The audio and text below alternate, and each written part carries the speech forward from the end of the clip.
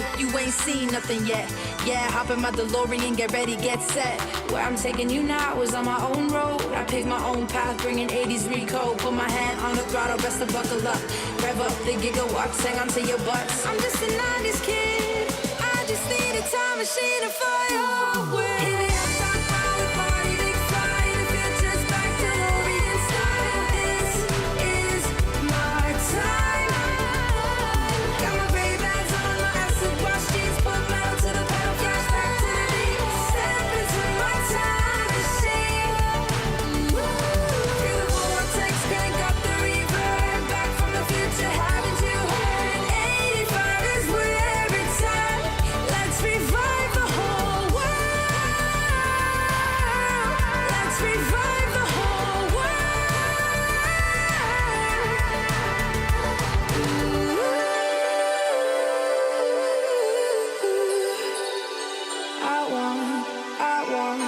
Still want my MTV.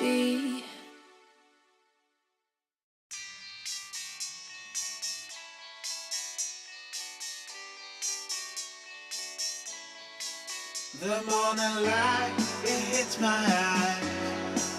Last night we partied like it's 99. You took my hand, we danced all night. That's all I remember, we can blame nobody.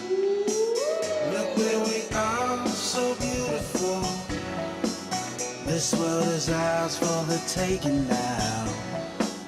Not holding back, not giving in. Stay a little longer in the moment now. No regrets now. I'm not feeling sorry for anything I've done. We light it up just to watch them burn it down. And we don't need them anyway. Just take the chance, make dreams come true. Will I ever see your pretty face again? Rendezvous is all I'm hoping for. Maybe we can meet up on a boulevard.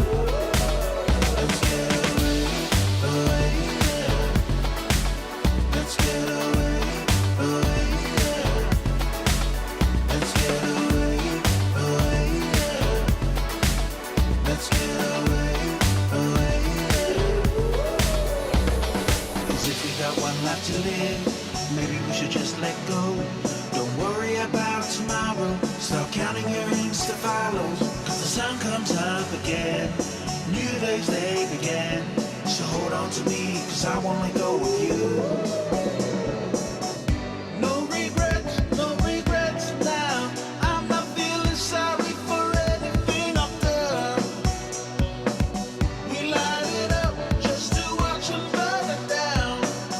And we don't need them anyway. Just take the chance, make dreams come true. Will I ever see your pretty face again? Rendezvous is all I'm hoping for. Maybe we can meet up on a boulevard. Let's get away, yeah. Let's get away, yeah.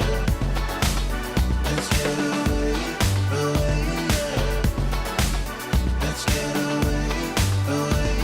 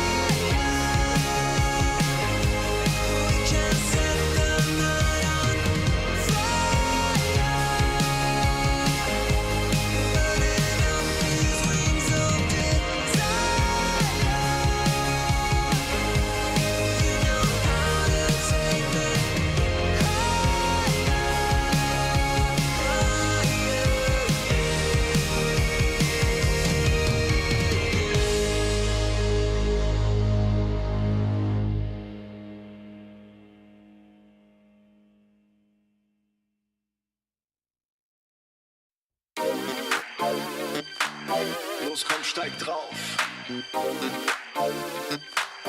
Das Leben mein Traum. Los, komm, steig drauf. Ja.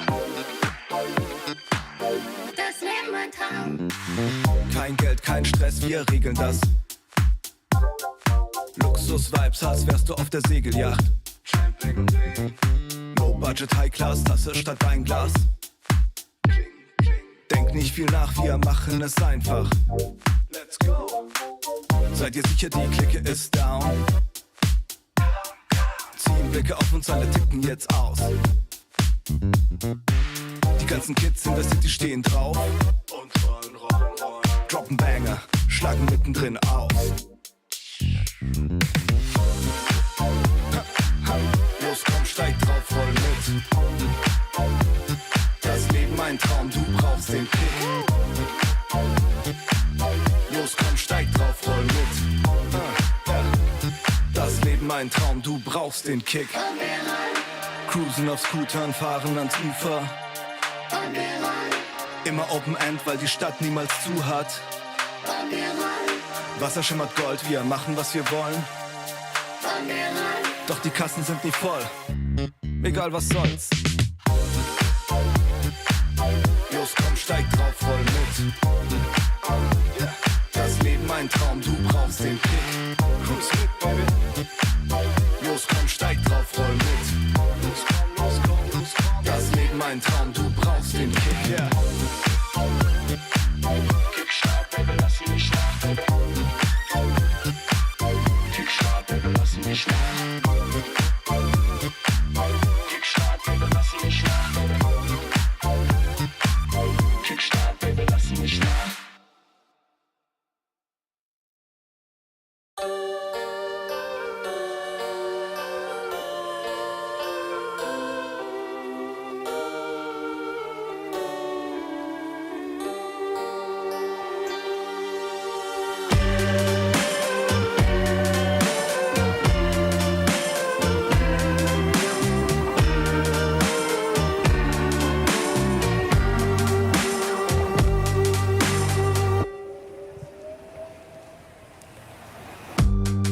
On the street, people pass you by.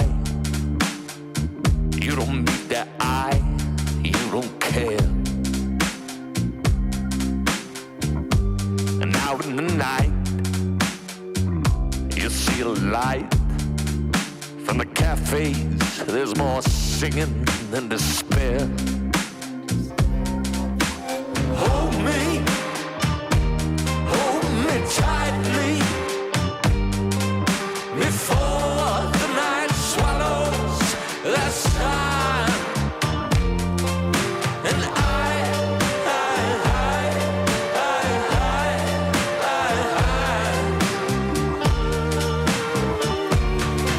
I'm done.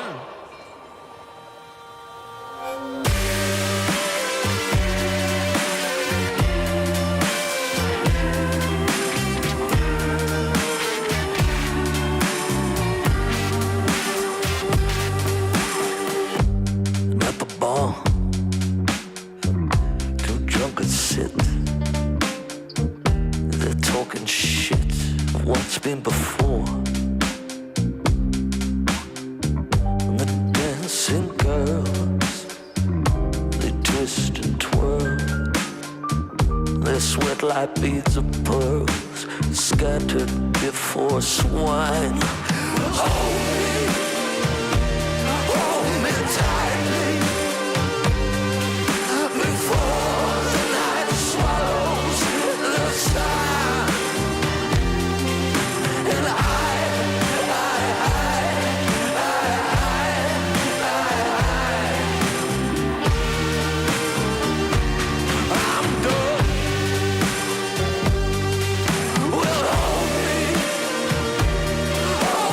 Tightly before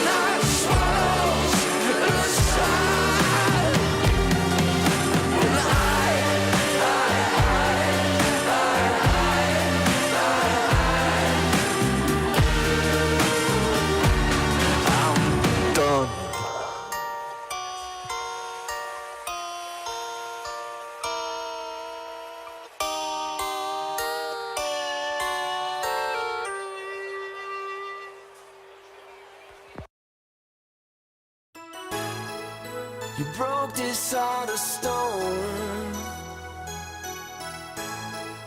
I always hoped that I would find you. Now the emptiness is gone, and the winds of change have almost blown through. You're right where you belong. So grateful you're beside me, always and forever. Just you and me from the stars, always and forever. You'll always be forever in my heart. You're the better part of me, one that I can always cling to. Was blind but now I see. You made a way from all we've been through. I'm right where I belong. So thankful you're beside me, always and forever. Just you and me from the stars, always and forever. You'll always be forever in my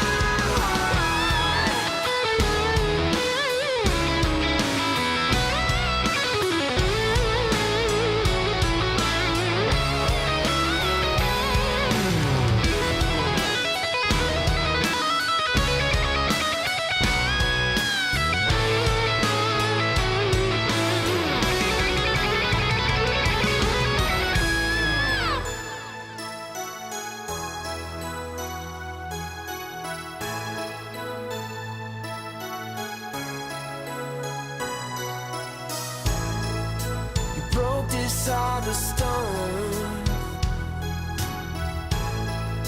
I always knew that I would find you. You're right where you belong. So grateful you're beside me, always and forever. Just you and me from the stars, always and forever. You'll always be forever in my heart.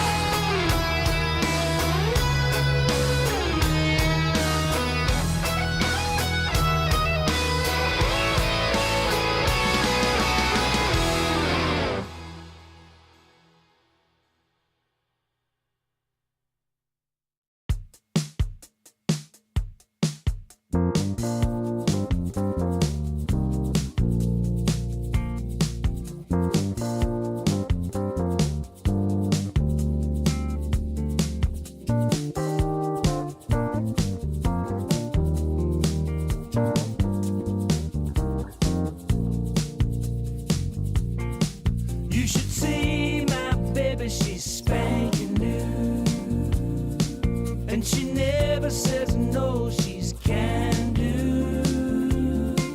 Got a smile that shines like rubies and pearls, and I love that little robo girl.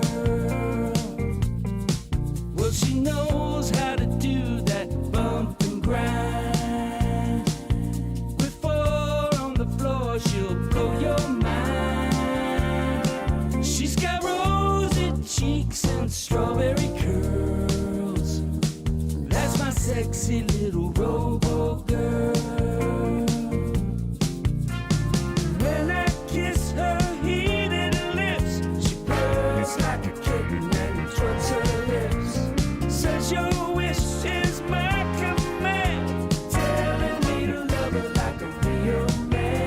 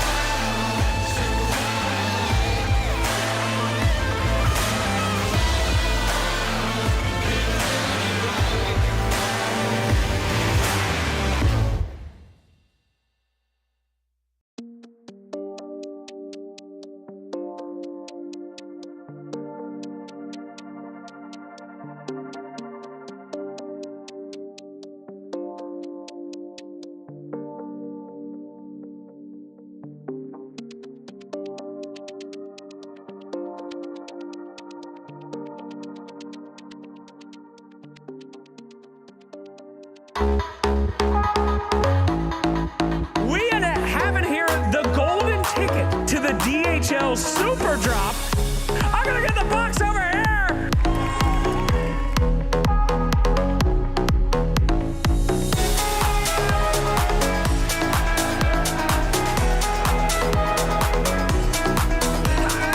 Choose your own adventure, man. Are you ready?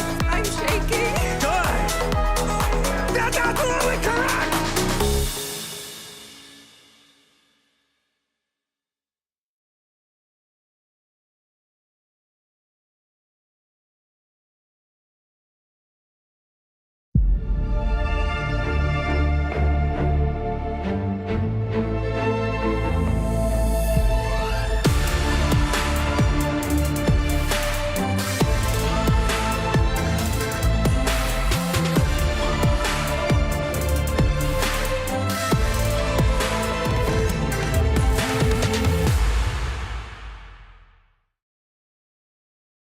DreamLeague Season 24 is brought to you in part by Intel Arc, Acer Predator, DHL, Kadia,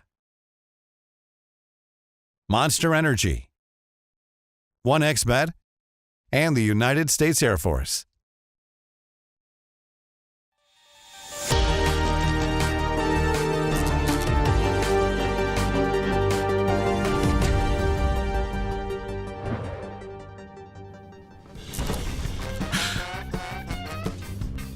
Good morning, folks. Welcome back. The last day of Group Stage 1 here for DreamLeague Season 24, about to kick off. Waska joining us again for some more Dota 2 action. Hopefully we've got some more exciting games, because we've had some absolute crackers the past couple of days.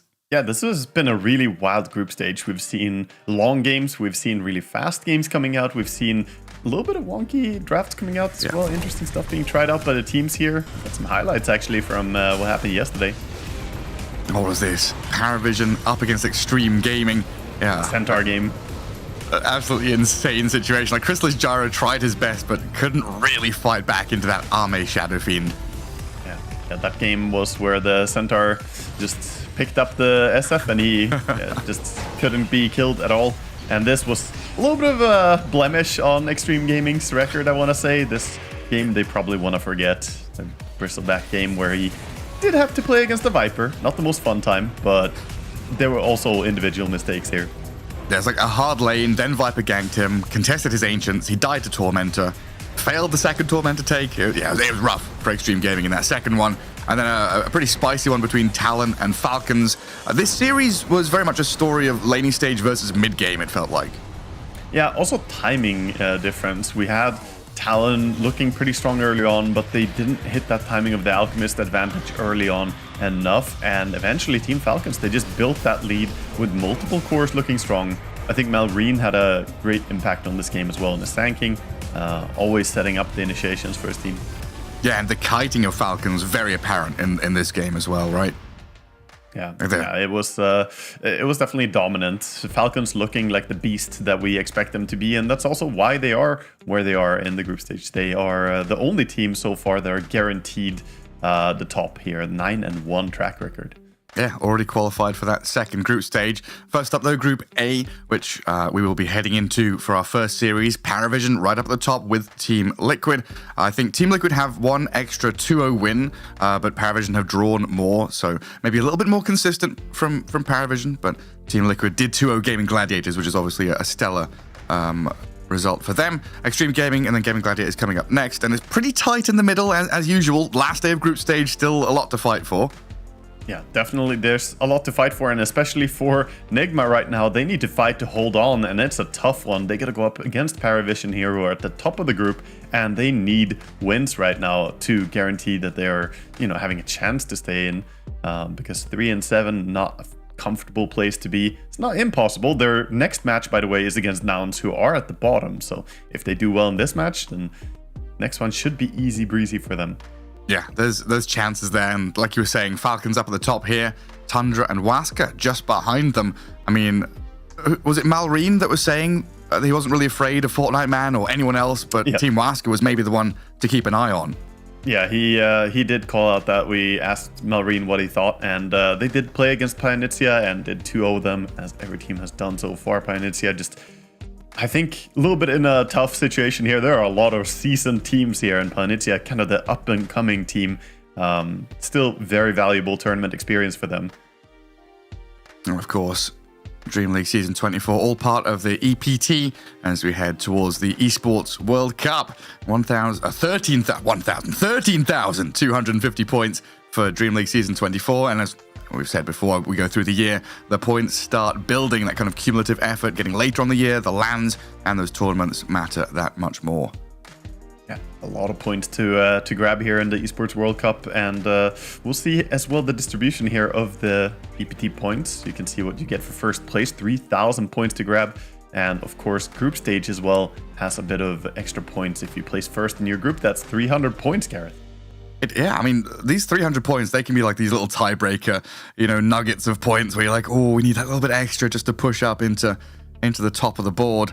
I mean, you can farm it, right? What if you get first in group stage and then first in second group stage and then win the entire thing? 3,600 EPT points? That's a lot, man. It is a lot. What happens if you tie first and second? Do you split the points with a tiebreaker? I assume you split the APT points. Probably no tiebreaker for them. Here we get the prize money, though. A lot of money as well on the line, of course. $300,000 at the top and all the way down to third place. Still $120,000 and plenty for all the top 8 finishers. Yeah, nice spread. Nice distribution. Everyone gets a little piece of the pie. And today's schedule, as we were saying, first up, Parivision against Nigma Galaxy. Top versus bottom of the table, basically, but still all to fight for, as Group A currently doesn't have any relegated or I guess knocked out or qualified teams, because there's this double group stage into playoffs, and then later on in the day, Falcons as your Ray, Parivision Liquid, and Falcons against Waska here on the Dota 2 Ember stream. Yeah, so we're double Parivision and double Falcons here. Gonna follow these teams as they have been both looking really, really strong. Of course, we'll see if Falcons can continue their very clean run with only 1 loss so far. But Parivision also have been looking fantastic. They did have a lot of draws now in a row, though. I think the last 3 matches they played were draws. Yeah. So we'll see if they can get some more 2-0s for themselves here towards the end. Yeah, it's one of those situations where, I mean, arguably they've played 2 of the easier opponents at the very beginning, so kind of front-loading their efforts there, getting some 2-0s. And then the more challenging opponents with Gaming Gladiators, Extreme, and BetBoom, you're right, they did tie up 1-1 between all of them. And now they're going up against Nigma, and they have one more against Liquid. That's the last opponent. So imagine that you're finishing. That's going to be a sick one, actually. They're finishing the group stage. Liquid against Parivision. They're both already at the top of the table. Yeah, and fighting for those group stage placement points, right? That's what we're expecting from these 2 teams at this stage. Very important final matches. I like that. It adds some value to every single game. Of course, we look from Nigma's perspective here. Tournament hasn't really gone the way they wanted so far. They've been looking like they have a lot of glimmers of hope. Miracle in particular has looked so good throughout the tournament, in the games that you and I watched, at least. Right, that's the thing, because we watched their first series this tournament, and they looked like they could have, maybe should have, 2-0'd BetBoom. It was a 1-1 in the end, but Nigma looked pretty good, and then we haven't seen them since, right? No, you and I have not been following them closer, but of course they've been having a little bit of a tough time getting 2-0'd by Team Liquid and by Gaming Gladiators as well. But yeah, we can have a look at a little bit more about Nigma coming up. Nigma Galaxy, the most bat-chest team at the event. Miracle and Samael playing in the same team. Is this their year? With the team struggling for a very long time, they decided to do something drastic and rebuild around the core of Miracle, Samael, and GH. Kuroki decided to finally take a step back from playing and is now coaching the team. To fill in the last blanks of position 3 and 4, Nigma Galaxy got the wonderful duo most known from PSG Quest, Noob and Omar. On paper, it looks like the strongest Nigma Galaxy roster in quite some time. In practice, they sadly haven't looked on top form so far, getting a 12th place at PGL Wallachia. Perhaps they need some more time together to really build up some steam. It's a very different team to the one we're used to, after all. I waited 4 fucking years for this day. This time we're gonna rewrite history. This Nigma Galaxy roster is definitely capable of playing amazing Dota. The biggest question is if we will actually get to see some of it. Maybe just a little bit as a treat, please? Hopefully we'll get to see Nigma Galaxy cook here at DreamLeague Season 24. Well, we definitely have seen little bits of Nigma Galaxy proving that they can play up at the top, but we need a bit more. And looking at this group stage now, it's a situation where Nigma Galaxy, realistically have to win their next 4 games to qualify through to the next group stage. Yeah, pretty much. They need every single win they can get here. Otherwise, they will immediately face basically elimination here. So Parivision, we'll see if they are gonna pull out their A game and knock out Nigma here basically with a 2-0.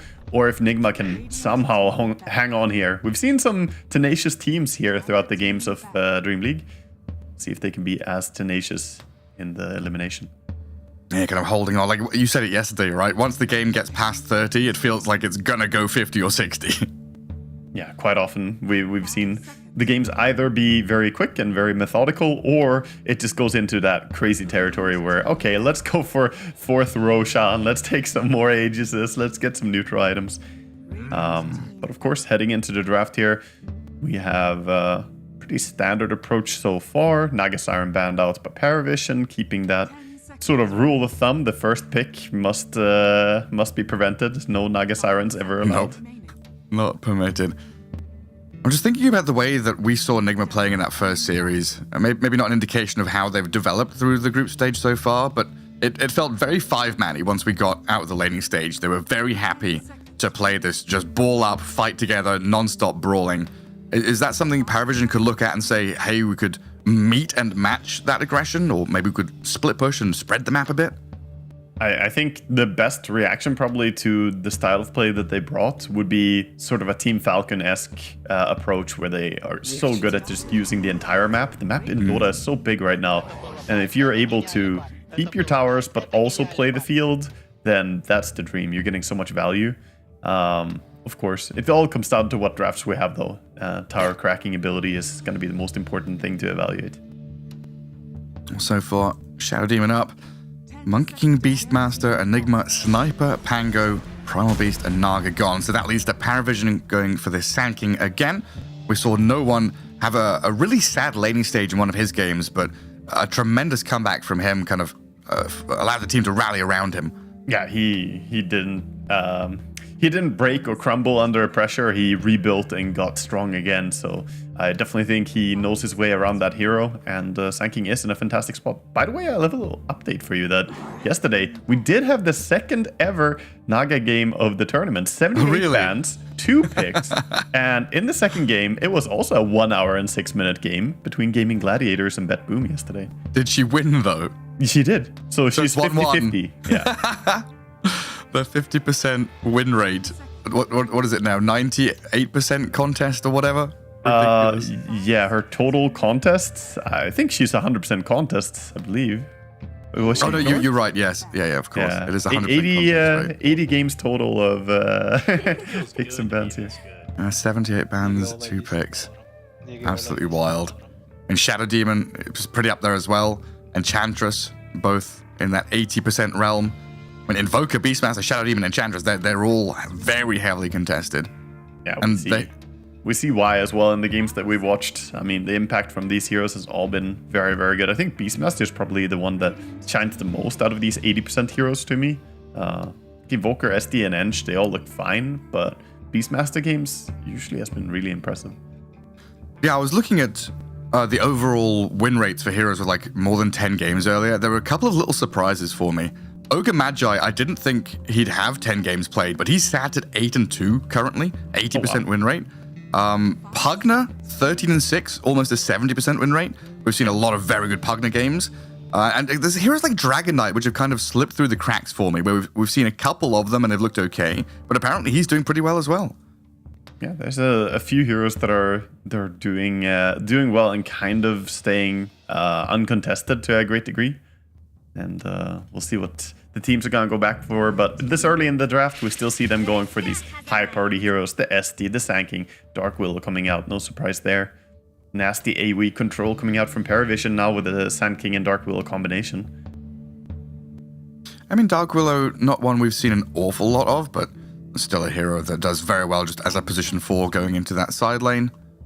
And quite often in this spot, we'd see like, you know, the Clockwork or the Tusk or something, but it feels like Parivision right now trying to keep that position 1 carry hidden. Yeah, delaying it, and there it is. You called for the Clockwork, and he shall arrive. Of course, no Shadow Fiend this time. The pairing that we've seen a bit. Parivision already banned out the SF, but still don't see a ban on that other popular carry, the Luna. She could make an appearance. You have SD already. Absolutely could. And you know what else is scary? This rise of heroes like the Ursa and the Razor. It feels like now picking your offlane super early on can be quite risky if he's not a flex to mid. Because we've had a couple of these like Ursa games where he just comes in and munches you. Well, there's like Ursa versus Tide or whatever it was, you know, Razor versus Tide comes in, he's like, oh crap. Yeah. I mean, you need to make sure that you have an offlaner that isn't Tide. Is basically my my pro analysis is gonna be that. Thank you. No, there are better offlaners right now. Like Centaur is fantastic. I think Sanking is insane on the offlane. You have a lot of different options with the Beastmaster and the different summon heroes. Of course, a lot of attention towards them by Nigma here, banning out Beast, Enigma, and Broodmother even takes away some options. But Parivision already have that flex potential with the Sanking. Yes, we have seen it played mid, but definitely could be offlane as well. It sure could. Nice slow and deliberate draft, though. Really going through the motions, figuring out what they want. Enigma Galaxy have to show one of their cores. It'll be the Earth Spirit mid, so they're keeping their side lanes very open for now. Yeah, Earth Spirit is a fantastic hero currently and pretty good against the Dark Will and Sand King, 2 heroes that you really want to stun or silence up against. Earth Spirit brings both of those things to the table and nowadays packs quite a punch with the, what's he called, Resonance or something. His facet where he gets extra damage when he pops Magnetize allows him to do a lot of DPS with just Power Treads and Blade Mail. They're just hitting people over and over. Well, if we're looking at Parivision's second supports, very often is this kind of Tusk, even Elder Titan, coming into slots like this. They've got the... I think they've got the spot where they've got to show a lane. Yeah, ET might not be as much of an option against the Clockwork. Is so difficult. You can never get your Stomp out here.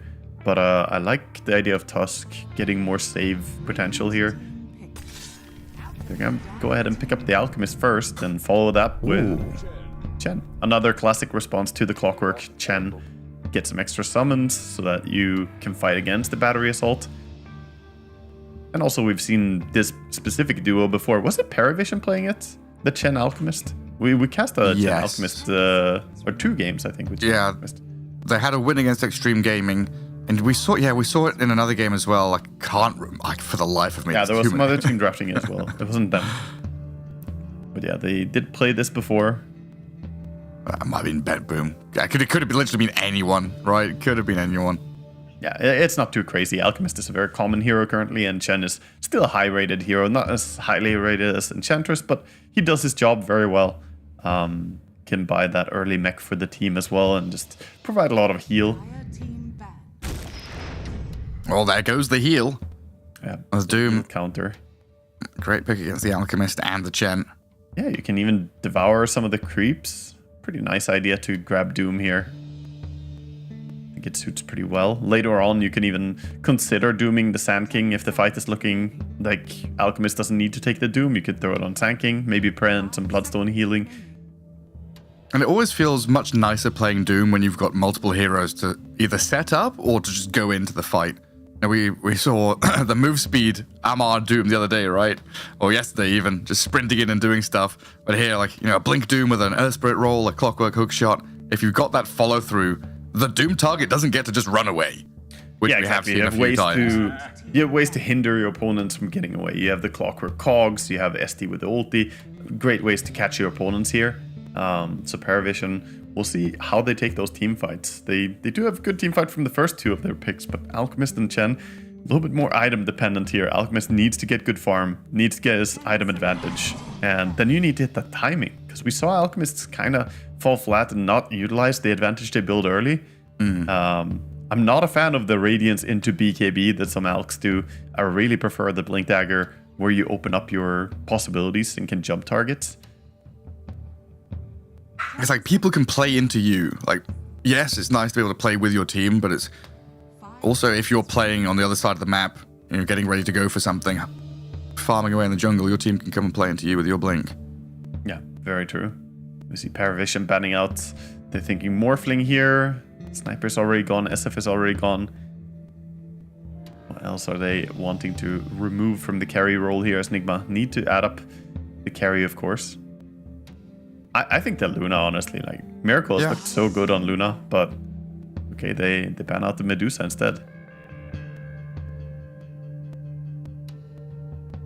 An understandable ban. They don't deal that well with the Medusa.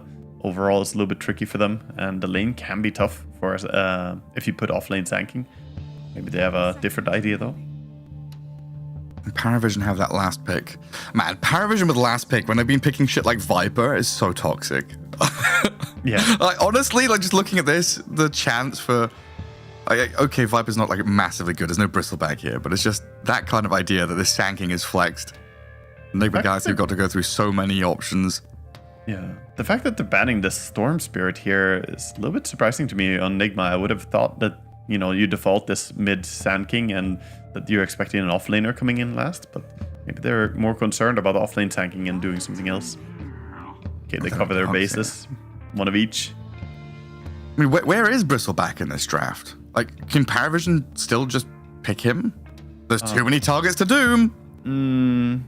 I mean, yeah, a little bit of too many targets to Doom, but at the same time, I think they have some of the best spells in the game against him. The SD ulti and Doom are both fantastic to deal with him. So I think it would be a more difficult game. It would offload some of the pressure. The Doom can't be thrown on Alchemist always, but still wouldn't go for it. And there it is. Just Miracle like you Luna said. is back. And really no surprises there, right? No. Luna this was Shadow Fiend. telegraphed. Yeah. Luna SF are the two top rated along with Alchemist carries. Actually, both of them are well ahead of Alchemist in my opinion in like overall rating. So this should be very obvious to Parivision what was going on. Yeah, so if you know it's coming and you've let it happen, you've got to have some kind of answer to it. That's the problem though. Luna currently feels like the old mantra that people used to have for Juggernaut. People used to say that Juggernaut didn't really have any counters and he was good against most things. He was like, you know, not super broken, but he was like the generic pick. That's no longer the case. And nowadays it feels like Luna has fit that role. I could see you pick Luna into pretty much any draft and any playstyle. Like jack of all trades, master of none. Yeah. Still better than a master of one.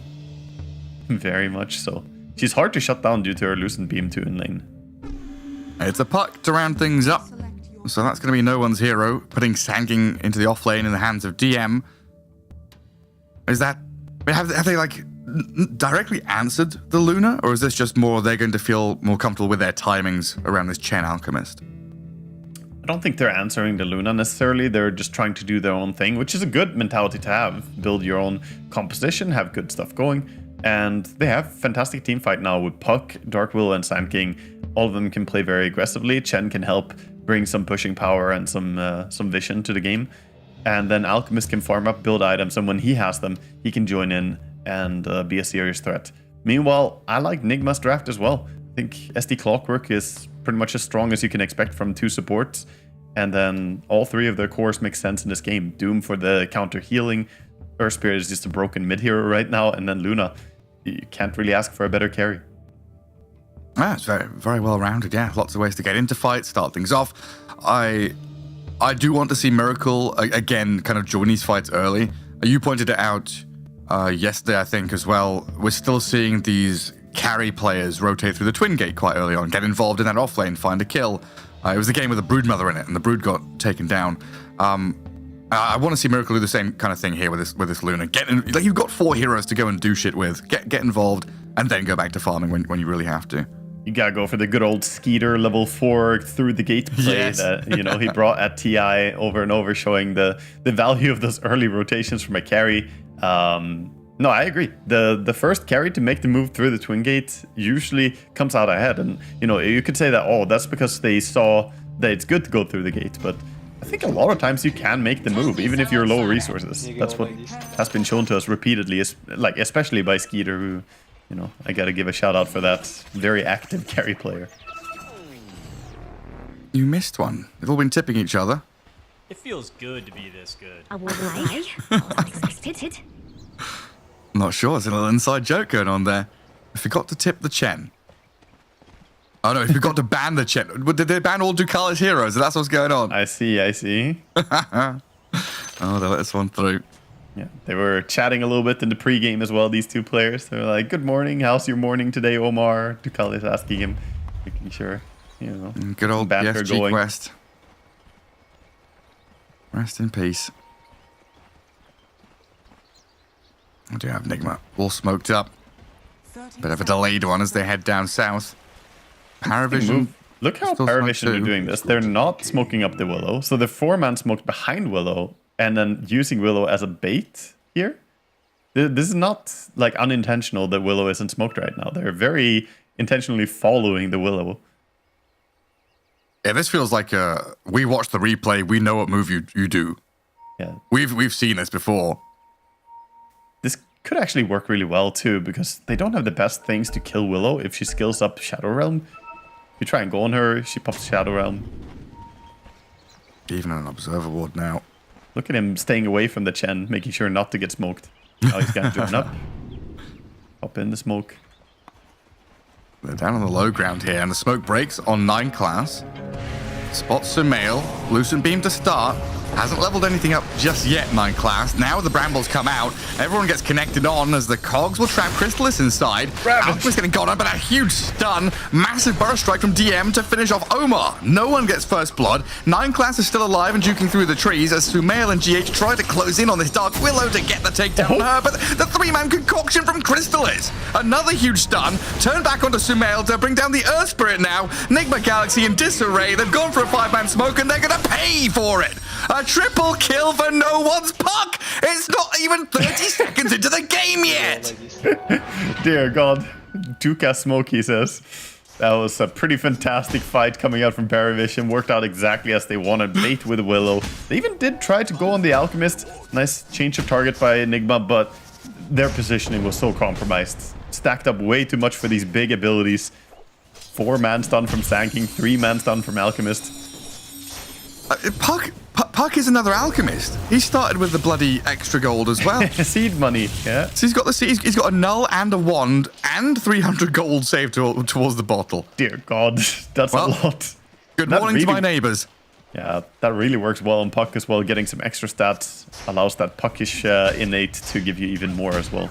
Holy moly. What a beginning. 4-1. Already a 1k lead.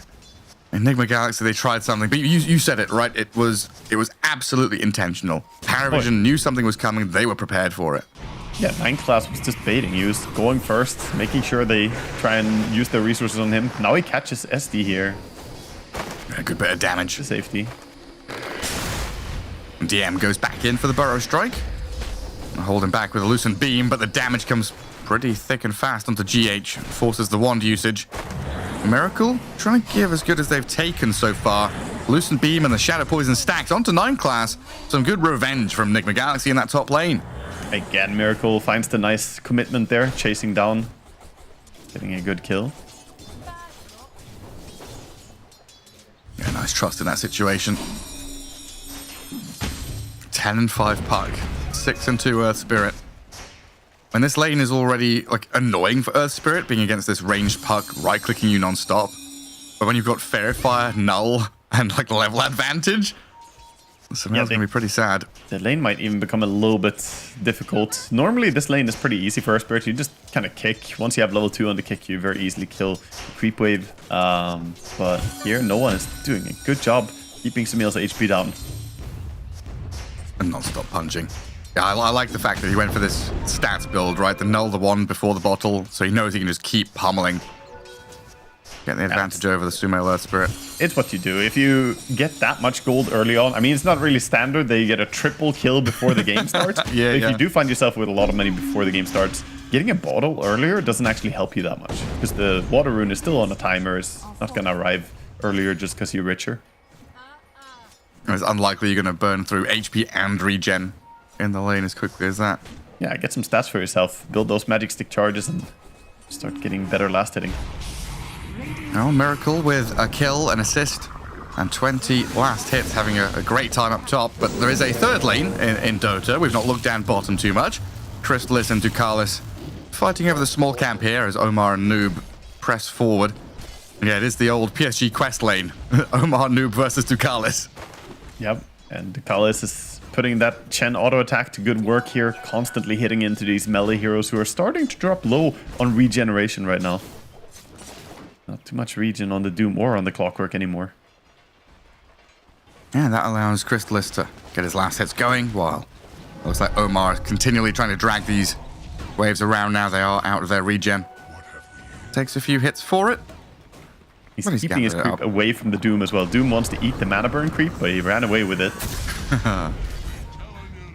Some concoction self-stuns Crystalis.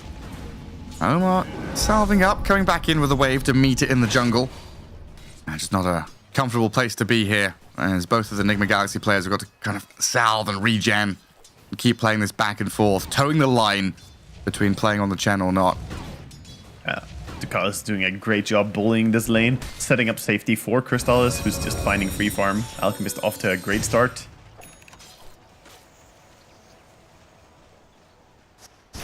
And meanwhile, mid lane, we do see quite a bit of a lead, 28-12 versus 17-2. So Sumail struggling a bit, understandably so. I mean, it's not normal they play against a triple kill enemy in the laning stage. It's absolutely wild. We're gonna have to see like level 4 or 5 Earth Spirit rotation. Does he have to go to a side lane to make something happen, or is he just gonna suck it up and stay in this lane? He's also so far behind the experience already. Puck is closing in on level 6, and he just got his level 5 now on Earth Spirit. Puck is just one creep away.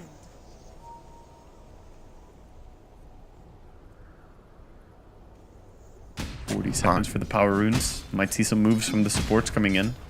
No one already planting a ward ahead of time for it. Exactly, like double observer wards, watching that bottom rune and the transition from the lane. Miracle continuing his supremacy in the top lane. 39 last hits, reasonably untouched for now, but the Sand King has caught up a fair amount. DM starts having a much better time. Sand King getting some farm for himself. They also unblocked the big camp, so now he can find some extra farm there if they don't manage to body block it. You see some stacks being made already in the jungle as well, preparing for him to go and recover. Now the coil on the Clockwork. Simple pick there. He does get the haste rune, Omar, so no bottle refill for no one. The little silver lining victory to his demise. Yeah, at least he denied the rune, and you know, no one is not gonna have that extra bit of resources. But getting another kill to his name, or I guess assist this time, as Ducalis took the last hit.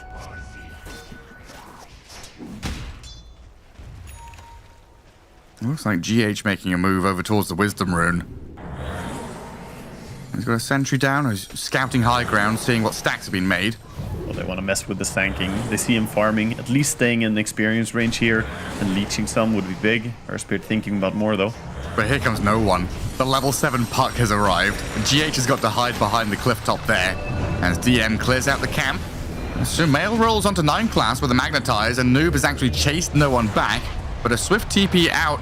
The Eclipse from Miracle not going to find DM. He's brush striked away. Good escape by Parivision, clearing their large camp, getting the Wisdom Rune, and surviving on all 3 heroes. Impressive getaway for sure.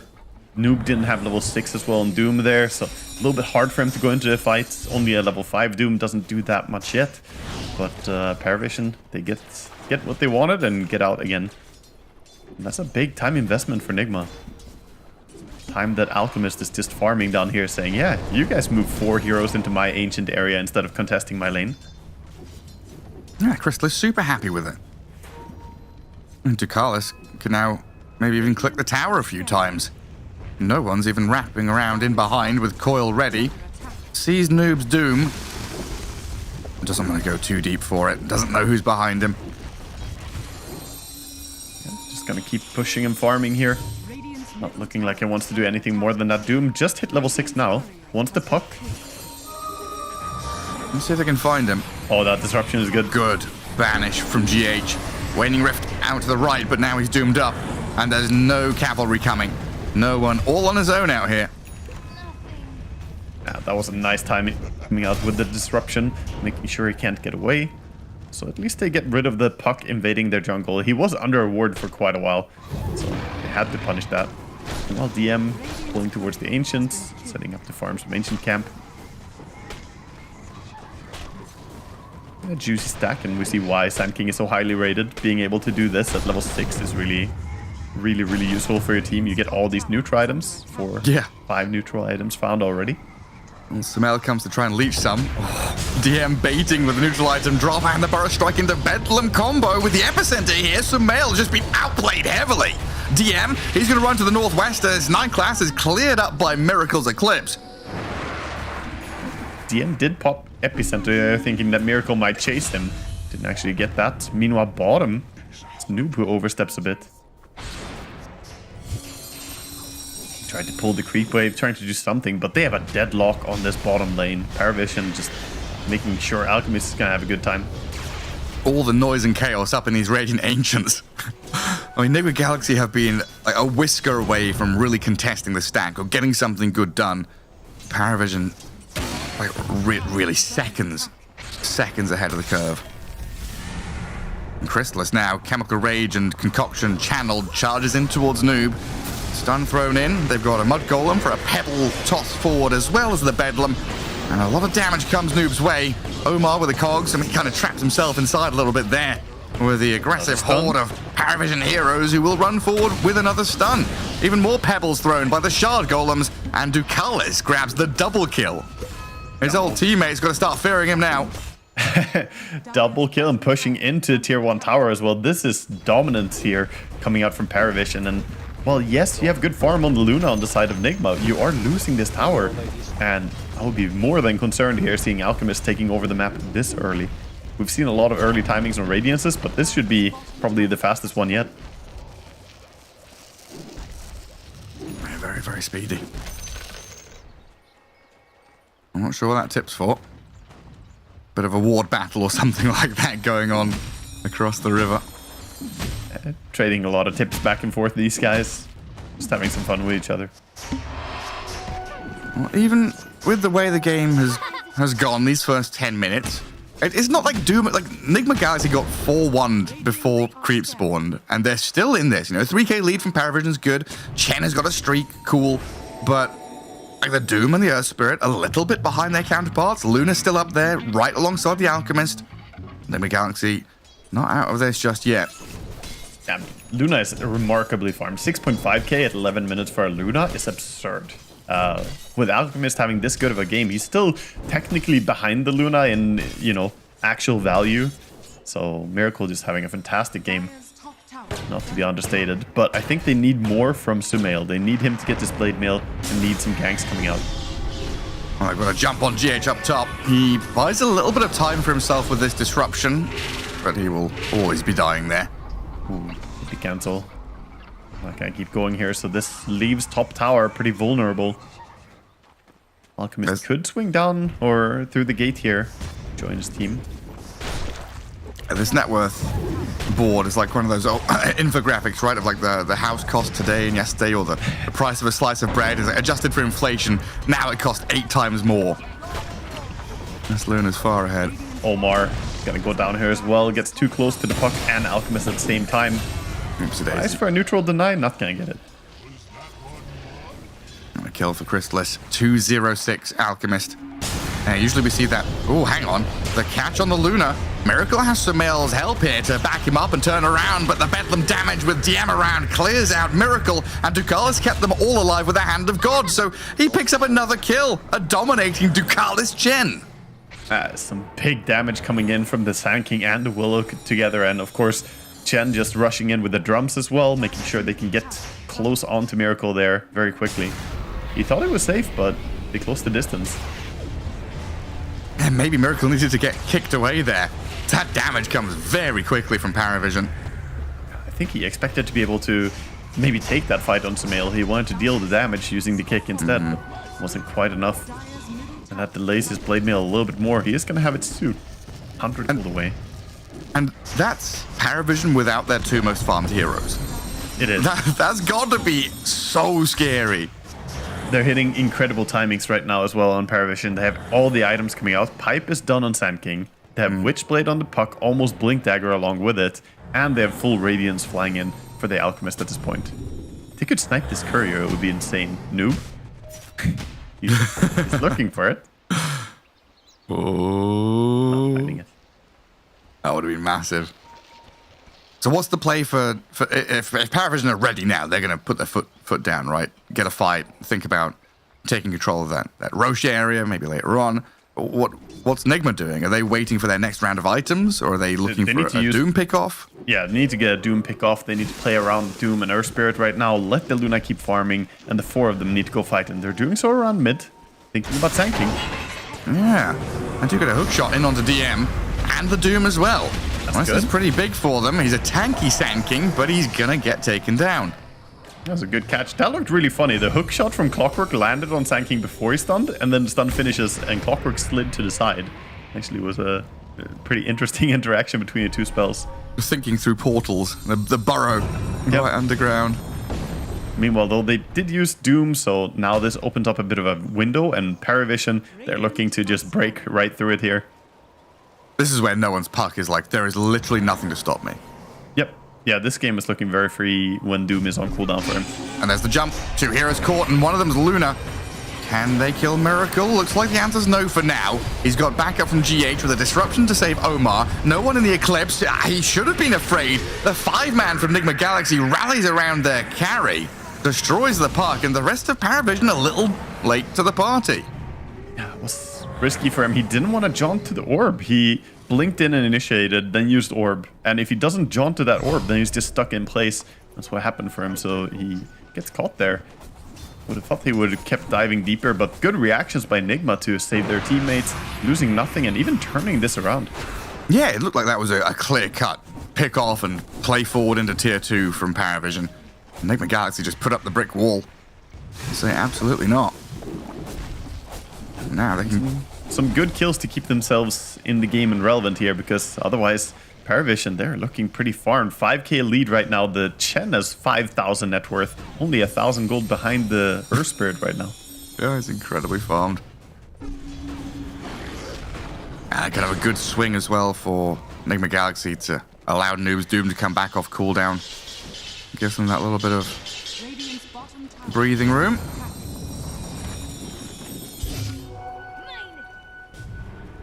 That's something that Sumail has desperately needed this game. Gets the region rune and goes down here to play the bottom area. Kind of open this part up for Luna to enjoy the farm. Looks like they're finally going to try and remove this tier 1 tower, and Parivision not interested in defending it, just instead taking over the enemy jungle. We see 9 class being left to farm the lane quite a bit as well, working on a Blink Dagger on the Willow.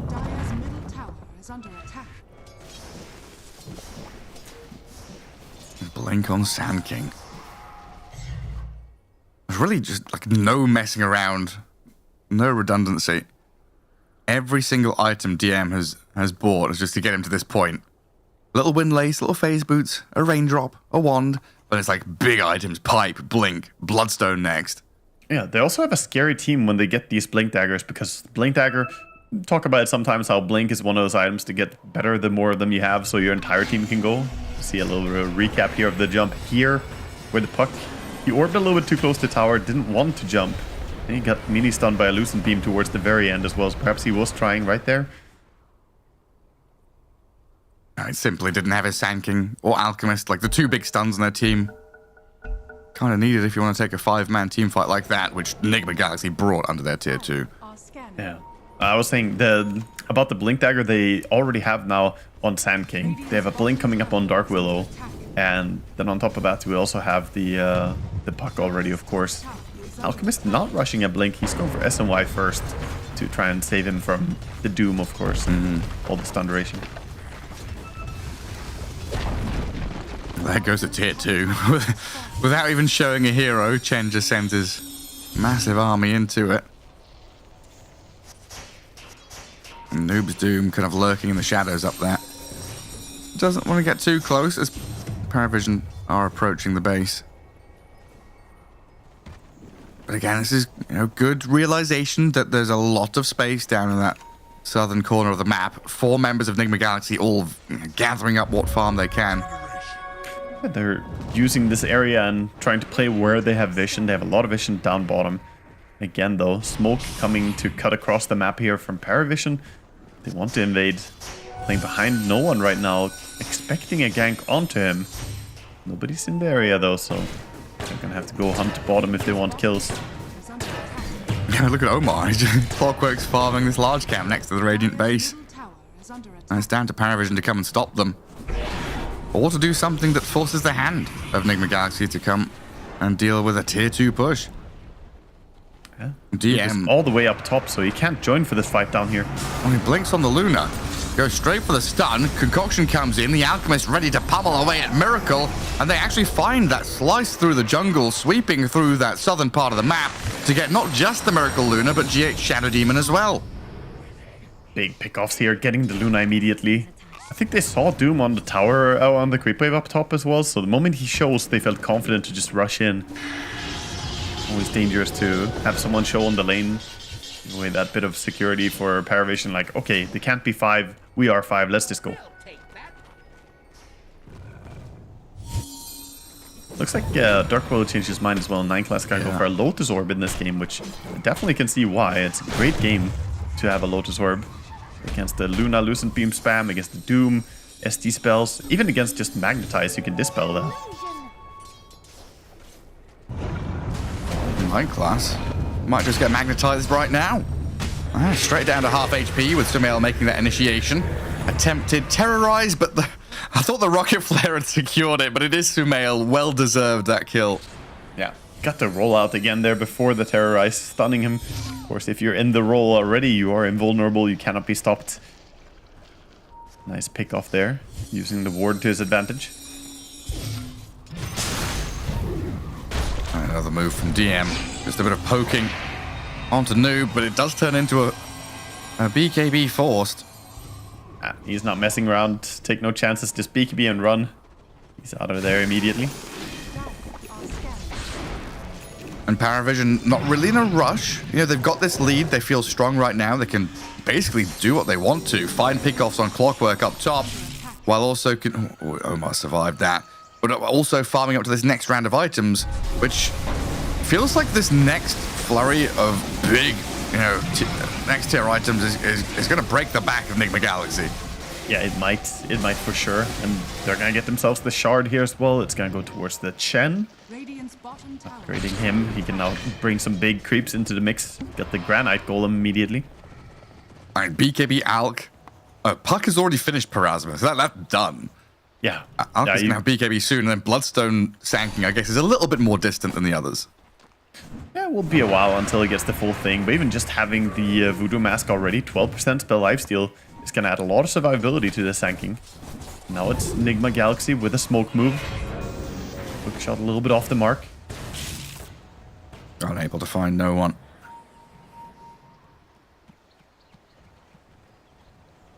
Into Carlos. Stacking up a bunch of auras. Solar Crest and the drums. I think they want to finish up the BKB on Sumail right now. Nigma so close to it. Gonna get it with the Bounty Rune. Now they have the double BKB. Triple is on the way. Just need 600 more gold on Luna, and they will have 3 cores, all with BKBs ready. And then you could see the damage be a little bit lacking from Radiant. They don't do a lot of damage into the golden city of heroes. That's true. What's the reason that Chen hasn't gone mech this game? Yeah, I mean, he went drums, which allowed him to chase people a little bit more. I guess it's the more aggressive option, really. It allowed him to set up a few ganks that I called out earlier. Maybe he just doesn't feel like they need more healing. It is surprising. Then he went back for a Solar Crest. The Solar Crest is a super broken item right now, especially on Alchemist. Yeah, I guess thinking about it, the way he's been playing hasn't been with the team or with anyone, right? The drums he's using for himself and his creeps to run around. Hasn't really had to heal anyone with a mech or anything like that. I guess you could find value from a mech and get some heals here and there, but they haven't been 5-manning, as you're saying. They're more looking for pickoffs and playing the field, which is a great way to play. So if you're not looking to group and push early, then you don't have to go mech, I guess. A lot of champs will just default into mech, so this is cool to see Ducalis showcase. You know, he is a master at Chen. He can definitely show some little interesting ideas here. A little adaptation. Yeah, next is going for the bongo boots as well, so get a way to run away. Can be very useful against Doom. Whenever Doom gets thrown on your carry, you want to reposition badly. And maybe coming back to what we were talking about earlier on with Nigma Galaxy, really enjoying the heavy 5-man group up, the hand-holdy style. And so far, Parivision have unraveled it, but Ducalis, the caster curse, comes into effect pretty heavily there as he gets wrapped around on by Miracle and GH. Just busy with the remote control, microing his units, you know. He was just his drone up in the sky. Yeah, he was not. He had the drone goggles on. He wasn't looking. All of a sudden, a tap on the shoulder behind him. Oh, mid. Oh dear. More than a tap on this Earth Spirit. Yeah, Sumail's in trouble. Chain stunned and dead. Quick takedown. With his Aegis in hand on Puck, feels so confident to just jump in aggressively. Nothing really to worry about. Even if you do get doomed, so what? You'll probably kill them when you respawn. And here comes the push. Lotus Orb is complete as well for the Dark Willow, so just throwing down the Alchemist. And he's picked himself up that plate mail on the way to AC, so he's incredibly tanky. With the Granite Golem there buffing him up too. Nigma Galaxy already forced a glyph. With 15 seconds left on that respawn timer, this tier 3 tower is going to be dead far before Sumail can respawn. And it looks like that's what... Don't think they will give the fight as well. They're just going to take the tower and now back out. Now Nigma are ready to take the fight, but they're just juking away. This is where you can become a little desperate as Nigma Galaxy. You see your tier 3 die. You know that Parivision are going to kind of move back and potentially split the map. So a good attempt here to get into position and maybe even come in behind them. Radiant Scan doesn't connect on anyone. Dire Vision up on his high ground, I think, has caught a glimpse of the Sand King and maybe another. Yeah, DM, now. He walks back into vision, but the hook shot misses. Omar gives away his position and fails the initiation, while no one immediately sprints and snaps into action. Moves over onto this Clockwork, coils him up, stuns him down, and there's the finish. Just gonna have to reset now. They need everyone if they're gonna win a fight. So they do not want to fight if Clockwork goes down like this. And meanwhile, Parivision just holding this strong lead. 13,000 and building right now.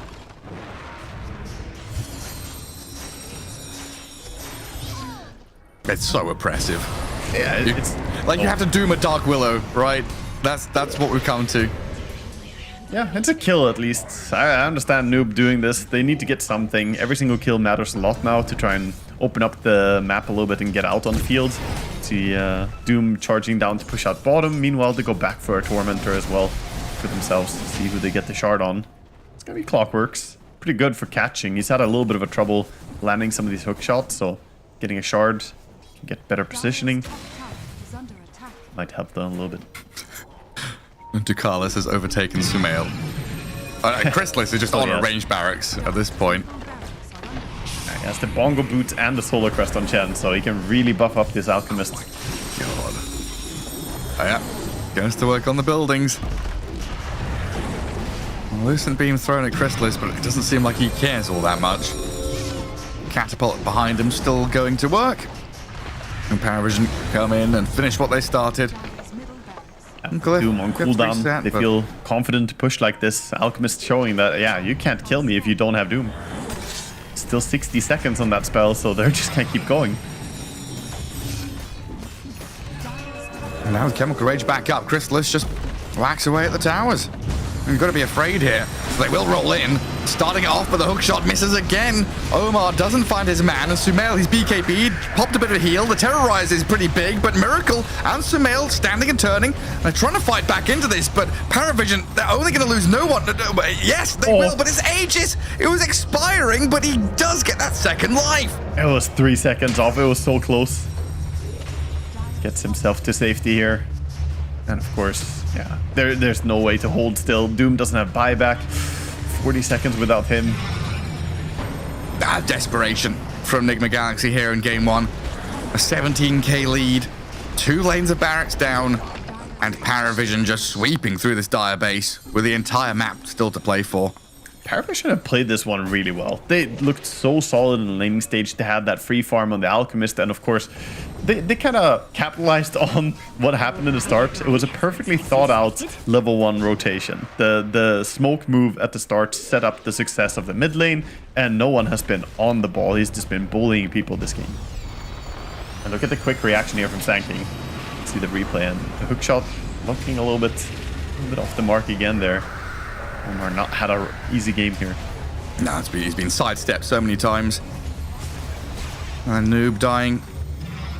Miracle and Sumail with their BKBs got away, but a lot of expenditure and still losing the majority of your base, while Parivision just look for that next objective.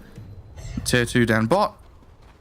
There's also the potential just to go and get Roshan, huh?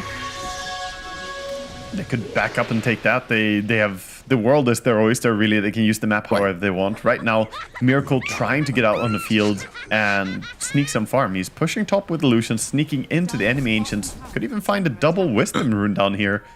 A little bit of a potential for some comeback for his team. Yeah. They need a lot, though. Also, Roshan's still at least a minute and a half to respawn. Yeah. Looks like they're not going to be that patient. They're just going Parivision, questioning if they can defend even with their tools. There's the Doom onto the Alk.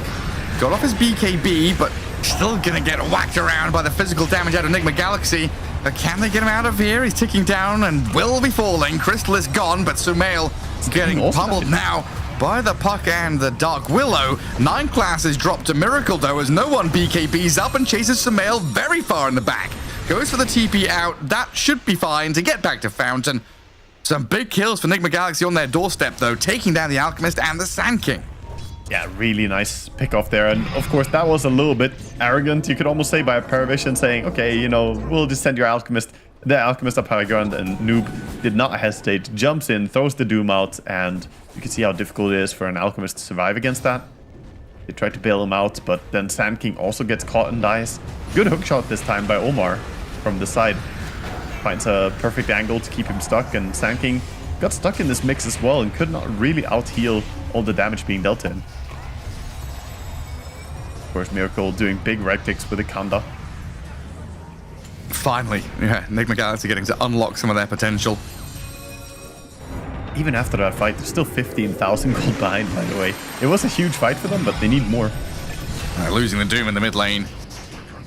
No one gets taken down. Noob gets taken. Did I say no one? Seeing those Noob. two names next to each other. Noob one. Noob one. Apparently my brain just absolutely malfunctions. It's either that or no noob. No noob. It'd be even worse if we called... Oh, hang on. DM's in. Onto the clockwork. Miracle has to man to BKB just to turn and fight into Crystallis. Sumail's there with the Magnetize, but this Alchemist is untouchable. Regenning through all of the damage while Omar gets jumped again by no one. The Puck is back into the back lines. Won't be jaunting to that orb right now, though. Parivision just looking for the buildings. Trying to finish this one off with another jump. Waning Rift, terrorized with a coil. Trying to combo it up onto the Doom and the Miracle Luna. They've got them surrounded. No buyback for Noob. They can buy back on Miracle, but at this point, I don't see the point. Mega Creep's already up. Yeah, you're absolutely right. This game is all over. You cannot really turn this one around. Just gotta think about game number 2. This is a 2-game series. Does this mean that Nigma still have a chance, or do they have to win? I haven't looked at the math for it. So, as far as I understood, they needed 3 victories out of their next 4 to potentially tie with that 6-win mark, but that also relies on the people at 6 wins to not win any more games. Right, yeah. So they needed 4 they need to kind of... Yeah, need Avalos to lose the rest of their games as well, and they need to win the next 3 games. But also Gaming Gladiators and Extreme. All right, yeah. Right?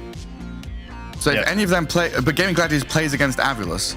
It's going to start getting messy, but basically Nigma need to win all of their next 3 games for even a chance. I'm not even sure if there's a chance anymore. The potential chance, you know? Yeah, that's true. Are they playing against each other at all, or did they play already? Gaming and Extreme did not play yet, right? So they've got to play each other.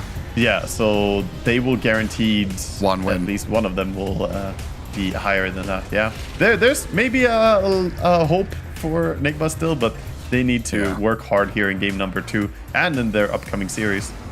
That's the thing, right? It's 2 series that has just, you've got to think about it as 3 individual games now where Nigma Galaxy need victories to hold on for dear hope here. It's just one step at a time. That's all you can do. Focus on the game ahead of you. This game was not it, but, you know, go into next game fresh. Yeah, one smoke at a time. One move before the creep spawns at a time. Well, it was a pretty disastrous start for Nigma Galaxy, all culminating in team fights like this where Parivision just run rampant over them.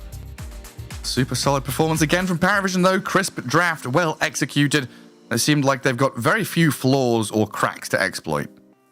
Maybe just a bit of over-eagerness, overzealousness from no one and the boys when they feel like they're ahead. They do get a little bit itchy to go looking for kills. Yeah, I think so. They tried to work their way back into the game, but I think Noob had a pretty rough laning stage, and that took away a lot of their momentum as well. The fact that Doom didn't get off the ground in a good way meant that it was harder for them as well to set up these ganks. Their lineup wants Luna to farm and then form this 4-hero active fighting role, but because of how bottom was so dominant, Doom didn't really have the resources, and mid lane, of course, laning into a triple kill puck. This poor Earth Spirit did not have an easy time.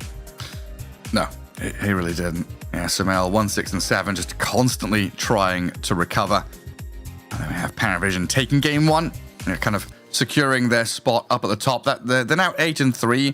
I don't know if that secures or guarantees anything, but it puts them in a very good position to continue through to group stage 2.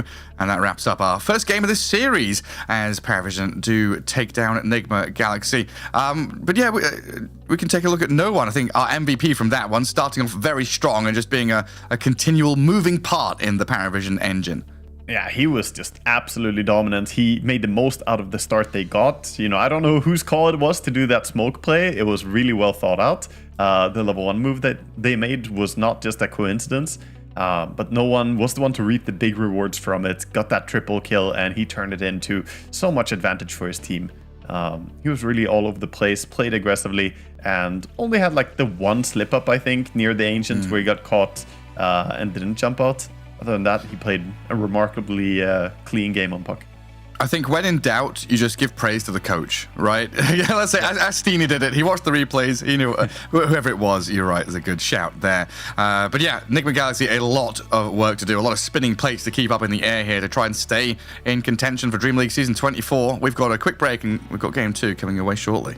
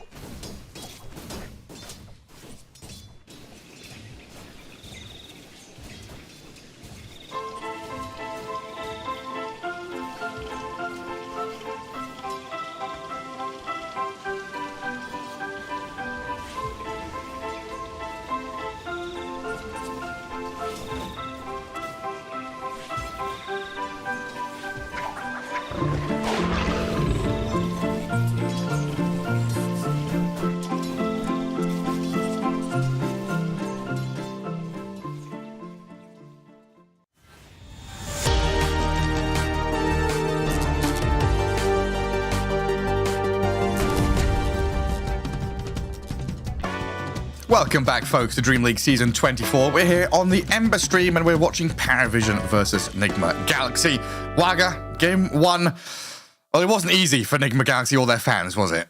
No, it was a tough one. It was a very difficult one to watch. And again, you know, looking at it from like Miracle's perspective, he feels like he's having a pretty good time, but it's just not enough. The other lanes faltered a lot of it because of that level 1 move. That was the most decisive level 1 smoke that we've seen the entire tournament, and in a bad way for Nigma, losing 4 heroes, 3 of those going to the mid of Parivision here, kind of set the tone for the early game.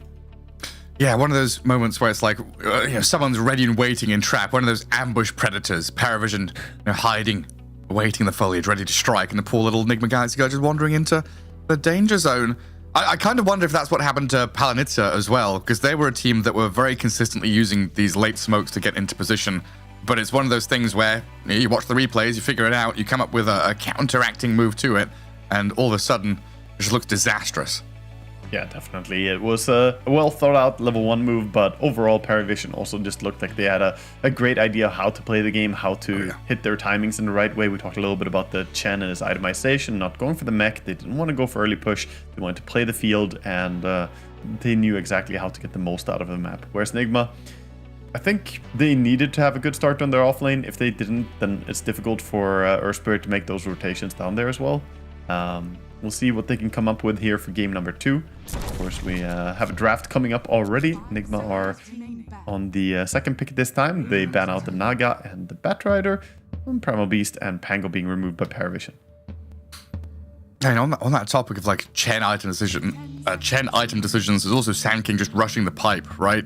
Forgoes the early blink, Bloodstone, whatever, just offlane Sand buys pipe, knows that Nigma Galaxy's way back into the game is through magic damage due to Magnetize primarily, and he just Sumail just got nullified. Like first, the first blood, the kills, the lane against the puck, the pipe from Sand King, the Chen with the Hand of God. Sumail just never had a game. Now, on top of that, there's a little detail too. The Chen did a good job of keeping a small centaur with him most of the time, so had that extra, I think it's 14% magic resistance that provides. Little cloak creep. Yeah, it's like a secondary pipe aura coming in. Just more damage mitigation. Pair that up with the physical resistance they have from the Solar Crest. The Alchemist was just not dying. The respect on that Sand King. The fact that it's flexible for no one and DM as well. Always a threat in the draft. I think Sand King is a fantastic opener pick. It's hard to punish. It's hard to get some hero that demolish him in lane. Even some of the melee matchups that can be tough, like, oh, what if you get Monkey Kinged or whatever? Yeah, it's potentially a danger, but I think you can deal with most matchups as a Sand King. His Sandstorm is so good. Well, Enchantress got left in. Currently sat at 64% win rate with 25 picks. What is that? 71 picks and bans, almost 90% contest rate. So let slip through now, and rightly so, picked up first by Parivision. It all but guarantees a lane win, it feels like. It's a very oppressive hero in the early phase of the game for sure. I'm not so convinced either what's the best response to an Enchantress in the current patch. What type of hero, like, we used to have some heroes that were good against Ench in laning stage because they brought so much magic damage. We've seen like Mars Skywrath combos or whatever deal with it, but Skywrath is just a non-factor in the current patch, so he's not really something you will see these teams pull out. It's like a couple of the bans from Parivision, like we've seen this, if it's a 5 Ench, the offlane Primal Beast can do stuff, and then the Nyx Assassin, a huge ban as well, right? Yeah, Nyx against Chen or Enchantress always makes a lot of sense because they can't rely on the enchant or the persuasion. You just burn their creeps. So that's a solid way to cover the Ench pick as well. Good little detail when you have that ban in to pick on the first phase there. Yeah. It did the 1-2. Then out goes the Shadow Fiend yet again. The big man with the souls not making any plays this time. And we've still got a fair few of these high priority heroes left out there. The Lion, the Tusk, the Clockwork, etc. All still available. Hell, the Earth Spirit still a hero to be grabbed. Even Shadow Demon is still in the pool, so you're right. Yeah, plenty of options for Nigma once it swings into their pick here. Parivision do get to ban out one more. Wonder what they don't want to go up against here with the Ench in hand already. Are there any really super crazy heroes? Monkey King, he's been a hero that's kind of been... I don't know, for me, he's one of those bans which is like, oh, they've banned Monkey King. I don't really think too much about it. But he's one of those heroes that when he doesn't get banned and he slips through and suddenly comes out as a pick, it's like, oh shit, we forgot about Monkey King, huh? Yeah, Monkey King has been played a little bit so far. He's been banned a lot. He got 41 bans and 12 picks so far, and he's 50% win rate. So a hit or miss hero. It can dominate and take over games, but he did get nerfed a little bit after TI as well, which hurt him considerably, I would say. Yeah, he's definitely been banned more than he's been picked. What is that? 41 Monkey King bans and 12 picks. Mm-hmm. Well, there is the Tusky Tusk. So we've got Sumail Invoker, Tusk for either of the supports. We'll see which way it goes. We could feasibly have a Tusk Luna lane this time around. Oh, hello. Okay, Parivision mixing it up a little bit with the Marcy pick here. We expect this to be a support, but this can be carry as well. Marcy has been played quite a lot on these two different roles, either playing as a support on 4 or 5, or it goes towards the carry role. I wouldn't even put it fully past them, like putting this on DM. It's also possible, yeah. Definitely one of those heroes that I think of 9 class, though. You brought up his kind of innovation with the Terrorblade, but I think he's kind of in a class of players for me, alongside Ari, where they're kind of new. You know, they are new players in the grand scheme of things, and they've been brought up with the new heroes. So they kind of specialized in the Hoodwink, Marcy, you know, stuff like this, where you might not see it all that often from other players, but they are absolute specialists in it. Yeah, I like it. It brings more disable as well. You have Marcy and Earth Spirit. You can do some fancy things. Even if you roll early with Earth Spirit and rebound off him, you can actually hit your ride a little bit with Marcy. Trapeze artist circus style. Definitely. Some Ringmaster approved action can come in. We'll see more of that as well with Dawnbreaker picked up by Nigma. They now have some global joining in here. They have the Sunstrike, they have the Dawnbreaker ulti. Also a hero that generally does quite well against Ench because of having the fixed attacks on the Q. You have the double nuke combo can sometimes bring down the Ench pretty quickly. Someone was playing this yesterday and I can't find it now. But it looked pretty solid from the off lane. Just fly across the map. Just Dawnbreaker. I don't know, I've not seen much Dawnbreaker recently. So when I saw it yesterday, I was like, oh cool, people are playing it again. It's been a little bit block picked by a lot of Nyx picks coming out, so whenever a team plays Nyx, you don't really want to pick Dawnbreaker just because you can't jump in. You get stunned by the Spike Carapace and your ulti stops. So anytime you see Nyx on one team, that kind of negates that pick. So Azure Ray have played it twice, as have it was BetBoom who I saw pulling it out. It was Miero doing it. Both of them went 1-1. Avilis lost twice with it. Falcons and Waska have both won once with it. So some mixed results there. 11 picks, 4 and 7 result. And alongside of Phoenix now as well, bringing a lot of solar light and burning flame with Sunstrikes and Supernovas. It's a thematic draft. Tusk doesn't feel like he belongs anymore. I was just thinking the same thing. Like, one of these is the odd one out here, and it's Tusk. Bro, you're going to melt in this team. That's a lot of hot teammates going on here. Phoenix coming in will add a lot of magic damage against the Enchanters as well. A way to burst it down. And you have some long range damage coming into the Tusk and Dawnbreaker who will jump in. It is a bit scary picking Phoenix against Marcy, because that ulti will end you. Oh, I have egg. Yeah. You know, I can use egg. Marcy just unleashes and that's the egg gone. Yeah, you need a lot of protection. Kind of got it with Invoker, right? Tornado and Deafening Blast and things like that. And Parivision are going to answer with a bit of team fight of their own, though, here with an Enigma. Enigma coming in. It's, you know, comfort zone. It's what DM likes, so we're not going to see him on the Marcy this game, I don't think. This is definitely going to be the offlane Enigma. Hero that's been doing fantastic lately. You think he's influenced by playing against Nigma Galaxy? You think it's in his mind? He's like, what hero should I play today? Yeah. One of those subliminal messaging. Yeah, so exactly. He's been infected with Not very subtle. So let's see what they cover as well. With the Nigma pick, they banned out already the Medusa beforehand, so they covered that. And Bristleback is now taken out, so we still have Gyrocopter in the pool. And Monkey was banned out by Nigma, could also have been a hero that is decent. You have the Boundless Strike. Is this Enigma going to be like Aura build, or like I feel like BKB Blink is kind of a thing of the past now, and people don't play for Black Hole, they play for that pressure.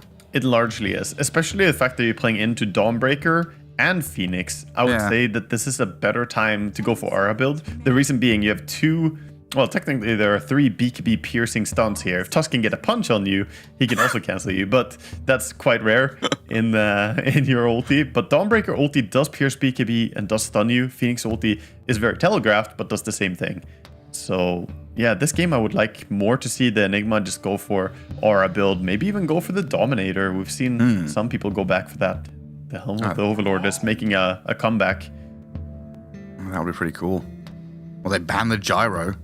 Yeah, just impossible matchup to play as Enigma is really annoying. Your Eidolons die so quickly to Flak Cannon. And pick the Morphling.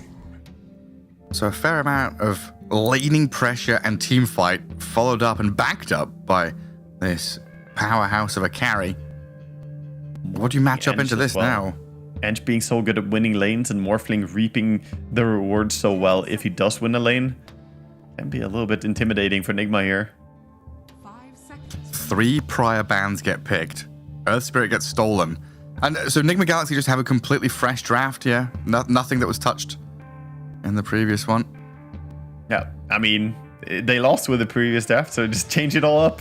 Do something else. Quick. Yeah, but I mean, not even stealing a hero from their opponents either, right? Like, Puck, Alkan sanking a band. They don't pick the Chen or the Willow.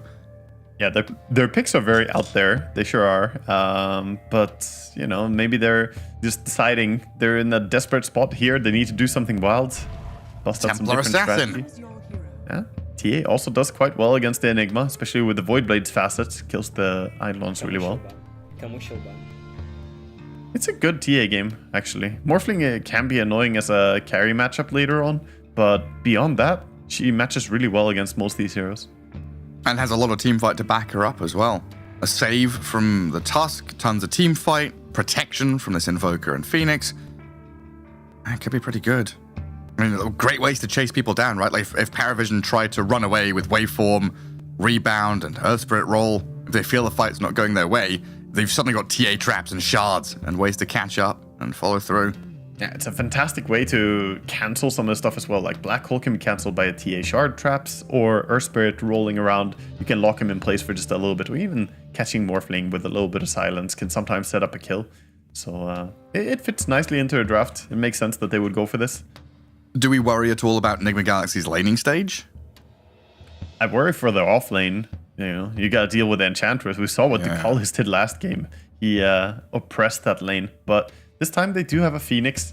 I expect that this Phoenix is gonna go together with the Dawnbreaker, and the Tusk is just gonna be the melee support on the safe lane. Even though Dawn Tusk is pretty common, I think double melee into Ench is asking for a repeat of what happened last game with the Chen into double melee. Some nasty stuff. Looks like Parivision seem pretty confident with their draft. DM. You gotta have a sense of pride when your team is like, yeah, you're playing Enigma this game, you know? Being a kind of signature hero. Your Darkseer was banned last game, and now you get to pick Enigma. That's a real showing, I think. Yeah, for sure. He will look for the angles for any big black hole he can get here, but this might be a game where Enigma's impact should be more the aura carry and prepare stuff. Nightmare begin. Yes, I just Do you think he's playing Bane or what? I like it. They're having like a very friendly, tough talk to each other. Nightmare game begins. For you, yes. Got him. This time, the Nigma Galaxy smoke all the way through the top part of the map. Spots Crystalis, but he already shifted attributes to strength and ran away. Oh yeah, special delivery. Allied couriers get 3 bonus levels. Ooh. A bit more tankiness. A ping out on the ward drop by Ench here. I think it's going to get dewarded immediately. We saw him on the way back here as the smoke broke and timed out. Small wins here for Nigma. And then the tips. Are they going to fight over this top rune with 4. And DeCarlos is the one stepping forward to start things off. Radiant Vision does see up that high ground, so Omar knows, right, there's 3 heroes here. We're not contesting that one. They could actually grab 3 as Nigma Galaxy, and they will. Yeah, get the 3 runes, and Phoenix trying to burn down some of these Eidolons here, chasing down little children. No, not the children. They've both died. And Miracle, he's going to come in and help out as well. All 3 Eidolons gone. Yeah, not easy for DM to keep them alive there with the Phoenix having the burn. That's going to give him 20-second cooldown as well on the demonic summoning before he can have that to help his lane. Good start for the bottom lane for Nigma here. As well as having the triple rune, of course, from bounties. Yeah, I mean, night and day, much better start than game 1, where they got 1 Ford before the creep could even spawn. It never happened. That's a fresh best of 1. That's what Nigma Galaxy got to think about. They've got to win their next 3 games to stand a chance of staying in Dream League, and that's a great way to begin. A first blood kill on Crystallis's Morphling. Are you okay? That's a surprising kill, actually. They brought him down with a tag team. Didn't expect the damage coming out from a tag team Starbreaker, I suppose. Quick swing down. We can see a damage from Dawnbreaker. 420 damage. 9 class has managed to kill off GH down south, though, with the help of the Eidolons. And a courier snipe for good measure. A sentry and some mangoes down the drain. But there's Miracle, side-blading out some of these Eidolons. And get a bit of bonus money for his lane. This bottom lane is still going to go fantastically for them. I think even if Phoenix died there, one time TA is in firm control of the creep wave. Difficult for Enigma to do that much. And then mid lane, dead even between the 2. Both trading hits a little bit, but it's probably going to be Earth Spirit who struggles a little bit more as these Wraith Bands and Magic 6 comes out for the Invoker. Top lane, trying for Ench now. Yeah, right on top of DeCarlos. Shards trap the Enchantress into that Starbreaker damage through Omar and Noob. And it's double melee lane. Not often we see it, and you even talked about it, right? More regular to see the melee ranged. But this lane has a lot of damage. Yeah, we see why it's a popular duo. Worked out really well, the fact that they got the kill on the Morphling before, but even bringing down the Enchantress so easily. The extra damage from tag team into the Starbreaker is something to be very cautious about. You can't get that close in this lane. I've got to keep your distance. And DeCarlos can't do the same 1v2 harassing and trading, which he's been kind of allowed to do in previous games. If he steps out, he dies.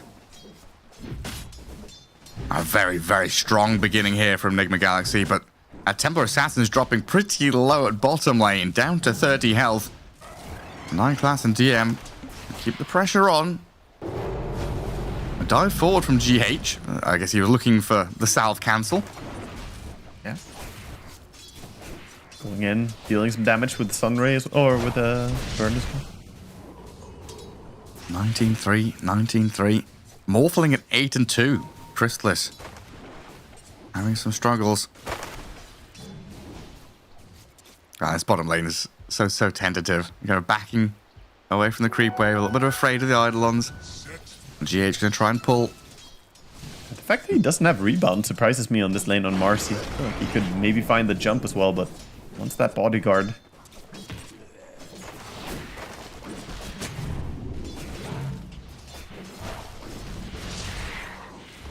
And Miracle's just gonna help clear out this large camp. Try and steal some of the big creeps. They're playing on such low HP, though. What's he got? He's got salve coming, a couple of stick charges. He's just going to have to tuck in behind the tower and stay safe. If that courier dies, oh man. He has not activated the bodyguard on the Enigma, by the way. He's got the bodyguard on Marcy, but you need to target him as well, right? I guess it's just a... I'm not using it. Miracle gets the salve up. Yeah, definitely curious to not see 9 class just rebounding and jumping non-stop. That's what we expect from the Marcy. Alright. This is the version that is not the permanent one. It's the mixing up the ability. Dota's got too many abilities now. Yeah. Every ability's got like 3 iterations. I haven't played more since the change, honestly.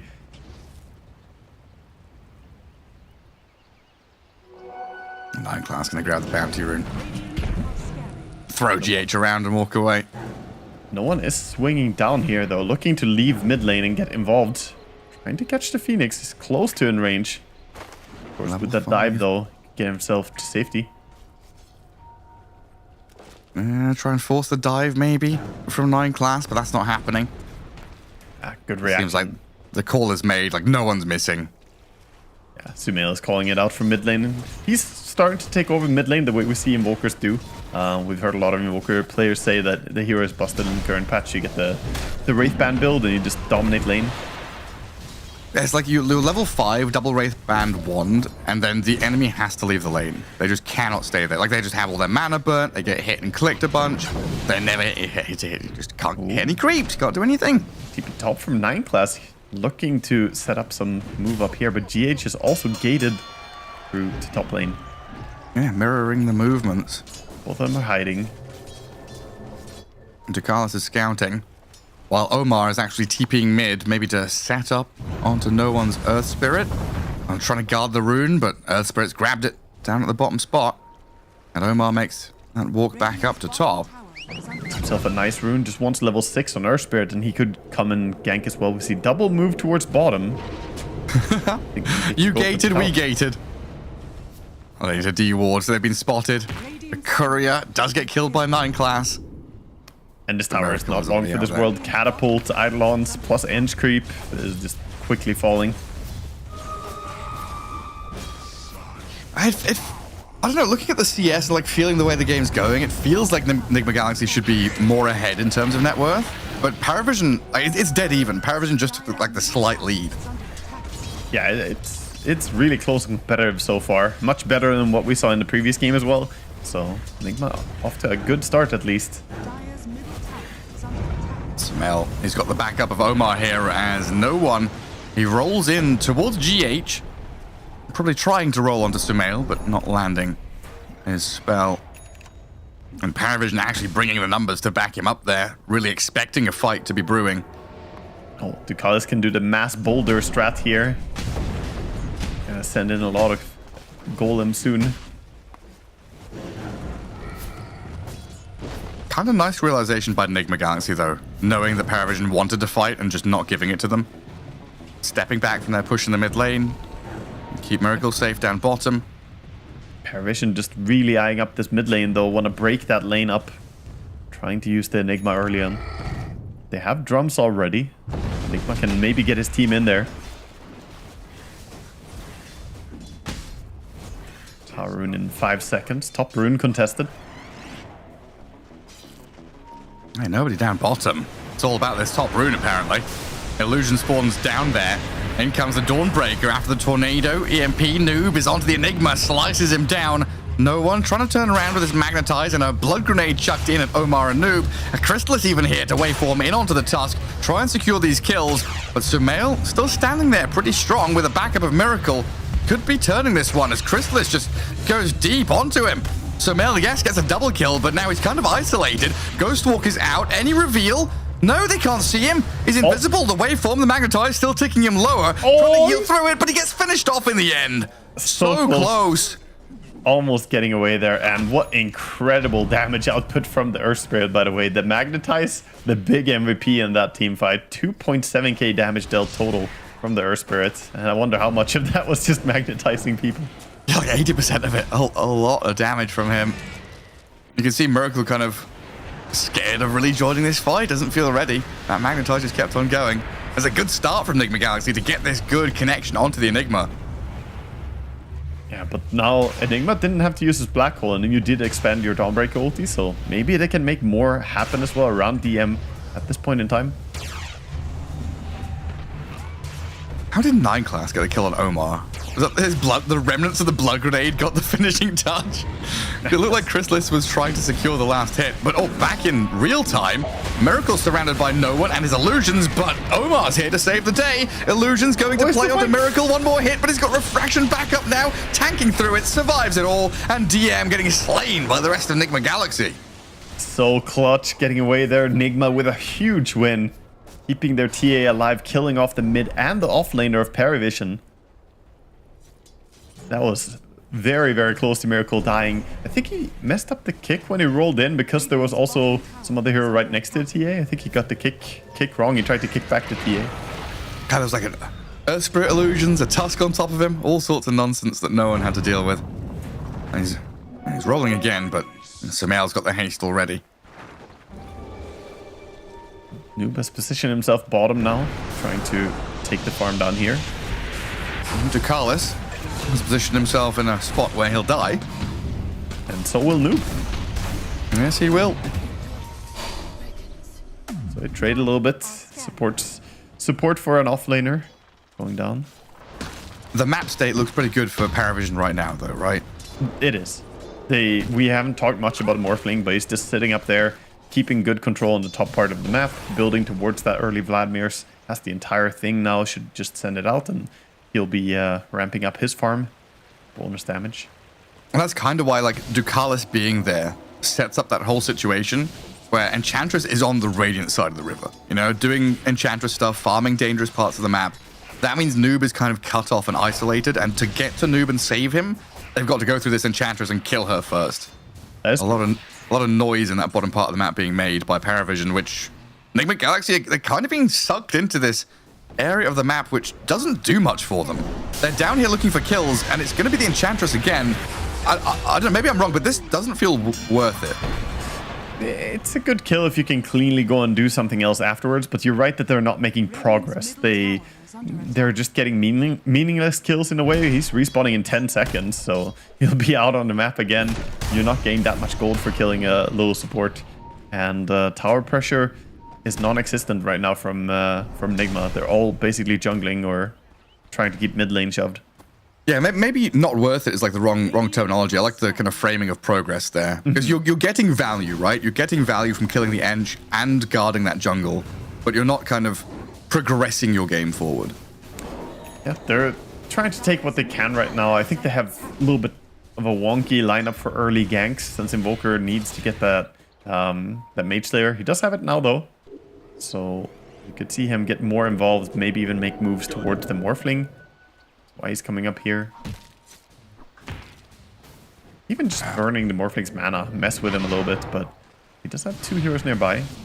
Perhaps it's a kill. 800 health. No wand charges. Cold Snap forces the attribute shift and the waveform, but the snowball is here with Miracle's damage. Crystalis, he's down. No chance of really saving him there as they all cancel their TPs. Yeah, quick cancels. That means that this top tower is going to be a target for them. Nigma trying to open up the map a little bit, but meanwhile, DM just rushing towards the tier 2 bottom with its army of Eidolons. Yeah, non-stop kind of chasing and putting out fires. No one misses a roll mid though. GH is gonna slip away. But tier 1 tower still being pressured here by Ducalis and 9 class. We've got Blade Bell coming for Earth Spirit. 9 class is working on a pretty fast BKB on this Marcy. Yeah, straight rush. No bracers, no nothing. Just face boots into BKB. Pretty common to see that on Marcy.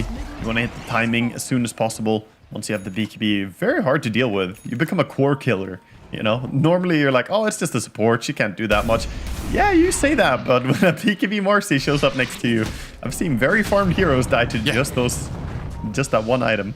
It's like find the Invoker, stick on him. Or just kill the egg, maybe, could be a task for 9 class. Or even TA if you land on him. Smoke broken immediately. The silence and stun on GH, not enough damage to kill him, so the Supernova's out, and DM's caught with Ducalis, both dropping under the burning damage of these 2 stellar creatures, the Dawnbreaker and the Phoenix. Nigma Galaxy making good moves across the map now and immediately swinging towards that tier 1 tower mid. Took the tier 1 top already. 11-4, great start for Nigma. If they can keep this up, they keep themselves in the tournament. Yeah, they need more of this. Keep the wins coming. 9 class spots out GH. I mean, a situation again where Dawnbreaker and Phoenix ulti are both down, so possibilities for Parivision to play forward. And we're yet to see a black hole, right?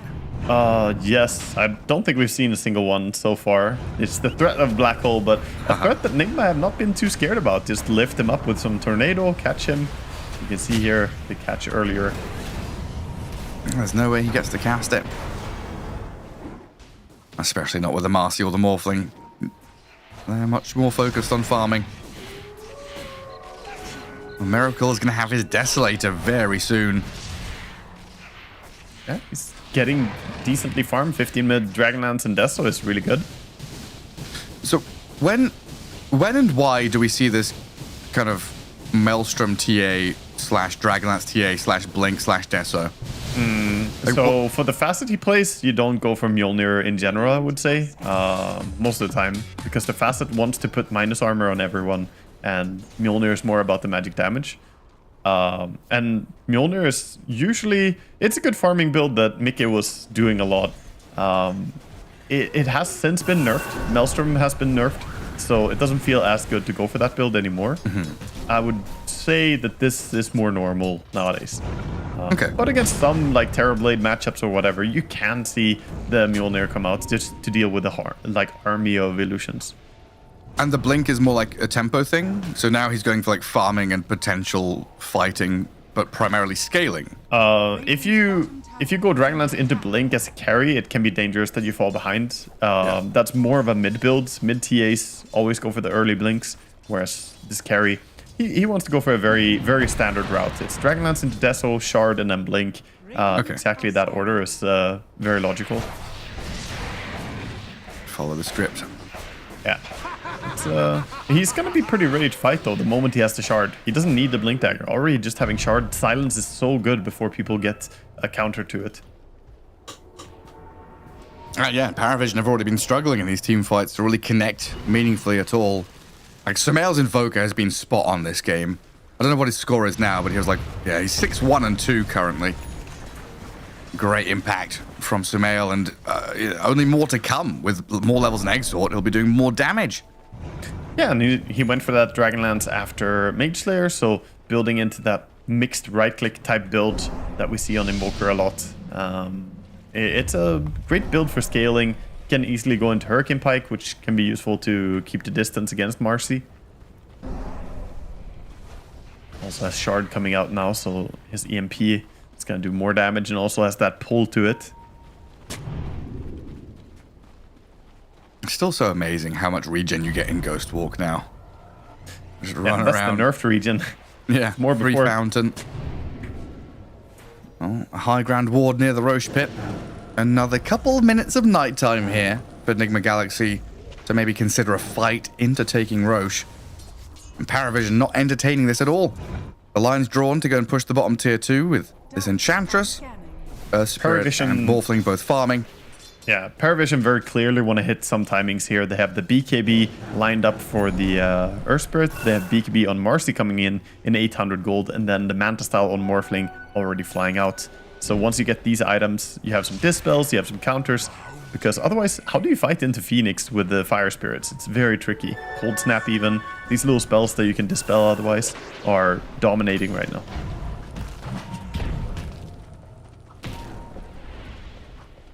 Should mention that Noob has disassembled his Echo Saber as well to upgrade into a BKB of his own, so Dawnbreaker ready to take fights. Yeah, and able to play the opposing side of the map, thanks to this Solar Guardian.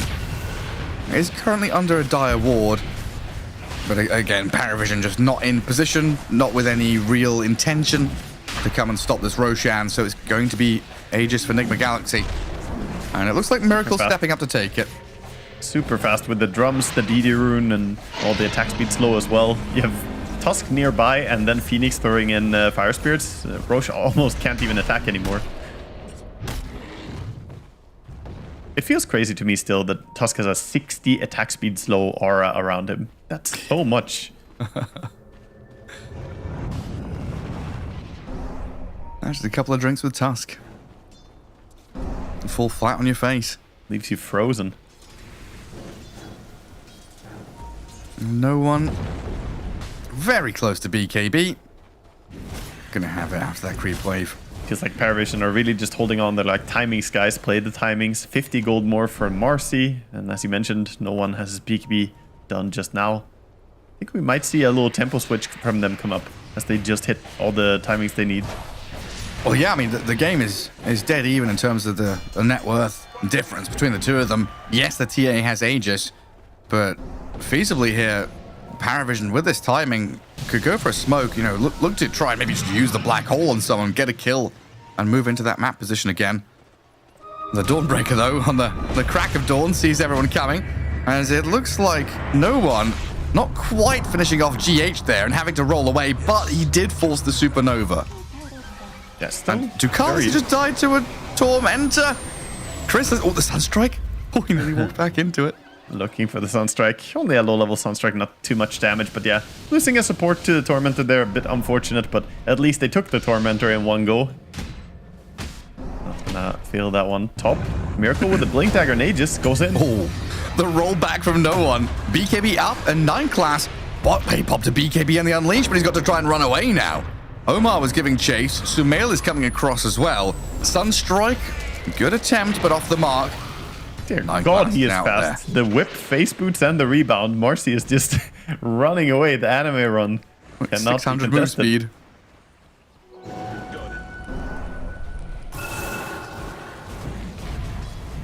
That's quite a few spells used up. Yeah, a lot of things on cooldown, but Miracle doing a good job as well, utilizing this Aegis to put pressure on his opponents now. First, jumping Marcy there, bringing her HP low so she can fight, and now going into the tower. And Parivision still not wanting to meet them head on. Still got a couple of heroes sitting around mid, moving back into that top jungle. So Mail's Invoker is ready and waiting for them, though. Knowing that 9 class doesn't have BKB yet, or rather that it's on cooldown. There could be a chance here for Nigma Galaxy. Oh, gotta be careful, though. No one rolls into the creep camp. And he's going to see that Invoker for a second under the sentry you mentioned. He just walks around. Invoker completely safe, stays in that Ghost Walk, fixed up his mana pool to full now. And here's that smoke. That's what we've been waiting for. Chrysalis doesn't quite have his butterfly finished yet, but they'll play around him nonetheless. Try and activate this Morphling a little bit. While Ducalis is the one unsmoked and just wandering down his middle lane saying, how do you do, to anyone that comes his way. It's so hard to know if he's following a smoke or if he's just running in because he's Enchantress. You know, he did die a few times moving exactly like this, so he has made them believe that he could be alone. I mean, there's the black hole. They've had that ward for quite some time, watching Noob farm that camp. Comes out to clear a wave and dies for it. Dear God, they did not mess around. They used everything there, the black hole as well. They may have gotten the kill without it, but better safe than sorry. Now they have to back up probably, though, if the rotation comes in from Nigma. Yeah, they are wrapping around with this smoke in behind onto Ducalis, who's perfectly positioned to break vision, break smoke, and see them coming. He'll hop down to the low ground, tank a few hits, and he's actually going to survive it after breaking vision. That's hard to kill Enchantress with Solar Crest and Shard, so Ducalis, great understanding. He just stood there, even taunted, knowing that they would have to go through him. Yeah, I'm just thinking, when else are you going to use Black Hole? I think DM is like, I've played 23 minutes of Dota without using my ulti. I think it's time to just use it. Yeah, using it on Dawnbreaker also feels good because, you know, that's the only one you can reliably pop a Black Hole on. Otherwise, Dawnbreaker will ulti in to you, so he just really wanted to take down that target. Enchantress. Don't think you can hop out of this one. No, probably not.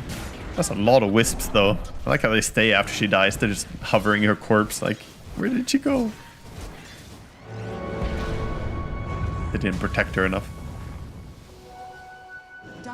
Hey, you've got to bring a 5-man rotation to protect the Ench. It's a very valuable recon machine. I'm doing all the scouting. Meanwhile, Parivision still playing a pretty farmy game here. Marcy just farming the bottom jungle. Her Spirit clearing the enemy jungle a bit as well.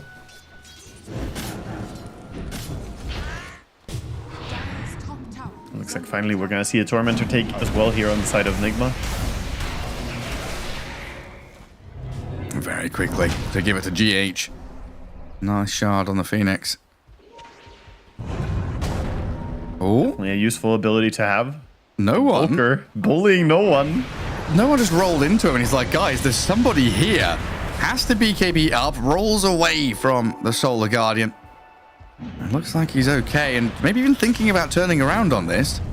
The rest of Parivision are all coming across the map to meet up with them. And Nigma Galaxy backing away, or the majority of them are. Omar has actually stepped up to high ground here. Some wards being thrown down. Enchantress again trying to be between the enemy team and his own team. Always Ducali's trying to go first into the battle. Nice de-warding. And they've got the blow up on Omar here, it looks like. Sunray not enough to protect him. A quick in and out play from Parivision. Roll in, slay the Tusk, force the buyback, roll back out again, and even chasing onto the Dawnbreaker. 9 class with this unleash, moving onto the Tusk, who just bought back, taking Omar down a second time. Nigma Galaxy starting to crumble here as Parivision hit their timings and move on to Sumail. Deafening Blast will not protect him as 9 class, this support Marcy, just unleashed BKB, pure supremacy. Yeah, she did a ton there, and also Crystallis just looking like nobody can contest him right now with the finished butterfly. He is just rushing through the enemy, rushing down on whoever stands in his way, and I don't think they have the timing to fight into it. They have MKB on TA, sure, but it's more about can you lock him down reliably. Their lineup is lacking some good control against Morphling.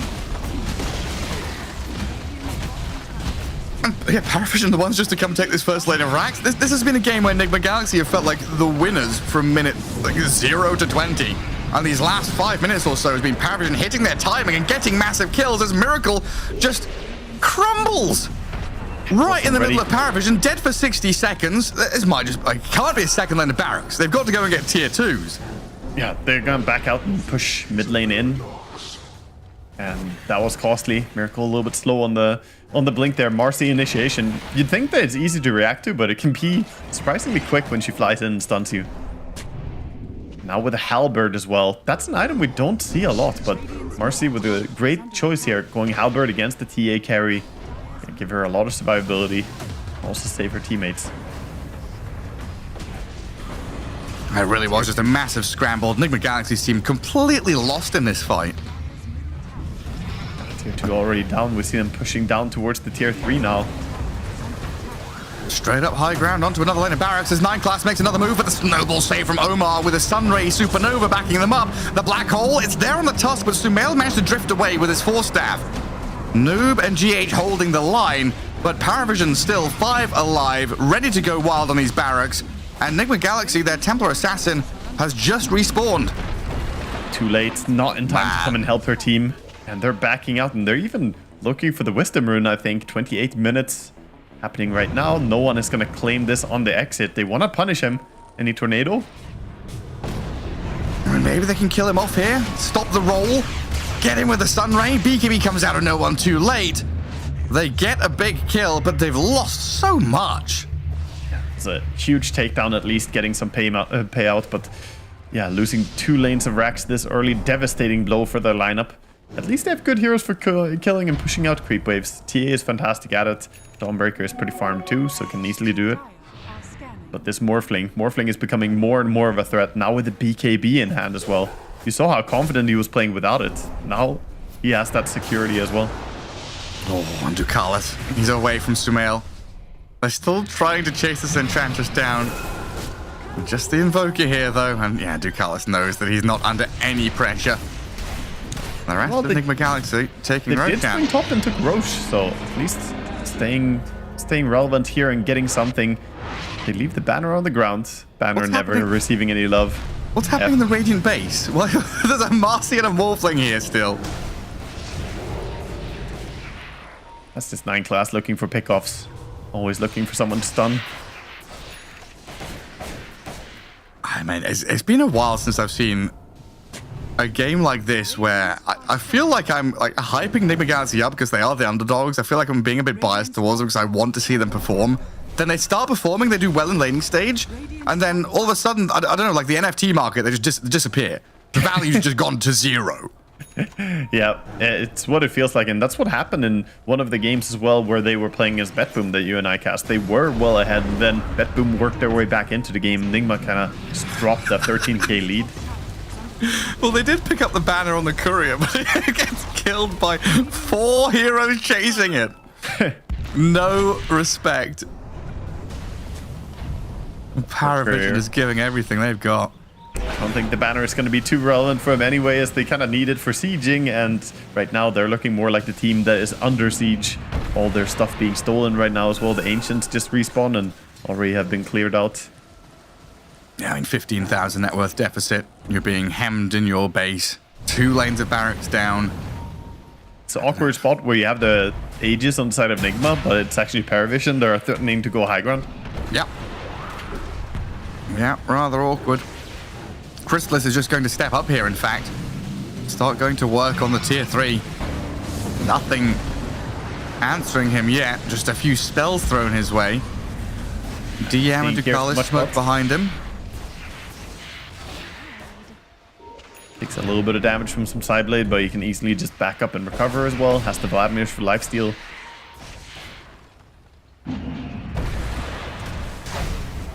That's tier 3 tower already down to 300 HP. Not a good news for them. Especially if Parivision can kind of shove in that bot wave. They've kept mid and top in. And this smoke from Nigma Galaxy, it might be their last move. 2 buybacks available, the Invoker and the Phoenix. Nobody else even close. Looking for wherever they can find, but in the end, gonna have to defend the creep wave as it comes pushing in. So the smoke seems to be not finding any results really. All the Parivision read it pretty well. They backed out immediately when the smoke came out. Now pushing forward again. 9 class. Omar drops to half HP immediately, but they've got the blow up on the... Oh, no, they don't. No, they don't. Marcy's life stealing. Marcy's going wild. Omar's about to die. 9 class is going to find the finishing touches and stay alive, while Chrysalis has gone in on the egg to take down GH and Noob as well. 3 down. 1 has buyback, but no one has gone rolling all the way into the back. Killing off Sumail, they can pop back into the battlefield with a second life of the Templar Assassin and maybe rally around Miracle, but it looks like it's lights out for Nigma Galaxy. Their constellation has been shattered by the black hole of DM. Miracle dead for 70, and a 2 versus 5, which is surely unwinnable now. We see 9 class even diving in, looking for something here, but he's not going to be able to get picked off. Actually, might set up a kill on the Phoenix. Close to it. Nearly had it in the fountain, but the throne now exposed, out in the open, cold and alone. Nigma Galaxy. There's 3 heroes left. I don't even want to say they've got a chance. They are cowering in fountain, glyphing the throne for now. But it's Parivision who are rallying around no one in 9 class to get in onto Omar. A snowball, a moment of respite, but GG's called in the end. Crystallis with the mercy kill goes in and just takes out the throne immediately. He says, yeah, this game has been over for a while. His Morphling just looked absolutely unstoppable, uncontestable. Ever since he got the butterfly, he just switched his mode. He was like, now we go, now we kill stuff. Yes, you have the MKB on TA, so theoretically you can deal some damage to the Morphling, but it's not just like butterfly is evasion. It gives you a ton of damage in Morphling. That attack speed and the extra armor you get from it, all of it plays a big part, and he capitalized on his power spike. I mean, a good solid victory for Parivision. I mean, as far as I'm aware, that's going to put them into group stage 2 with 9 victories, while if my maths isn't wrong, so Nigma Galaxy have 3 wins. They can only now get a maximum of 5 with their next series. Yeah, and they're guaranteed. Extreme Gaming and Game Gladiators are at 6, so they cannot meet that 6th threshold. Nigma are out, right? They have to be there in the bottom part of the group. Yeah, there's no way for them to reach to Extreme Gaming or Gaming Gladiators scores. Unfortunate for them. Yeah, they needed 3 at least, maybe even 4 of these 4 remaining games, and they don't get a single one from Parivision, who continue their dominating run in group stage 1. Yeah, Parivision have been looking fantastic. We still have that exciting matchup between Parivision and Team Liquid to happen. That's going to be such an exciting show to see who's going to claim the #1 spot in the groups. Seemingly, it is going to have to be between one of them. I don't know how Team Liquid's other matchups going as well, because they're playing against Parivision and they're playing against Extreme. But I would suspect that Liquid can beat Extreme as well. I mean, we'll see how it all goes. There's still a fair amount of Dota to be played here at DreamLeague Season 24. I mean, it's the last day of Group Stage 1. And a lot of little upsets and interesting stuff going to be happening. I mean, would you say Parivision, it's surprising to see them so dominating up the top? Is this something you expected from this squad? I think I expected great things from them. I think they're playing better than expected, though. Like, I thought they would be in the top 4, I did, but I didn't expect them to be looking as dominant as they are and making teams look so weak against them. It's that effect, right? When one team is playing really well, other teams just look a little bit shabby when they go up against them. But Parivision's overall read, their map movements are looking clean. I want to give a big mention to Callis and his positioning with how they play. When they push something, he knows the angles the opponents are going to smoke around. He stands there, he tanks it. I don't think you give him Enchantress. I'm just going to say, don't give this man Enchantress. It's a mistake. Don't give him Ench, don't give him Chen, don't give him anything. I mean, at least not Ench. Chen, you could maybe work with, but Ench is too strong in the patch, and he's a monster at it. He's a Grandmaster Ench, for God's sake. Like, don't give this away. He's so freaking good. But that rounds up a 2-0 victory for Parivision here. Again, top of the group, and we're going to have a quick break, coming back with an interview shortly.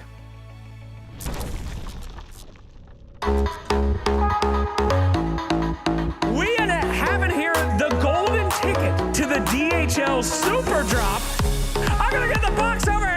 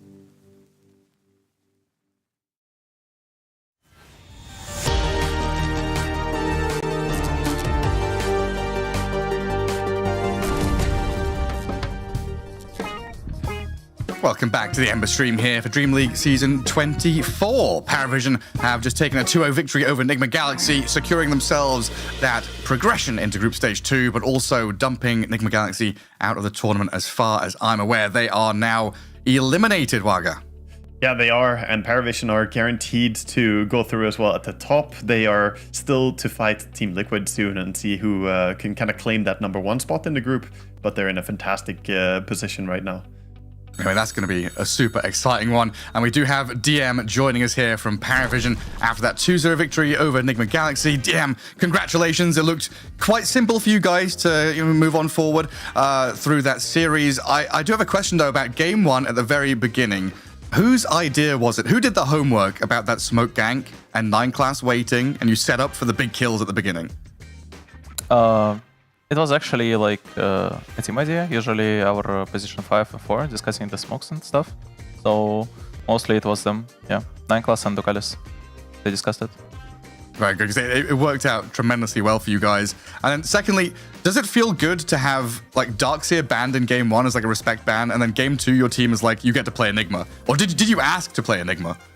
No, to be honest, I was about to pick Monkey King or Crystallis, but then my team is just hard forcing, like, just Enigma them. And I'm like, okay, guys, sure. Let's play Enigma.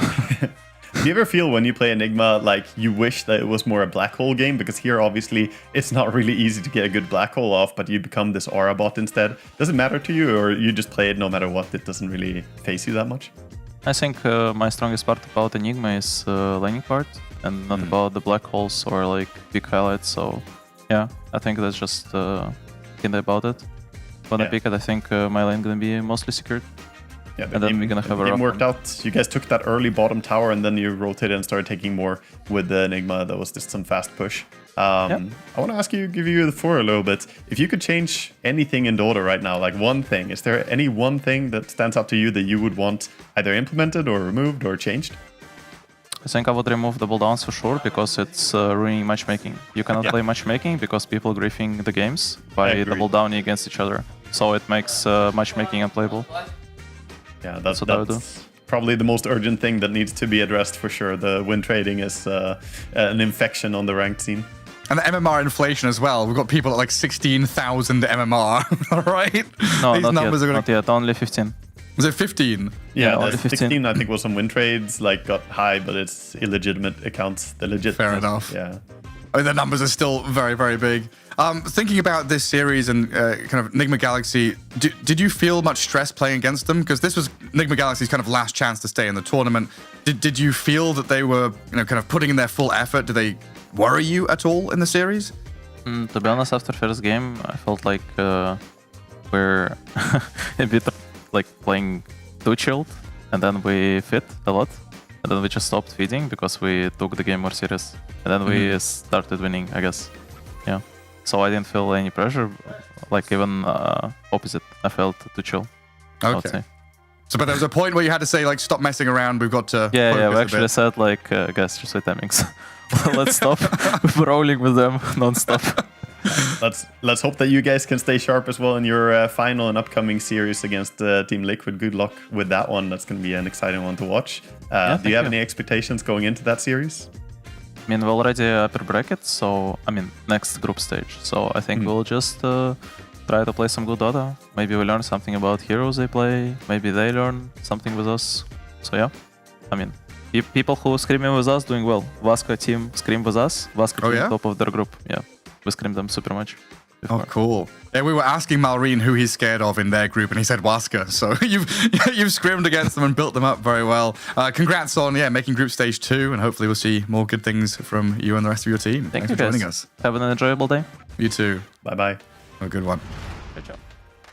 Yeah, just a little moment there where he said, a little bit too chill, just got to stop feeding them, stop trolling with them. But that's the kind of confidence, Parivision have kind of built up for themselves in this group stage, and, where Nigma Galaxy are right now, out of the tournament, and looking like they've got chances, but still a lot of building blocks to put in place. I think every Dota player can relate with what he said there. Like, oh yeah, we're feeding a bit too much now. Let's just not do this, guys. You get in that comfortable groove where things are going well, but then you push a little bit too far.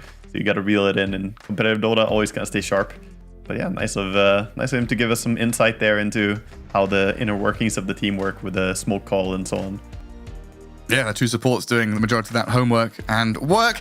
And that wraps up our first series of the day in a neat little bow. Coming up next, though, our second one, Team Falcons against Azure Ray. Potentially an exciting one here. Falcons have already guaranteed that second group stage spot, but Azure Ray have everything to fight for. So make sure you tune in just a little bit. We'll come back with that next series of games.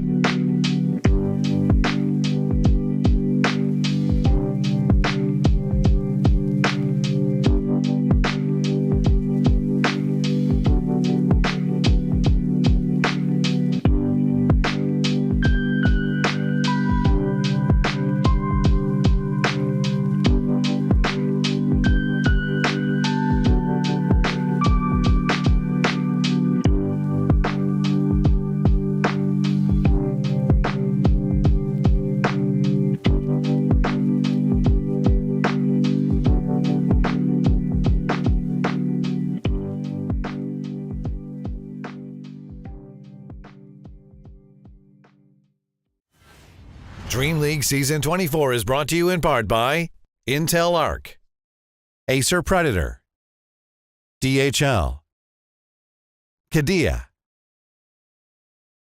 Monster Energy, 1xBet, and the United States Air Force.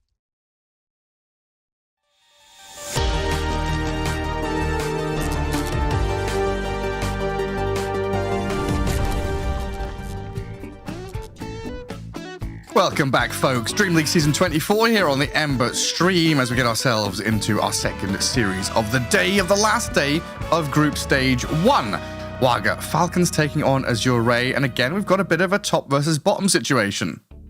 Yeah, we have, of course, Falcons who already have been dominating very, very hard. They've been looking fantastic. Nothing to complain about. They're on a 9-game win streak right now. They lost the first game against Nigma, and then they've just been winning.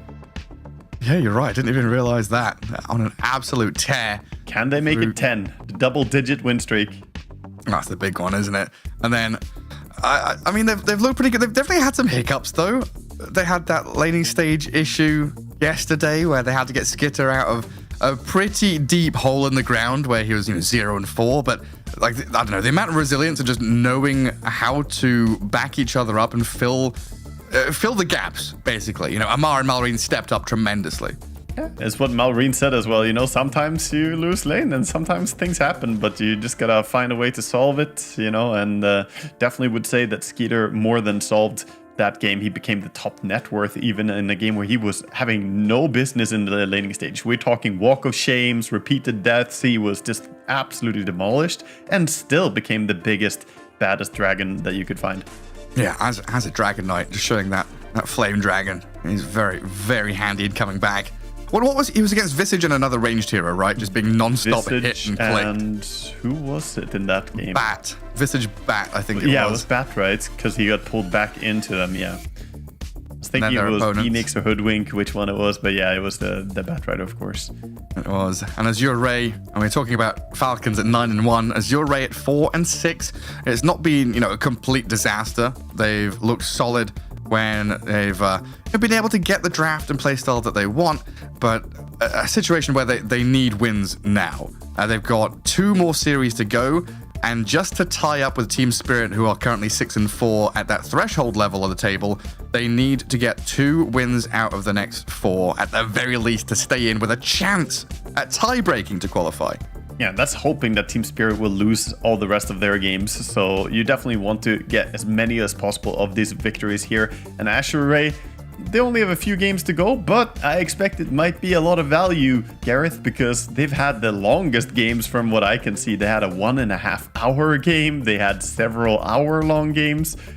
We're talking very long game duration for quite a few of them. So strap in, man. We're gonna get ready for this one. Yeah, I mean, it really has felt like we've had 2 very different types of games, where it's like 25 to 30-minute victories, and then the 55-plus minute victories. There's nothing really in between. So the average game time of this DreamLeague is kind of skewed because we've got this tale of two cities kind of thing going on. But we'll find out how it's going to go. The draft, usually a good indicator of what time period we're going to be playing into as we get ourselves into game number 1 of this best of 2.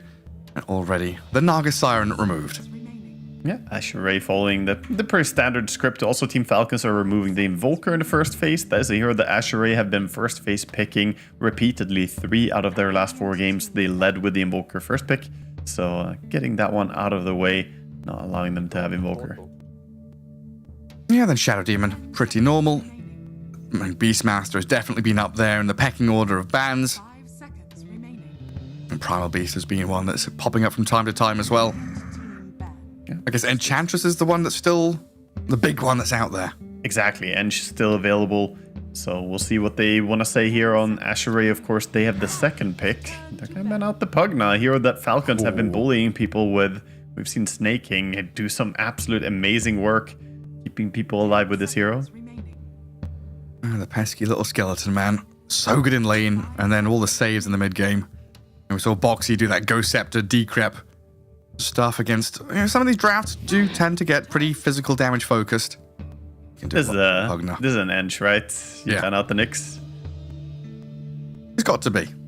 But then again, Falcons quite often do go for some core pickup first as well. Yeah, it's gonna be the Edge. They quite often like to pick something like their off-lane hero, lead with a bristleback or something. They've been doing a lot of that. But yeah, the Nyx ban into Edge pick, we've seen it before. Just protecting you from that counter. Yeah, and then this could be, you know, Edge Alchemist, or pick up that bristleback as a flexible hero. There's plenty of things they can go down the line for. But Azure Ray, are there any big overpowered heroes left out there that you'd want to first phase? There are a lot of good things that are considerable, I think, that they could go towards. I think Beastmaster is a big one, but do run a little bit of an issue of like Ench could pair against you in the lane and steal your boar. Can make it complicated to run the Beast. Just gotta go straight into the SF. No messing around. So they've got the chance then, now Falcons, to ban out the Clockwork or the Tusk or something to kind of mitigate that strong lane that Azure Ray would have. They can try to ban out. I mean, they do have 2 bans. They could ban both of them if they want to. Just get rid of both the Clock and Tusk. And is it worth it? Yeah, well, the question is, what would Azure Ray pick instead? Like about the Primal Beast. The double Beast ban here, right? Primal plus Master? Maybe. It's an option. But again, they do have the Ench to lane against Beastmaster, so maybe they will leave it in and use that 1 ban on perhaps the Clockwork. We'll see. We'll see what they want to target out here. I think generally minus armor combos with SF are pretty intimidating as well. I haven't seen too much of it lately, though. Yeah. Oh, it is the Clockwork. Gets taken out. Sensible ban. Who's the other? Oh, Ogre was the other one. He was the guy at the start of the day that was like 10-2 or something like that. And he was the kind of backup plan, the buff matrix to keep your Shadow Fiend up and running, and the tanky body to save you. Yeah, and Azure Ray are actually responsible for a few of those victories for Ogre. They played it against Pioneer, used it in both games against them. So for themselves, could be an interesting thing if they go for Shadow Fiend and Ogre here. And this next ban against Falcons is a pretty hard one. Like, you've taken out the Earth Spirit, the Doom, the Pugna, and the Naga, but these players have such deep hero pools. Like, you're never going to just remove a player from the game. But we still have Sand King in the mix as well, right? Yeah. It's like Bristleback, Sand King, Alchemist are 3 that are like on my radar. Yeah, for sure. I'm just looking towards Malrine and thinking what hero he will have, you know, the easiest time having a big impact on, and we've seen him on the Sand King really have a good time. Earth Spirit has also been a hero he's been shining on, but that is already removed, so maybe target down on Malrine here. I don't think with this limited amount of bans remaining, you're not going to be able to shut down Amar's hero pool. He has too many things that you could take away.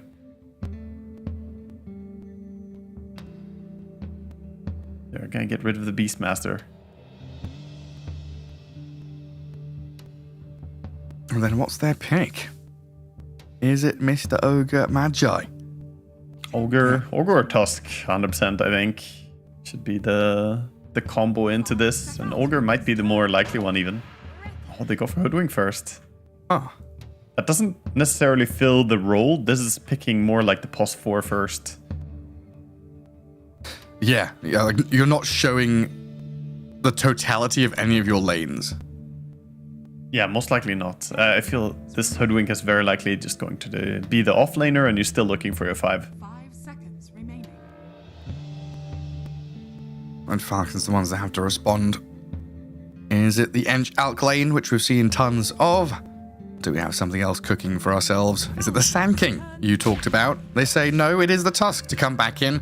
So Snaking Enchantress, crit Tusk, a scarier support player and hero combination I don't think you could really find. Yeah, this is worrisome. And then you have Amar getting his Razor here as well.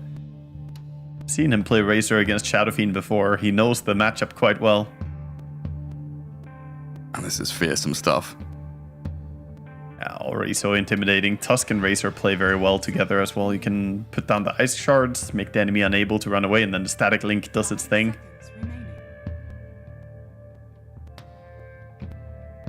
And here they've used, and a couple of other teams have used against this Shadow Fiend as well. get up in his face through the BKB of the Razor and just take the Shadow Fiend out of the fight completely. Snaking is looking very, very happy and satisfied with how this draft is shaping out so far. Understandably so. I picked Bristleback. That's a Bristle into the Razor already. Okay. It is sticking with the theme of minus armor.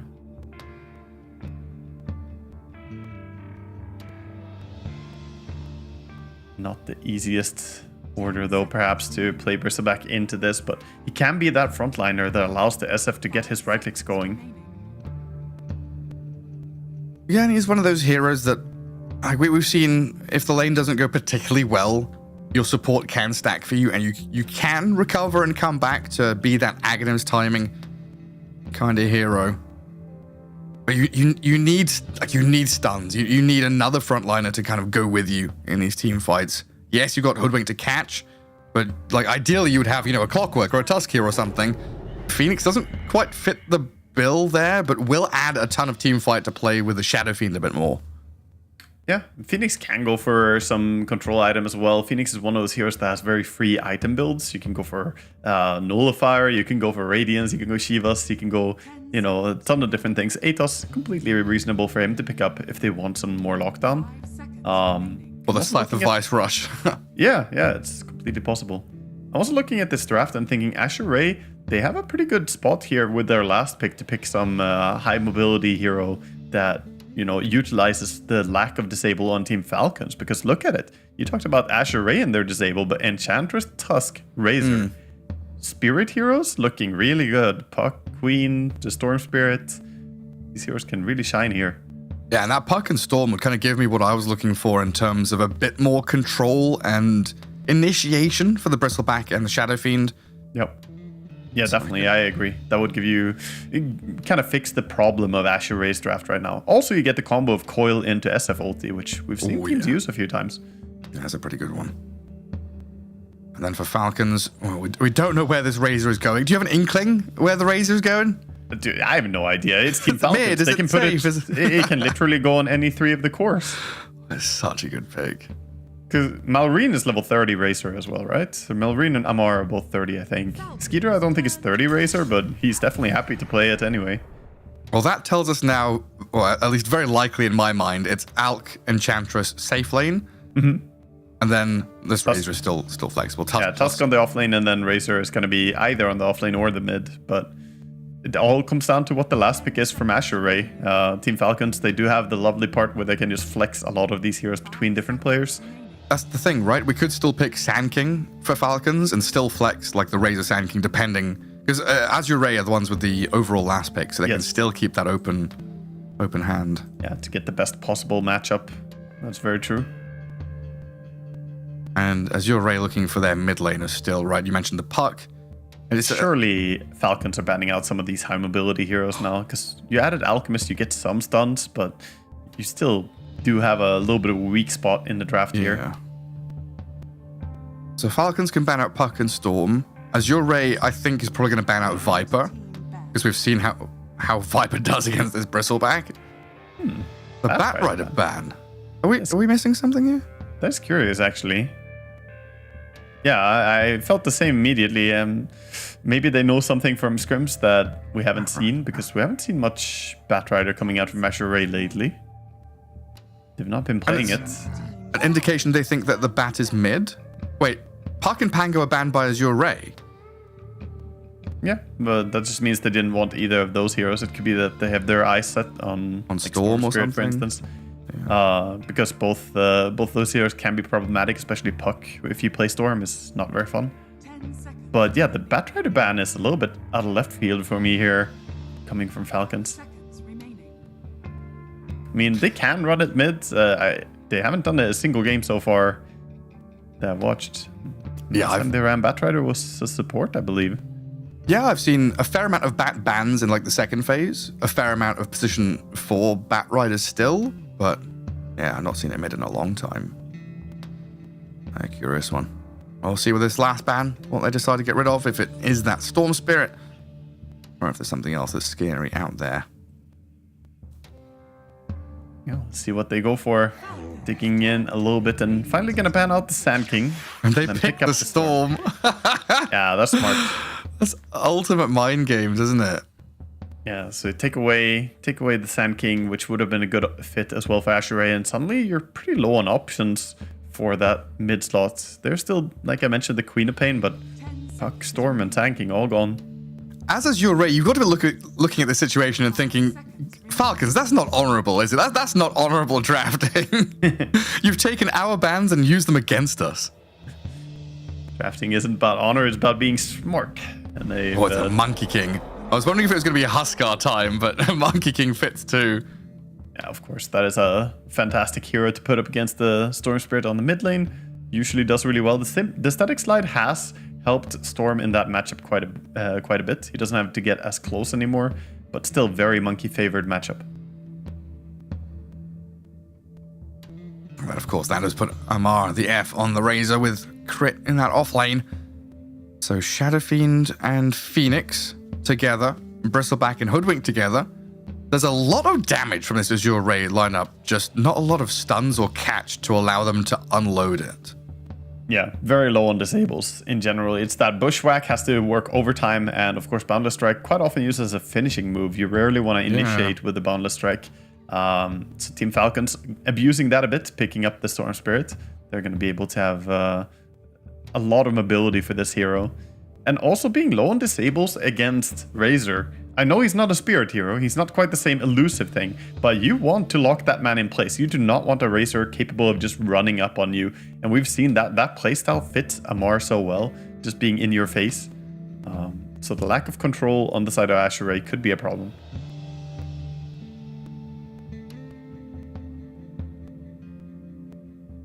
Yeah, I fear we're going to see a world in which Azure Ray kind of go behind in laning stage, apart from Monkey King mid, fall back on Ancients, try and farm jungle, and just get run at by, like we saw in the last series where Ducalis Enchantress was just planted in the enemy jungle.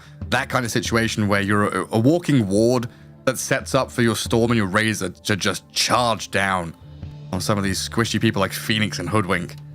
I fully suspect Snaking to be doing the same thing. He has great understanding of Enchantress as a hero as well. Gonna be setting up and, like you said, open the eyes for Storm Spirit to find targets. Well, Amar looking as chill and collected as ever, and new with his wry smile as usual. The juxtaposition of offlaners there. Some serious face and then some happy face. I don't know if I've ever seen Amar smile. Even when he's tipping and all chatting, he seems very blank. I've seen him laugh. I haven't seen him just, casually wear a smile while playing. He's focus face, I understand it. Well, away we go.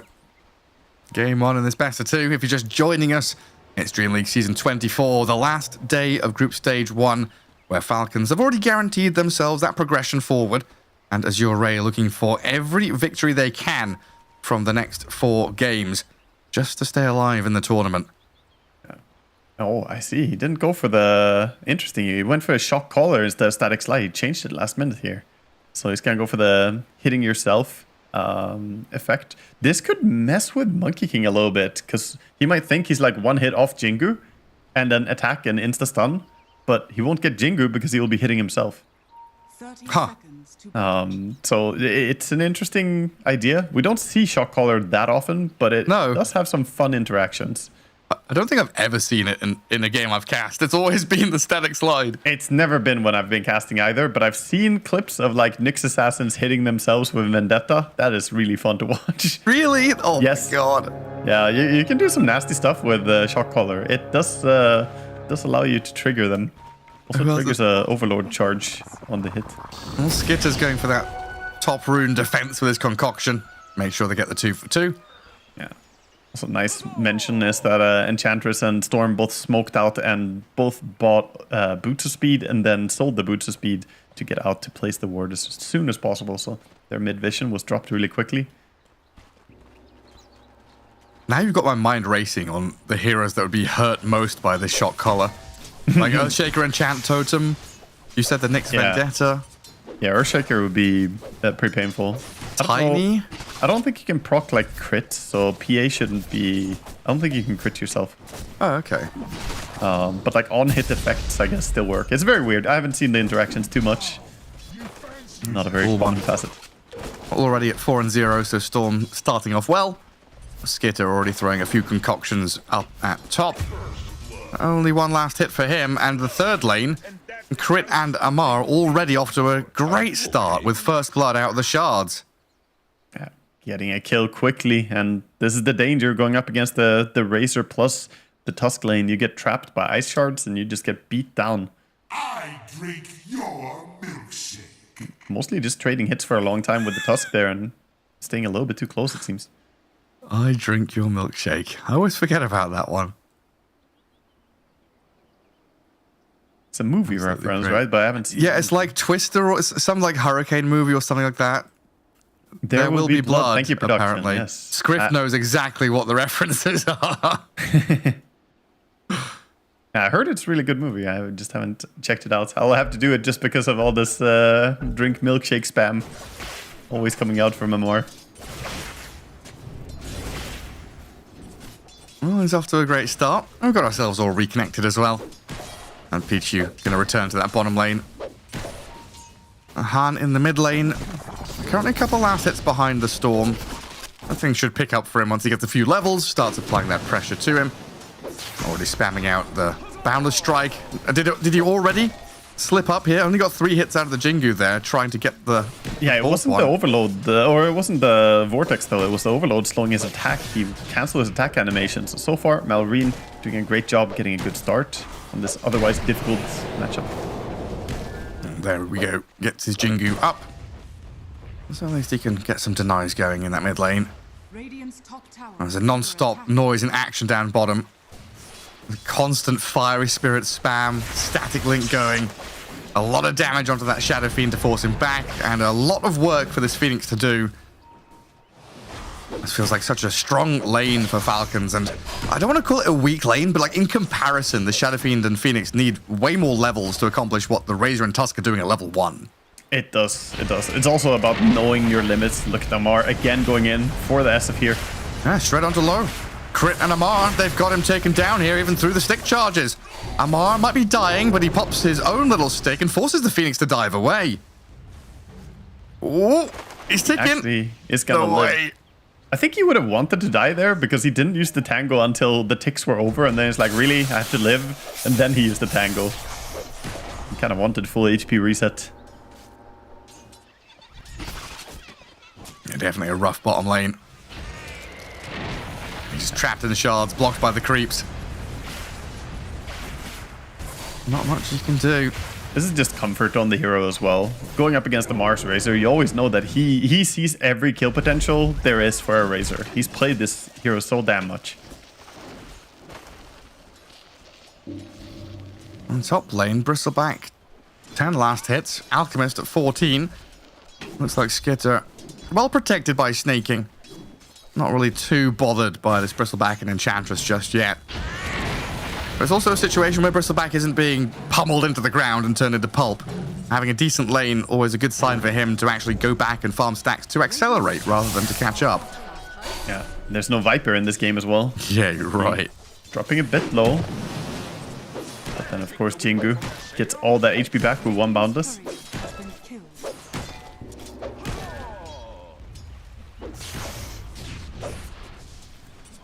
Malrine. Boots as well, Monkey King, so Storm has to be cautious, but doing great so far. This matchup is generally considered a counter pick, and Storm not falling behind. Yeah, doing pretty well. I mean, Malrine's got boots of his own. Try and get away from the Monkey, but does lose out on both of the water runes. Shadow Fiend in trouble. Yet again, you're right. Low and Pichu having some serious difficulties down here. Annihilated by Amar and Crit yet again. No matter how many blood grenades or fiery spirits you throw at these boys, they stay alive. Yeah, another salve gonna be used. Razor just building up his HP again. This lane is a complete disaster. This was a first phase SF pick and it's not working out. 9 last hits, no deny. No, he's being absolutely suffocated by this Falcons off lane. I feel like a lot of it is due to the weakness of the pairing of heroes, though. SF usually wants a melee hero that is tanky in front of him. And Phoenix can be a very good laner, but the two of them have not really been able to do much to erase her Tusk. Well, yeah, we kind of touched that in the draft, right? Where, if I remember correctly, the Clockwork was banned and the Tusk was still there. And the Tusk kind of got through to the middle of the draft. And it was a conscious decision for Azure Ray to go for this double range hero. Because it was an early Hoodwink, and then the Phoenix followed it. Yeah. So it seems like that's what they wanted, but it's not working out for them. Not what we usually see. We even see a random wolf just coming in and attacking here. Enchantress lining up some ganks towards bottom. Yeah, through the twin gate, throwing the Hoodwink down here as well. I've got a bit of vision there to spot Snaking heading west. Planet and Pichu both chasing the Enchantress. But how many times do we see this? Just an Enchantress drawing the attention of multiple heroes and like not dying. They've got no more stuns. They used the Bushwhack, so that's done. And in mid lane, Crit making a play towards Han. Looks like they're going to give up on the chase under tier 1. Yeah, the Golem is just going to smack Han a little bit here, but we see all the supports moving over. 6-minute rune. Top being controlled by Dire. Actually, bottom too. Crit is going to get the shield rune for himself. And Monkey King trying to drag that catapult under tower. Slow down what could have been a push from Falcons. And bounty runes are up, and Falcons going to get both of them at minute 6. 2k lead, 4-0. It's just building and building. Of this, we've seen Falcons, build from shoddy, muddy, swampy foundations into some grand palace of destruction. Now, when they're ahead, how do you stop them? That's the question on everyone's mind. They're generally a very, very dominant force in the early game, and that has been the difficult thing to deal with when facing this team. That's why Falcons are where they are. I think you just have to be very good at making quick, decisive moves, and that's what Monkey King could provide. Has that ganking speed from Simeon Stride now. Looking towards top. Trying to jump in onto Snaking here. Nature's attendants are going, though. Snaking against the Boundless and the Quill Spray. Not able to stand and live much longer, but Malrine is here to trade out the life of the Enchantress for the Bristleback. Yeah, 1-for-1 in the end. Happy with that. And of course, Storm being involved in kills, getting a bit more galvanized in that region. Crit and Planet both getting their Wisdom runes respectively, looks like.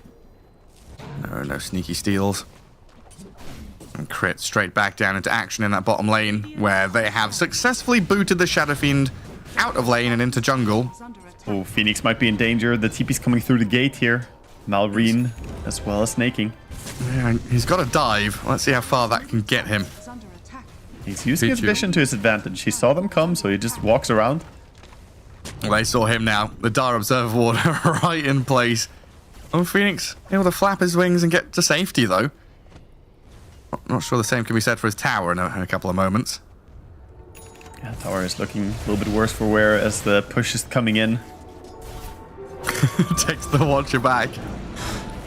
He's going to get blocked up and hit by this Mud Golem. A dive down to the south.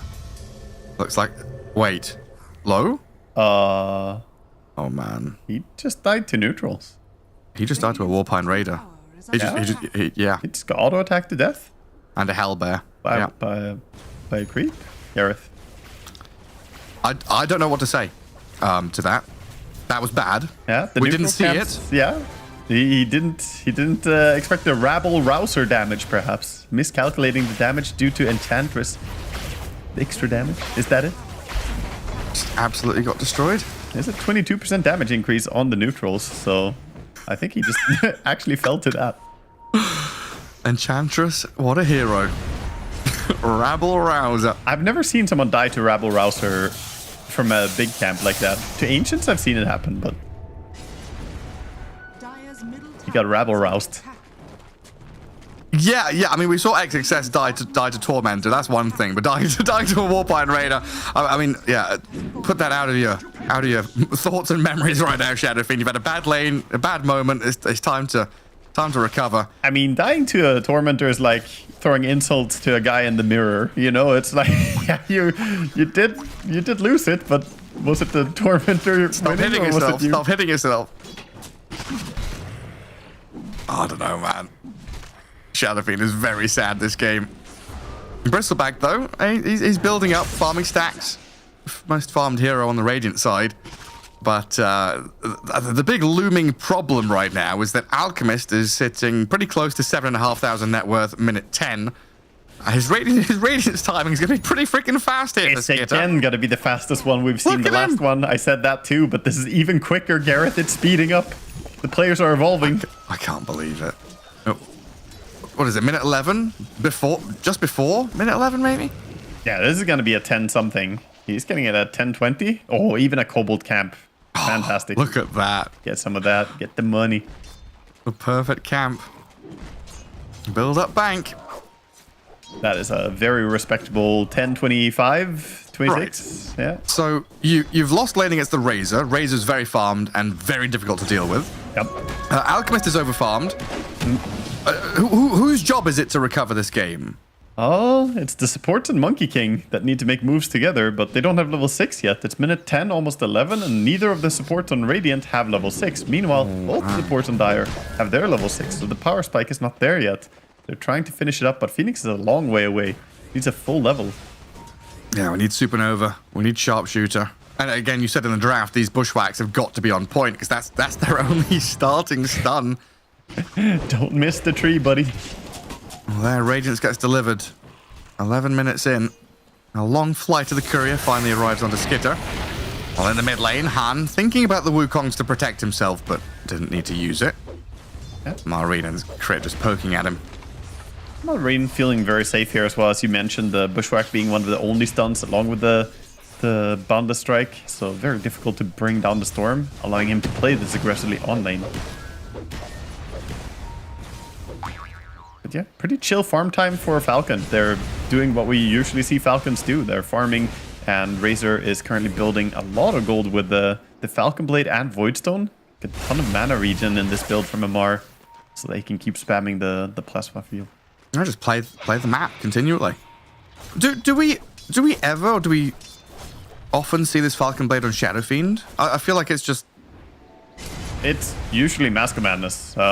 This Falcon Blade is a laning item. Old Marine. Ooh, there we go. Nice snipe there, thanks to Planet and Han getting a catch on the Storm. That Haste Rune bailing out crit almost went the way of Mew. Could have been 2 kills perhaps if he got it. Yeah, they get a very important takedown, killing the Storm. But no, to touch back on what you said, the Falcon Blade is more of a laning item. He did change his mind and went back for the Mask of Madness. So I'm glad to see they didn't complete the Falcon Blade. Okay, so he just has the 2 most efficient components from it. Yeah. Snaking comes and steals the Shadow Fiend's farm. Oh, he might be paying for it though. Snaking inside the Wukongs. Boundless and the Primal Spring catching up to the little Bambi to finish her off. So a good couple of moments here from Azure Ray getting a kill on the Storm, the Enchantress, and most importantly, just relinquishing pressure or relieving pressure from the Shadow Fiend. 13-minute Blink Radiance coming in, though. Skeeter is here to punish somebody. Oh, there's an Alk in this game. So there is. That's what Planet's thinking right now. Is like, where did he come from? Yeah, I don't think that they're ready to deal with this. They barely had a level 6 on the supports, and the Alchemist is already looking enormous. 11,000 net worth. I mean, it's a disturbing level farm. Yeah, you add the Monkey and the Shadow Fiend together. That's the Alchemist. Yeah, that's him. Easy tier 1. Boy. He has no intention of staying longer, just comes in, adds a little bit of strength so they can take down that tower and back to farming. Yeah, straight back up top, defend against News, little push. Ooh. As your Ray, though, they are moving up here, trying to swarm into this Alchemist area. I'm not a fan of what New is doing, by the way. He's not going for the Aghanim Scepter build on Bristol. This is a different build altogether. He is the Snot Rocket build. So he's not going for the Seeing Red Facet, which is the more common. And he's not going Aghanims, which is more common. They're on the Alk. They've got some good damage. Skitter, Chemical Rage and the Wand. No. The Radiance. No. Oh my goodness. They got a miss on the auto attack there. 2 misses even. That's really unfortunate. And now they're going to lose both supports. So close to getting a massive payday, but instead they're just going to lose their lives, lose the pressure they had up top. Where's Skitter's player cam? Let's see this. Let's see the attacks from Monkey. That was a big hit. Another big hit. And the that miss, one missed. The miss. That was a and the Jingu attack regen. that would have killed him. Oh. I guess he wasn't actually that lucky with the evasions. Radiance plus the evasion on it. And, yeah, they've killed the Shadow Fiend in that bottom jungle as we return to live. The Shadow Skitter Fiend, goes from nearly dying to killing off his counterpart. that range creep kind of thing. Yeah. SF is not having a good time. But they can kill an Enchantress, though, can't they? Can't they? Really? Thank God for that. Yeah, at least they can bring her down. She doesn't have a shard or anything to jump away right now. We saw Falcon try and react, but not going to be able to pick up a kill. Can you still do that, by the way? Can you still Chemical Rage the concoction off? I think you can. I've seen someone do it pretty recently, I think. Okay. Because it used to be, like, very common. And I feel like I've not seen it in a while. Yeah, I think it's still possible, but I'm not sure. You can Manta dodge it for sure. Yeah. Yeah, Manta works against most things. Very few things are not dodgeable. Well, Azure Ray looks like all they've got left on their docket of things to do for the day is gather up as 5 and play together. They've got Supernova, they've got Requiem, they've got a couple of items. They know they're behind, and pretty much the only way to get back into this is to find a moment to fight around an objective.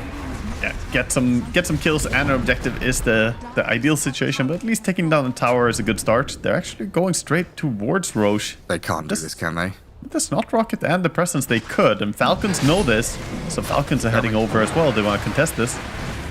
Falcons are coming. The dire scan, they know what's happening. Oh, the creep. Look at the Centaur. He's going to ruin the day for them. Oh, no. Oh, that one Centaur. Going in to scout and stun. Say hello. Stuns them up, and in comes Crit. They've got the Sun Ray onto this Tusk, but Skitter's arrived. Requiem being wound up by Low to fear them back, but Malrine zipped in. Vortex there to catch the SF and kill him off. Roshan's still barely alive. Supernova there with the Bristleback to try and take it down, and Han with the Wukong's command. They snatch the Aegis on the Bristleback as Snaking, he's dropping low, and so's Amar, but they've stepped out of the Wukong's command. A bit of distance here for Falcons, as it looks like Azure Ray, they've got the damage to bring down the Razor.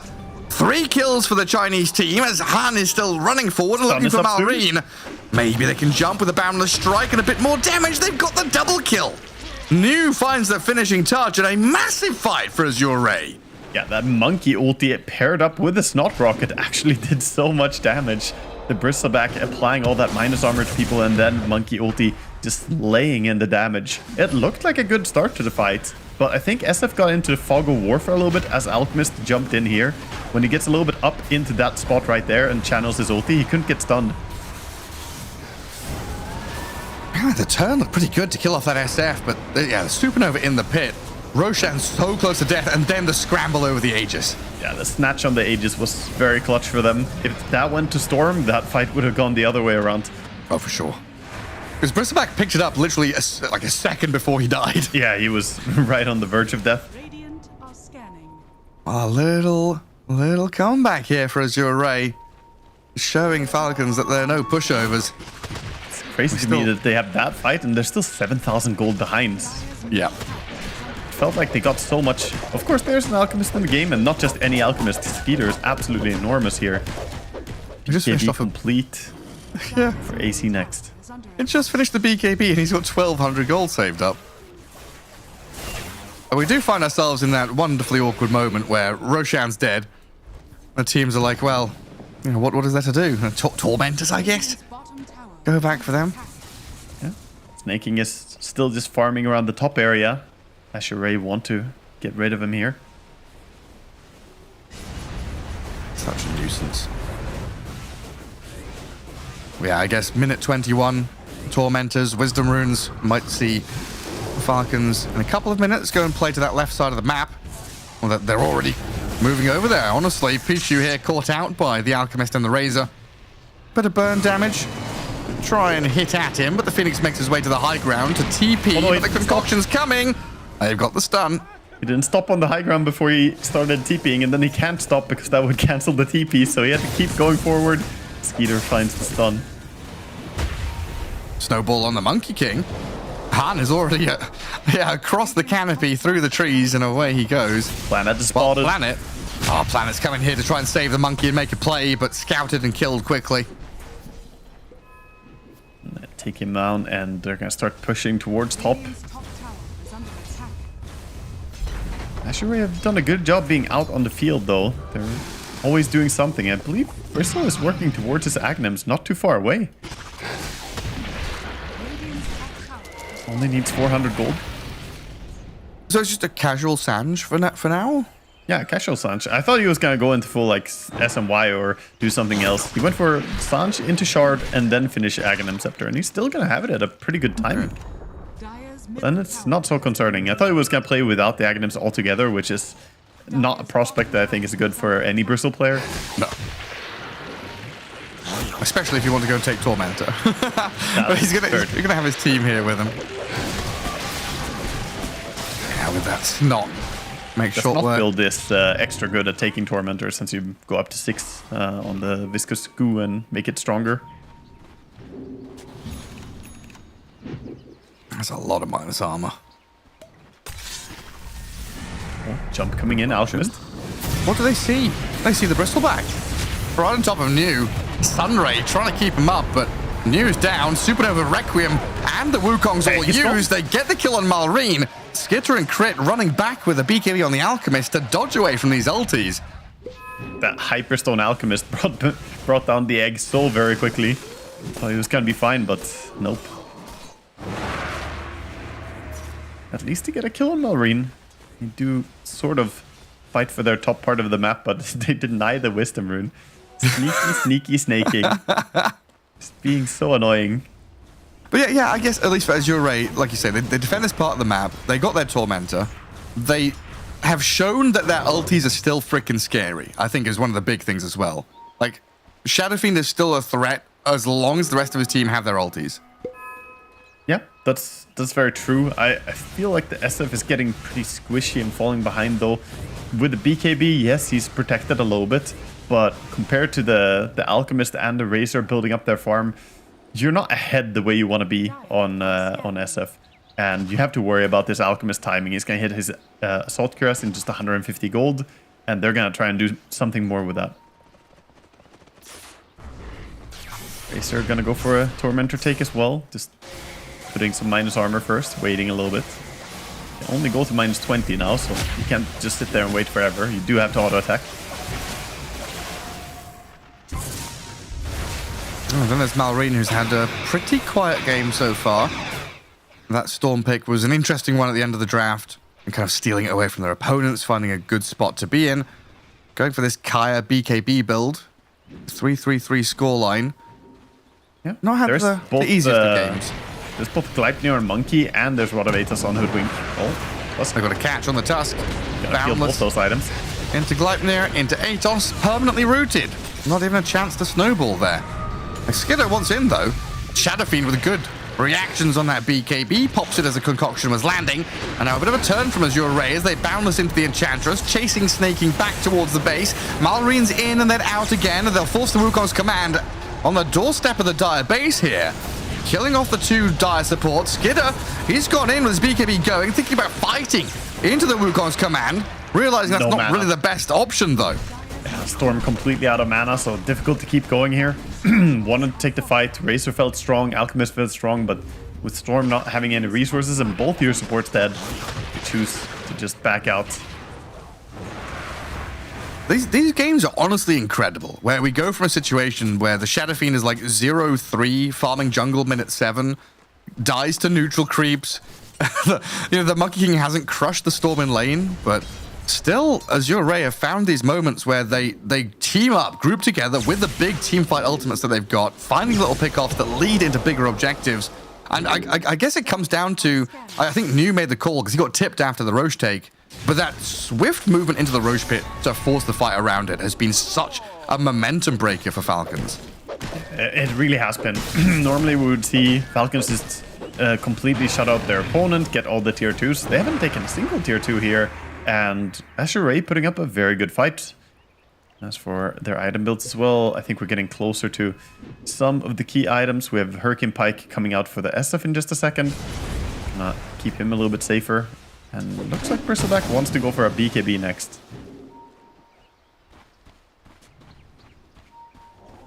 Yeah, needs a bit more protection.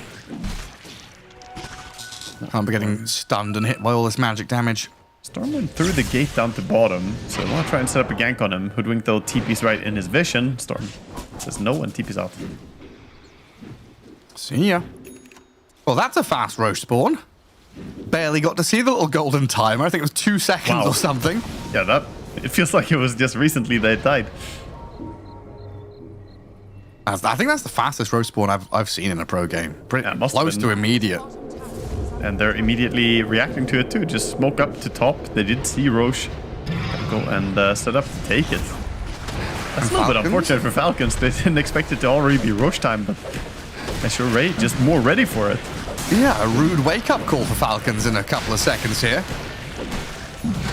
Incredible speed. Ray coming back into this game now. There's still a 9k lead for Falcons, yes, but it feels like with this Aegis, that's going to diminish. It's gonna diminish, and also this is when you want to get stuff done with Alchemist lineups. You really want to expand your advantage in the 25 to 30 minute mark. Later down the game, the later it goes, Alchemist does tend to fall off. Going to contest top push, running over there. Tower's falling so fast though, this SF just shreds it. Yeah, there's no stopping that. You're gonna have to come in from behind.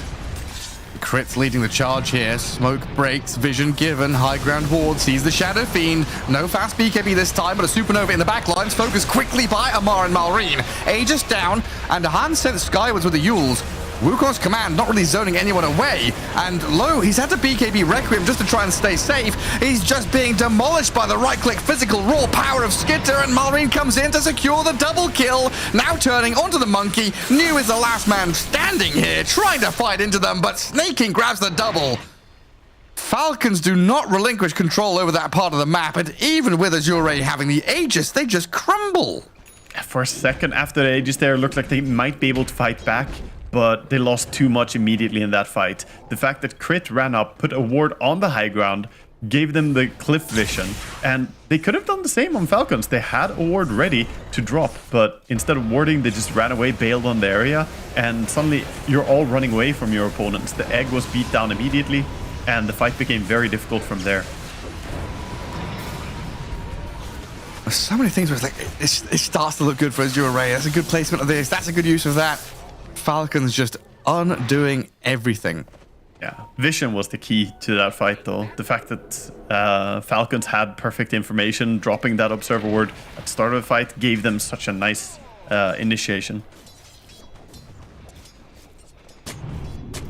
Crit and Snaking even down here to guard Malrine. If anyone shows... might swing around a little bit when Monkey King gets his BKB though. For now, he's struggling to fight when all the spells come in, getting the storm on him. All the overload charges really slows down his attack speed so much, but if he can just have his BKB on Monkey, he could actually stand and fight. Just getting Yulesed. Like, he spent that entire fight stunned and Yulesed, watching his team die. When he comes down to the ground, he's like, oh, right, yeah. That's me, all alone. Yeah, casual Yules from the Razor. Sort of a farming item, sort of a catch item, prevents TP outs. Really makes it look like such a good starting item on Razor. And then he can switch to scale through this man to BKB Butterfly. Knowing that the real damage output here from the Monkey King and the Shadow Fiend is going to be that physical right click. Skeeter, not a worry in the world, just blinks in, takes the tower. Tier 2 mid falls already. And continuously, Snaking has been sending his creeps just to the side lanes, poking in these side lanes. Trying to keep Azure Ray trapped in their base. Hoodwink has the Aghanim Scepter now. He does. Not going for the full Gleipnir. Yeah. I mean, we haven't seen so much Aghanim Scepter lately, but it's still a very, very useful tool for Hoodwink. Very low cooldown on it. Oh, Malrine. Oh, it caught the storm. He tried to break the trees to find the Monkey King, but he's got to BKB and run now. I mean, a nice attempted move by Malrine, but it's going to end up here spending BKB. Skitter forced to Chemical Rage, and Falcons not really a chance to fight anymore. Good Hurricane Pike by Snaking, keeping Malrine safe. We see why Force Staff or her Hurricane Pike is so useful to have against these lockdowns, against the Gleipnirs. They actually have the double Force Staff as well. They have Hurricane Pike on him, and then they have Force Staff on the Tusk.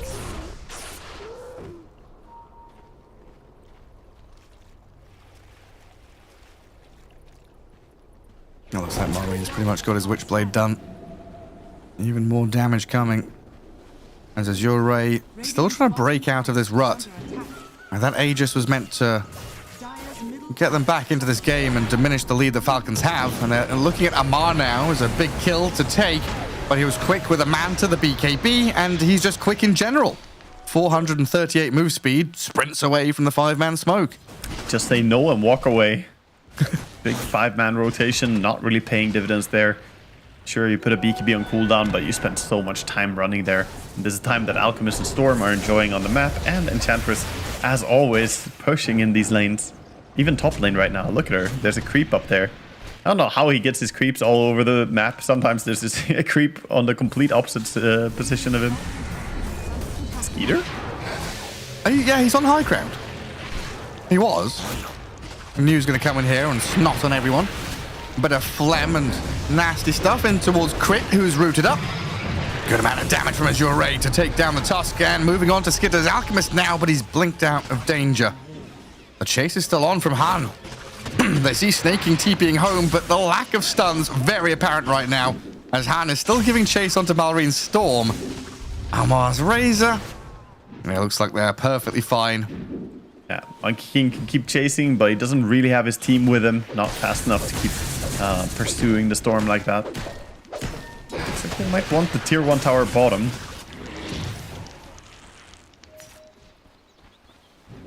Perhaps backing up now that the Tusk is respawning and Storm is getting full mana. Azure very active across the map though. I like the way they contest Falcons at any chance they get. Skeeter pushing up high ground, immediately all of them react to it.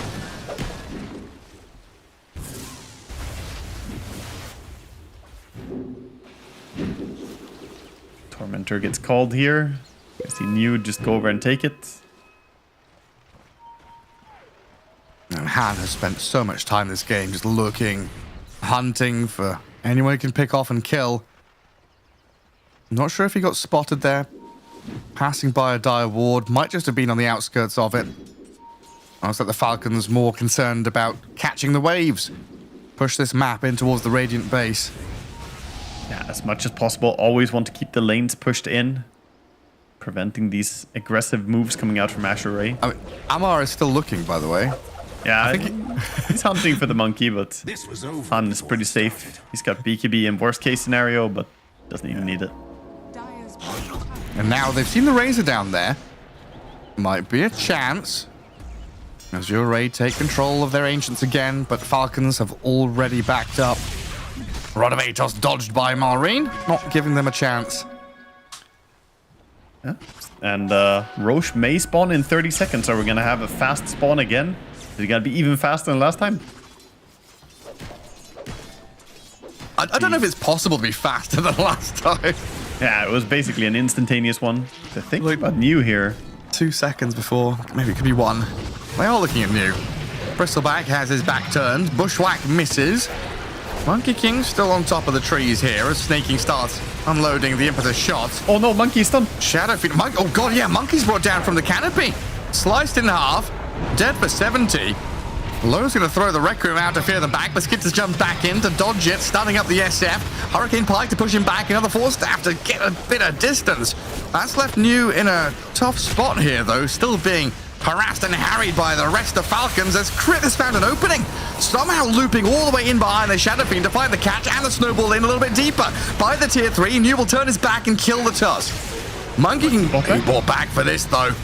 Azure, they need to get something more. It's a lot of expenditure here as Han will get on top of Malreen. A big kill if they can take it, but in comes Skitter. The big bad Alchemist is here to clap down onto Han's Monkey King. Skitter gets the job done. Malreen will die, but my god, what a loss for Azure. Skitter might just be able to play back into New and Planet here. Supernova is used up by Pichu. Maybe enough to zone them back and kill off the Alk as he will finally drop a triple for New. A bit of a bounce back from Azure as he looks for a little bit more, but this Razor's so damn strong. Nearly kills the Bristleback. He's out of mana. And the Sharpshooter finally kills him off. He couldn't use his Manta style because he was too low mana. Had a Yule Scepter as well, but just too long of a fight. And look at Snaking. He's trying to hit this little hoodwink, but damn, that's a lot of evasion coming in. Absolutely mental Wayfarer thing. So it's four deaths on Falcons, 4 deaths on Azure Ray, a dieback from the Monkey King. Yeah, painful. Very painful for Monkey. That's going to sort of solidify his spot at the bottom of the course now in net worth. He did try for something big, but good reaction by Skeeter, just jumping onto him immediately. And here we see the start of the fight. Look at that zip from Storm, straight over the tree that he was on. That was an insane initiation. This whole fight was insane. Yeah, and then Crit just playing the sideline here. He's chasing, looking for a better target, has Blink and Force Staff, stays onto the SF.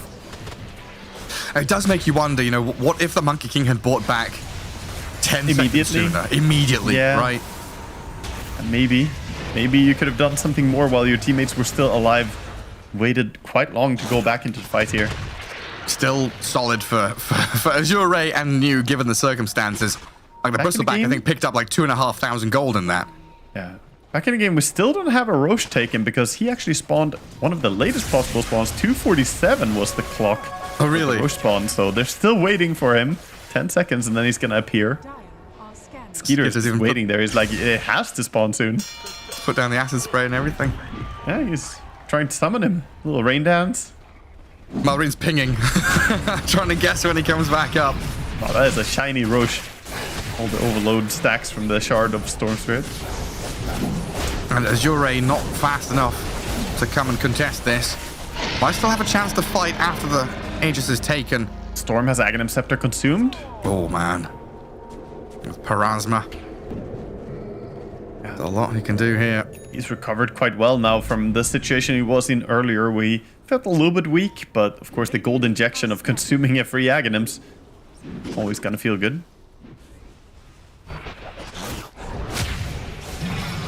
And then we start to see Skitter handing out some Aghanim Scepters too.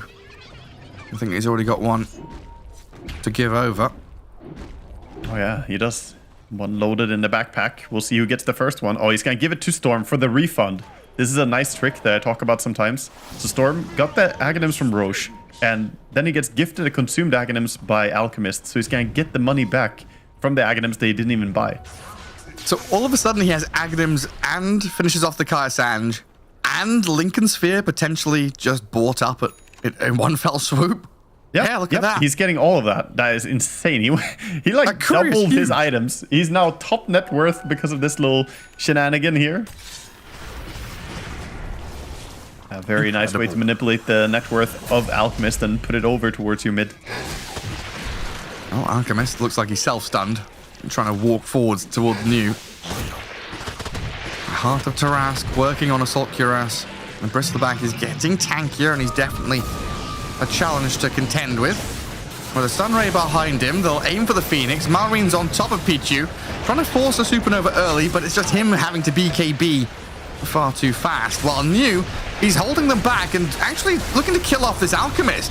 Dead the once, Amara's in, Supernova used, can they focus it down? There's the Shadow Fiend with the Requiem to fear and push them back, so Supernova will land and the Phoenix will return. Storm though back in with the 3-man Vortex and the 3-man Concoction. Skinner with Malreen in the back lines and just slain them all. Oh my god! A triple for Malreen. Yes, New has killed Amar, but I don't think he fucking cares. Oh, they got the grab on the Bristleback, and the Falcons give an ultra kill to this Storm, who just got handed 6 grand. Oh my god, the payoff. You put a lot of gold into Malreen, and look what he does. He just catches them beautifully there on the ramp as they were all congregating very close to each other. He just finds the moment to zip in, and the follow-up is there. Skeeter, the two of them just chain stunning people. No buybacks either, eh? No. Shadow Fiend and Monkey King, 1,400 and 3 minutes off, respectively. Yeah, they know Monkey doesn't have buy, and that's all they need to know. If they can force Bristle to use a buyback here, that would also be very costly. Bristle wants to buy a full AC, but yeah, there's the buyback. I don't even think he's going to deter them. They're still going to take mid and bottom racks. They can spit and snot all over them. Yeah, you can do whatever you want, but they're ignoring you and just taking your racks. So now this buyback almost feels like it was for nothing, but if he didn't buy back, maybe they would just go straight for a tier 4, so I understand that he used it as well. Feels bad though, setting him back even further. There we can see the jump. Look at that beautiful catch. He nearly had 4 as well. That Phoenix was almost in it. Absolute. Gorgeous stuff from Alreen. I see him over by the Ancients here. Han gets on top of the Storm, but Lincolns and the BKB are there to protect him. And now Amar is walking the pig. Static Link and the Yule Scepter catching out New with a Walrus Punch from Crit. Snowball going deeper here. And the Wukong's command offering no protection as they kill the Bristol. No buyback on him, and the Shadow Fiend's gone as well. 2 in the grave for quite some time. And GG called. An anticlimactic ending to this one as Azure put up a few fights, but it felt like Falcons again, just an inevitable team cruising to victory. They're just so damn good, aren't they? Falcons just play really damn good Dota. That's all you can really say at the end of the day. They looked like they were struggling in this one. They were on the ropes a little bit. Azure with good moves, the Aegis steal. They had some good reads on the team fights and stayed competitive here. They even stopped the bleeding for quite a while against the Alchemist lineup, kind of keeping a dead net worth disadvantage of like 7,000 for 10 minutes. But at the end of the day, Falcons, they find these opportunities. The Aghanims on Storm was absolutely huge. Yeah, just knowing exactly what their win conditions within a team fight are. Who can they catch? Who can they kill? What do they need to avoid? Right? You can always think about the things where you move forward and play aggressively, but the amount of times Falcons skirted danger, dodged Supernovas and Requiems, and then, once they were expended, turned around and got huge team fight victories. It's just a great realization and understanding of what they need to do in the game. Yeah, fantastic moves all over the map, and we see them just build towards a strong late game as always. Always, I feel like their drafts are so comfy, even though they have the Alchemist and I said he wants to hit that early timing. The Razor acts as like a backup carry in this game. And yeah, the tail end of this one. Not much there the Shadow Fiend could do. Had a pretty rough game as low 2, 9, and 6 on the SF. Probably one that he would rather forget as quickly as possible and just try and head into game 2, because this, again, and we talked about it at the beginning of the series, Azure now need to win their next 3 games, I believe, just to stay in the tournament. Yeah, facing elimination here, backs against the wall. Meanwhile, Falcons just the complete opposite situation. They're now on a double-digit 10 wins in a row. You're right. Feeling absolutely amazing here in DreamLeague, having a dominant performance that we expect them to do well, but it's just looked too easy for them.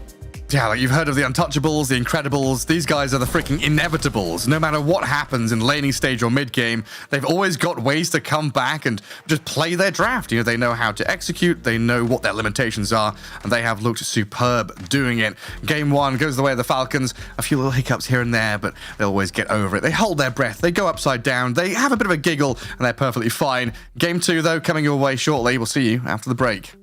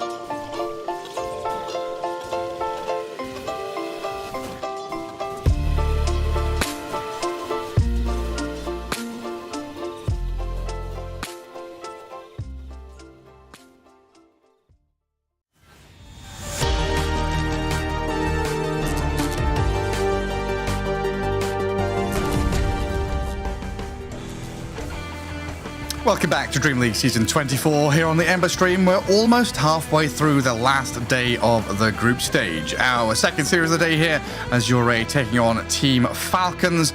A game with mistakes, memories, all sorts of things in between. Falcons do take the victory, but Azure, I don't know, they shot themselves in the foot, then tried to fight back. They looked good doing it, and then fell at the last hurdle, Waga.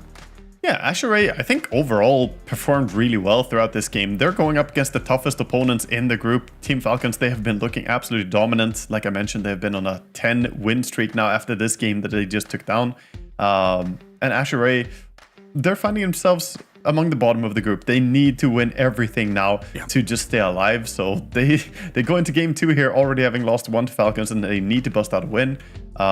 It's going to be difficult, but, you know, Falcons, all of them performed well, but we can also take a little talk about Snaking, I think. The impact that he had in that previous game.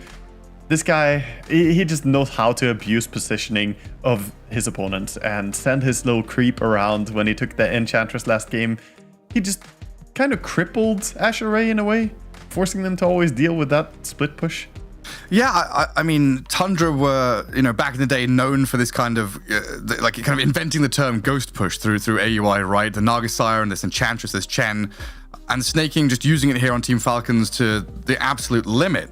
You're cutting waves, you're opening the map, you're breaking vision, you're breaking smokes, you're baiting the enemy to 5-man chase you as a support hero. You know, yes, they get the kill, but now they're out of position and they're, you know, completely lost in terms of what to do next. I think Enchantress is a hero that we just cannot be letting some of these players have. No, I think along with Nagasaren, I would like to see the Enchantress frequent that first phase ban even more, and we'll see if it's going to be let through here. As so far, Azure banning out the Naga, Doom, Earth Spirit, and the SD, leaving the Ench as a possible first pick. Is it the Nyx ban into Ench pick again? It might be, you know. It might be. And who else is out there? There's no Naga, Shadow Demon, Invoker.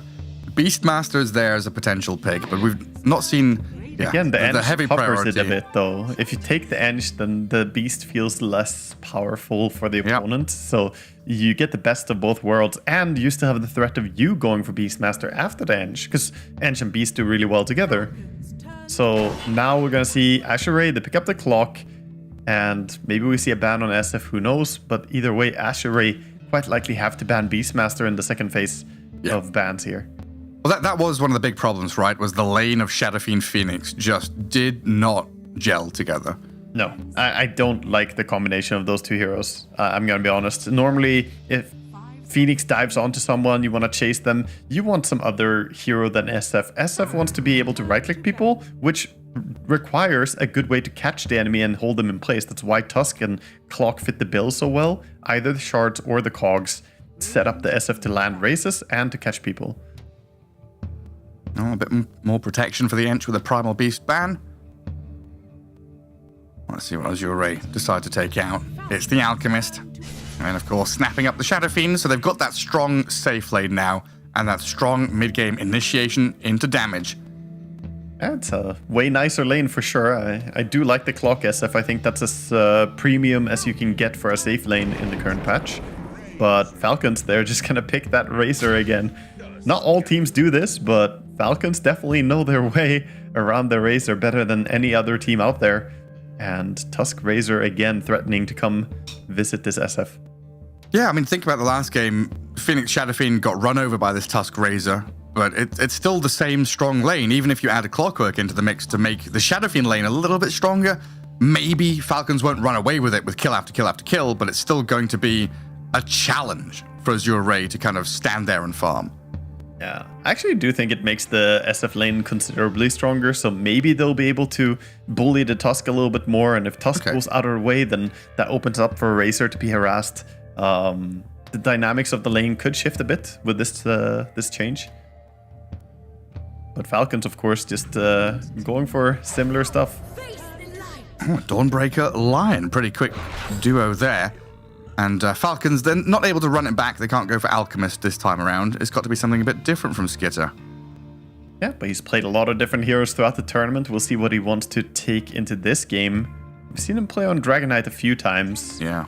hero that can be pretty nice to bring some insta-disable against the SF ulti, against the Dawnbreaker Q. It's a possible hero, but he has a very wide hero pool. Do we still consider this Beastmaster now? Yeah, it feels like it kind of messes up the Razor flex. I think it's gone. Yeah, I don't think they're flexing Razor anymore even. I think Amar is probably already calling, I want to go. A couple of bans to come from Falcons now. Yeah, we'll see. We'll see. Dragon Knight was picked up, so they do want that against the Dawnbreaker. 5 seconds remaining. And who was playing Dawnbreaker earlier on? Was that Nigma Galaxy? Was it their opponents? You mean earlier today or who? Earlier on today, yeah. Yeah, we had it completely lost track. Sorry, I'm too focused on the current one, but yeah, it was Nigma. Nigma ran it. Nigma had all the Sun heroes. Yeah, they did. Nice bit of global presence. Good against the Enchantress. Bit of nuke damage from the Lion. I got some good catch and kill here. Let's see what more they want to add. Banning out some cheese as well on the side of Team Falcons. Banning the Huskar. 5 seconds remaining.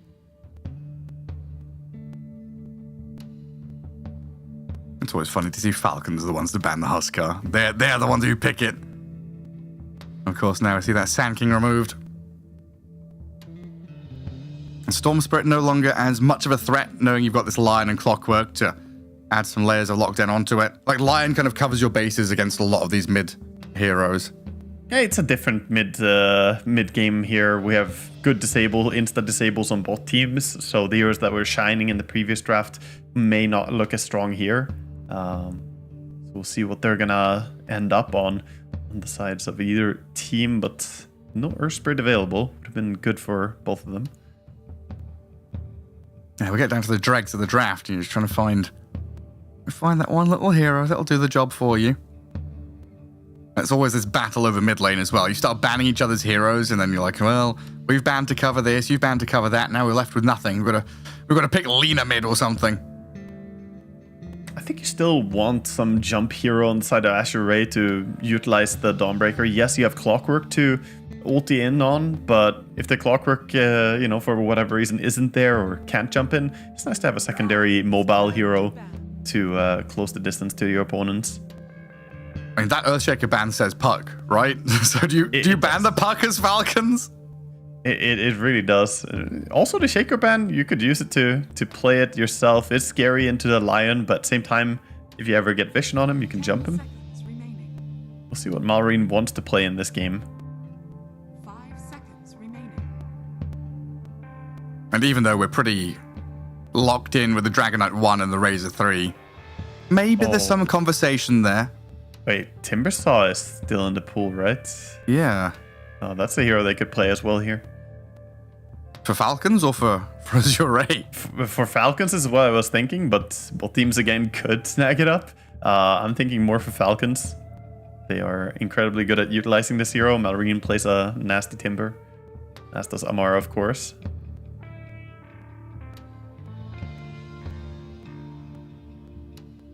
We still potentially have this ability, if there's like a melee or a susceptible mid-hero picked up, we could have Azure Ray go for this Monkey King again, right? No, that's first phase banned. Never mind. Yeah, that was gone long ago. Yeah. It's easy to forget the first phase bans when you're this deep into the draft. You're just like, oh yeah, Huskar gone, Sand King gone. It's like, still got those early covering bans. Especially for the flex heroes who can be either mid or post 4 like Monkey. I mean, is there any need for like a Viper or anything, or are we really locked into this kind of Queen of Pain Puck situation? I don't really like the idea of Viper and SF on the same team for Azure Ray. Also, Razor could just run them down. The Static Link is really good for countering Viper. Again, this Bat ban. They must know something. Like I said, there must be scrim results that they are, we're not privy to all the information as casters. I haven't seen Azure Ray really play the Batrider. You called it. But there's the Timbersaw. This has to have been expected by Azure Ray. You're playing as Falcons, you didn't ban Timber, and you picked heroes that are pretty weak against Timber. Is there a mid laner who can deal with him? I mean, it's good to add more disables, so sure, you can still go for some stuff like Puck, but the lane is not going to be oppressive. Timber will farm. You can go for Queen and try to harass him, but I think Timber is generally hard to bully in lane. Where's my old friend Necrophos? It's been a while since I've called for him to come out. It's always these last pick situations. Huskar or Necro, can we cheese and counter some of these lanes? Yeah, Necro is pretty out of meta right now. And into Racer is also difficult. Very challenging to play that. You get static linked and you don't have the mobility really. So you go for Queen. Go back to the first. We go through these rings of hell, right? We start at ring 7. We talk about the normal heroes that are going to be picked, and we delve deep into the depths of possibilities, the 1% chances, and then of course, more often than not, we come back to the most likely option. Yeah, it was Queen all along. Puck didn't really feel as good when you see the Timbersaw matchup. Queen does a little bit better in the lane. It brings a lot of damage to their lineup. They have good initiation with Clockwork and Lion. They have Dawnbreaker to follow up. Honestly, I think Azure Ray's draft is super good. They just need to play it now. That's the only left step. On the other hand, their draft is solid, but Team Falcons, I just see signature hero on signature hero. We got all of them, literally all 5 playing extreme comfort zone. No. Crit Tusk, Amar Razor, Malrine on Timber, Skitter on Dragon Knight, and then we got Snaking on Enchantress. It's incredibly frightening. But it also feels like there are several configurations of draft that you could say the same thing about for Falcons. Sure. If this was a Pugna, a Mars, an Earth Spirit, a CK, and a Huskar, that's all. That's another one where it's like, oh, they've got their 5 signature heroes there. Yeah. But if I didn't see the player names and just saw the drafts, then I would probably favor Azure Ray's draft. Oh, really? If I didn't know the teams that were playing in the drafts overall, but obviously knowing Team Falcons, having these heroes, I think they're in a very good spot. But I do like Azure Ray's draft a little bit more overall. Yeah, I guess they've got good ways to protect the Shadow Fiend with Dawnbreaker and Clock just globally coming out of nowhere. Queen of Pain, this mobile hero that can play with those maneuverable guys. And so what do you expect from Planet in terms of item builds? Because we've seen quite a fast shift this tournament, away from Blink straight into stat items, huh? Yeah, for sure. I'm just curious. Sorry, I'm thinking for myself here how the lane is going to play out with the Racer again. I'm wondering if there's going to be any extra value towards blocking the camps. Since the lane play of the Racer is so strong, if you could maybe have your small camp available as the SF Clockwork, bait them closer, and then set up for a Racer to have or SF to have a good time. Sorry, I'm just theory crafting the lane in my head. No, it's fine. That's what we need. Because it's the same. It's 3 of the same 4 heroes. We're kind of looking for that. What difference does the clock make, right? And what differences can we? To articulate it in a better way, I think Racer does really well when the lane is longer. So when he's able to play. The chase. Play the chasing game, play in the open lane, then he does really well. But if you stay close to your tower with the SF and Clockwork, any move forward by the Racer, he could get caught under the tower by cogs and take tons of damage. So that small camp is going to be very important to unblock. Snaking gets a quick early ward down as the big smoke wraparound from Azure Ray breaks vision onto Skitter, but I'll just take position up on top of the high ground for now. It looks like that's Falcons using this opportunity to go a little bit deeper into that southern jungle. High ground ward down there, which I feel is quite rare from the Dire team. But it's the move that you were just kind of considering, right? Block the camp, have the high ground vision. Yeah, putting the cliff wards, getting the control over the area. Absolute. I think Crit understands exactly the same thing, that you need to have control over this small camp as much as possible.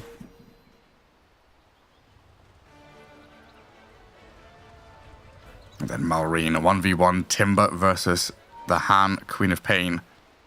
Gonna be an interesting one. Yeah, both of them have good lane wards, good scouting information for them. Planet looking to stun here to secure the bounty rune. Malrine steps up. A little bit late. It's gonna be 2 for 2. Amar and Crit get the southern ones. Azure Ray have Han and New take the ones to the north. A small camp immediately dewarded by Pichu. And Malrine got past the tango and passing there by Enchantress heading towards her lane. Goes back to the tango stacking days. Support, please. 2 tangos. I'm going mid. Oh my god. Please. I mean, half of my net worth would disappear before the game even started as a support back then. Yeah. Tangos, courier. We've also Buy got me to a buy TP. like 3 salves because you're salving your carry non-stop. Just keep funneling regen. Yeah, already the kind of difficulties in that mid lane is a melee versus quap. The dagger spam starts to get a little bit annoying. But the fun down bottom has already begun. Shards and cogs blocking the terrain and the paths. Shadow Fiend and Razor safe for now. Yeah, it's a very nice thing to have a Clockwork next to you when you play against the Razor. You can always disjoint his chase, put down the cogs, and the static link won't be allowed to keep ticking. Razor not off to the good start that we saw him have last time. And honestly, kind of a simple thing, but it feels like this is quite old tech as well. Crit getting the double sentries, knowing that ward was getting dewarded, getting another one to re-ward the camp so it's permanently blocked. Making sure that Pichu now is behind and won't have access to that pull camp. You gotta continuously supply yourself with more and more sentries on this lane. It just quite often feels like once that first one's dewarded, you're like, right, sure, you can have the camp, I'll just body block it, you know? Oh, nice catch, a double catch. The So in the Razors. cogs, Razors and Blood Grenade, a lot of damage coming Amar's way. And with this battery assault going, the Shards are trying to block the SF back, but Pichu doesn't quite have enough. Yeah, fantastic start though for Asher Raid. This lane already proving why Clockwork and SF is such a strong combo in the current patch and why I call it probably the single strongest combination of carry support in the current patch. Yeah, now Clockwork just steps up and forces the Razor away from the wave completely. And Crit's Tusk, it looks like he's going to have to start dragging and manipulating the wave to pull it back. And as is usual, as is tradition, we look at mid, we look at one of the side lanes. A lot of action happening there. And up at top, it's Dragon Knight Enchantress farming away against a Dawnbreaker and a Lion.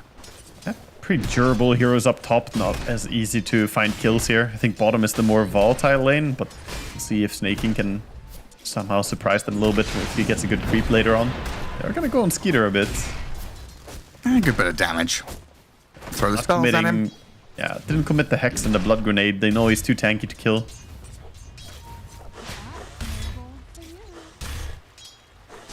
Timbersaw doing pretty well in this mid lane now, though. 17-4. Always kind of low HP, but it looks like he's happy so far. The Dukes, he's like, I'm gonna deny the creep. I'm gonna deny it. And then I'm going to push a lot of damage onto you, force your blink off to the creep wave. Malrine chasing pretty far for that. Does deny the banner creep as well. That's a good last hit to get. Malrine doesn't even have like a fairy fire or anything. He's just doing this with branches, basically. Yeah, get some new tango set out, but this already hurting a lot. The level 2 Shadow Strike bringing him really low. Right now he wishes he had a support dying on the side lane so he could get a bottle refill, but he's gonna find himself making his way back to base. Fantastic for Han, dominating mid lane for now. Yeah, complete freedom for the next 30 seconds or so. Snaking's Enchantress also made a bit of a wander through the jungle. Was maybe thinking about guarding water runes, grabbing the bounty for sure, but gets back into the lane.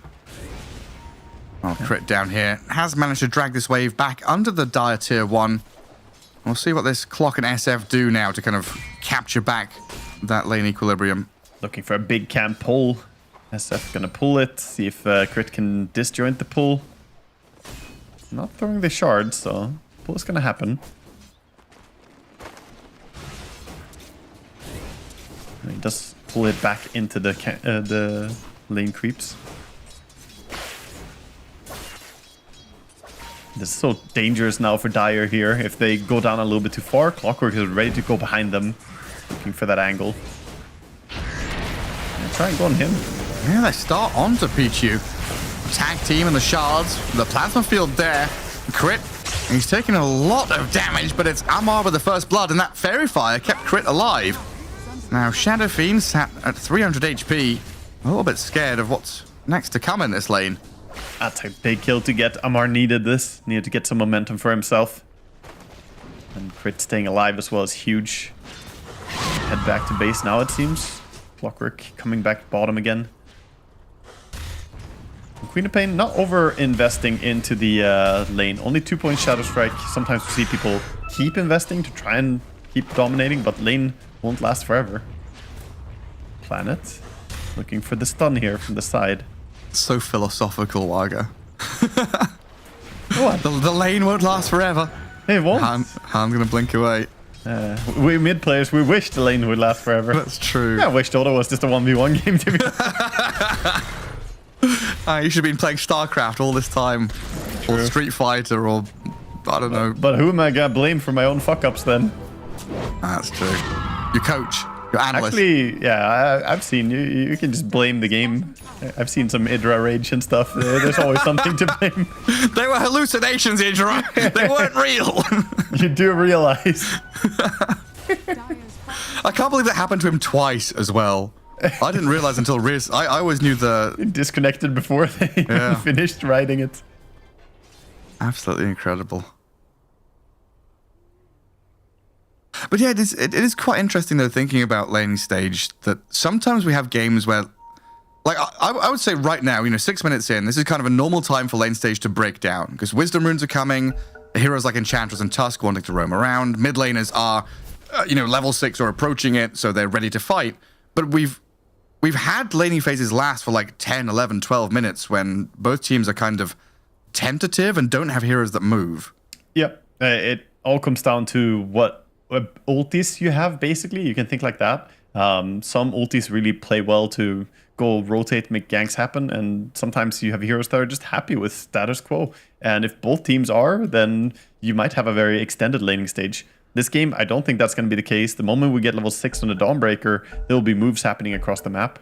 And Queen, going back to base now, filling up mana, has the Sonic Wave available, so that could also be a possible move to a side lane. 20 seconds until the Brain Rune is here. Snaking and Malrine making their move. And Mr. Warpine Raider. Oh yeah, don't forget him from game 1. The Shadow Fiend is shaking in his boots. Trauma. But a PTSD from Mr. WP. It's that Sonic Wave move to bottom lane. Oh god. Amar zapped down by the Sonic Wave. Crit's gonna walk it back. But they did bottle up the Wisdom Rune and should be able to gather up their own one on the right hand side as well. Yeah, so not that big of a loss in the end. Losing your offlaner but getting double Wisdom feels pretty good. And top lane, meanwhile, they're also pressuring pretty hard now. Knowing that Queen doesn't have ulti, this opens up a potential for Skeeter to deal some tower damage. And snaking, are we going to die here? There's a lot of stuns coming your way, but these Nature's Attendants. Overprotective Wisps is right. What? Like, he didn't even flinch with like Fairy Fire or Magic Stick or anything. It's pretty absurd. Playing against Ench is really annoying. And now Pichu's come up here, trying to set up on Skitter. The Falcons had this attempt on the tier 1 tower and did a good amount of damage to it. So, nice move by the Clockwork to make sure that tower isn't dying. Yet, anyway. Yeah. I'm keeping an eye on SF, by the way. He's in the jungle. Dangerous place to be against the Enchantress. He's not gonna die to neutrals. Not off camera on my watch.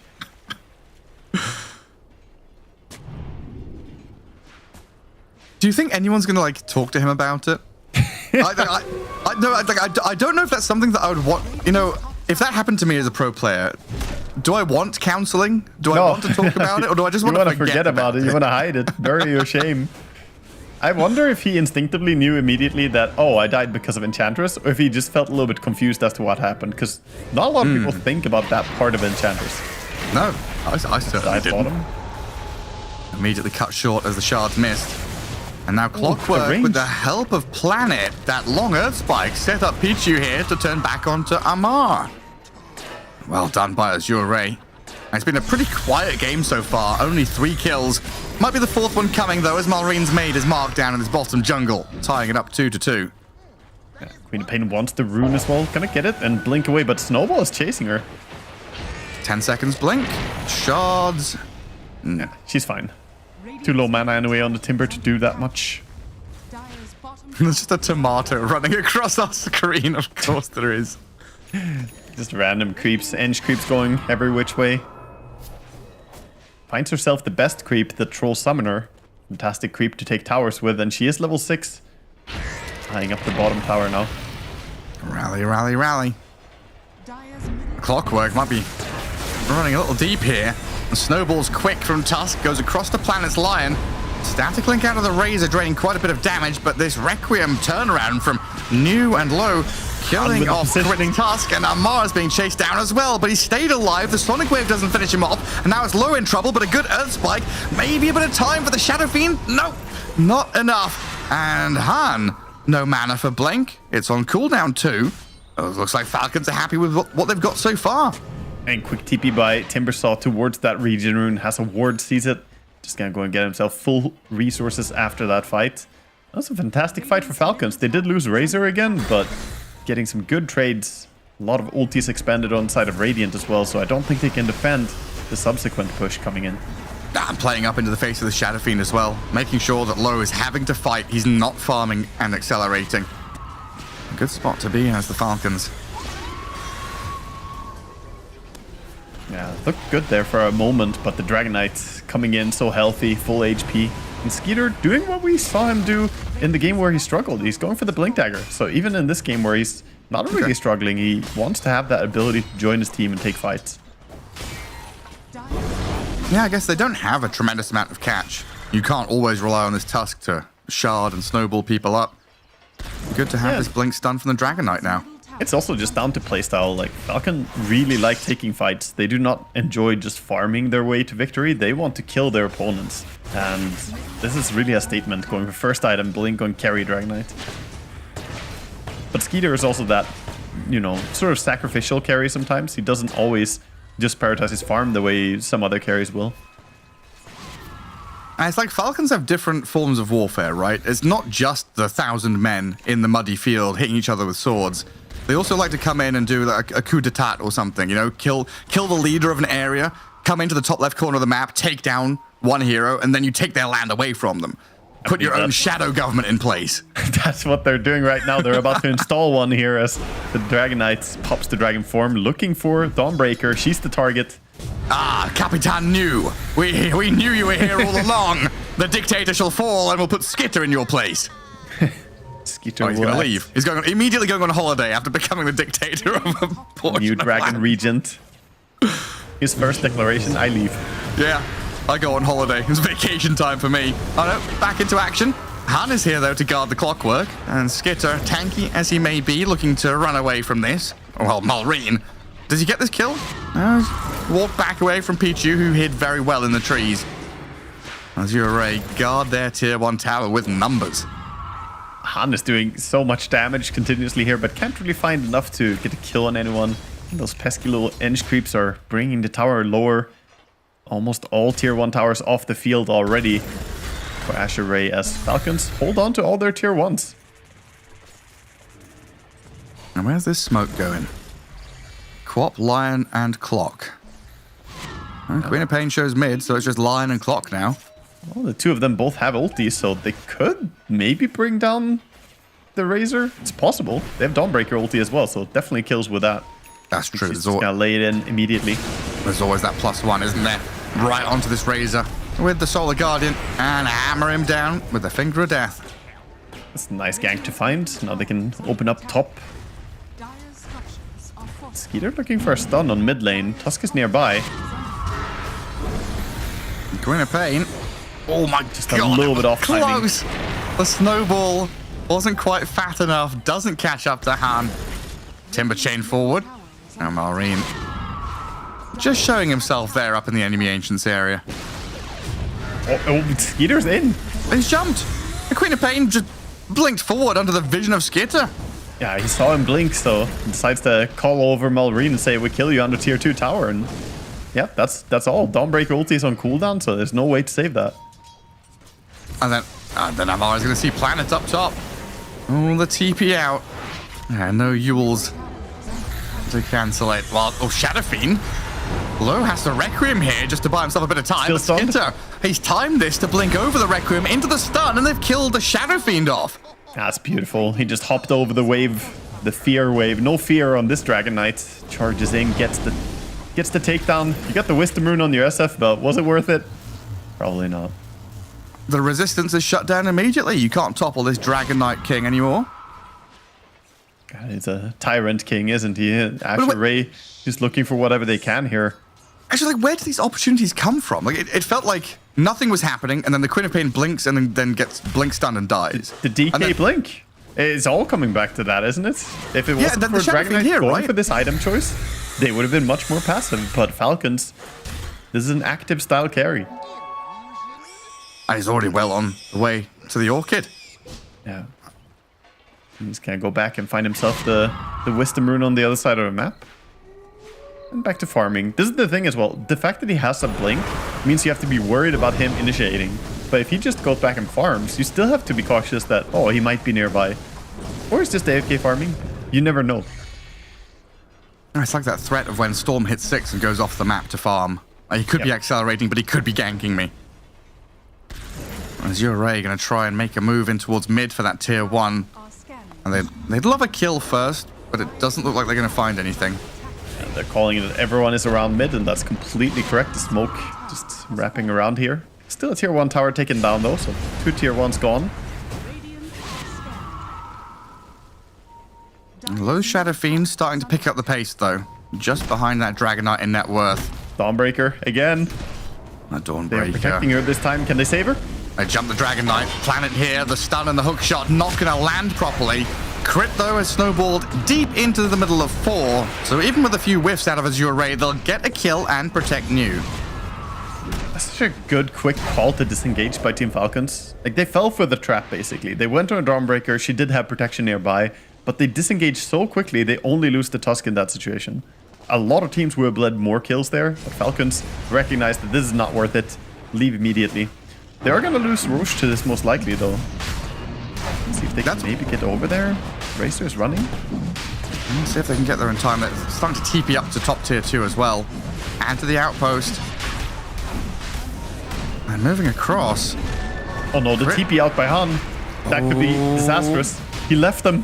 The shards. Crits in position. They see the clockwork move up, and Pichu is about to die. In comes Amar and Malrine. The Chakrams are flying in onto the Shadow Fiend. In comes the damage. Requiem's out, but it does very little apart from the fear to push them away. Do they have a stun to stop him? He TP's home.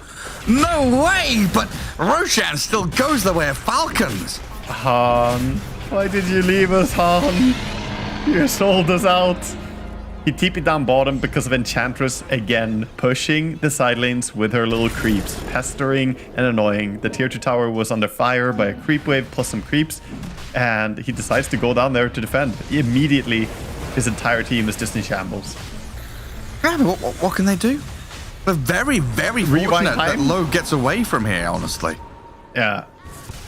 It's the classic move, the SF ulti into TP out, and it was very, very close, like you mentioned. Back in the game, Planet's showing on the lane. He's running forward with the clockwork onto the Tusk. It feels like the past few moves here from Azure Ray have been very, very focused on just killing supports, because that's all the Falcons are really giving them. Yeah, they're getting the Tusk. That's all they're getting. We still have 3 heroes that haven't died on the side of Dire. Now clockwork. And he's down. Enchantress, DK, and Timber are all unkillable in this game, at least so far. Same can't be said for Amar. His Razor has had a little bit of a tougher game here. But yeah, I was going to praise Falcons and their communication from that attempted go in the top lane, right? Where Crit went in, he died, everyone else disengaged. That's where you know there's, some code word or some shorthand for it's a trap or run or everyone back or Crit's like just let me die, And then the flip side is that Roshan fight where the comms from Azure Ray, something went wrong there. Yeah, I think they didn't expect Falcons to react as quickly as they did. They didn't have vision on people running over there, and Queen wanted to TP down bottom to not make it obvious that they're roshing, perhaps. Like, oh, if we don't defend bottom, we're gonna take a bunch of damage there, lose out on farm, and the enemy will obviously see that we're roshing. The Falcons already knew. They knew this way ahead of time. Now your base is getting pushed. Tier 2 mid and bottom. Both going down pretty quickly. Yeah. blink Orchid instead of Mage Slayer in this game on Dragonites, going for the Orchid, trying him to really threaten the Queen of Pain here. She doesn't have a Dispel, doesn't have a way to stay safe against Silence. They've made a jump into the base. Had a high ground ward, Clockwork just standing around, the easy kill. They get to hit tier 3 for free. Knock knock. And there's nobody home. Bing bong. No, just a glyph, but next creep wave is coming in just a few seconds. They do not want to fight into the Aegis of Dragonite. This is gonna be a lane, but they could keep going. Awkward timing here. Mew is 300 gold away from his Aghanim Scepter on the Dawnbreaker. I think they really want that before they fight, but how long can you wait? Well, Dawnbreaker gets to see the whole map for for a couple of seconds. It's like, yes, Falcons are all in your base. They're indeed in our base. Yep. It's the worst timing to get the full vision. Yeah. Well, there goes an entire lane. 20 minutes pretty much on the dot. Falcons with this Aegis power play got themselves a nice little lead. Yeah, they're looking for more. They have the Aghanim Scepter on Timbersaw as well, so he can play very forward. They have the BKB completed on the Razor, and Dragonite, of course, with that Orchid previously mentioned. Just running and hunting with his two supports.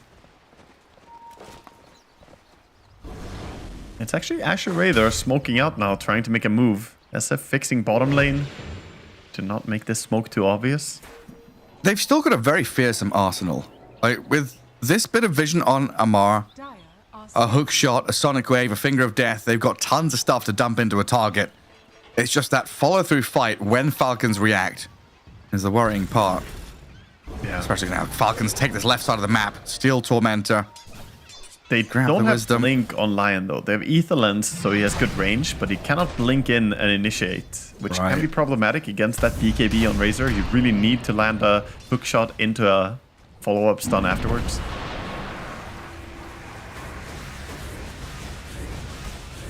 Yeah, Tormentor being taken here. Both of them. Two Tormentors very quickly. Means that Snaking got his shard as well as Amar getting his own. Crit is like, what about me? You get nothing. Good day, sir. Okay. Hook shot on a cogs. Shard. You can still hop away.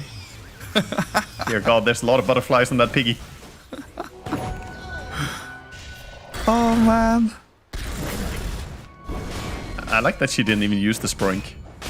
Or the Lotus. Or anything. Close enough to force it out. No, not even any panic whatsoever. Skitter might be panicking, though. That's a lot of damage from a double damage Queen of Pain. DD Queen and also that Aghanim Scepter Dawnbreaker just continuously laying in damage during the stun.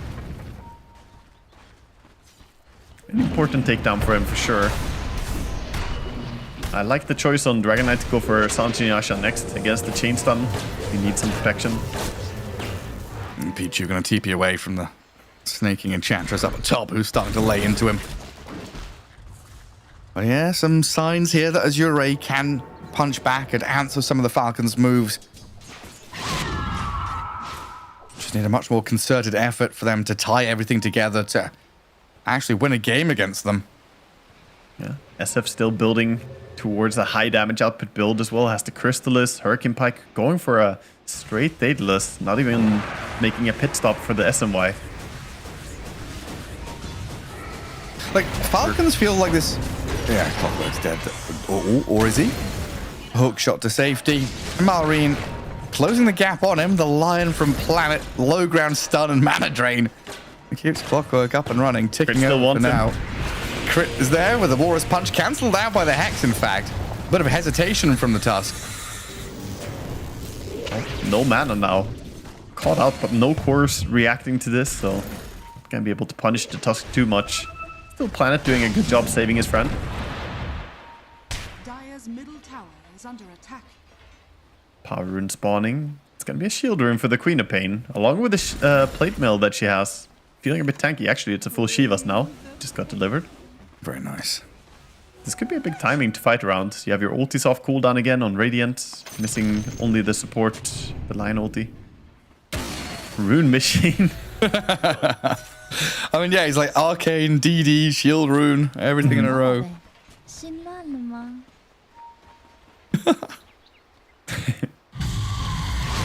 A few battles have been won by Azure Ray here. Falcons, though, the epitome of a kind of team that says, yeah, you may have won the battle, but we're going to win the war.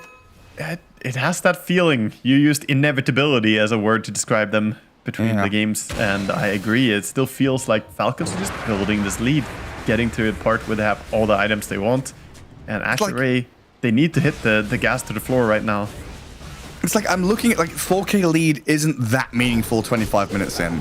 Kill score, not that meaningful. We're looking at, you know, item progression, the net worth board on the left, it's all pretty tight there. The big gap really is still just this Enchantress over the support counterparts is massive. And the jump on the Queen of Pain, chain stuns, and the silence. Have they got her all locked in place? Oh, that Solar Guardian right on time to save Han. Very good way to save your teammate, and of course the shield rune coming in to keep him alive. They're still pursuing. Maybe they can get the Dawnbreaker instead. Yeah, maybe they can. Another flurry of stuns here, but a turnaround with the zaps out of the Sonic Wave and Finger of Death. Dispatch with crit, but Malreen's in from the back. Finds a Timber Chain forward onto Han. A turnaround again from Skid to here. The stuns are lacking, though, without that tusk. So the Queen of Pain has free reign to jump away. In comes the Razor, though, making his way towards Planet and the Shadow Fiend as they lose their Lion. Falcons, though, after the BKBs expire, in full retreat mode. Malreen's going to make his way to the low ground, and it's Azure Ray who are kind of holding their line and turning and saying, what's next? What more have you got? Azure Ray did hold, but they committed News buyback, and he didn't have ulti. That's a costly buyback to make as Dawnbreaker.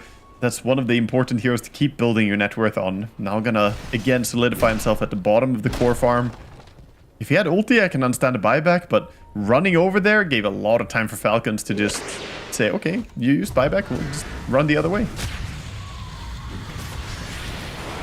And Timbersaw coming in from behind here. Looked like he might survive for a while on Dawnbreaker, but yeah, get cut down from behind. Surprise, Malreen. But it really is just that chaining of moments together, because that very easily could have been a moment where, oh, we missed out on the Queen of Pain, Dawnbreaker saved her, that's it, go back to farming. But Falcons really understanding that follow through. And they're going to move up onto top. Dawnbreaker ulti onto the Clockwork here. They've got to save the SF as well, because he's turned to fight the crit tusk. In comes New to land down on him. Planet dying to the Razor in the back, though, and so is Pichu. Amar has cracked them wide open in the back, and the Shadow Fiend's left stranded. They all tried to run away because Amar in the backlines caused absolute havoc. And now the Queen of Pain's come in to try and save New. Slanced up, Sonic Wave to push them back and blink away with a TP home. Will survive, and it looks like Amar is barely still alive. Almost thought the Falcons were gonna kill him there, you know, the type of team that would deny their ally just for the fun of it. But no, they're letting him live, let him TP out. One a fantastic fight for them. A lot of that came on the back of the fact that they had the Halberd ready for the fight. Razor came in, halberded the SF, stopped him from auto-attacking. Pay attention to SF here in this fight. He has Daedalus, tons of damage, but he gets stunned once, halberded, and then cannot really move for a while. And then in the end, he finally feels like he can go for a channel, gets stunned up again, and just dies to Timbersaw. And then kited, yeah. So, congrats, he got to hit crit once and got a kill, but then got to do nothing else. You know, that's the type of fight where afterwards you queue up the BKB, and that's what we saw as well. The BKB is in the quick buy. Mr. SF kind of wishes that he had Crystallis and a BKB over the Daedalus. That's the risk you run when you go for the glass cannon build. If people do go on you like that, then you can get controlled very easily. It's just utter perfection again from Falcons, though, right? Yeah. And it's I don't want to say it's easy, but it's definitely easier when there's one person pressing the buttons on one target, right? It's like, my job is to chain stun this guy, I'm going to do it. When it's a combination, it's in concert, right? You've got Crit and Amar bouncing between each other. Exactly. It's like you go in, stun him, and then I halberd him, then you stun him again afterwards, and suddenly you just feel like he's been locked down completely. Again, they came top here to fight for this Roche. Attempt was aborted by Falcons. Snaking, again, tanking some damage. Running away, scouting out Azure Ray with a little recon Enchantress. They hex up the Timbersaw, but they've lost the Clockwork. Dawnbreaker ulti's coming in, saving the Lion for now, lets him get off one more stun and a few bits of damage, but Skitter and Malreen are so tanky. They're not being dealt with. Lowe's Shadow Fiend has just fallen, and the Falcons, they're all alive. Azure Ray have just walked into the meat grinder there, and they've been turned into sausage. They had a good lane ward. It's Quap dead too. Oh no. Stunned and a 5-man wipe. Clean 5-0. Full English breakfast. Sausage, bacon, eggs, the lot. You know what? They said, okay, 10 win streak is nice, but how about let's go for 20? They're gonna keep building here. Falcons just absolutely dominating this fight. It's Spinal Tap. Turn it up to 11. That's a reference that no one's gonna, absolutely no one's gonna get. Roche is gonna move in 5 seconds here, but he doesn't have time. They kill him quite easily. Or do they? Timber's out of mana, but yeah, he dies before he moves. The lane ward they had during the start of that fight gave them vision on Clockwork, so Clock got picked off, and then the fight's pretty compromised. Again, Dawnbreaker ulti is nice for protecting the SF, but they just wait. Falcons just say, okay, Dawnbreaker ulti is protecting, but after it, we will go and kill your SF. 15k lead out of nowhere. Yeah. 22 to 10. And this game, what, 4 minutes ago, I was saying it's close. Azure Ray have the tools. Can they use them? It was close, but it was, again, this feeling that it's just getting out of control. It doesn't take much. A small advantage is all they need on Falcons to then capitalize, and they take the fight so nicely. 5-0 when they didn't have Aegis. Now they have Aegis in hand on Dragon Knight. Yeah, look at Malrine. I mean, look at Snaking as well. But Malrine is 10-0-10 out of 22 kills. What is that, like 95% participation?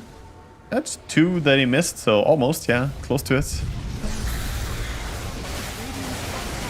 Monstrous. Monstrous Malrine.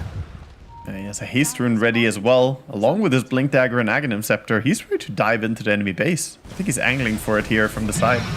Shadow Fiend. Quite bold of you to stand there. Quite bold of you to stand there indeed. He's not standing there. I don't see him. Yeah, I mean, you had to see that coming, surely. Low is dead for 70 or 60 now. Yeah, that's no gonna make it difficult to defend. No SF. I think you can't really fight at all. SF is like 90% of your damage output, it feels like. Queen of Pain does a decent amount of magic, but without SF, there's no contest. I think you just gotta give up Mega Creeps at this point. It's not a good feeling. Dragon Knight doesn't even have Dragon Form, but doesn't need it if SF dies like that. What do? You just watch. Look at that. There's one impetus hit, and Hannah's like, well, shit. I can't step up there. Planet and New, throw some spells. Is it Rocket Flares, maybe, Pichu? Oh, the creep waves. The creep waves are too far. The backdoor protection sets in. And Hannah's deal with the top creep wave, so we might actually see SF respawn in time to defend. Okay. Maybe. They're going to go immediately. Marine is going to push. But it will be at least like 7 more seconds or something before the backdoor protection is gone. SF might be able to defend one of the racks. Probably not both. A glimmer of hope for Azure Ray. You know what's sad though? Respawning on SF and immediately having to fight. You don't have your Necromastery. You don't have your damage yet. Your ulti, lackluster. Right clicks, lackluster. This hero doesn't fight very well on an immediate respawn. Yeah, and he doesn't have BKB either. Also, Queen is 15 gold away from having Aghanim Scepter. I would say sell bottle, just get this Aghanim Scepter. Oh wait, did I look at someone else? The gold just changed. It might be the pause bug where it's the last hero you clicked. Oh, it was a pause bug, I guess. Yeah. I didn't know about that. Ah, I see. I had the SF's gold on the Queen portrait. Yeah. Interesting. Yeah, he does sell his bottle and his Null Talisman and gets the Aghanim Scepter complete. And back to a protection. Gone. There. 7 seconds. The tier 3. And Chance is trying to finish it off. Dragon Knight will help out. It doesn't look like the Shadow Fiend respawning has really halted Falcons whatsoever. Han having to blink away from impetus shots. Really indication of where they stand. The full step okay. Okay. Hook shot in from Pichu, but what a great move. Falcons with the aggressive 4-staff, snowball punch down, take out the SF, Clockwork follows, and Azure Ray absolutely screwed over here. Give it to Crit. Crit with a blink in, 4-staff play there on his Tusk. Just catches SF standing way too close. And we're back to the same. We're back to square one. SF dead, we can't defend. Low has had a nightmare of a series. He really has. Whether his fault or the state of the game itself, it has been a challenge for him in these 2 games. And the way we're looking at it now, Azure Ray all but done in the group stage. Yeah, GG gets called by Planet. To hell with you, as the follow-up. Yeah, so that's Azure Ray. I mean, they're still technically in the group stage, I think, with the way things stand currently, because they've got one more series, but they have to 2-0 Tundra for a chance at tiebreakers, and they have to hope that Team Spirit don't win any more games, I think, is the way it stands. Because right now, Falcons, Waska, and Tundra are all secured that group stage 2 slot. That's true. That's true. It's looking like a very, very tough road ahead here for Azure Ray, and they need Team Spirit to not win a single game against the Heroic, who are already eliminated as well, down below Azure Ray right now in standings. So that's a very tall order. I mean, some glimmers of hope here, News Dawnbreaker coming in hot, Shadow Fiend able to get some damage back. It's just every time Azure Ray tried to find their moment, there were 5 Falcons heroes just running at them. Like Skitter would appear with a Blink Dagger, and suddenly you have to contend with a Dragonite in your face.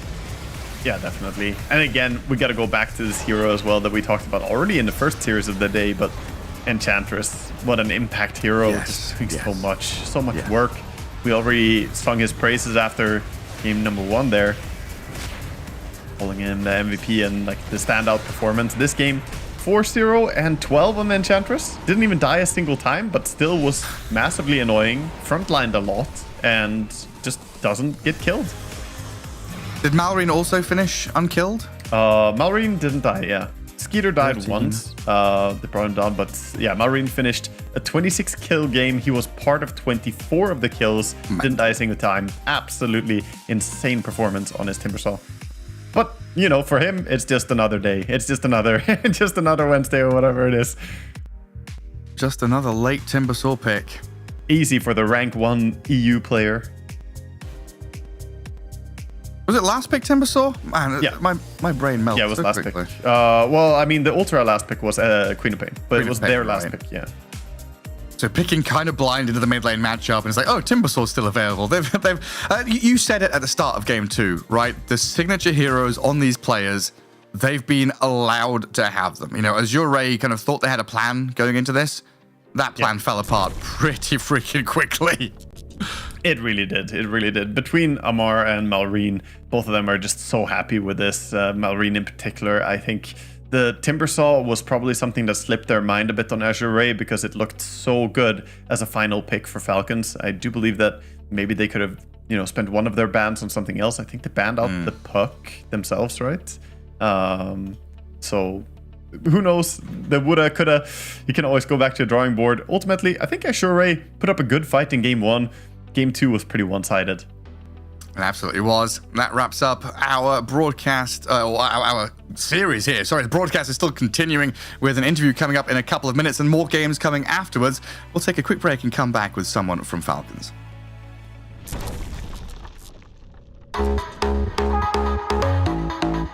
We have in here the golden ticket to the DHL Super Drop. I'm gonna get the box over here.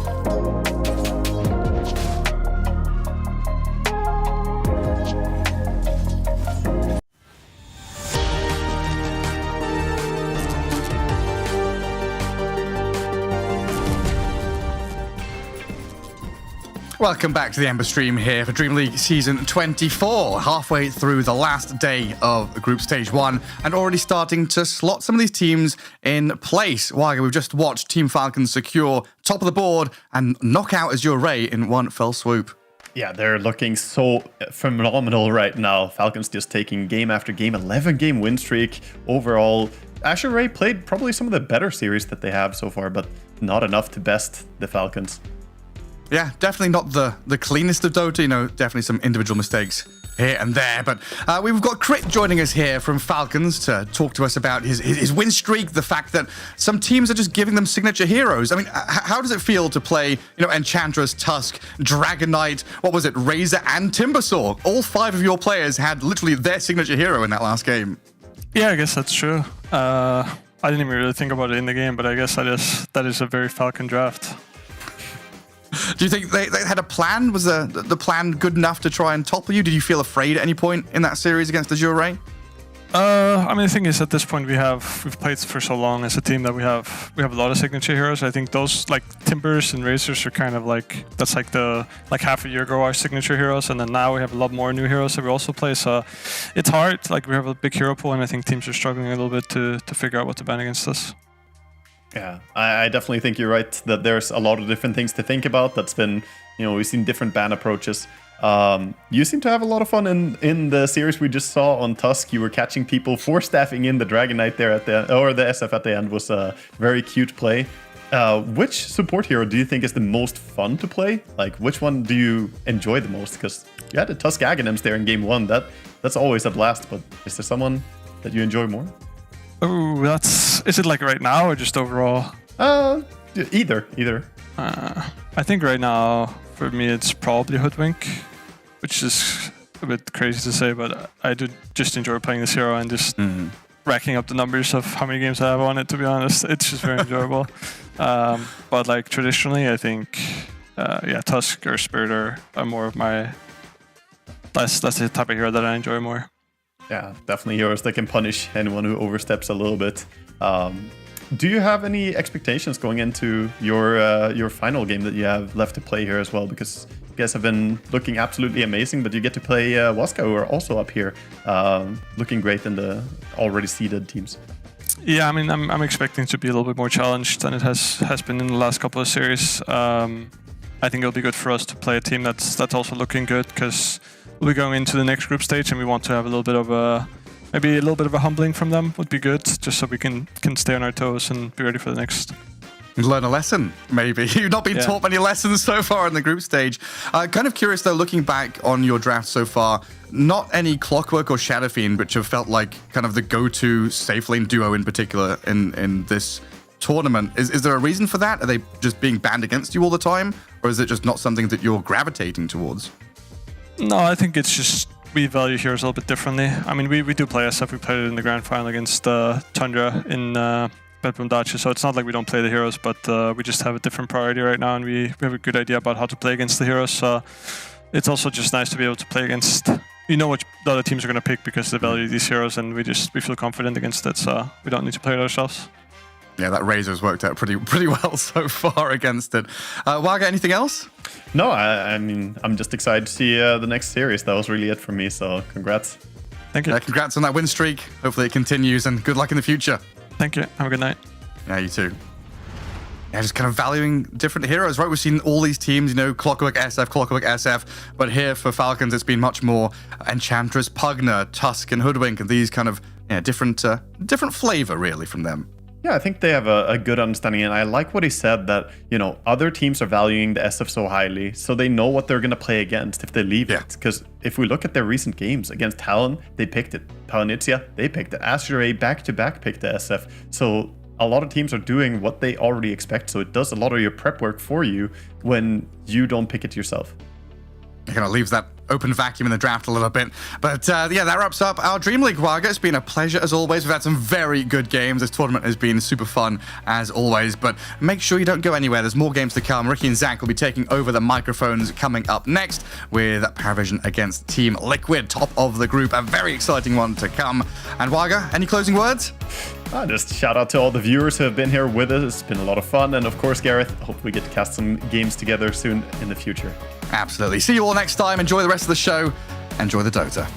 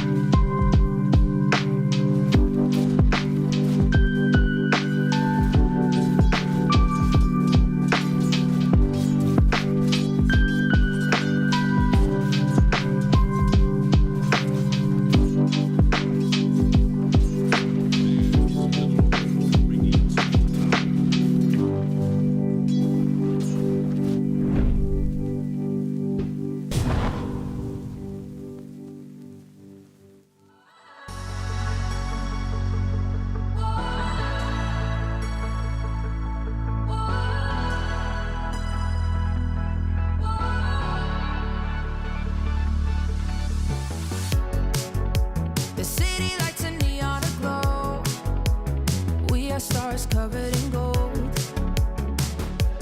covered in gold. Walking on a highway of dreams, we will shine, only believe, only believe. And the feeling's right to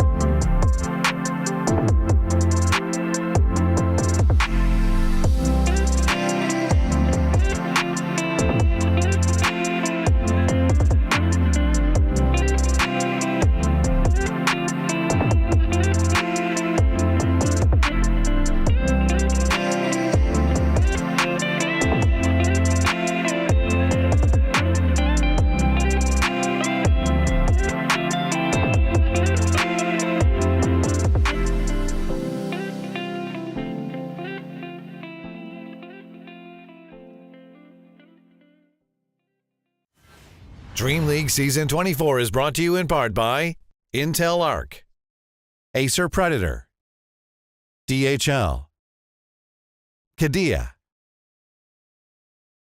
Monster Energy, 1xBet, and the United States Air Force.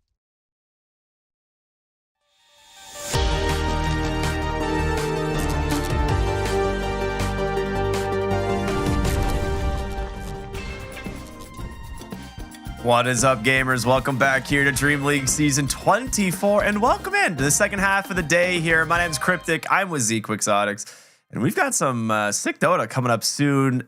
I guess the title match of this group, Parivision versus pretty much Liquid. This is cool.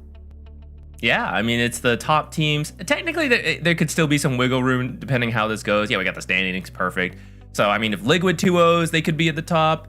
Maybe Liquid gets 2-0'd, Extreme Gaming gets a 2-0, right? There's a little bit of wiggle room, but Parivision is in, as you can see. So maybe this is the time for them to experiment a little bit more.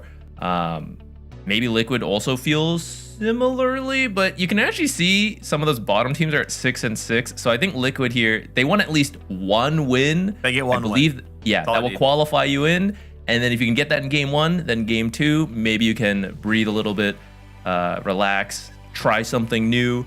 That could lead to some fun Dota. But otherwise, should just be a hype series. 2 top-level teams going at it. Yeah, no, I'm excited to see Parivision. This is a team that, you know, recently formed. We haven't had a chance to see a lot of, but they are owning. Like, they've looked really good. They've been taking games off of a lot of the top teams. Ducalis, DM, No One, Crystalis, and 9 Class. Now, the interesting thing about this, like, these are all players that basically, you know, either were like free agents, like because of some roster shuffles, and they're just like, what if we just all came together? You know, like, I feel like this happens every once in a while, and then the team owns. Yeah, a lot of them were looking pretty good towards the end of the season as well. And actually, there was a lot of creativity from these players too.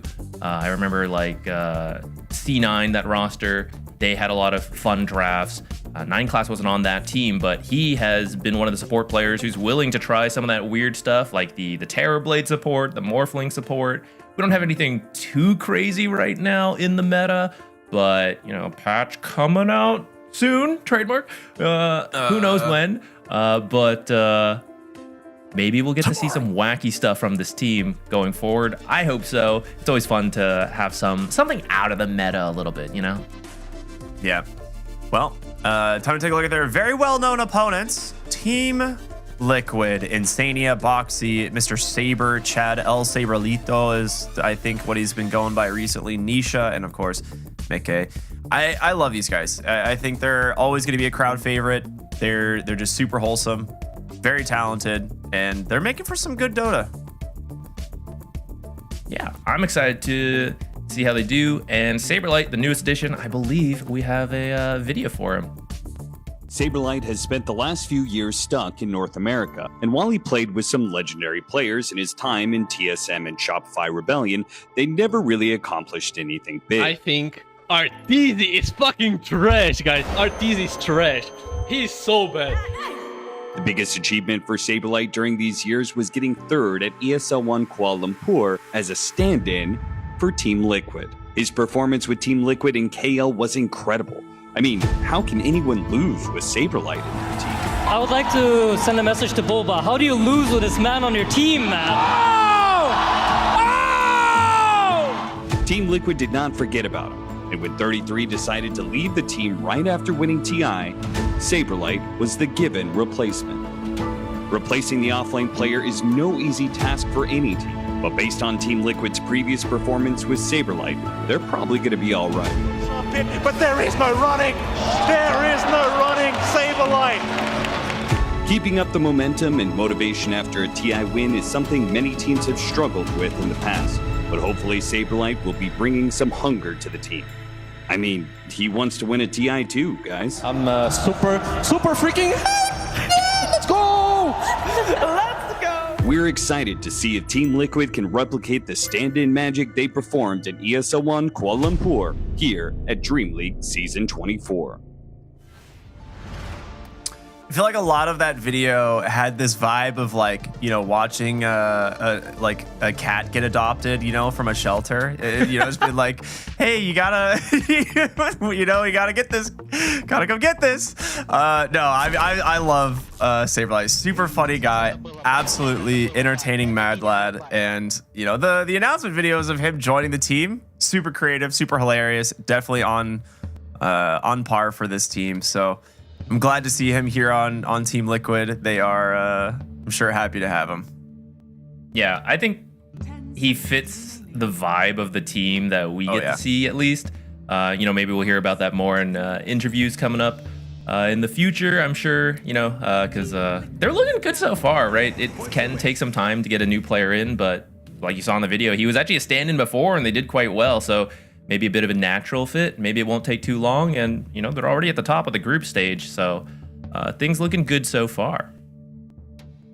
Yeah. So, I mean, I can't remember the last time Liquid has made it through a DreamLeague group stage. So this could be breaking a long curse for the year. Dude, don't curse them yet. It's not guaranteed. Dude, can you imagine if they, oh no. All right, I didn't say it. No one come hunting me if this happens. I like the openers. I like the openers here. We're going to start with the clockwork for Liquid. They respond with the Pangolier on Parivision, which typically a hero that struggles a little bit to the clockwork, but I think overall Pango has just been a strong hero. People feel pretty confident on it. Thunderbolt is incredibly strong. So yeah, I don't mind it. Something Parivision has been running a lot this tournament and grabbing it fairly early because it can be flexed between the mid and the off lane, which they do. You know, sometimes teams pick it and it's like, oh, we can totally flex it, and it always goes in the same role. But they actually do move it around, and if you do end up playing versus that clockwork, it's a bit annoying with those cogs. But you do have 2 mobility spells to at least keep your distance, so you're not going to just get run down and killed like some other potential offlaners or even mids, right? Clockwork can roam over there, get you killed off. So I think, you know, pros and cons to that matchup.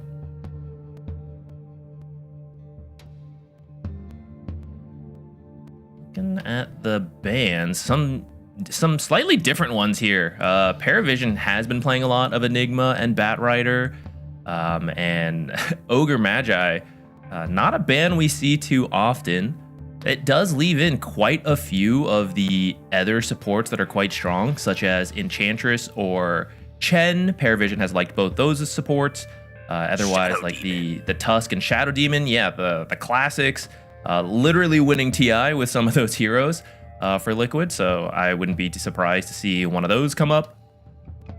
I mean, I'm curious where they're going to put this clockwork, whether it be 4 or 5, obviously, because the hero can move.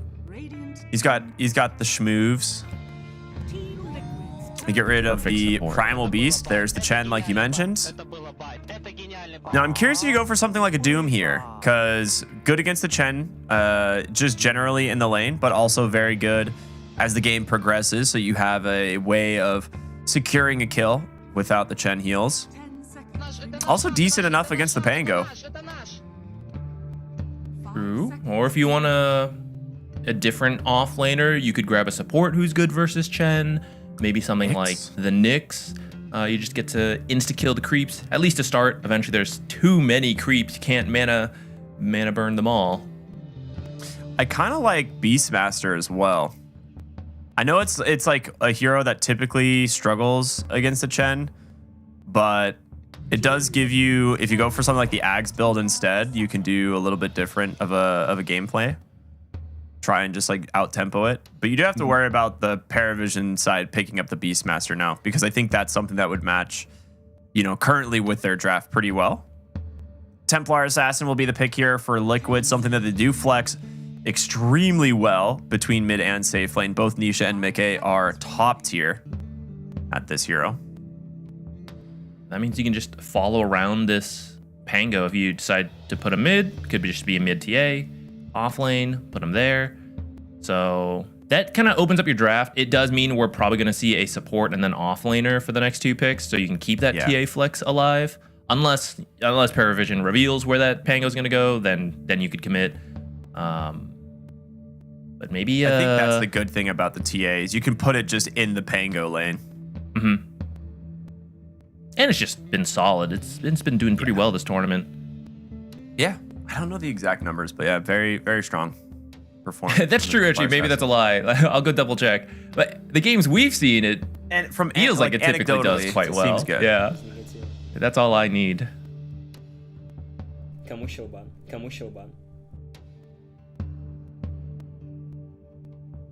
I kind of like the idea of picking either the Doom, just like Doom Dark Willow or Doom Hoodwink. I feel like are pretty on par for them pretty like often. You could also do like Doom Snapfire if you really wanted to deny out like the potential Snapfire from them. Or there's the Muerta. That's the one of the other ones. Took some time deciding that one, but it has just been a really strong support that we have seen occasionally carry, at least the one time for us, and it did quite well. But it should just be good. The calling versus Pango, if he tries to like swashbuckle in and then roll, you just can't. You're gonna get silenced, so you're gonna have to roll early, waste a second or two as you close the gap. They do go for the Monkey King, which also some flex there, potentially in the mid or the carry. I feel like Muerta's kind of okay versus the Monkey King, the dead shot, being able to potentially push him out of lanes, or sorry, push him out of his ultimate, or even break his tree. We've seen a couple times.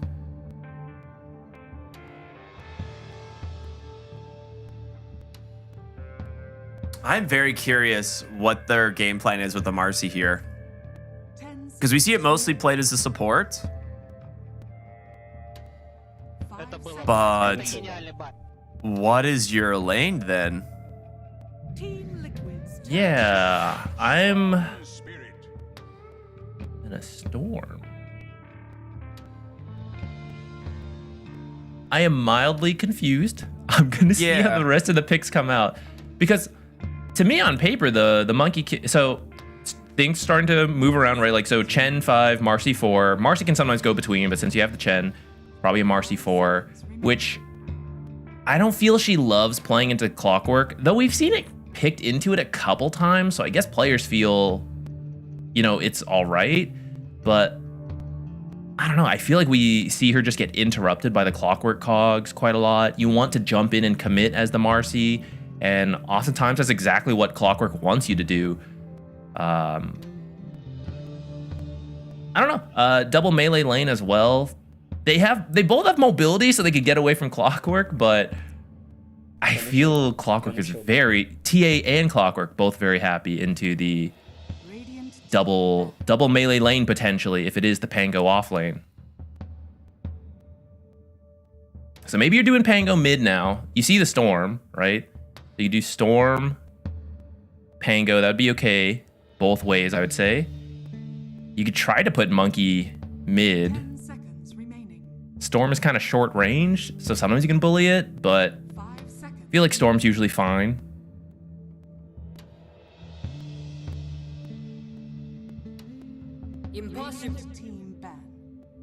I'm trying to think, like, the drafts for me here are just very confusing.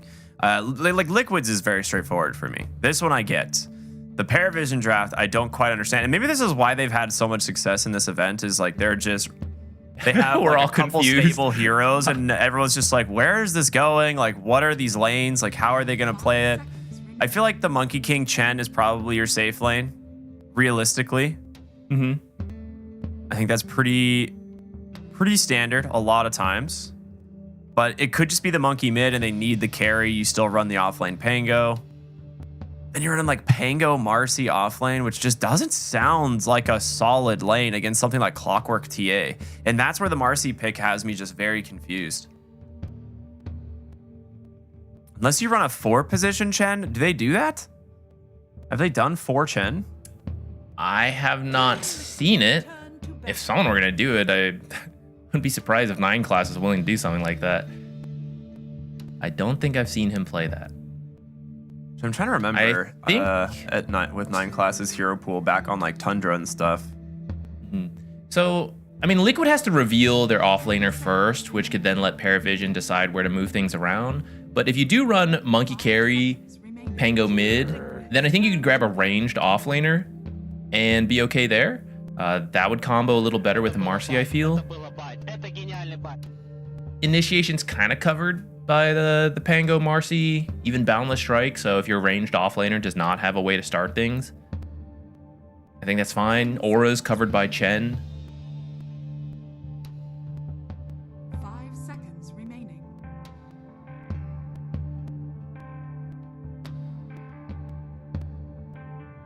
Dazzle ban. That is something no one been willing to do. Really punishes the Storm Spirits. See the Beastmaster. Saberlight's very, very good with this hero, and it's been an amazing hero forever, it feels like. Will he ever drop out of the meta? I'm not sure, but that's a pretty solid lane. Beastmaster, Muerta. Even if the lane matchups do end up really messy from whatever this final pick is, Muerta can just double stack very consistently, and you'll be okay, right? Like Beastmaster will just go and clear stack. Yeah. This is at this point. Go ahead. No, it's like I was talking about the Beastmaster earlier, and I thought it would be a fine pick, but that was like before I saw the Monkey King, and Monkey King is like typically considered one of the better counters to Beastmaster in the lanes. Now, I will say this, 9 class is known to be playing a lot of support Monkey King in his history. And we haven't really seen it much lately, but I wonder if that's where the Monkey King, because like one of these heroes is throwing me off, and I'm trying to figure out which one it is. So I'm wondering if it's like 9 class on the Monkey King. Which, no, okay, so it's going to be no one's Monkey King, and it will be 9 class on the Marcy with DM. All right.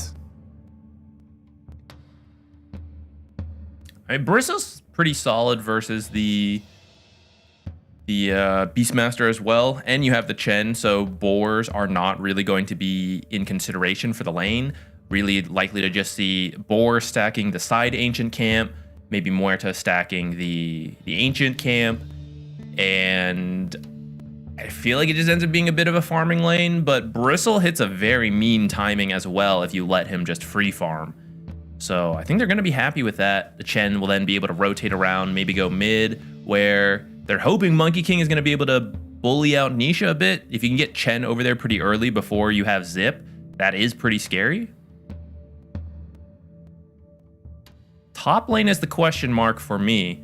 I think for you as well. How will Pango and Marcy do versus this TA Clockwork? It sounds tough, but you know, I suppose you can just creep drag, right? It's something that the offlane always has when your matchup's not good. And then after the lane itself, you know, Pango's just a really solid hero. So is Marcy if she can play with maybe the Monkey King, maybe the Chen creeps, even the Bristleback, right? He's a carry who will sometimes get active early once he finishes the Aghanims. So outside of the lane, I could see some of these heroes working. I just think that off lane sounds really tough. I think, yeah, it does. This is something I'm very like worried about for their matchups, but we'll see. I was not like super sold on the Marcy originally where we saw it, and this is kind of why like running this double melee offlane into a Templar Assassin, which they get this TA pick super early, and they're like, all right, you know, we'll flex it worst case scenario if we into the mid lane if we don't like our safe lane matchup, and then they just get a good safe lane matchup. So I think they're going to be pretty happy. Like, you can break refraction. That is very true. Like, Marcy's a decent gap closer, but I think Clockwork tilts the scale here in this lane quite a bit.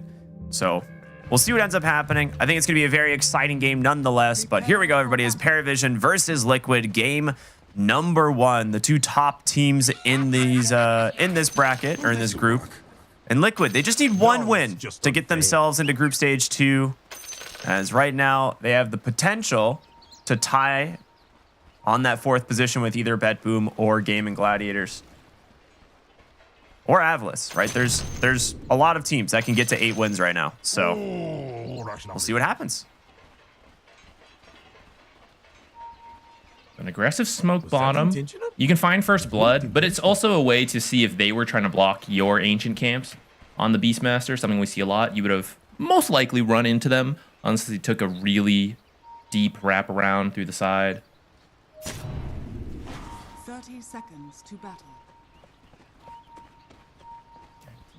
Decent vision setup for both teams, but the Satyr smoke gonna pop. And I believe Liquid Smoke had already ended, so they don't quite know.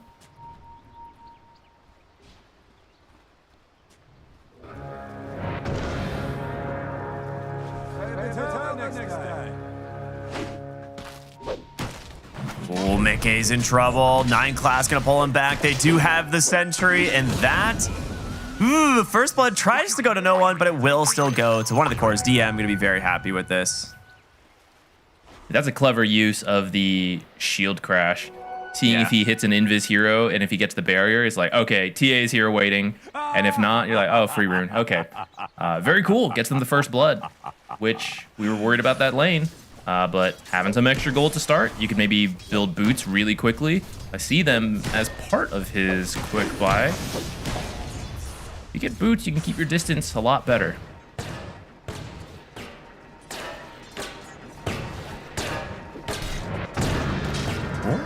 All right, well, let's take a look at these lanes. So 9 class goes in aggressively, gonna take a lot of damage here. He's gonna just try and cut the wave. And we'll use the dispose to make a little bit of a distance between him and Insania. Pops the immediate salve. So this is actually some smart plays here from 9 class, knowing he's gonna take a ton of damage right out of the gate here. Ferries out of salve immediately, knowing he's gonna have to use it. One thing that maybe I'm not prepared for is the sidekick, or I guess bodyguard in this case, with the Pango swashbuckle. Maybe that's stronger than I'm imagining. That could help in some fights once you actually have those abilities.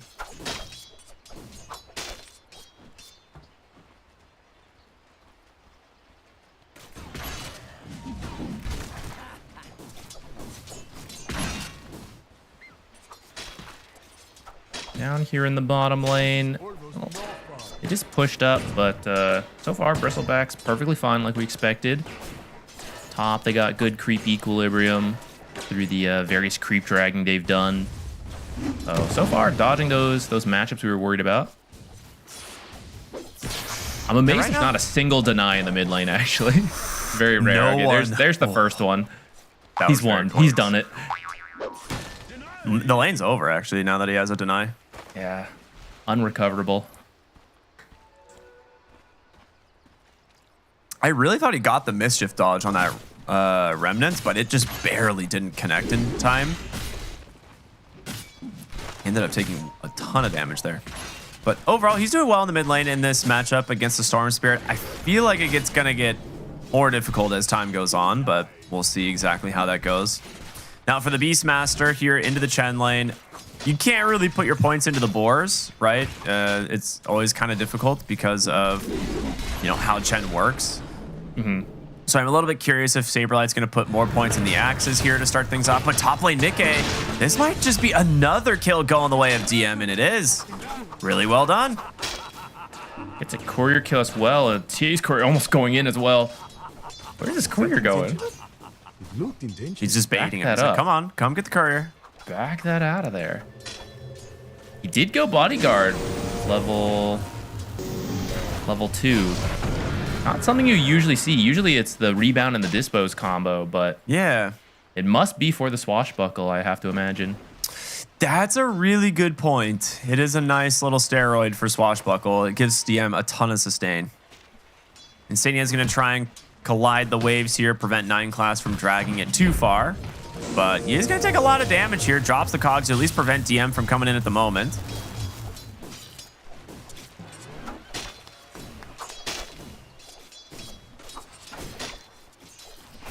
I am curious what build Mickey is going to go this game. He does like the Mjolnir for his TA. I wouldn't mind it this game. It's kind of nice to have some magic damage versus Monkey King's high armor, even like Bristleback. Kind of annoying, though. I guess he's got like damage reduction anyway, so kind of works for us both. But you also get more AoE versus the Chen creeps. Saberlight's doing well in the bottom lane, which I know a lot of people probably think it's a little bit weird seeing the Beastmaster in the Chen, but he's making it work. Bristleback's not like a super oppressive hero to lane against as long as you can control the creep wave. It's mostly... Okay, well, that makes it a lot more difficult. The Harpy is just zapping Saberlight. He has a ton of stick charges, but... Lane's over. Not really a net win when you have the Harpy chasing you. Dude, the Harpy is so oppressive. I don't want that to change for the record, but it's such a polarizing creep that it can completely change the way a lane's gonna go if you get an early Harpy spawn. But I think it's kind of funny to have in Dota. Yeah. I mean, I agree. I think there's times where it's like it needs to be a little nerfed or a little buffed. Like, I'm fine with that. But yeah, sometimes like a lane defining creep just comes in and you're like, oh, I guess we lost our lane. Or you get like the kobold camp and it's like, oh, my small camp is just worse than anything else I could have had. Yeah. My safe lane is just this much harder now. They're coming mid to put some pressure on Nisha with the mana burn creep as no one hits his level 6. And Nisha's going to be super happy about that. But top lane, it actually leaves Mickey alone as they've rotated up here on the clockwork. The dispose will pull him right back in. Does have a meld, but no way to escape. And another kill for the sign of Parivision in this top lane. Shield rune spawns. It's going to be denied from Boxy. A jump in here off of no one, though. Will be trying to take down this Muerta. Just a boundless strike. More than enough damage to secure the kill.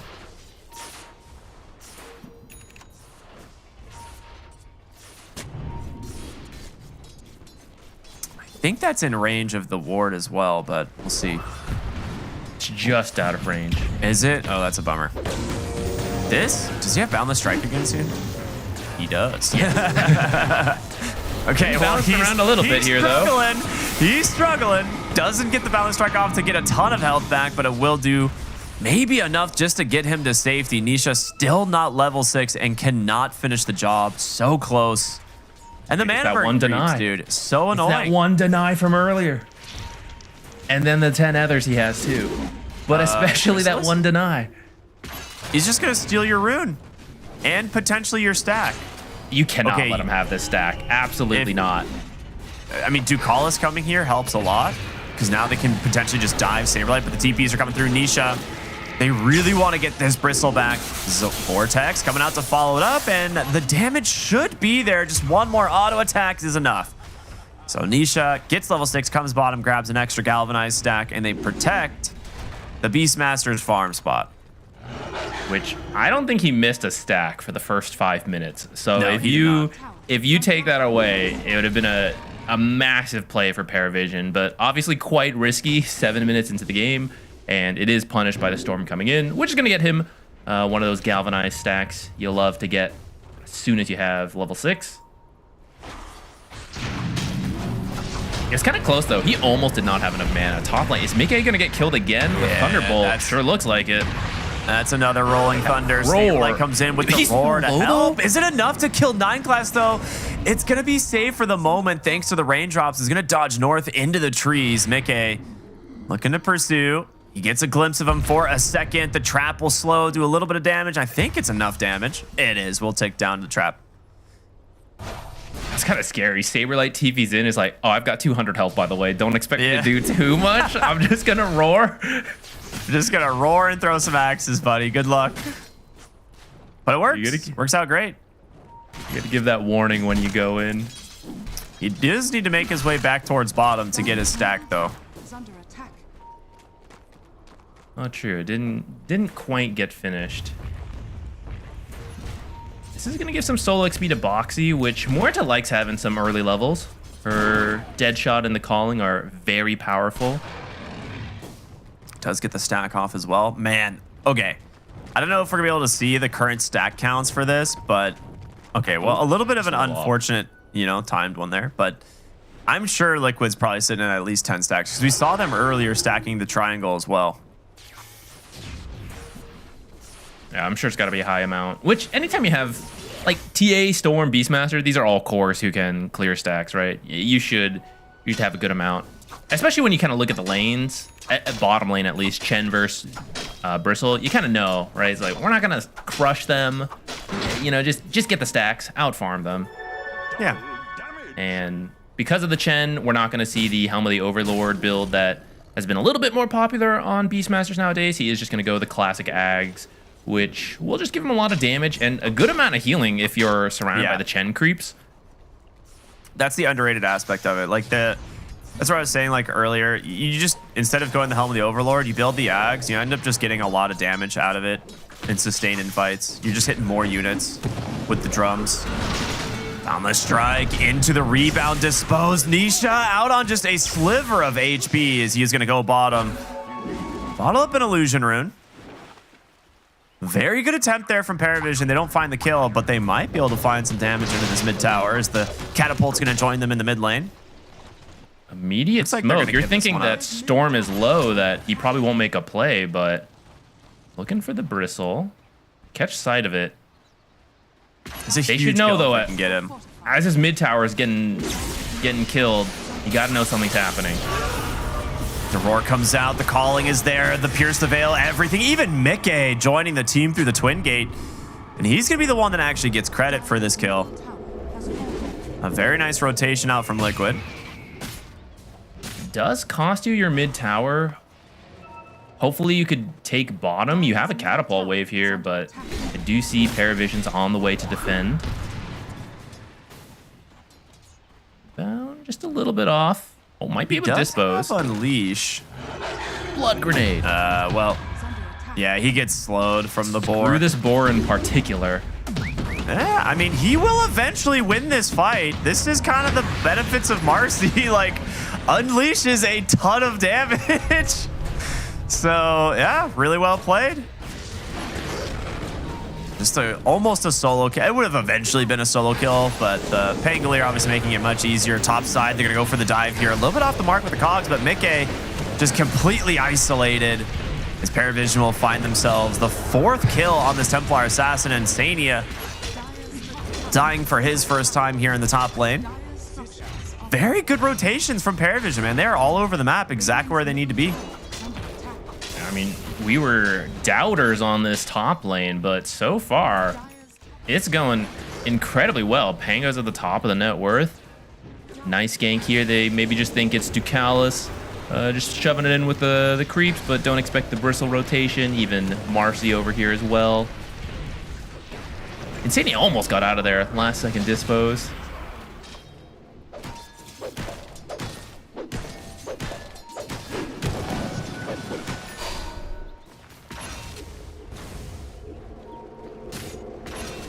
I think you have a stronger timing on Liquid once you actually do have the Aghanims on the Beastmaster. Though it looks like with that 4th death, Mickey has now moved over to the triangle. That's going to make Saberlight... It's going to put him in a weird spot where you want your Aghanims before you go play more aggressively, but you can't... Like, this is your spot, the triangle, you know? Okay, Mickey does move over. Maybe he's going to give it back over to Saberlight. Some gyrocopter cosplay, you know, yelling, "Get off my lawn." You can have it after I finish my ad. Mom says it's still my turn. Yeah, dude. That's pretty much where it is. Yeah, that's exactly what's going on. I like this smoke. This wrap route is so good. The question is if they can find Saberlight. They will look for Boxy first. He's not even going to get a chance to use the Pierce the Veil, and now Saberlight will be able to retreat back behind his tier 2 tower. But again, more aggressive movements coming out from Parivision. They get the tier 1 tower. They're going to be able to just take away this triangle, these ancient camps away from the Beastmaster, who desperately needs them. A little bit off the mark there with the Boundless Strike, but dude, he's just denying everything. And they're not giving up, not even scraps to Liquid. Like, they have to scrap for everything. Yeah, I actually thought Parivision were going to stay for the Wisdom Rune, but looks like they wanted to prioritize protecting mid and hunting down Nisha a little bit.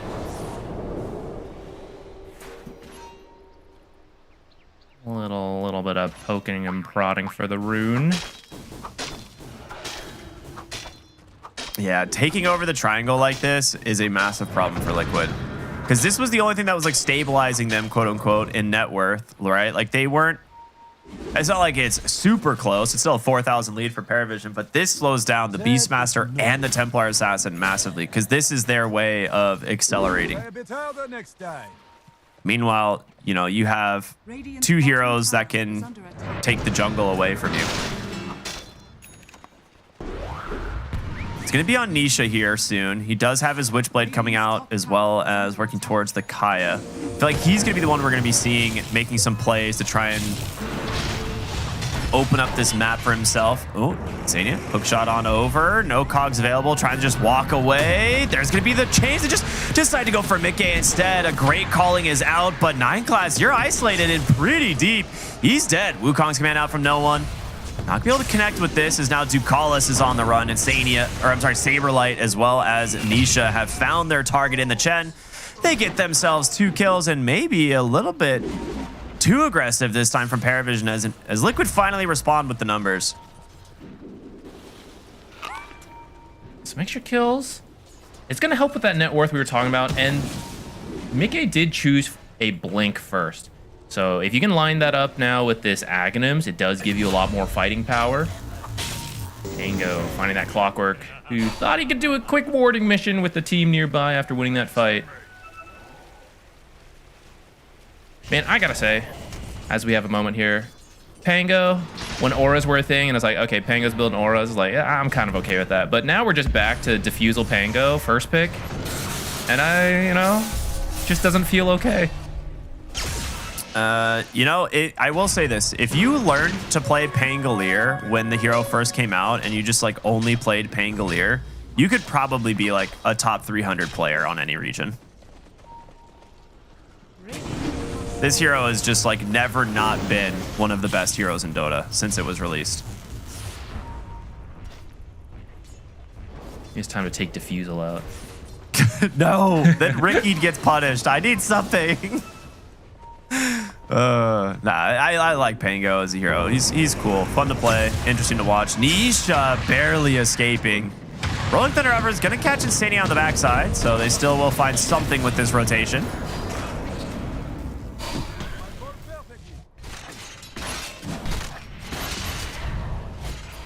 Oh, Chrysalis has Axe. And now the Shard, so Hairball is online. He's having a great game. Yeah, there's been a lot of attention on the other heroes, right? They've been playing, making a lot of space for Crystalis. And he's in some very nice timings. I imagine he'll kind of just keep sticking to himself while you finish up the Bloodstone, but after that, you're just going to be in their face. Now, actually, it looks like he is going to join for a Roche attempt. He can steal this away from the Beastmaster. He usually likes to take it pretty quickly with the Ags, but that Ags was slow, and you have a Chen. You got to come up here right away. It is scouted immediately, but your Roche isn't that fast on the side of Parivision, so they could easily respond. 9 class needs to pop the Unleash, but he actually doesn't have it. Okay. I don't think you're going to make it in time anyways. Liquid, it's cutting it close. It's not going to be here. Flares out, scouts it, sees it pretty low. They actually back out of the pit on a couple of heroes, but taking first Roche away from the Beastmaster team is absolutely massive. Insania's just going to go in, pops the hook shot, traps Ducalis, Wukong's command. Not onto really anybody as Nisha just zips on by, and now Nisha looking for an opening onto somebody else, not finding it, as you've got to get this Bristol back and just take this Aegis out of the fight, but they haven't been able to do so. And now a huge Rolling Thunder disrupting the backline. There's going to be the roar, but there's not really enough follow-up here. Boxy will go down to 9 class as well. Ends up being a 3 for an Aegis. And Liquid a little bit too slow to respond and just don't have the farm on these heroes to fight. I guess you take the Aegis out immediately, which they would have liked to use to go push them tier 2s, but with that fight, you got a 7k lead, and I think you maybe just do it anyways. We do see, so Liquid got a little unlucky. They kind of walked in just as Monkey King jumped, so the smoke broke, and they checked the trees in front. He was actually in the trees behind them, so he gets a good Wukong off to zone off 3 of the Liquid heroes. You know, maybe if you find the Monkey King real quick, kind of like they're trying right now. Yeah, dude. Simeon Stride, man. Simeon Stride doing a lot of work there. Now, he did get hit for the Witchblade, so he can't come right back, but shot out from Insania, but taking a ton of damage. And Bristlack, I'm sure, just going to follow this one up. Backside of the fight box, able to fear 9 class away for the moment, but the numbers from Parivision will start him. And Saberlight dead on the backside as he was trying to bring down Monkey King. No roar for him, though. He got chain stunned up, killed before he could use it? No, it was just coming off cool. It was like 2 seconds it was off off cooldown. cooldown? When he died. I see. Yeah. Yeah, Chen was there to help. I'm sure Chen had like some sort of assistance with, you know, dealing with the Bristleback there. Yeah, Penitence with Monkey King is actually so good. Even though it's only level 1 right now, but you get more levels soon. He also has the small centaur, which, you know, shouldn't be understated in terms of being able to reduce some of the damage from the Aghanim Scepter of the Beastmaster, right? Cloak Aura is nice. Yeah, I like that he's got it. Actually, it has the Satyr Tormentor as well, giving you some regen on your team. Because we're reaching the point where Liquid's starting to have some damage issues, especially into the Bristleback. But even the other cores, the Pango with the barriers are pretty tanky, the Chen auras and healing. It's such a good smoke. Monkey King lifestealing. Dude, if you steal this... They are going to finish it off on Saberlight. DM having a moment on the high ground. He's just don't want to say what kind of moment, but a moment. That is the interaction with the Clockwork Cogs, right? Sometimes you get bumped into a weird place. And the high ground edges, I've seen it happen a couple times. I don't know exactly what triggers it, but sometimes Pango does just get stuck up there.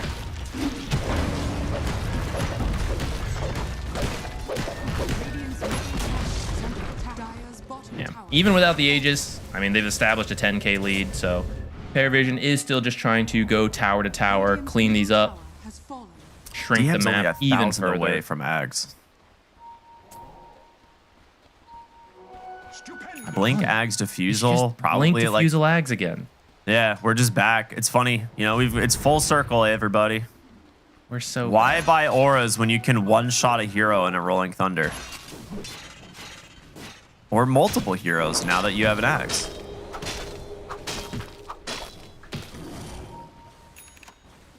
They're trying to get 9 class to his BKB as well, which will help his damage output in the fights in terms of being able to stay on top of some of these Liquid heroes. I mean, to be fair, like he can just stand toe-to-toe against heroes like Saberlight or even Mickey on this Templar Assassin. The Roar comes out bottom lane, but the Wukong's command and the Gleipnir. Just way too much damage. Really good pickup from Nolan. He's got a great jungle item too. Since he already went Orb of Corrosion, getting the Orb of Destruction is pretty sick. It just stacks so well with this hero.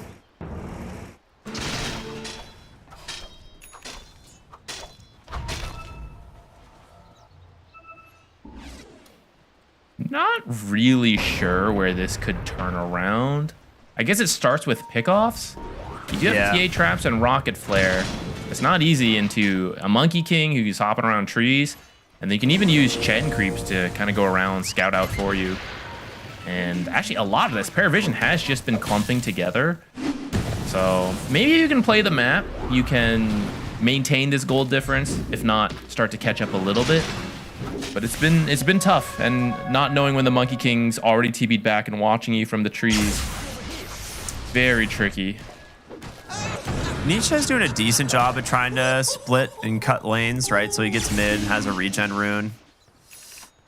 9 class puts out a really good ward here, though, so he is going to be able to kind of track Nisha through the jungle a little bit.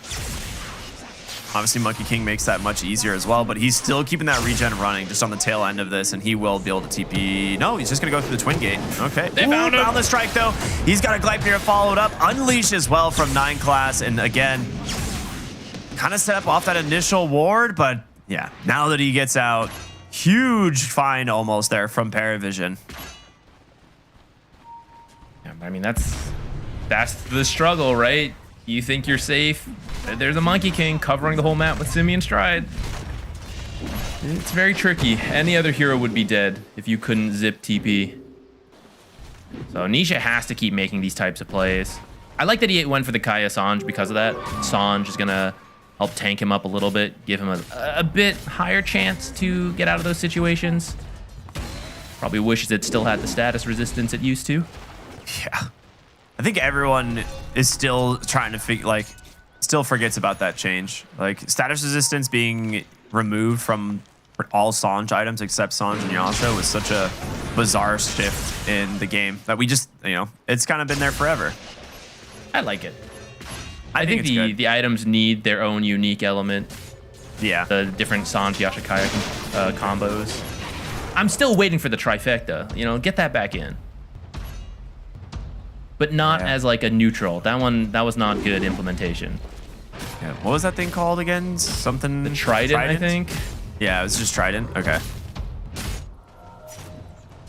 Yeah, that thing was nuts. Turned 3 different swords into a Trident, as one does. Yeah, that's how I spend my weekends.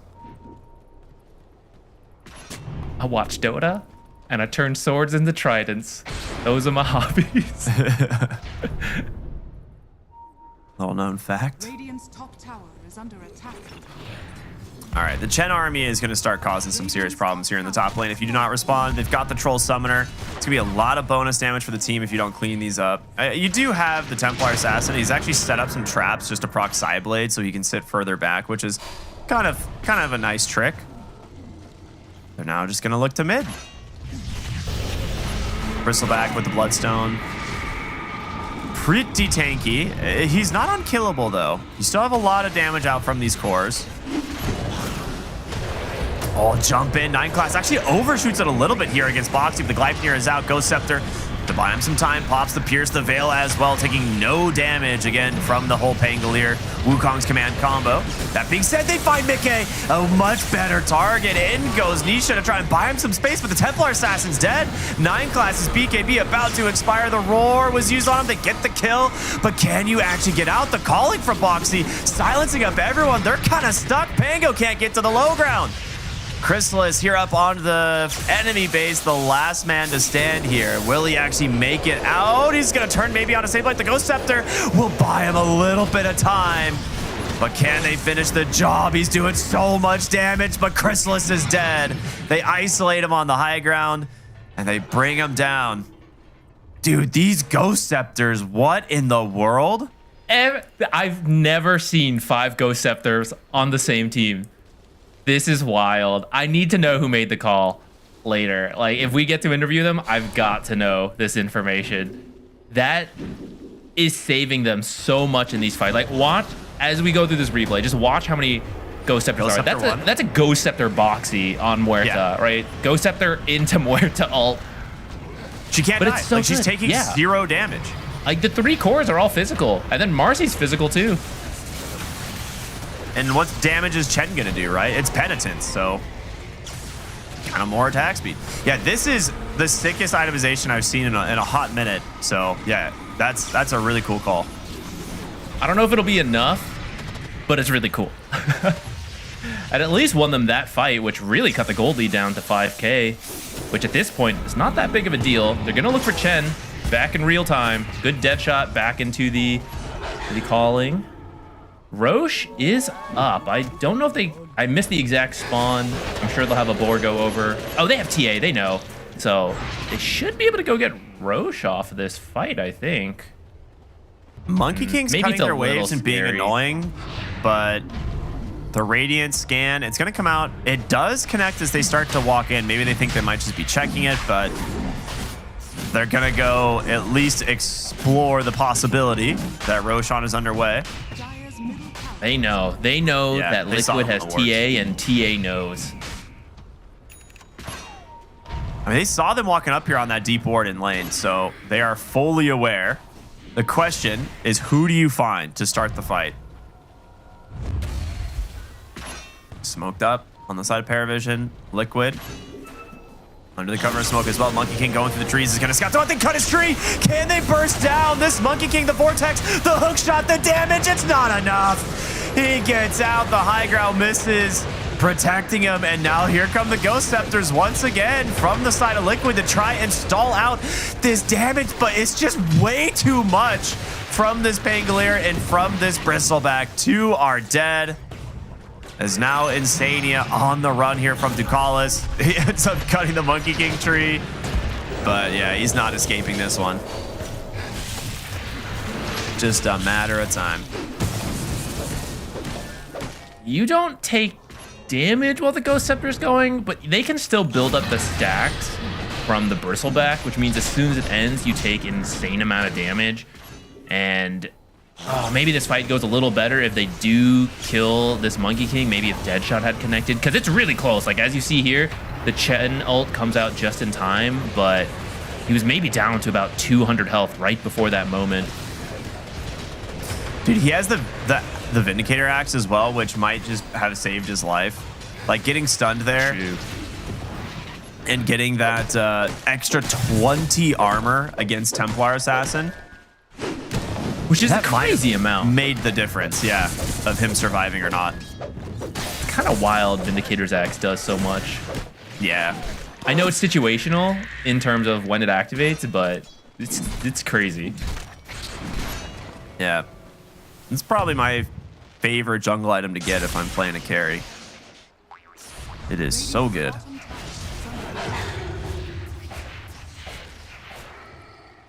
We're gonna make sure to secure their Tormentor ASAP. Don't want to get stolen. You need as much money as you can get. Over in front, saying that's actually pretty good to find these heroes in the tree lines.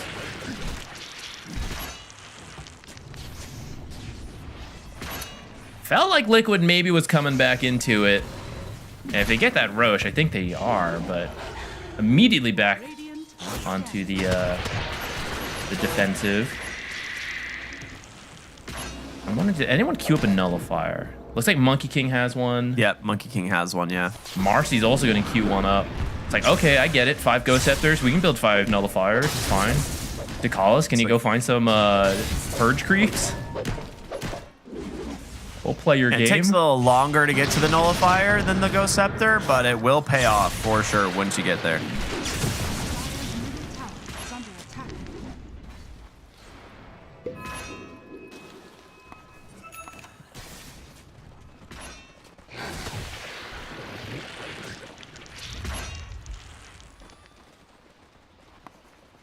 TA's got the Shadow Blade queued up into the Silver Edge. That'll actually help a lot versus these heroes. But still like about 2,000 gold away, and you wouldn't have buyback. Does not care. He's gonna go for the Shadow Blade. Okay. You do kind of need as much power as you can get.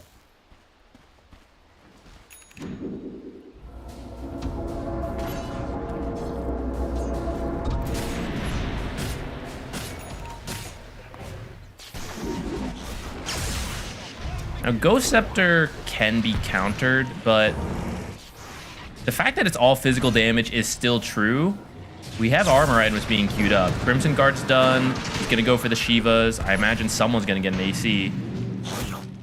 Chase him, but I think everyone should be out here. Oh, Saberlight, maybe not out, but okay, yeah, he's out. He's fine. Nice dead shot to push back the Bristleback. Time to nerf Eternal Chains again. I feel like there's, like, Gleipnir was just so good for so long, and everyone knew it, and was just waiting for it to get nerfed, and it just kept not getting nerfed. And we're like, I honestly wasn't even sure if this most recent set of nerfs was going to be enough. And I kind of wonder if people just moved away because they were bored of it, and they're like, oh, it got nerfed, it got nerfed. But if, hopefully it doesn't, but if this patch continues for long enough, you know, it might be swing back. It's like, you know what, guys? Gleipnir is actually still fine. Chrysalis seemingly unbothered, sitting inside of the calling right now. Still has a minute left on the Aegis. I mean, they are stacking up some axes as well. 9 Class is going to go in, find Boxy, but a quick 4-staff to safety, and Sania is going to drop out some cogs. Try and slow down this push. Nisha's cut mid lane, so once again, they do not have, you know, enough creeps coming into the base to maybe secure it. They will go ahead again, make a play here on the box of the Ghost Scepter. Immortal Ghost There's Scepter. going to be the Pierce the Veil. He's still not dying. And they will find the Clockwork. But Boxy will eventually get brought down here as the Pierce the Veil comes to an end. The Boundless Strike is out. Storm coming in now, looking for an opening. Forces no one's BKBs. He's kind of low on the backside, but so is 9 Class. You're in kind of deep here. You're going to lose one. Nisha still looking to play around this fight as much as possible. Saberlight does have that roar at the... Actually, no roar. I'm sorry. 15 seconds left on the Aegis, and it looks like Parivision's just going to back away. It just occurred to me in that middle of the fight, but this would have been a hell of a game to take hookup on Clockwork. Boost your team's armor by 20 to 25 in these super scrappy fights. There's so many melee heroes that they have to get on top of you, so it's pretty easy to hook up to your teammates. What could have been? What could be? A little bit of a deep dive. Super sick. Yeah, Ghost Scepter and the... Man, I'm blanking on the ultimate name. Pierce the Veil. Yeah. Just buy enough time. Like, you eventually get her, but look how far you had to go. You're behind the towers. One thing to note, Saberlight's also gone for a Crimson Guard this game. So you have just more physical damage reduction on the side of Liquid. And I wonder if there's a point in this game where you can be tanky enough. Right now we're seeing the Craggy codes come in. One on Saberlight already. One's already on Insania. So Defiant Shell for Nisha. A little bit of evasion for TA. So it's like everything they're doing is specifically to give them survivability. Mid lane jump in for the Storm Spirit. Ghost Scepter again preventing so much damage, but the chain stuns Still are might not there. save him though. Oh my goodness, he never gets a shot to move. Saberlight popping his own Ghost Scepter. BKB out from 9 classes. Stania will respond with his own. They turn around, try to just bring down this Templar Assassin, but they don't have it. The chase is just way too much, and Saberlight will not be able to get his hands on either of these supports. With 2 dead, this might be what Parivision finally needs to crack the high ground. Do have buybacks, and I think Parivision is going to look to force it. They're going straight tier 4s. You can't defend this without your team. I think they'll buy back, and you just get out happy with that economic win. They're getting a lot of damage onto the Bristleback here, but the break's going to expire, and now the Bloodstone active should keep him pretty tanky. They'll take down the Roshan's banner, but they cannot find a kill. Like, they're struggling so hard to actually get damage out at this point.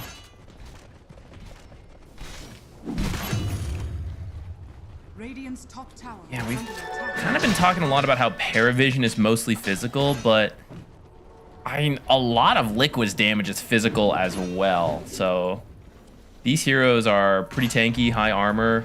They've got like Assault Cuirass on Parivision, so as well as being, you know, just behind 16k, they are struggling to actually get kills.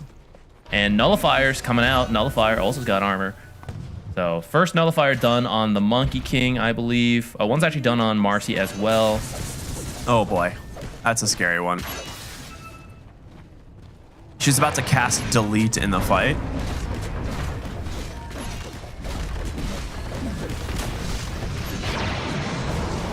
All right, they jump in. Oh, he doesn't get no one's tree, just barely, and he gets caught from the Gleipnir. Nisha needs to get out. Roar used on the backside again to try and hold down this Monkey King, but Mickey is the one that's dead. Instead, it's that Nullifier, the double Nullifier, just doing way too much work in this fight. 2 dead on the side of Liquid, and that might be all she wrote. Just waiting for the mid lane and the bottom lane creep wave to come through. That will be a second lane of racks into potentially mega creeps as Nisha gets caught. Beautiful stun from no one. He's been on it all game. And there it is. GG's out. Parivision taking game 1. Further pushing themselves away from the rest of this group. And that will solidify them as the #1 seed going into group stage 2. I get to see some smiles from Parivision. A very clean execution of a nice draft. A little, man, we were not sure about the Marcy Pango, but getting to see them play it, we get to see a bit of a better idea, right? We have really good synergy around the physical damage, the bodyguard, the negative armor from Bristle, the auras from Chen, so we're just gonna all go together. They're gonna have a hard time dealing with it. there are some itemization options, like the Ghost Scepter, that can be countered by Nullifier. You can get a bunch of armor. You got negative armor. Like, I do think there's an end point on the draft for Parivision, but that's why the fact that they laned so well and pushed the tempo really quickly before they could get countered by a ton of armor items, I think job well done by Parivision. Yeah. I mean, it all started from the lane stage. It really did. Like, they absolutely owned these lanes. The Saberlight was struggling a little bit bottom, did have a massive stack that he could fall back on, but they still even pressured it. And then they just made the heads up move, take away bottom and mid tier 1 towers, board up the whole triangle, and just hold this area of the map. And then suddenly, you know, TA and Beastmaster have nowhere on the map that's safe for them to farm. Like, that is the only area that these heroes can play around when you're, you know, playing from behind. Yeah, I still think TA Clockwork should be better versus Pango Marcy. But I think that first blood changed a lot. I don't know if he built boots immediately, but just having that huge influx of gold on the Pango where you start essentially like 33% more gold than your supposed counter matchup, it makes such a big difference. So I am kind of curious, you know, if we just saw this game again, if you don't give that first blood, what it could have looked like. But ultimately, great job on Parivision for, you know, using the jump that way to check for TA without actually having to commit like a sentry or dust until you know she's there to get yourself first blood, right? Like, very smart plays to enable that. Yeah, looking at like some of the item timings that happened in that lane. So Mickey starts with a full wand and goes for a boots rush. But because of the first blood, Pangolier starts the lane with wand and null talisman and has his own pair of boots only 20 seconds later. So the power potential between the two heroes is not even close. And then, you know, Marcy ends up getting boots a little bit later, about a minute slower than like the TA. But this is not the hero that, you know, needs him as desperate. Like, she has rebound, she has dispose. It's a lot easier for her to close the gap and get on top of her targets. And I think some of the lane they struggled with because Insania had to rotate a little bit more to try and secure the runes, which they end up not even securing them anyway because top was going so rough. But yeah, this was just Parivision like outplays Liquid in the lanes, and then they just don't really make any mistakes as this game goes on. They got a little bit caught off by the 5 Ghost Scepter reveal, something that I think might be sick play. It might be an absolute first in Dota. Just the surprise, we have 5 Ghost Scepters, which props to Liquid for that realization, and, you know, finding out that Ghost Scepter was literally 4 seconds of invulnerability for their entire team. So that was cool. Yeah, and it almost worked, right? Like, it cut a 10k gold lead down to 5, and they go for Roche right after that. Really close. You know, if you have like, I don't know, 5 more seconds to do Roche, you get Roche, we're back to an even game, and who knows where we end up. But Parivision just very fast to go contest, and, you know, make sure they just reclaim the leads. Like, okay, got caught off guard by the Ghost Scepters, just take it back control, everyone queue up nullifiers, and then we're back on track. Yeah, very fun game 1. Props to Parivision. As we stated earlier, they are now guaranteed the #1 seed for their group. But we've got game 2 coming up in just a little bit, everybody. So we're going to go to a short break, and we'll be back for more action here on Dream League Season 24. Stay tuned. We'll see you then.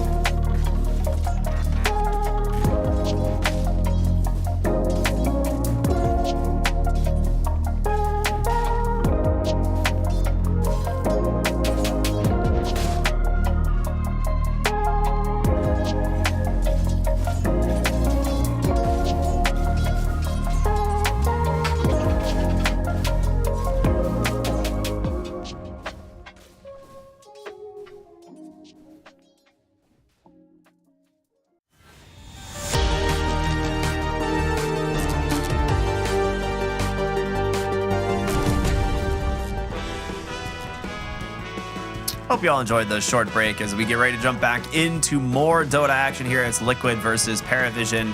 Game number 2 about to begin. And I think coming into this event, a lot of people would say, oh, it's surprising Parivision took a game off Liquid. But now I'm going to be surprised if anyone takes a game off of Parivision going forward because they look so dang good. I think they can still do it. I think they're going to put some respect to that Marcy and Monkey King. I feel like the other heroes you can adjust to. You know, maybe you could take out the Pango. But I think there's other heroes can kind of do what Pango does. You know, I don't know.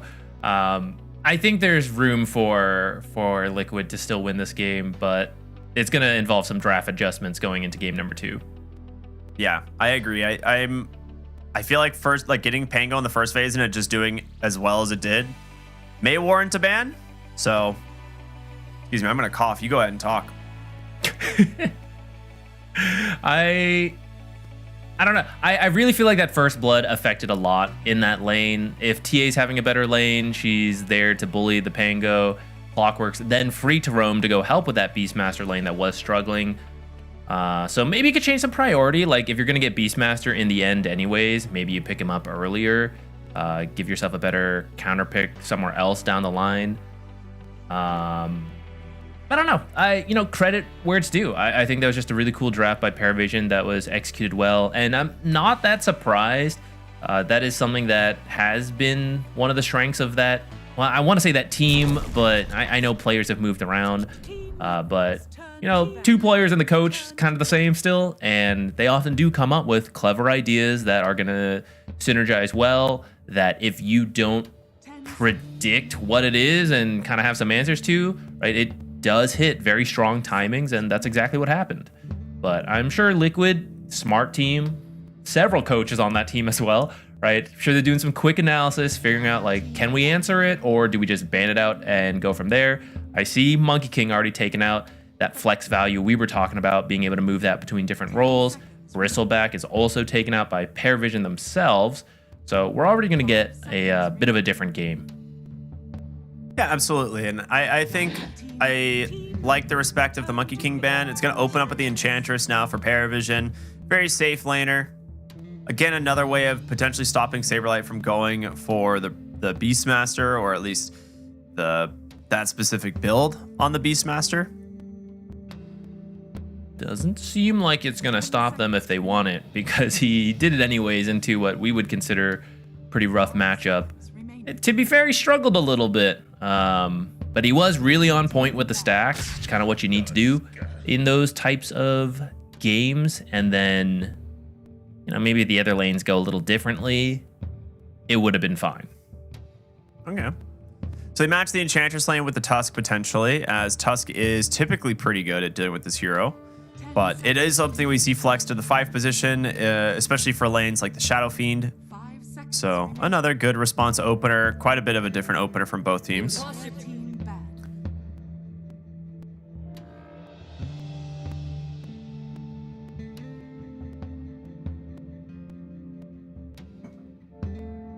we're gonna see the Dawnbreaker get banned out again. Really respecting the Dawnbreaker pick. Also, Dawnbreaker Tusk is somewhat of a classic combo, right? If you get the Shard Block into tag team, the Starbreaker damage is pretty impossible to deal with if they're actually able to connect on all 3 swipes. And Enchantress does not stop any of those swipes from happening. So it's a smart ban. They get rid of the Alchemist as well. It's also a hero that Saberlight likes a lot and has a lot of experience playing. So yeah. Sometimes you want to just take out some of those comfort picks from your opponents. I believe he did say he's the best Dawnbreaker in the world. I feel like he'd be willing to say that about a lot of heroes. That's kind of his energy. But it might actually be true for Dawnbreaker.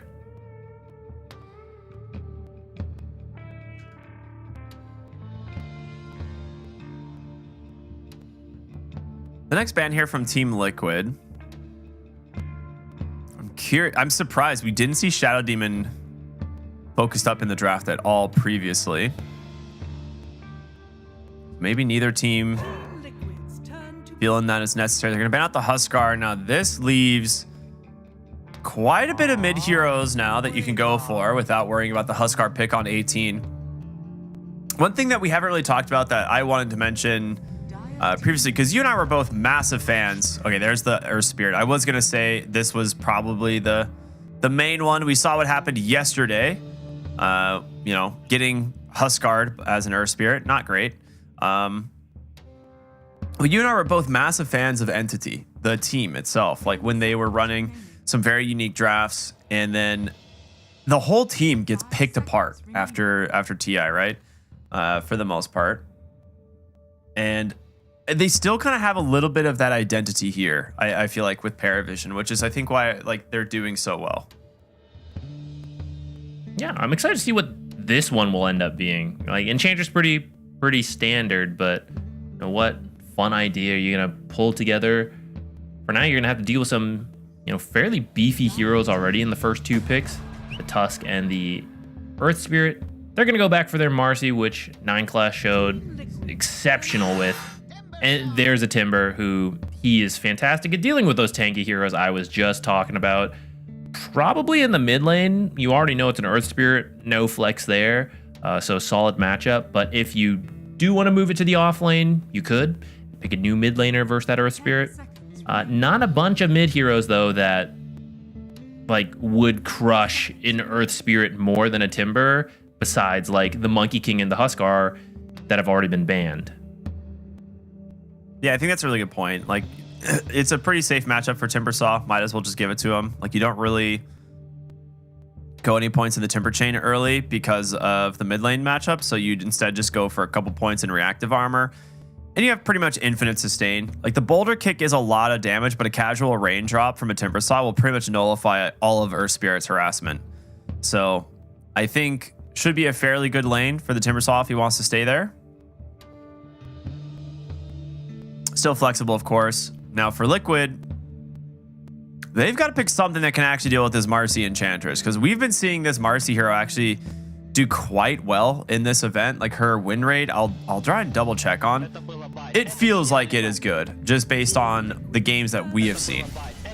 And there's the Shadow Fiend. Okay, they do go back for the Shadow Fiend Tusk lane. I was thinking Luna or Shadow Fiend could be good into the Timbersaw.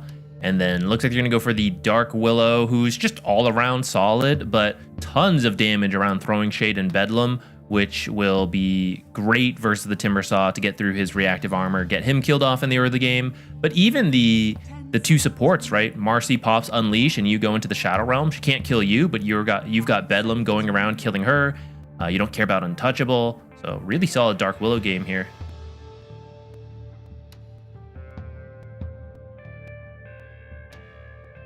All right.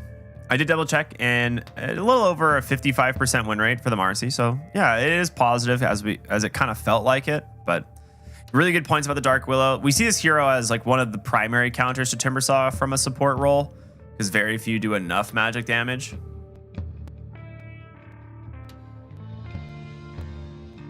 I think you could pick up your off lane here if you wanted for Parivision. You know it's going to be SF and Tusk. Yeah. Okay, actually they went the Medusa first before she could be banned out. This is really good. SF versus Medusa, very Medusa favored. You don't get any value out of that minus armor passive. You don't want to build Diffusal either. Yeah, he's not a Diffusal builder. They do ban out the Anti-Mage because, you know, Liquid's definitely a team that will run the offlane Anti-Mage into you. 10 seconds remaining. 5 seconds remaining. You're lacking some initiation on Parivision. So probably, whether it's mid or off lane, someone who can just start things for you. Pango might still be fine if you want to go back for that. Because that safe lane is a bit tough. I don't think Timber would do great there. I think you leave Timber mid, pick an off lane who will initiate, build you some auras. He like Pango's fine. Or you can really lean into it, try to commit with the Marcy to kill SF. but it's just a little scary. But if you can jump SF and stay there, then he can't hit you with the other raises unless he's already hit the longer ones before you go in which case you're not going to go in. So if you surprise him, he only has the short-term raise. Maybe you can win that fight. I feel like Beastmaster's a potential must ban here. I'd be up for that. You dodge the lane, just stack. It's just Roar versus Shadow Fiend late game is always so problematic if he finds you. You do have the Tusk save from Snowball, but I don't know if it's enough. I love the Pango ban, but oh, Broodmother. Okay. You do not have an answer for the Brood summons, really. That's true.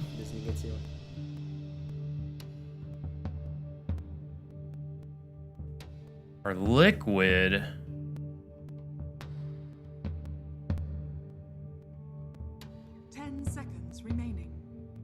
guess you also wouldn't mind having an Aura Initiator off lane, but I think you could also just opt for really punishing this Medusa, trying to go pretty fast, because I think you have some good heroes versus, like we were talking about the high amounts of magic damage versus Timber, Marcy, and Enchantress.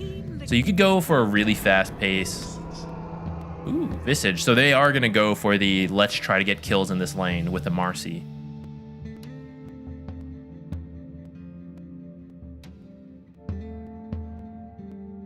I'm trying to think if that's actually good into Shadow Fiend Tusk. Because Visage is super low armor.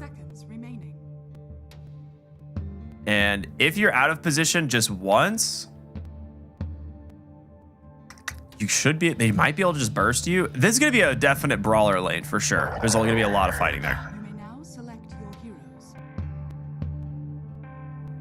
Okay, the Primal Beast. You just do a lot of damage to chunk through that mana shield, and you could also maybe just get kills on the Enchantress instead if you get a good Bramble trapping her. She has not a lot of health, no way to really stop the trample besides just slowing you, but if you have Onslaught, you can just charge through until the slow ends. That is a giant bottle. He's here to game. He's not messing around. I mean, I like the Primal Beast pick. It's very good. If he eventually has enough farm, Aghanim Scepter is incredibly valued this game. So we'll see if he gets there. But like 4 legitimately massive passives that you can break across the team from Parivision. So having an AoE break on a Primal Beast, if he gets like BKB Blink Ags, is fantastic. But we've seen a lot of games where Primal Beast kind of falls short. Like if he doesn't actually have a good lane, he struggles to actually find farm in the mid game, and then it's kind of just sad, but we will see what happens. I like the side lanes for the most part for Liquid. The mid lane's the big question mark, and Timbersaw is not a hero that you really want to give a good early game to because he can absolutely set the pace. Comes that 15 to 20 minute mark and just be taking over the whole map. So we'll see what they do to address it, but overall, good drafts from both teams here. You shall not. Yeah, I've got my eyes on this Visage. I'm kind of with you where I could see it really falling flat, but can also see it working because Marcy's just one of those types of heroes, right? Like SF's fairly squishy himself. You get to the SF, throw him at the Visage, get those soul assumptions in, snowball that. If the Visage is not having a good time though, you know your Medusa's not really helping you out to find early kills. So then it falls to the Timber to be doing a lot of damage, which should be able to, right? You get some tanky melee heroes here. Should be able to get full soul assumption charges pretty quickly, which could help you then recover as the Visage. You can get some good rotations, I guess, on the mid lane. Slow hit down. Have Nisha being the one rolling around first. Can see Liquid being able to bring the pace. All right, well, here we go, everybody. It's game 2 of Liquid versus Parivision as we come out of the pause. Both teams just gonna head out onto the map. No smokes yet, so we could see some late smokes from these teams to try and set up a potential gank for one of these runes. You shall not pass.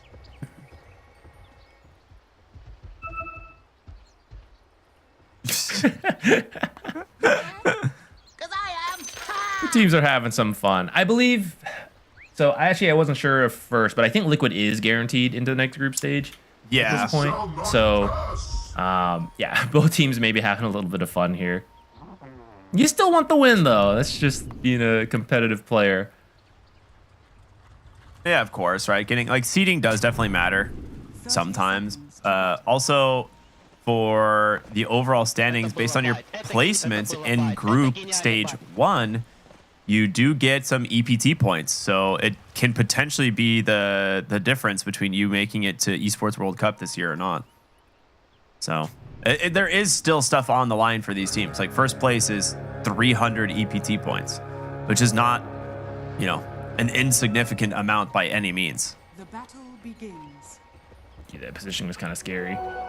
Mickey might still get found. There's a lane ward. Could help you just snipe couriers, but okay, very smart of Mickey. He's going to take the long walk around. Does not want to get jumped in the lane, give up first blood again. Liquid was trying to find it for themselves top. Ooh, they're going to go for that sneaky trample trick. Get the lane equilibrium where they want right away. How'd you get... Ooh, he gets 2 denies. A little awkward. That cannot happen. Yeah, that's really awkward. So that's actually Boxy great. And maybe if Boxy and Insania there are there sooner and they do a couple auto attacks. Okay, well, that they're might have getting been denies necessary. under the tower anyway, so they equalize it a little bit. Saved it. Salvaged indeed. Saberlight's just gonna drag the wave. Making that throwing shade do a little bit of extra damage here. You got to remember about this. Like the debuff that Shadow Realm puts on you is quite significant. Radiant's courier has been 30% more damage is kind of like having an extra level in your ability, depending on which one you're using. But yeah, it's pretty significant. I don't think Boxy's gonna win this. Yeah, he's gonna just do as much as he can and then use Shadow Realm, right? So, can you outrun an Enchantress though? Not with a blood grenade.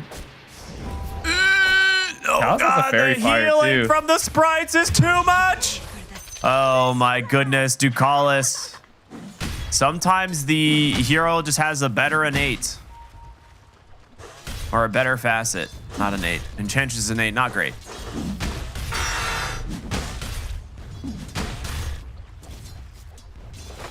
All right, really well played there from from the Enchantress, just making sure he gets that first blood.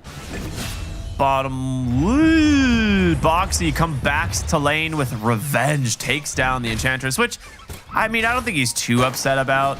He's gonna come back full health and mana. Definitely bought out before then.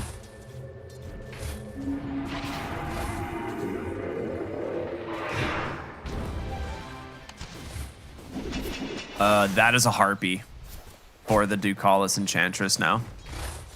That hurts. Trying to go for you only get like 3 chain lightnings out of it now, I believe, right? As compared to what it used to be, but to start you can get 2, but then the regen of the harpy's pretty fast, so you do get the 3rd if you're like in position for it, which he's actually not gonna get the 3rd one off at this rate. And then the more points in enchant you have, nice unblock. The more points in enchant, you can eventually get more lightnings out. All right. Looking at mid lane, it's pretty even. Actually, almost dead even. 1 deny separating the 2 heroes, both fairly low in terms of resources. Nisha could always go for like a roll kickback play towards the tower if he gets a little bit too aggressive on no one, but bottom lane, ooh, that's a big kill. Shadowfiend goes down to the level 3 of the Marcy and Visage. Oh, does he not have? Oh, he doesn't have kick. All right, never mind. Dude, this lane is tense. They're just both at no HP. These guys are both such good mid laners, though. They've mathed it out. They're like, I know he doesn't have the mana to burst me. So they're both just here punching each other to death. Or trying. But with that water rune... Kicks him into the brambles. Kick into the brambles. That's okay, at so first nice. he missed. That was really... You can actually walk out of brambles without activating it. I think if no one was a little bit more careful where he moved, he might get to live there. Because I think the initial kick did not actually connect. No, it did not. It went right through. But it was actually really good placement from Boxy because the original corner bramble would have hit him before the kick. So, ends up just being kind of a unlucky play there for no one. But really good rotation in from the Boxy Dark Willow to secure that kill. Top lane, Enchantress. Taking a little bit of damage, but the Gorgon's Grasp. Giving her some space against too. Yeah, took a lot of damage from that.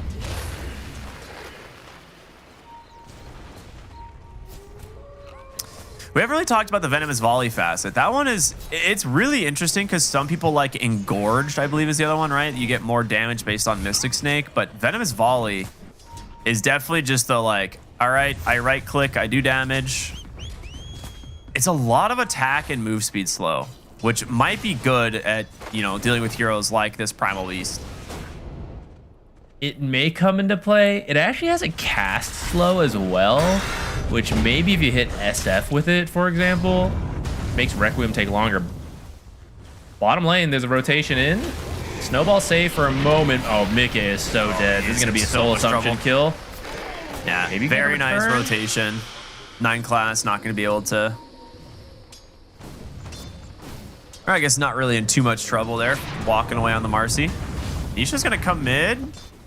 Nice. He's going to know about the ward there for almost for sure, but he's closing it on level 6. So this will be a potential magnetize threat onto the Timbersaw. So I don't know if he can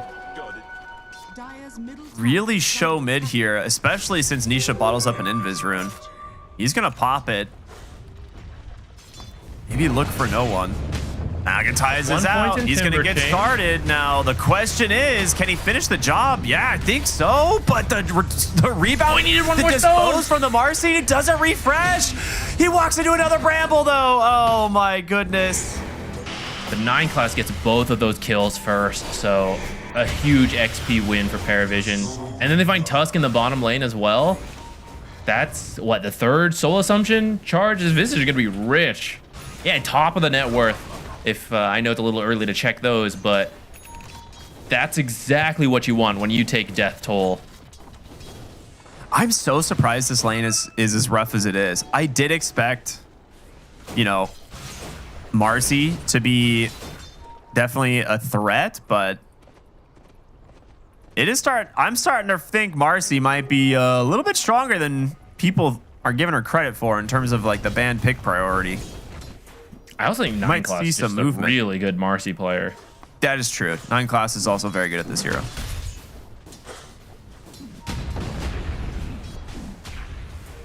All right, you do have the Magnetize coming up again in like 25 seconds, so maybe you can get some rotations.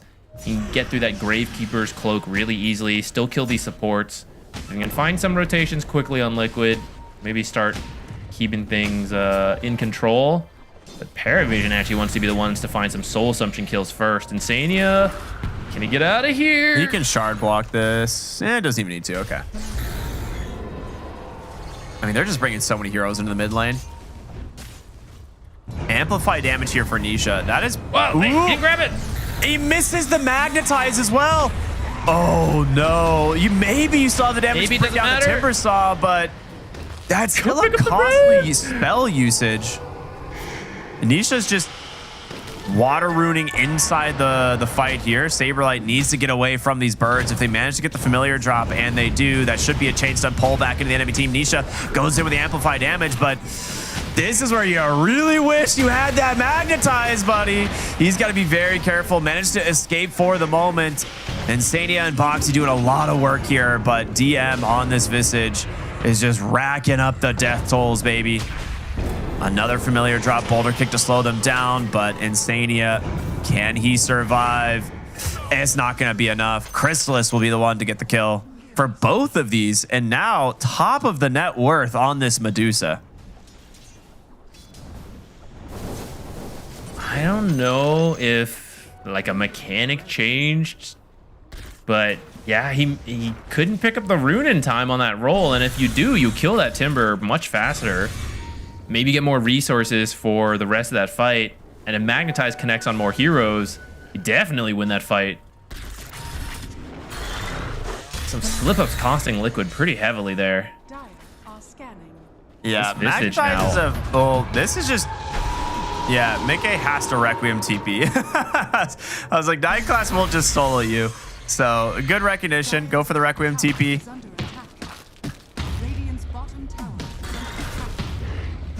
But you're just taking away farm from the side of Liquid in multiple lanes, right? Like, they've accomplished a lot so far.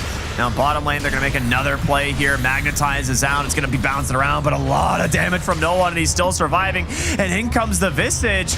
They're not going to get him, are they? Well, he gets the Magnetize refresh. It's trying to bring down 9 class, but the Sprite from Ducalis is enough. Bails out the side of Parivision. And another one fight here for the Dire. If you win that previous fight, then they don't get to buy as many items. Like, that was close. There was almost a double kill on the Magnetize, but they just have, you know, a slight boost from maybe an extra belt of strength or extra level. Overprotective Wisps does a little bit more. I mean, if Nisha like got some of these kills, he has his Blade Mail going into that fight.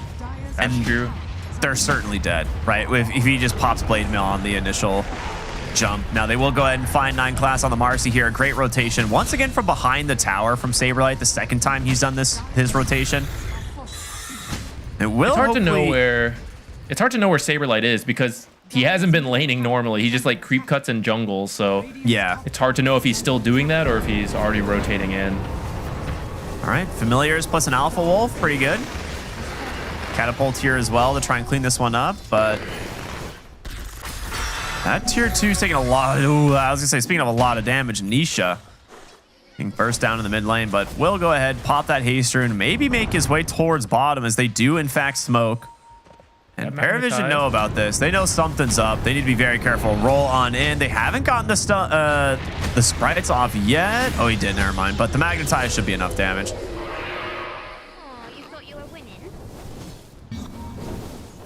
A bit of a big commitment just for the Enchantress as well, though. So Parivision, not too upset about that.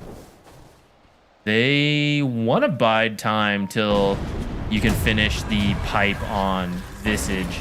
It's going to reduce so much damage. That was a potentially nice sidestep there, but yeah, that shield rune did not last at all. I thought that might save. It disappeared, man. Yeah, I thought it was going to save him. Like, that's one of the best runes you could get in that situation to try to surprise Liv, but apparently not. Saberlight. Wilf on the backside. Great Requiem into a Pulverize onto 2. Saberlight with a double kill. Oh, man. Who knew a dinosaur of that size could hide behind a tree? That Requiem almost got canceled. The rebound was on the way, and I believe the ult managed to fear him back. Yeah, we get to see in the replay. And if that combo does not go off, right, I think that fight looks very different. You're standing in so many trees. Timber would do insane amounts of bonus damage against you. Yeah, that was beautiful. Really good play there from Liquid, just setting up, thinking, you know, knowing that they have the spells to stand their ground. Very much needed. And until this pipe is finished, the magic damage on Liquid is enough to find kills. Assuming the spells all connect, of course. Once the pipe's out, story might be a little different. They're going to see the Dark Willow doing a lot of damage to Ducalis. It's not enough quite yet, but will he drop the Magnetize? He does. Going to start bouncing around here in this fight. Pops the Blade Mail. Terrorize will catch the Timber Saw. Tusk onto the backside as well. This is a really good fight for Liquid. Can they keep the Magnetize going? They can. Insania. They got a little bit of damage there from 9 class, but still somehow no one's dead, actually. How does this happen? It looked like such a great fight, and then suddenly it's just Saberlight that dies. I didn't really think about how good Overprotective Wisps and Nature's Attendants could be versus Magnetized, but that, along with like Seeds of Serenity, they have so much various regen to keep themselves going through it if you can't finish like the initial burst kill.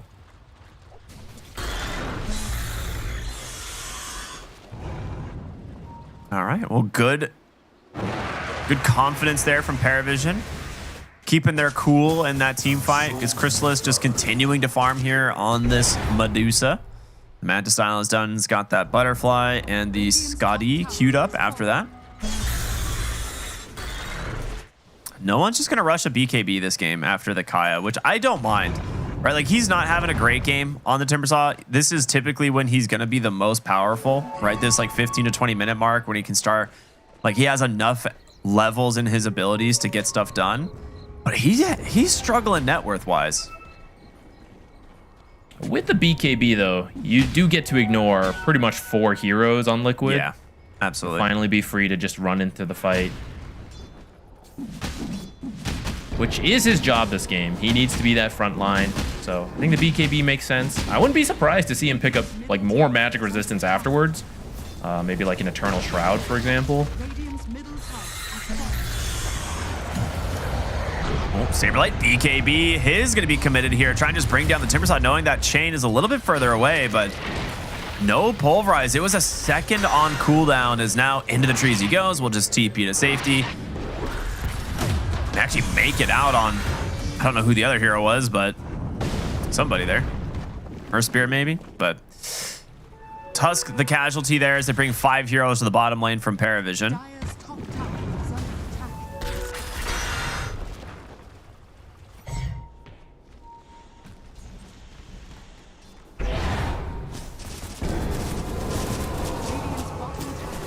All right, I like their grouping around the Visage, right? Like, he is so farmed. He's got the pipe, he's got the drums. He's gonna be picking up the shard soon, which we've seen some sick plays from 33 on the Visage when he gets the shard, right? Baiting out so many spells, gets the stone form off, and then kind of just delaying what the enemy team can accomplish in that time frame. Picking out no one in the mid lane. Atos is out. The Bramble connects. In comes Saberlight, the Magnetize, as well as the Pulverize, all committed. And DM, he's going to come in, respawn the Familiars, drop them to try and make some space. He'll kill the Dark Willow. The question is, will Saberlight get out? He needs 2 more seconds. Gets the slow. Onslaught's up onto the high ground. No! Not on the high ground, Cut the Onslaught a little short. He's doing his best here. I don't know if he's going to survive.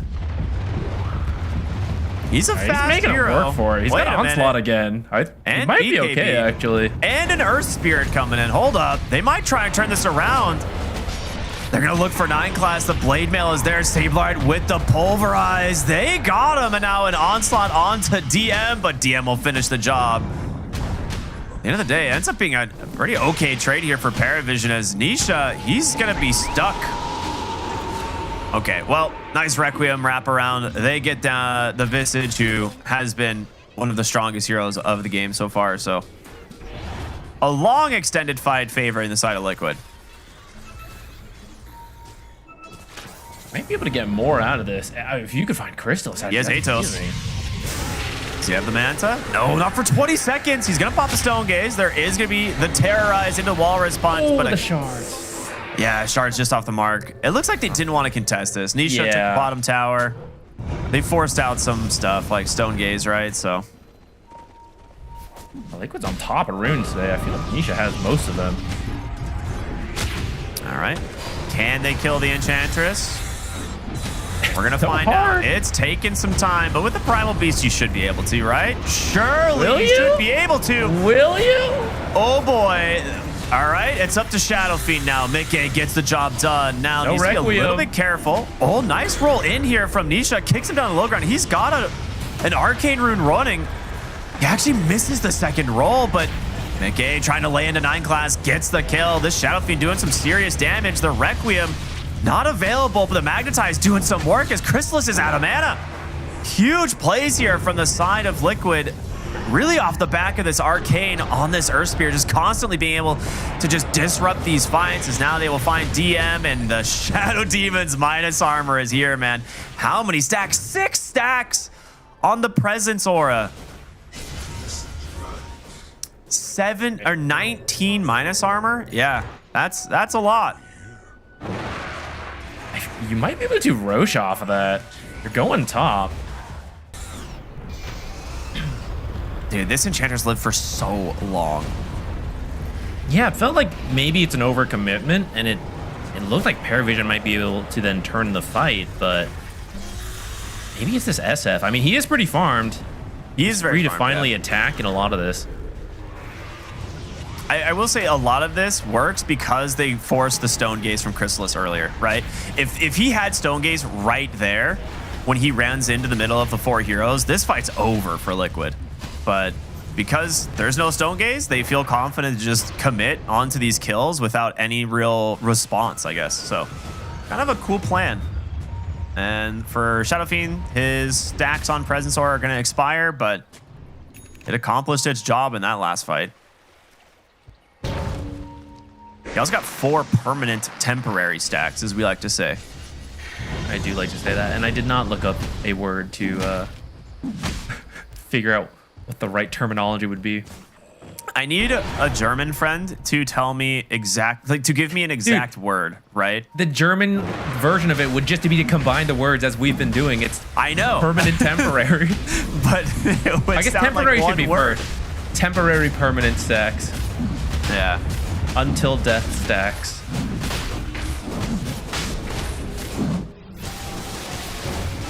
All right, they are going to get Roche in the end, even without the negative armor. Those are just temporary stacks.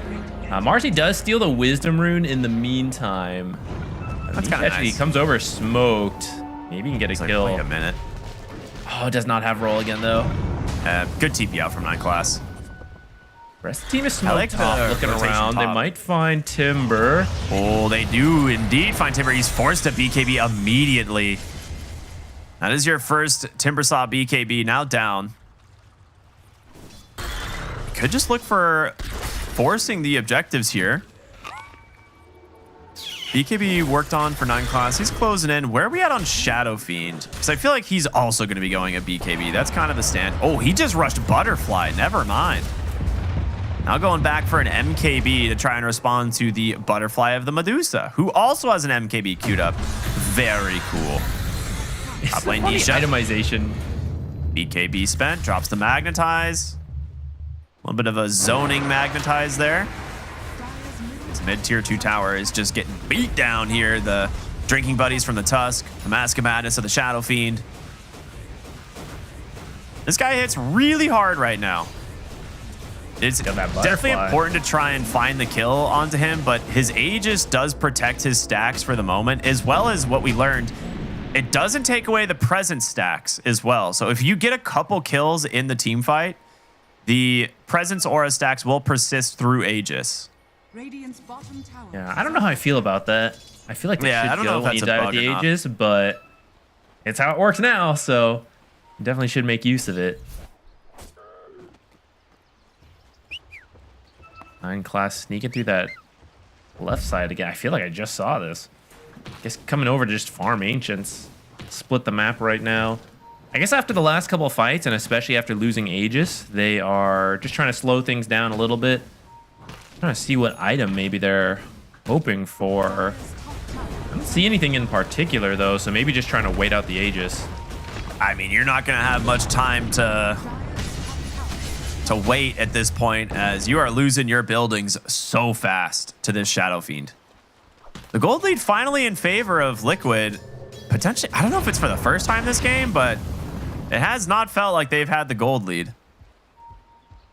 Yeah, I think they got it after they won the fight right before Aegis, the one that dragged on forever in that mid lane. But it was only it was a very small lead at that point, which, I mean, maybe that's exactly why we see Parivision splitting up. Despite taking Roche and taking towers, Parivision's done a great job of farming all across the map to keep it essentially an even game when it comes to net worth.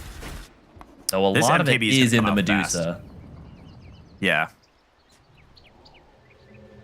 I think that might be what they're waiting for. Like MKB is going to be a pretty massive item for both of these carries. That being said, I think the Shadow Fiend just does more damage than the Medusa at the moment in terms of just focusing down a hero.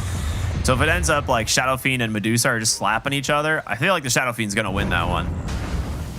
Minus Stone Gaze, of course. That kind of throws a wrench in things, but see how this ends up going. Saberlight's almost to a Shiva's guard, so that's pretty big. That Spell Ant will help a lot. First, there it is. Buff up all your teams, but also the armor versus Medusa, Marcy, Visage, attack slow as well. Very nice item. And an AC being built on the Air Spirit. All right, so we're seeing a lot of focus on armor items again here. Not a hero you usually see Earth Assault Cuirass on, but it's good for his team. He'd usually be the Shiva's builder, but I guess it makes more sense for him to have AC than the Primal Beast. To be fair, the Resonance facet kind of slaps. That's true. It's a lot of damage. True. He gets 120 bonus damage when he gets to level 3 ults. The attack speed can work. It's not like he's going to be attacking a ton in the fight, but you know, those extra attacks do matter. Every Spirit Brother must be able to do a right-clicking build. All right, goodbye last tier 2 tower. So this Aegis from Liquid, they haven't really extended their gold lead, but they did manage to take all 3 tier 2 towers. And this game is still very close.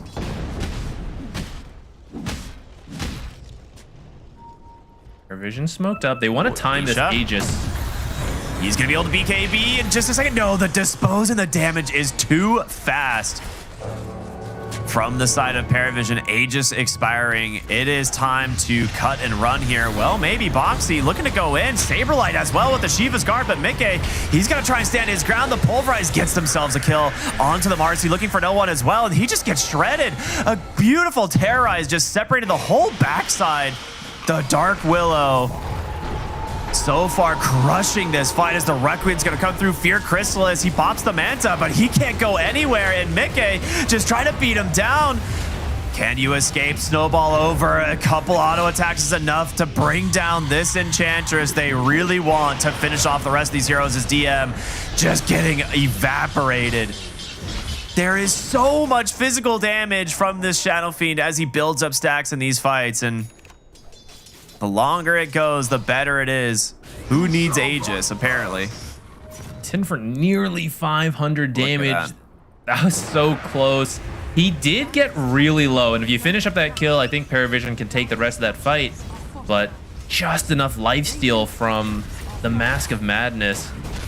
Plus a great snowball save as well to reposition him and help him lifesteal a little bit more off of a squishy support like Enchantress.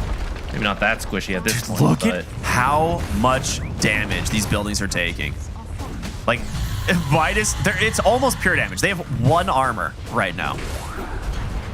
So they're going to jump in here on 9 class. Needs to be careful. The Shadow Fiend still hurts. If he gets another kill, we'll refresh these stacks. So you need to respect it. They'll back away. With that, Liquid finally secures himself the first sizable lead of the game, 10K. Not quite with the Aegis the way we thought it was going to be, but still pretty happy with that. And he's finally going to get a BKB too on Shadow Fiend. I kind of understand why he got these other items, but he almost died because of some of the chain stunning. Now with that BKB, bro, I don't know. You just can't get in there. Yeah, this fight, honestly, kind of a win from the supports. Like Boxy with a great shards block initially, a good cutoff. Or I'm sorry, the Insania on the Tusk with a good shards block, and then Boxy gets a 3-hero Terrorize to split up the fight again. So it just gives the Shadow Fiend the space he needs to just focus down and kill targets one by one. That was cool. The nice thing about Dark Willow, you just kind of like sit near your carry and just, if they try to go on the carry, push them away. Works really well with these like SF type heroes, Sniper, Medusas.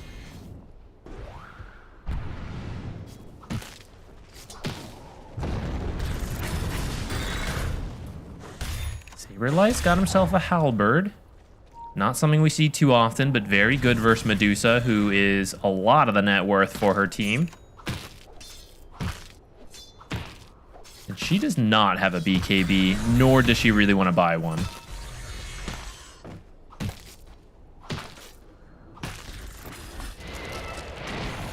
It's interesting that Liquid is in the top side of the map right now, but they can very easily just keep shoving mid and top and threaten, you know, the base if Parivision don't respond. And Nisha pretty easily able to rejoin his team with the mobility of the Earth Spirit.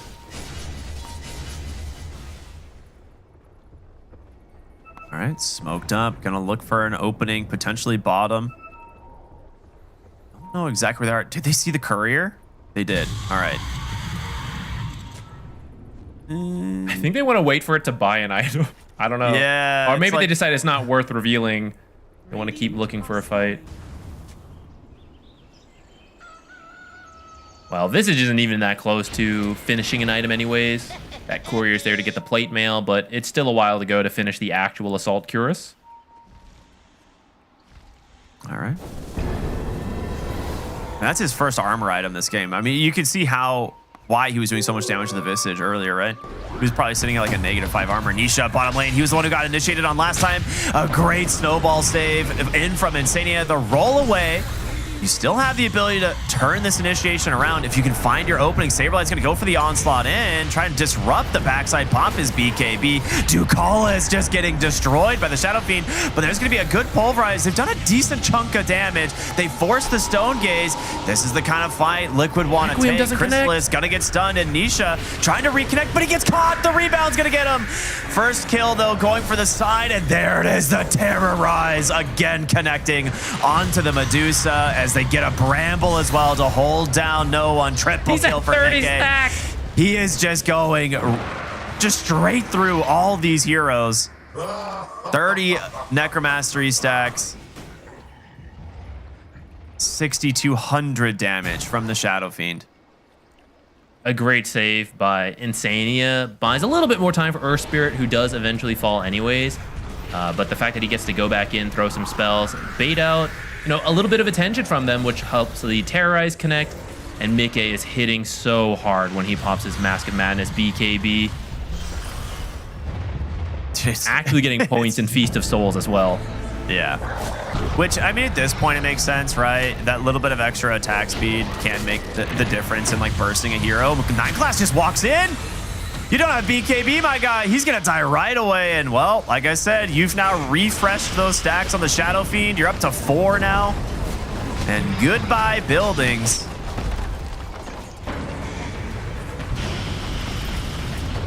That is Lana Barracks falling low super fast. He has the Satanic Hurricane Pike. He's going to be able to make some space for the moment. They got to be so careful about chasing here. Sabelight's going to go in with the Shivas, the BKB. 9 class trying to get on top of the Shadow Fiend. Mikke in a little bit of trouble here. He popped the Satanic already. Doesn't have BKB in a couple of seconds. And they will be able to turn around as Saberlight's managed to find no one. He will get the kill, but Mikke just bouncing through the fight now as this Magnetize doing so much work as well.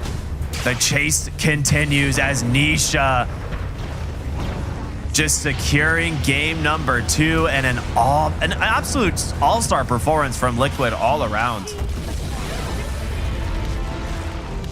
That was a little bit of a slow start for them. It was looking good for Parivision, but managing to find some fights across the map to get themselves back into this. And then Shadow Fiend, man, the damage from Shadow Fiend with Tusk. Right, that's why that combo is so class. He's probably looking over, oh my god, you had 31 stacks at the end. How'd you never die? 11 permanent temporary stacks, whatever we're calling them. He was hitting so much. 55 extra damage, dude. A lot. Plus 95 with drinking buddies. Yeah, it's so much extra damage. Yeah, very, very good game from the side of Liquid. I mean, there's a couple of moments where like things got a little silly and funny, like right here in the mid lane. They go for this initial kill on the no one. They got kind of bailed out as no one walked into a Bramble here. This could have just been a 2 for 0, but this fight right here, the great pulverize into the Requiem, gives them some serious momentum for Mickey. And this is when he first starts kind of building up his souls. And I mean, this game finishing 11-2-9, and I'm pretty sure his only deaths were in the early game. So huge performance from him. Yeah, a lot of good spell usage from Liquid, of course. A lot of onslaughts hitting multiple heroes, terrorize hitting multiple heroes, helping to buy the space for Mickey to just do a ton of damage. I do think those early fights that Liquid managed to win were massive, not necessarily for their own gold lead, but to prevent Visage from popping off, right? If we think back to that awesome Requiem combo in the mid lane, that could have been Visage getting 2 more kills, you get the mid tower, right? Usually that's already painful enough with a Visage like, oh, okay, he just finished another item off that fight, right? It just snowballs. That's how Visage functions. But this time we see 7-3 and 10 is not bad on the Visage, but you really wanted those kills earlier to just skyrocket yourself, finish that pipe, 2 minutes sooner, which lets you take the next fight and the next fight and the next fight. Yeah, super good game.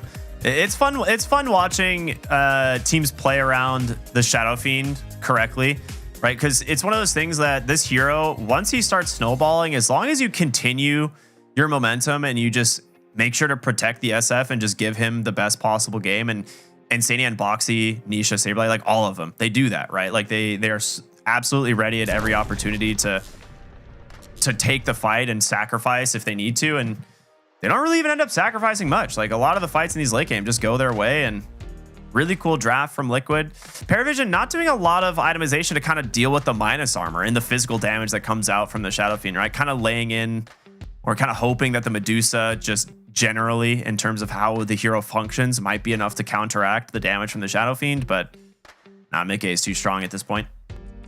Can't go 5 Ghost Scepters when they have magic damage, man. True. Yeah, I mean, right, that's the benefit of the Primal Beast Earth Spirit, even Dark Willow, right? Really, really well-rounded draft. Yeah, it's typically why you don't lean into it, but when you do, it can catch you off like it did in game 1. So pretty fun series. Going 1-1. Both teams maybe getting to try some stuff out, get a little bit more practice in, since it was, these are the teams already at the top of the groups, but got to see some fun games for it. Yeah, absolutely.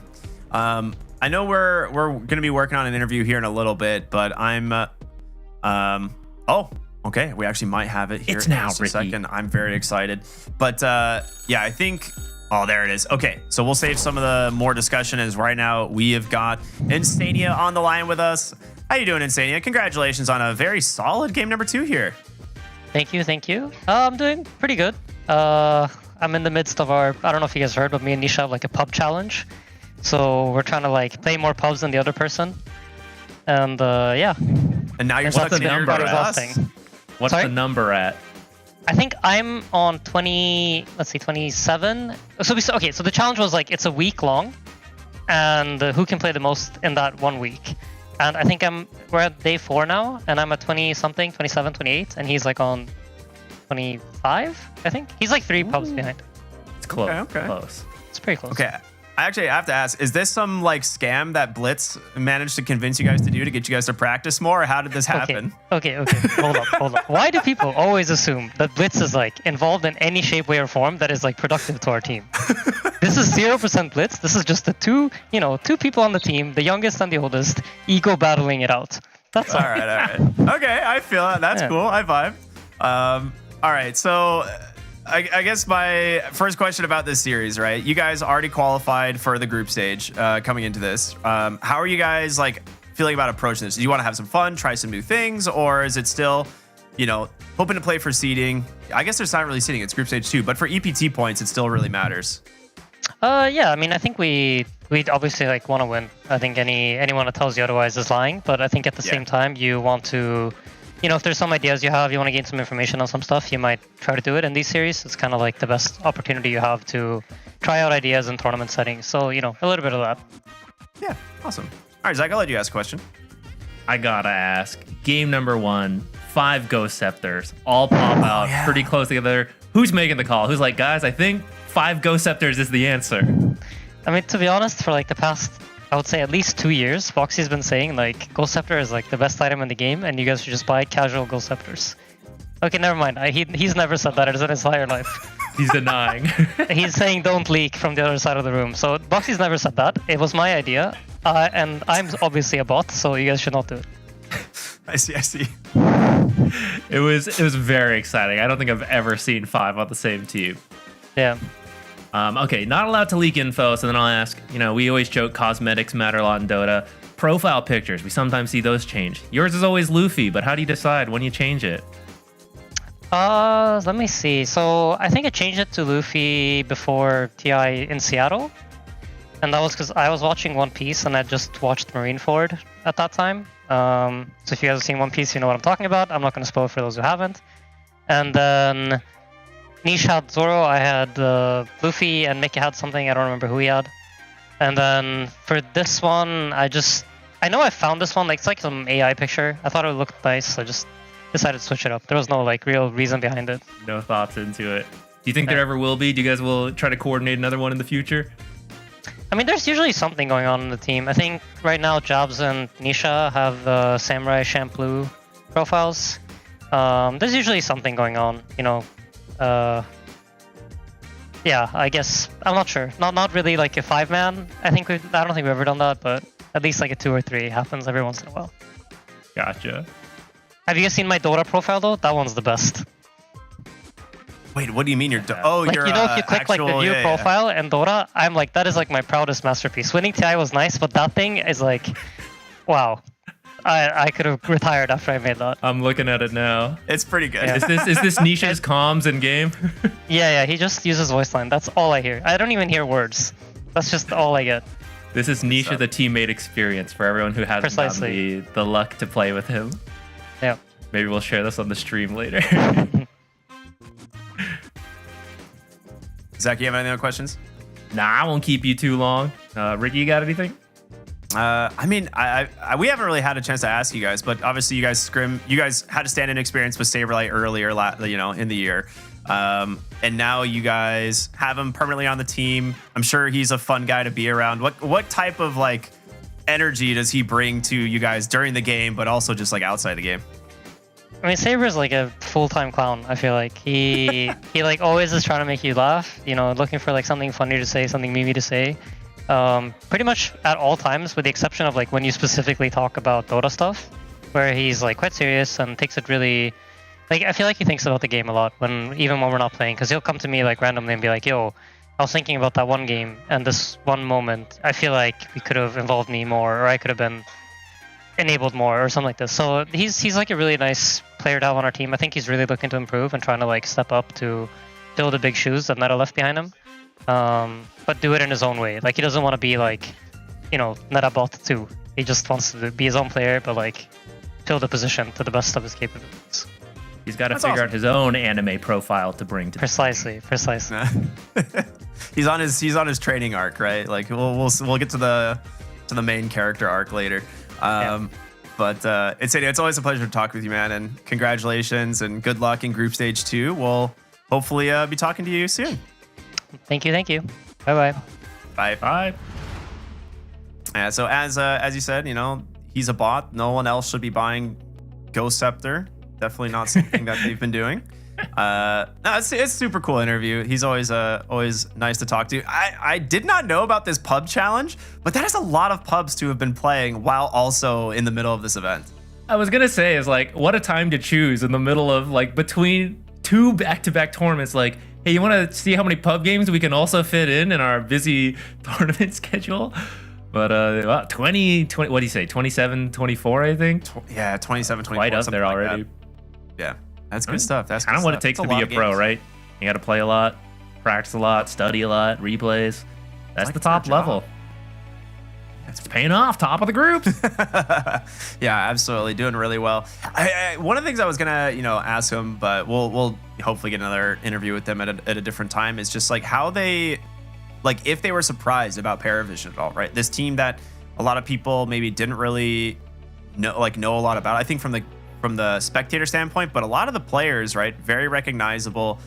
But to have this kind of success when you are kind of like reforming a new roster like immediately, it's rare. You don't see that often. Yeah, you get a lot of like, oh, this is such a superstar lineup. This is definitely it. This is winning TI this year, and then it's like, oh, it didn't work. It didn't work at all. That's usually what you see a little bit more because it does take time to come together as a team.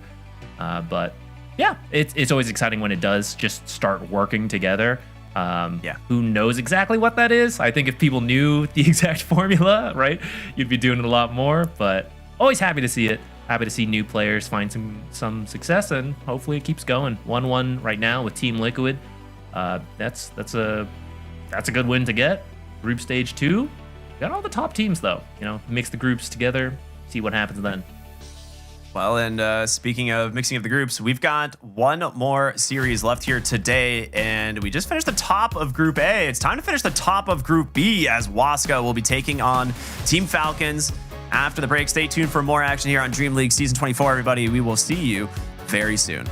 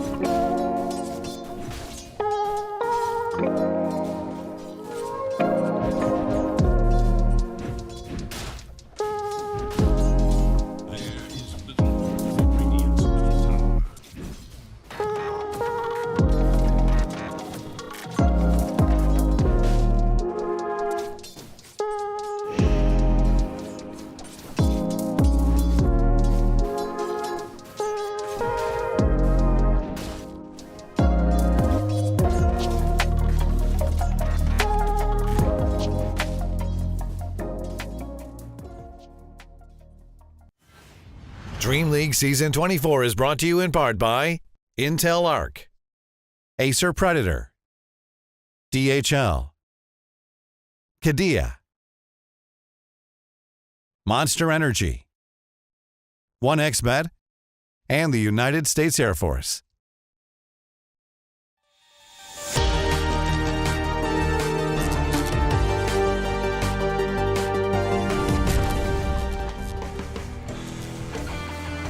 Welcome back, everybody, here to DreamLeague Season 24. We're getting into the tail end of the day as Falcons versus Waska is about to begin. My name's Cryptic. I'm here with ZQuicksonics, and it's been a fun day, man. We just came off a 1-1 series with Parivision and Liquid. It was super nice to see both teams performing very well. But now it's time for the top two teams of Group B. We got kind of lucky today with our schedule. We got the fun ones. Yeah. Very lucky. I guess you never know what teams are going to end up at the top of the group stage. In this case, we do have the standings for Group B as they currently are. All the teams already qualified or not qualified to that second group stage. Fortunately, we get the best teams. Arguably Tundra is also up there. It is very close at the top of this group. 9-3 for Waska and Tundra. Team Spirit 8-4, not too far behind. But either way, should be some great games.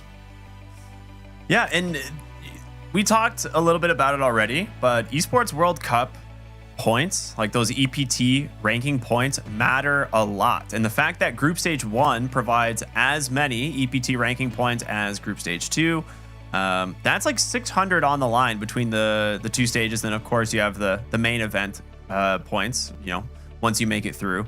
But yeah, getting first place in this event could make a massive difference in terms of how you actually qualify to the Esports World Cup this year. So every game matters, right? You don't want to clown around like, oh, we made it to Group Stage 2. Let's go have some fun. We've seen teams qualify for events off of a quarter of a point at some point, right? So like, that's true. It matters. Yeah, the points later on will be. There'll be more points, but it helps to start collecting them as soon as you can. Yeah.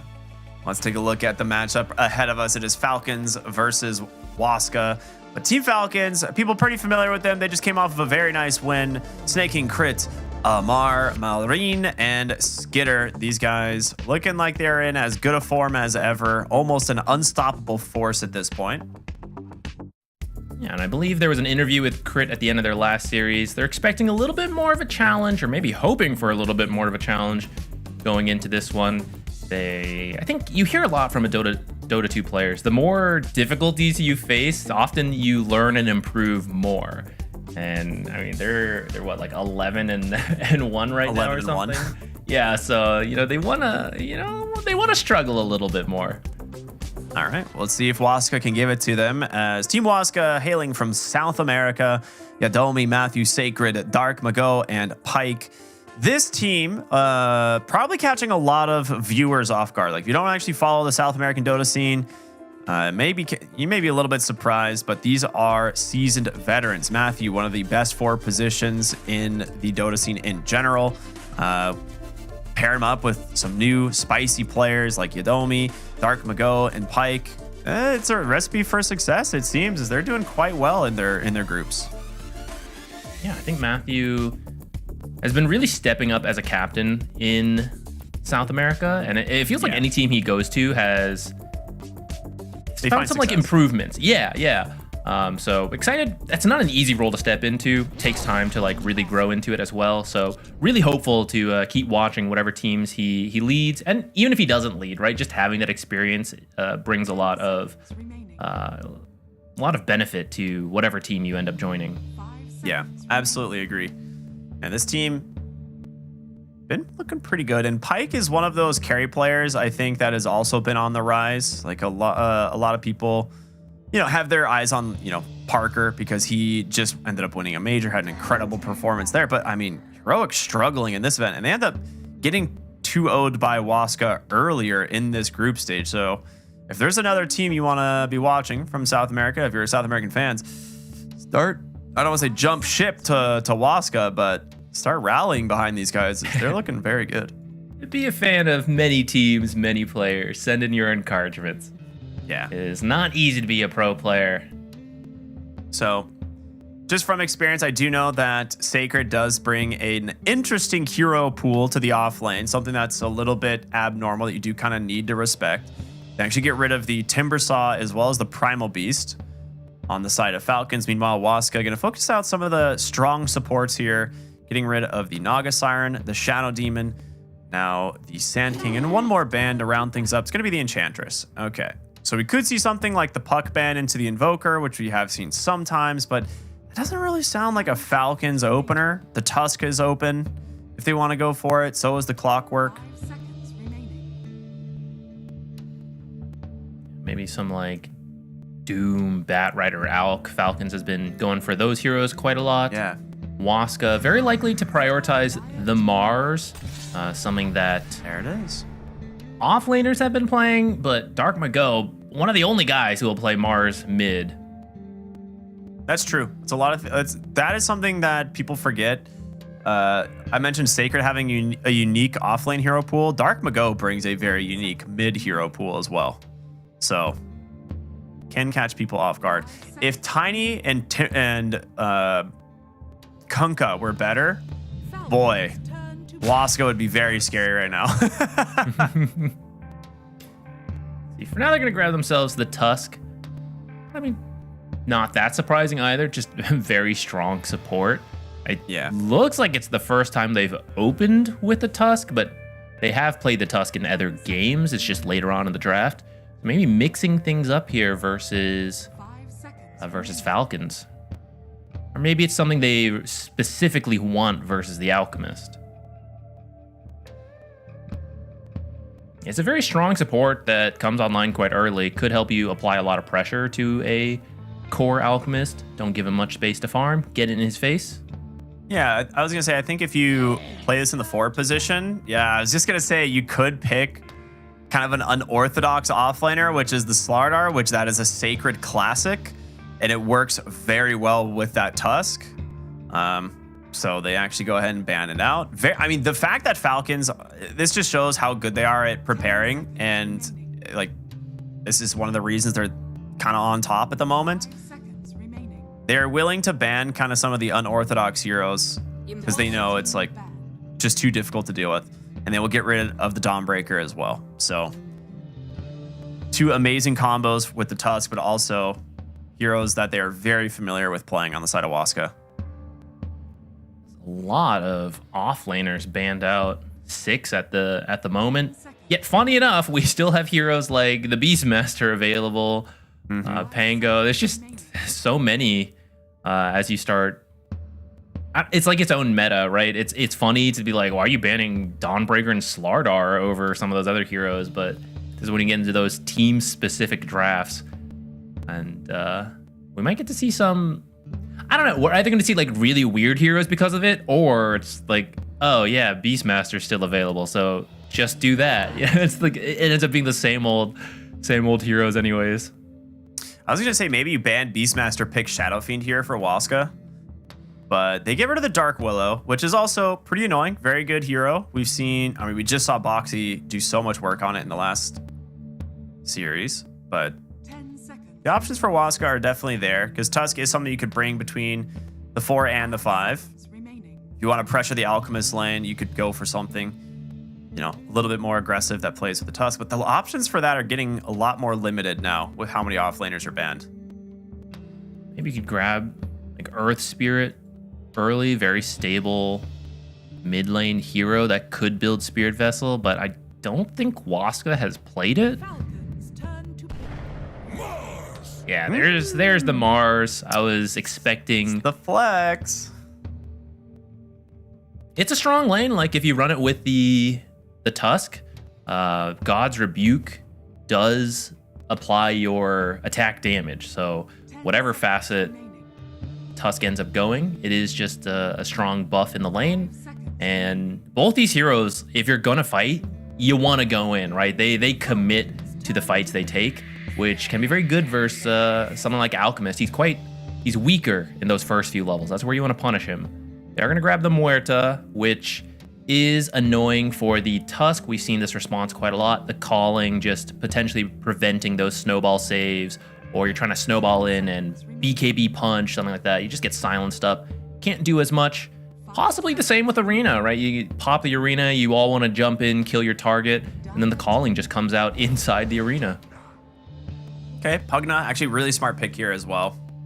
You can already see the physical damage being built up on Waska, and so you respond with the Pugna, gives you a lot of survivability. This has also been something Snake King has been owning on in this event. He's done some super cool movements. He's managing to just completely disrupt fights. That being said, even though it is a lot of value out of the Pugna, I still think the Shadow Fiend is not a bad pick with the Tusk Mars combo at the moment. Because you could be Mars mid, it could be Mars offlane. Tusk could still go back to the 5 position, and you have like the Tusk Shadow Fiend lane. And Drinking Buddies definitely feels like the better pairing with either of these heroes, so. I wouldn't mind, but if not, I like the carry still is typically physical damage anyways. Okay, so they are going to grab the Morphling. I was going to say, if you can find some magic damage from at least the other heroes or find a mixed damage carry, I was going to mention Luna, but Morphling comes up instead, who has some pretty big bursts, as I'm sure we've all experienced. Very useful versus the Pugna Decrepify and the Pierce the Veil, so you can still kill off of these supports. They're not just surviving, kind of like we saw in that Ghost Scepter game earlier.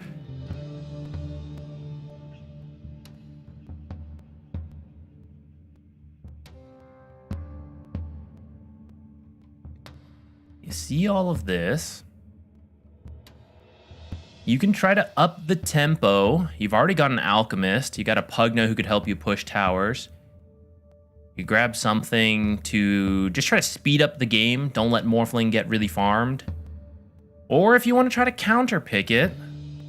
But I don't know. Right now, Morphling feels like one of the better late game heroes of the like meta heroes available. Kind of like the idea of just playing fast. Yeah, I'm trying to think what you can bring from the offlane that would help slow down this morph. Because that's kind of the double-edged sword of banning the Doom, right? Like, you would like to be able to be like, all right, let's just pick Doom, right? But you ban it to protect your Alk early. And these heroes both kind of countered by similar ideas. Falcons turn to battle. Okay, they go for the Earth Spirit instead. So they will grab the mid-Earth Spirit. A lot of magic damage. Great teamfight initiator, which we constantly see. I like it. Pretty safe pick, especially since you can go in here and ban out the hard counters, things like the Huskar, which we've seen. 5 seconds remaining. I like that he can build the early Spirit Vessel too if you decide you want it. Sometimes we still see just like the Blade Mail first, which wouldn't be bad this game either. Maybe depends on what this last pick ends up being. For Waska, it's the question of whether this Mars is going to end up being a mid or an offlaner. I'd say into Earth Spirit, it's probably fine. So it's a little bit up to you if you want to maybe punish Earth Spirit more, which he looks like the playmaker right now for his team. If you take him out of the picture and you're not picking another one for your last pick offlane, then like who's doing things to make space for Alchemist could be one option. Otherwise, in the off lane, we were talking about that Tusk Mars synergy. It also feels fine into the Alchemist Pugna to me. Yeah, I agree. It's a lot of damage if you actually just throw it into the Pugna instead of the Alchemist. Like Decrep has to be used at the perfect time. Otherwise, like Spear will stun you long enough for them to get like the Drinking Buddies God's Rebuke. They ban out the Pangolier. That would have been a good pick. Okay, Pangolier would have been really good. And they actually this is cool. Respect ban the Slark from Falcons. Not something we see all that often, but into this matchup that we see on the side of Waska, actually very good. Right, great against the Batrider, Morphling. It's okay against Mars. It's not like that big of a deal, but can get away from the Tusk as well.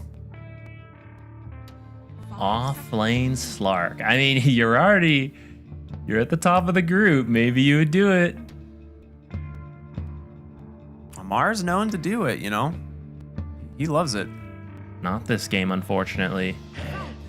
What about... Should be Bristle. It's something like Brood Mother. Go real fast. I feel like there's some decent heroes versus the Brood Mother.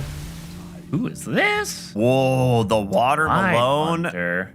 Okay, they're just going for the green synergy draft in some way here. You mix those alchemists together, those colors together, it'd be kind of greenish. Yeah, it's the flask that's green. You're right, acid spray too. All right, Tide Hunter. I mean, you reduce the attack damage in lane, so the Morphling Tusk trying to right-click you down into a Tide Hunter actually should mostly just tickle him. You should get some decent farm on this Tide Hunter.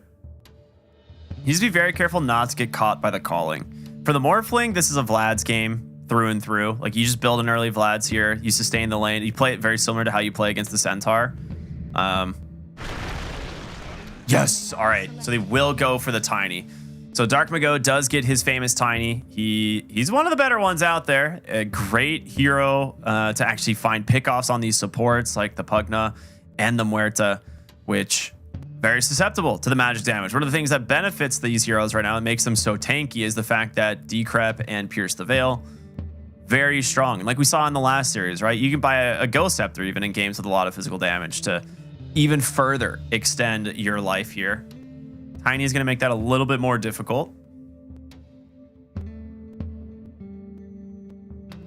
These are cool drafts. I feel like it's pretty even, honestly. Yeah, I'm trying to think it through. I feel like one difference we might see here is that it's easier for Earth Spirit to start getting active very quickly. Like, all you need is, you don't even really need level 6. You can actually roll around before that, but you usually go for the level 6 and then you start moving around. But Tiny needs to get up to that blink. So depending on how that mid lane goes, the rotations, the runes, Falcons might be able to start roaming around together, getting things done while you're still waiting for blink on the Tiny, the Bat Rider, right? He kind of needs it too. That's where things might be a little tricky for Waska. I think you're right. I can get behind that. Mid lane's gonna be funny because both of these heroes have the potential to displace you into the tower. So I'm curious if we're gonna see that happen at all, right? Tiny's gonna be looking for the toss back, Maureen looking for the kickback. It may happen. Tossback's a little harder to do than the kickback, so I think it may be favored for Maureen. We're gonna see who's the superior rock in the middle lane. It's been a while since I've seen this matchup, so I'm not fully sure where this is gonna go. I have to imagine if you're gonna pick Tiny into it though, right? He must have played it on Dark Mago and he's like, yeah, this is fine. I think it should be okay for the Tiny, right? Like, he's got a lot more damage at the level 1 thanks to Tree Grab and Earth Spirit. He's tankier for sure. He has way more armor. But Tiny's got more regen kind of offset. I think it's going to be okay. I think the Tiny will be fine. The only thing he has to worry about is that potential kickback, like you said. But Dark Mago's got some of the most professional Tiny games in the scene, so I feel like he's going to be pretty comfortable on it. This is some Falcons tech right here. They're smoked out. 3 of them have brown boots. And I have to imagine they're going to drop them soon for the couriers that are here. Crit's courier is not here, so I don't know if he's going to borrow one of these couriers to pass his boots off to, or if he's actually just starting boots in his lane. Oh boy. I think for the lane, it's actually fine. But yeah, they're going to send their boots back and sell them, get a little bit of move speed out onto the map as they get their wards placed, both sides of the mid lane. He's running to the secret shop. All right, so he wanted to place his a little further than his teammates, so he runs all the way, places a ward, gets out, and yeah, Waska just not making time to scout this. Their smokes are still up, so they might think no one was here. Unfortunately, Sacred's the one that drops the Observer while smoked. Though I don't think it saw him. Because I think Dark Mago actually passed it off to Sacred. 30 seconds to So if they saw him, they'd be like, oh, he placed a ward there. He didn't. He gave it to Sacred, but then Sacred placed the ward there. So I don't know. I didn't quite catch if that observer saw that happen or not. I think it didn't.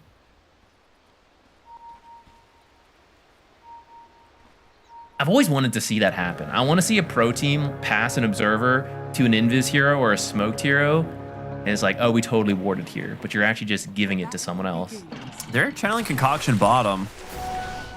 We're gonna just secure that rune here with the Concoction. He should know about a ward though. He threw the Concoction up the high ground, so potentially giving away some of their info, it looked like.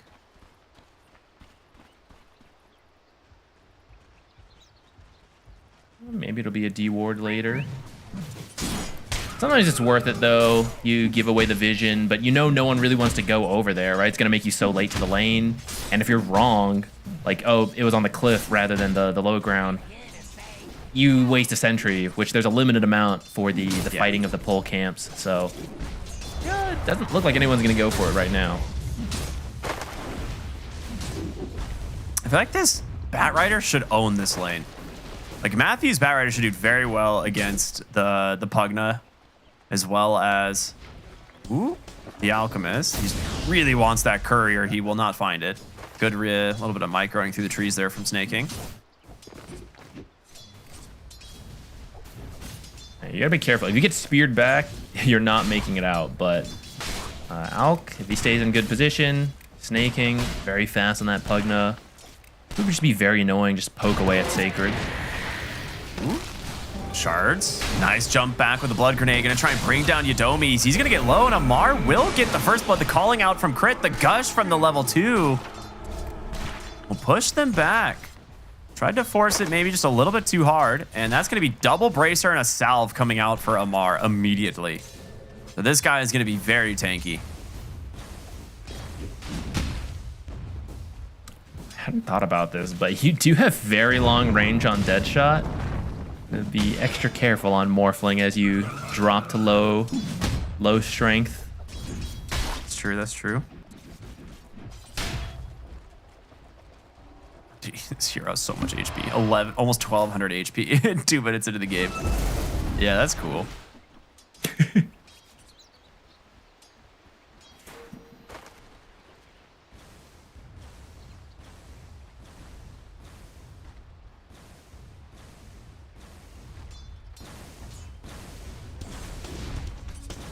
So far, this bottom lane going a little bit better for Falcons than I expected.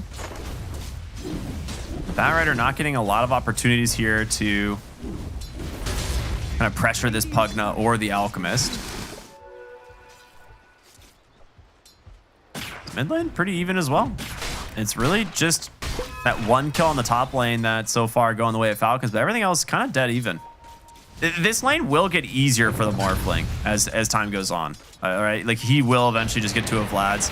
I'm assuming he's gonna go Vlad's. But you never know for sure. Great dead shot from Crit to secure the Lotus there for the Tide Hunter. I'm not sure, because with that kill and the 2 bracers, he's going phase boots. Tide is going to be able to just walk in front and body the Morphling and the Tusk. That should free up Crit to rotate around if he wants. Maybe do stacks for Alchemist or the Tide. I think Morphling will still find farm because he's a hero that can jungle fairly early, but I think this will be a very farm Tide Hunter. Yeah, he is going to be farmed on Tide. I agree. It's more of, I just don't know if he'll eventually be able to shove the Morphling out of the lane once he has enough XP and has his Morbid Mask. It's On really his gonna be own, on Crit at that point. Yeah. Yeah, on his own, no, but Crit is going to spend time helping Earth Spirit, who then could come top and help you finish the job in terms of kicking out the Morphling.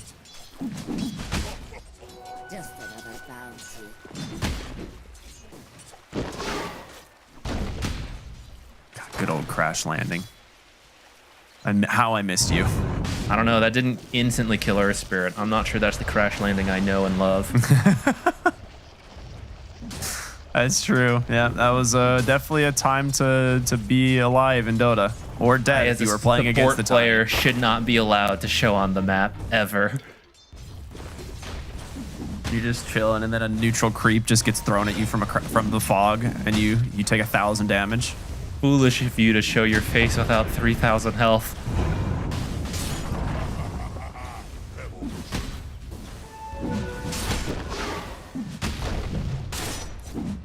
I'm wondering when we're gonna start just stacking a bunch. Looks like in the bottom lane, Snaking is getting to it in the tower. The creep camps behind the tower. Got that alchemist. That'll be really good. Oh, he's got really good spawns. He's got like the mud golems. Getting some of the best spawns.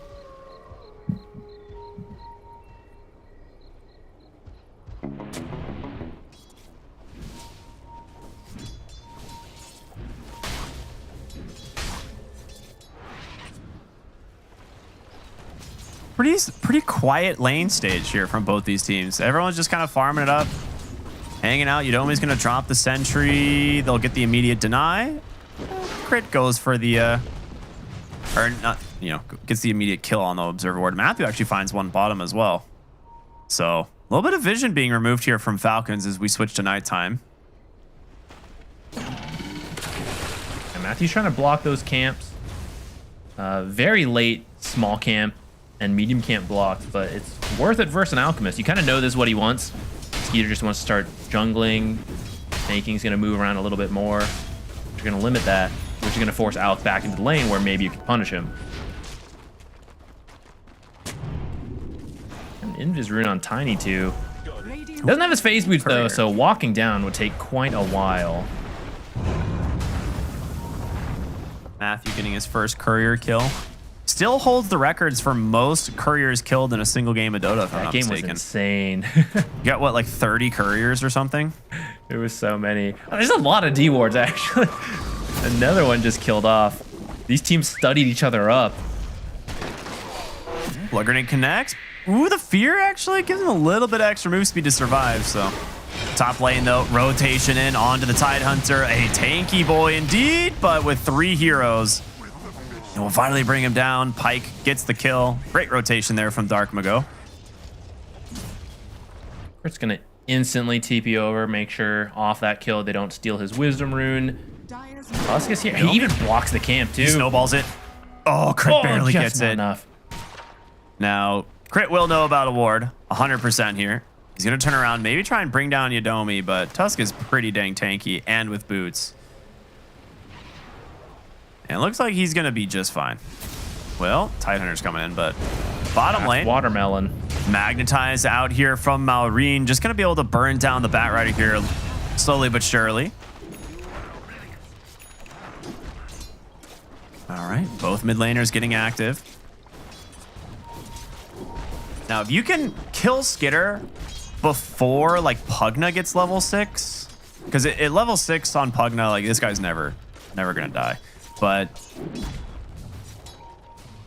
we'll see. Sacred's closing in on the arena. You could try and make the play.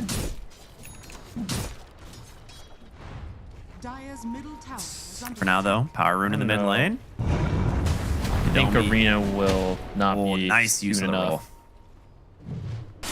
Arcane Rune, that's a pretty good one. Maybe use that with a nice Magnetize. That first cooldown on Magnetize is pretty big too, so if you manage to get something out of it, very value.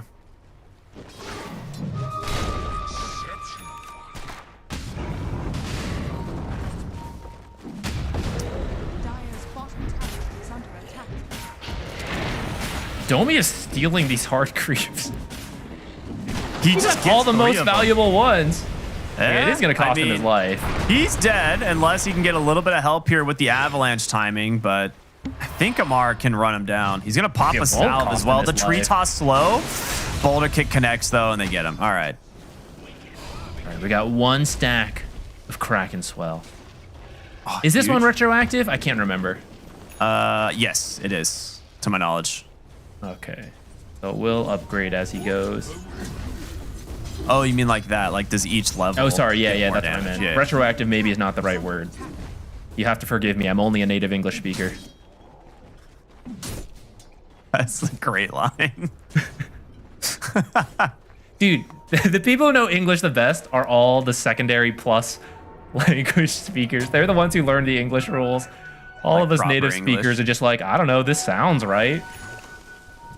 It's true, actually. Big rotations bottom from everybody. Sacred does have the arena. Skitter's gonna be able to get the ult off. Spear will pin down this Alchemist, but he gets the stun off just in time. Dark Mago actually making the rotation in. The Avalanche, the toss, plus the rotation in from here Pike. too. They just don't have the damage, and Sacred, he's just dead all by himself. Hey, bring... I mean, that was a 4v5, and Falcons still come out ahead.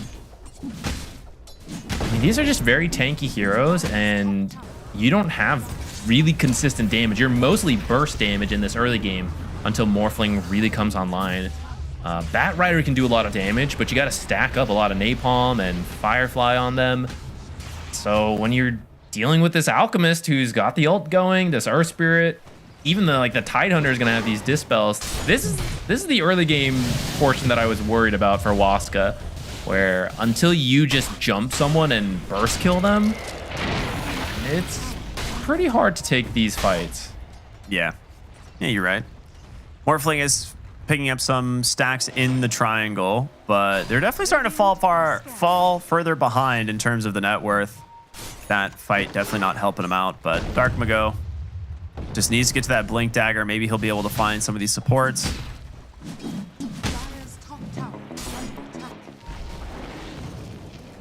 Great start So for much Skitter, though. attention on blocking camps. This is far more than we typically see, because with the sentries are limited, right? So you have to choose between blocking camps and having them for D wards, which as the map got bigger, it became less worth it to block camps, because like, oh no, you blocked my camps here? Well, I'll just go farm these camps over there. It didn't feel worth it. But in Alchemist, it kind of is worth it. At least to Waska it is. They've put so much attention to blocking different camps here and there to slow down this Alchemist. Kind of working. He's not as farmed as he could be, but still sort of is. So I'm not sure if it's been paying off, but that might be more a symptom of how the lanes went than this camp blocking not working. Amplify damage on the Tiny. Looking for someone to show in this bottom lane here. He's not going to get lucky, though. Malrine still mid. He's got the Muerta behind him. Pugna retreats into the jungle here. Now, there is going to be an Illusion Rune spawning top, which Snowball's going to come through. Avalanche in. Tag team. Toss. Is it enough? No, absolutely not. Blade Mail comes through. A huge amount of healing coming in from Snake King as well. And Dark Mago trying to find something. Crit. Falling low. 18 wand charges, though. Back up. Toss on over. It's still not enough. No one on the side of Falcons really in danger. They've got the Tidehunter in front of them. That's going to push them away. Toss back. Tide. Do they have the shards? Might be able to force They Ravage. don't. I don't think you could kill him, though. Yeah. I think that's what they were looking for. I think you're right. Old Crash Landing would have killed not only Crit, but ATF as well. Yep. A shadow of his former self. It's just good positioning from the Falcons heroes there. Yeah. As soon as Snake King started to heal Earth Spirit, they're like, yeah, this is not happening. We are not going to be able to kill him, especially into the Blade Mail. You have to do so much damage to yourself while that's active and through the Pugna heal. Radiance is done for the Alchemist. Gonna start getting faster and faster.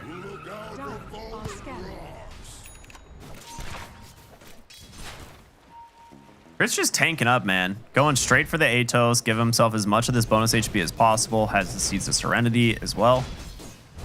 He knows that as long as he doesn't get one-shotted by a Tiny with, who picks up his Blink Dagger, he can still contribute a lot this game. Pugna got Casual Raindrop. Curious what he's going to end up going for. Skitter finding out his camp next to his tier 2 is currently blocked. The 14-minute Power Rune's going to spawn, and it is top lane. Malrine gets a regen. Now they're trying to hide the blink on Tiny here. Toss back into the Tusk. Walrus punch. Avalanche. Malrine with a roll in. Drops the Magnetize, though. Gets it onto both, as now you've gone a little bit too far. The magic damage is way too much for you to deal with. A great response. Again, trying to force what looks like a Ravage. It's just not happening. Yeah, I don't know if you should be even trying. I guess maybe they didn't know Earth Spirit was there, right? They don't have a ward in the mid lane. So maybe they thought it was just the Tide. They could just, you know, kind of tease him a little bit, but instead it's like you just let Tide blink into you when you toss him back like that. You can find another kill on the Tusk as well, who is trying to defend his tower. You don't have the best wave clear on your supports. And this is where it's tough as ATF just walks at your objectives with his team behind him. Like, you can't just nuke the creep wave and get out. Kind of have to fight, and that means you're going into Ravage, which hasn't been used yet, but it's the threat of the Ravage that lets you just walk up to all the towers.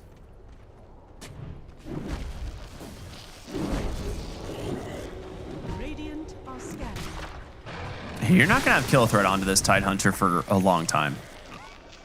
I think that's one of the other main issues. Like, this Tidehunter is going to just be kind of chilling wherever he wants, and just kind of being in aggressive positions, taking farm away from the side of Waska slowly but surely as Skitter farms up on the Alchemist. Blink Dagger into BKB is going to be his choice. Radiant's bottom tower is under attack.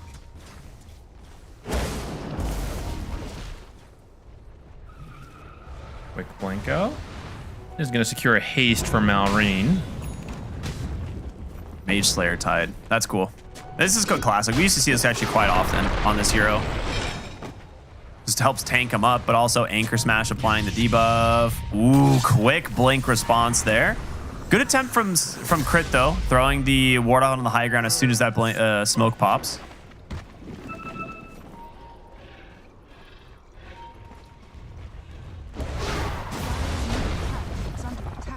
I'm gonna go doing his best. He does have the best wave clear when he throws out the combo, but he has to be so careful.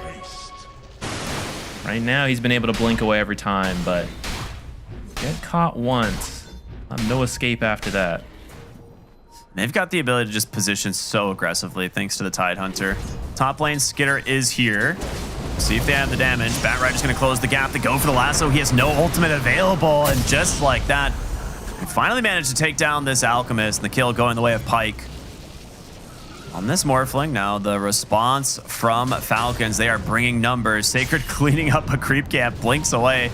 Now just looking for this Morphling, as he's kind of sticking around for a while, but Dark Mago as well as Sacred, they've got counter initiations. There's going to be the arena. The spear's going to pin down Malrine and the Tide. They're stuck inside the arena, but Tiny can't get into the fight. Separated off by Crit, and now tag teamed by Amar and Malrine. Dark Mago, he's going to go down, as well as the Tusk. They know how tanky they are. They are not afraid of these heroes. I really thought we would see a Ravage in this case, but apparently not needing it. Still got Dead in the Water to use instead. I was gonna say, like, besides the Earth Spirit, you don't have the greatest like individual catch, but we do see it come into play here. Just grabbing that Tiny. You got a lot of burst damage, but if your heroes are split up, yeah, you just can't kill any of these tanky heroes. The Alk, you only got that one because he had no ult, and you had multiple heroes all there to do the burst, the Morphling and Tiny in particular. Matthew trying to just cut bottom wave, but Skitter will make a rotation over, collect himself a quick kill. Yeah, the Dead in the Water shard for Tidehunter, not something we see rushed all that often, but it is very good against some of these heroes. So And I like one of the best sound effects. It does. Yeah, whoever worked on the sound effects for Dead in the Water cooked so hard. Actually drug an anchor around. Dragged an anchor around to get that sound effect, I'm sure. Like, guys, how do we make this sound effect? They're like, it's time to go rent a boat, my friends. Turn the boat, no anchor. Like, what happened? Top lane, great find from Malrine here once again. Dark Mago Actually off the mark with the avalanche, but with the extra Down in heroes. the water.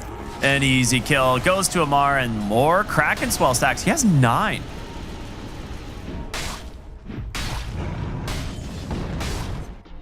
Yeah, damage block per kill. So that one's maxed out. It's not. Yeah. Just confirm. Okay, so yeah, it looks like it's not retroactive from what it seems you like. get whatever it was at the time. What it was at the time. Yeah. I wasn't sure. It's been a while since we've seen Tide. I forgot how it worked. It's going to be so hard nowadays with innates and facets, like as heroes move in and out of the meta, just to remember all these different interactions. Oh, absolutely. Radiant's bottom tower is under attack. Dire structures are fortified. Shield rune on Maureen. Good luck ever killing this guy. Dark Mago looks for an opening. Ooh, it's a long jump. They're gonna have to go ahead and just back away. If you get the avalanche and the toss back towards Sacred, you might have been able to just get a quick pick onto the Pugna, but just slightly out of range. Don't want to overextend. Yeah. Snaking's playing as a save support on this Pugna. It's how you play him as a, like in the pro scene. He's not, you can blast towers, right? But you're not like trying to be damage. You're just like in the back saving people. So you got to find him first. It's one of the only heroes you can kill off first easily. But if you position well, and he now has the Glimmer Cape too, just to be like extra sneaky, it's not easy.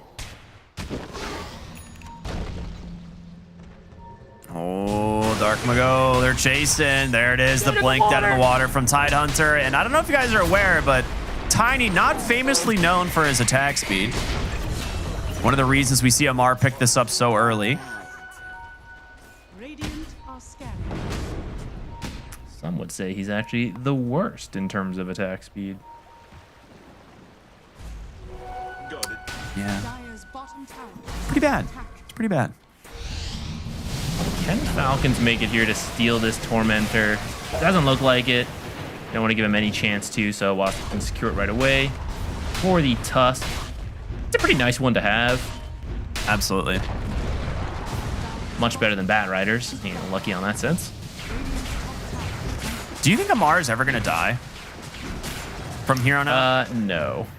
I don't think so. I was like, I just keep looking at his Kraken Swell stacks going up, and I'm like, this dude's going to have like 100 damage block. If the game goes long enough to get a Silver Edge on Morphling, maybe. But currently looking at his quick buy, Morphling's going to go for Conda into BKB, which means Silver Edge isn't coming out for 10 plus minutes. I'm pretty sure Falcons at this rate, they're looking to break the high ground before then. All right, Aegis into the hands of Skitter's Alchemist. So he does have his BKB completed. I think going towards Sanj and Yasha is what I saw. It might have been a Manta, but one of those two. I saw Yasha. And Mars with his own BKB in some trouble. Has to try and sidestep the silence. Can't do it. Maureen already has a Shiva's Guard. Okay.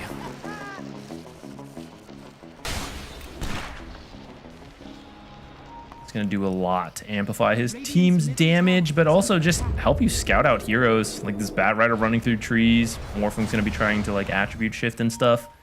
Always be able to get him. Fast smoke up after that pick off top. Going to immediately look bottom, which is where Waska is trying to just farm it out. Oh, Glimmer Cape. He still gets the stun. The self-stun, good enough. Taking down Matthew here. Another kill going their way. This one for crit. Zudomi manages to find a courier, but now we're going to see Pike get some trouble. Great block here from Skitter. They get the silence follow-up. What a blink. Stops the rolling boulder out of the Morphling. Very good stuff.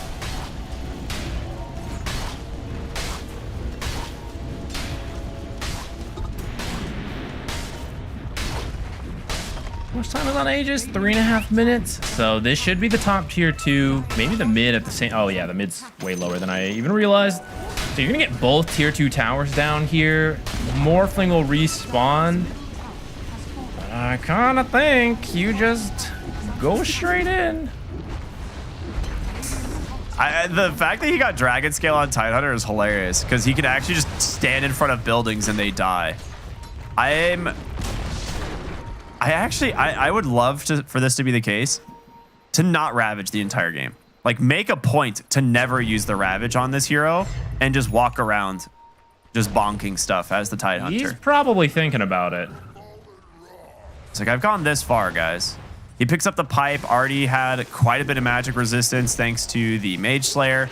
Also reducing a ton of spell damage coming out if he manages to get on top of you. Stack the pipe on top of it. The build this game from Falcons is great, but they're looking for Skitter. The Avalanche, the toss back. They will burst down his first life. Now Crit with a nice calling. Gonna try and slow this one up. Spear will pin down the Alk. Actually takes a huge burst of damage right out of the gate, but pops the BKB, the jump in. Will he find his target? Dark Mago would be a nice one. Yudomi with a nice blink out, but into the hands of Malrine. Backside of the fight, they take down the Pugna.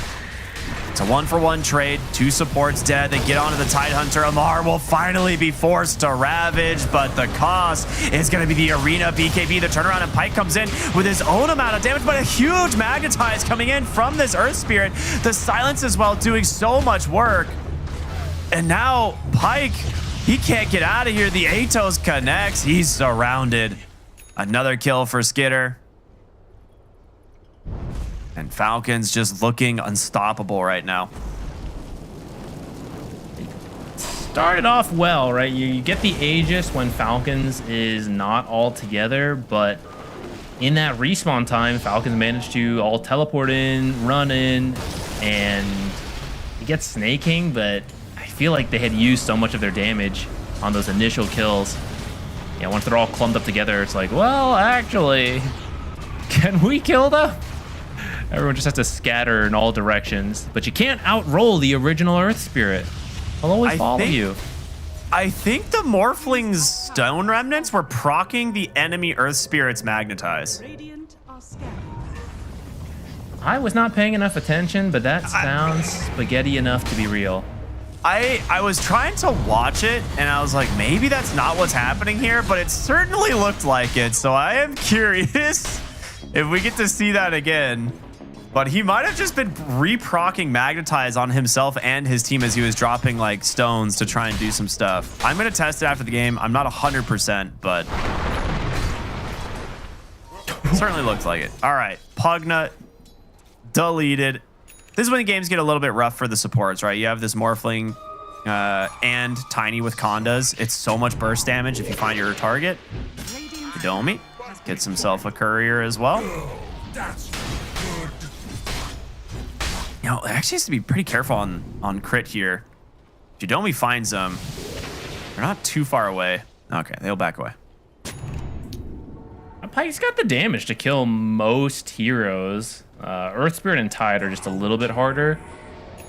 But if you get the right fight, Falcon's not together. That's where the team really shines, when they're all together, Snaking's healing. Yeah. But if you can slowly find these pickoffs, right? That's your way to claw yourself back into this game.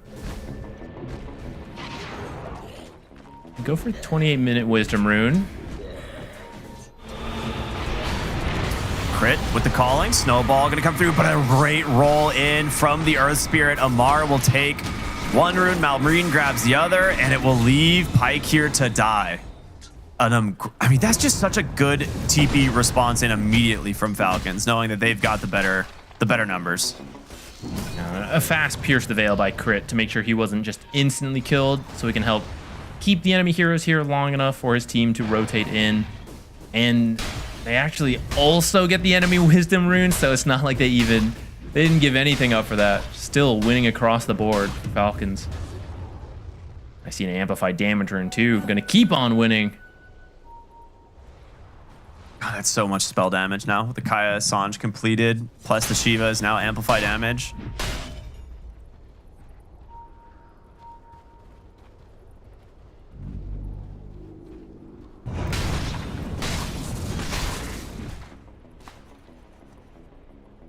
Maybe the high ground. I mean, you could be like speared back into the lasso pullback, but I feel like this is a lineup that actually will just follow you to your tier 4s. And they won't worry too much, though it is where the supports could be killed before they get more done, right? Like snaking and crit.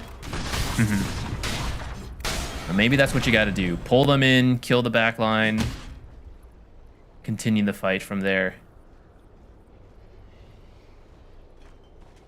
So crit. So he actually went Gleipnir. We don't always see this anymore on the Morta supports. It's going Hurricane Pike next. So Sorry, go ahead. You sneaky. Totally, Whoa, totally out. They spotted him. Super chill. I don't think they have a way to stop him. Yeah, not in time. Crit actually is going to just scale up on this Morta. He's like, you know what? Morphling is the main problem. So if this game goes on long enough, I will just be carry Morta, and I will pow pow shoot him with Pierce the Veil, and we'll win the fight.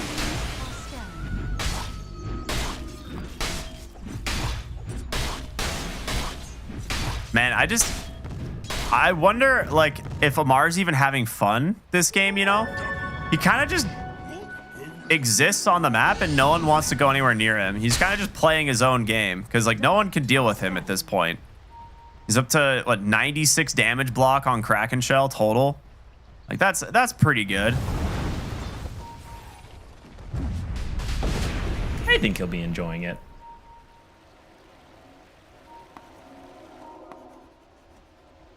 There's something that's, like, kind of fun about walking around the Dota map, being immortal, knowing that no one can kill you. Come to the twin gate here, potentially. We'll see. Uh-oh. That's... Okay. Both teams kind of know something's up. They actually scan the other twin gate. They're like, wait a minute. There might be someone down here. They're correct. So they are not going to go through that gate. And instead, just leave their ward there and look elsewhere. If you want to fight Roshan, though, you got to run over here soon. It's so dangerous to go through the twin gate versus these heroes. So you have to approach through a smoke and Radiant's middle tower. choose your best angle. I don't know. The teams are going to know. It's like, oh, they won't take the direct approach. They're going to wrap around. It's like, oh, they know we're going to wrap around. We're going to go take the direct approach. It's kind of up to you how you're going to get in there, but it's much better than trying to twin gate through. Looks like they're just going to give up the next Roche, though, and just try to force them back by taking other objectives. I think you just sack the tier 2s, though, and take Roche once it comes up.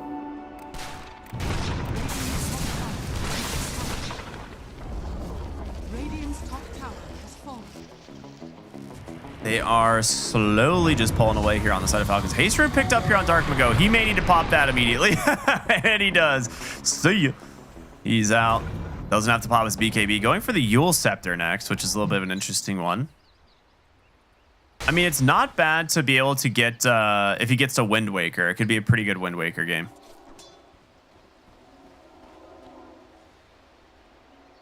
See, Roche is up. Everyone's returning. Radiant's top tower is under All right, attack. if you can survive through this Roshan, I do think Waska is reaching the point where Morphling is now the scariest hero in the game, until Crit then eventually outscales the Morphling, but that's going to take a long time. So this is now maybe the do or die moment for Waska.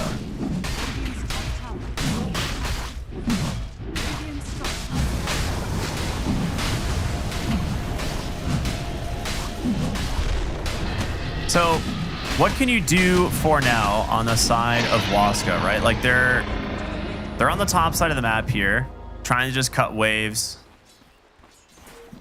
on these two supports. Is there any specific items that you can get that's gonna like open up this game for you, or is it just hope that, you know, maybe Falcons overextend on the high ground? Tusk Ags would be huge. It is still quite far though, over 2,000 gold. That's kind of the main one I'm thinking. All the other items I think are just the typical scaling items you want. Morphling wants more damage, get that Silver Edge that we were talking about earlier, which he is in the middle of working on. You just need Mars to initiate, and it looks like either Wind Waker or Hex, something like that. I think it's really about the kickback and the Silver Edge. Okay.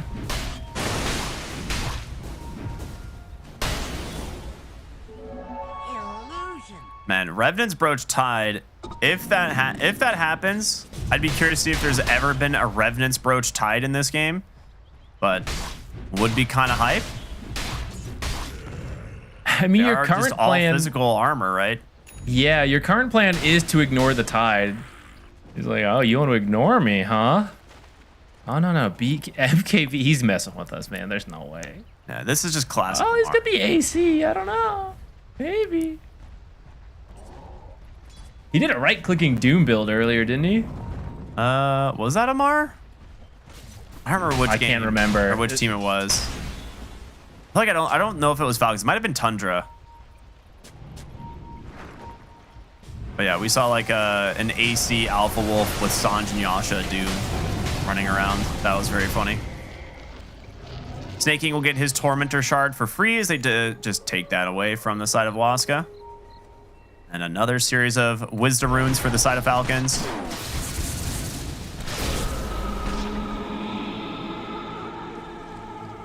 And they are... I'm surprised Falcons are still hesitating so much with going high ground, but we're gonna see. Okay, an Aghanim Scepter, the first one from Skitter, being donated to Malrine. So here's some high ground pickoff potential. You just roll in, find a hero, Stone Remnant, kick them back, take the fight on your own terms. So this is like Tusk Ags at home. I mean, you still have 2.5 minutes on Aegis. They're hoping to find a pickoff. I think as you get to that last minute, you'll really force it if you have to.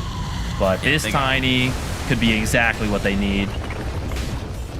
Dead in the water for good measure. Yeah. I mean, why not? And like you said, if you get one pick off, it does allow you to potentially go high ground. They are going to scout the Morphling bottom, and he's going to be running into the enemy team. Malrine. Not detection. Pike will just BKB TP, but he has the Abyssal Bash, like you said, and now Pike is dead without buyback. We're at the point of the game where the death timers are long enough.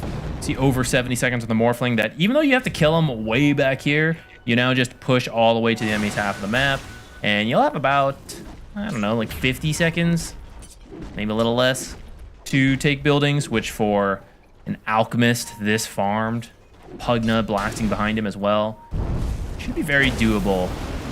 You do have the Fortifies. I think there should be at least one lane of barracks. Amar just blinking in very aggressively, trying to get some vision, as Malorine's not quite here yet, but Pugna ward up onto the high ground. Hidomi still not to his Aghanim Scepter onto the Tusk. That's going to be a 2-3 tower to go down. Still 25 seconds before the Morphling's online. But this, full lane of barracks down, looking for the mid lane. Couple more seconds on this Alchemist ult. Trapped in the shards, maybe you can make some sort of play. But the Force Staff to safety, not going to risk it.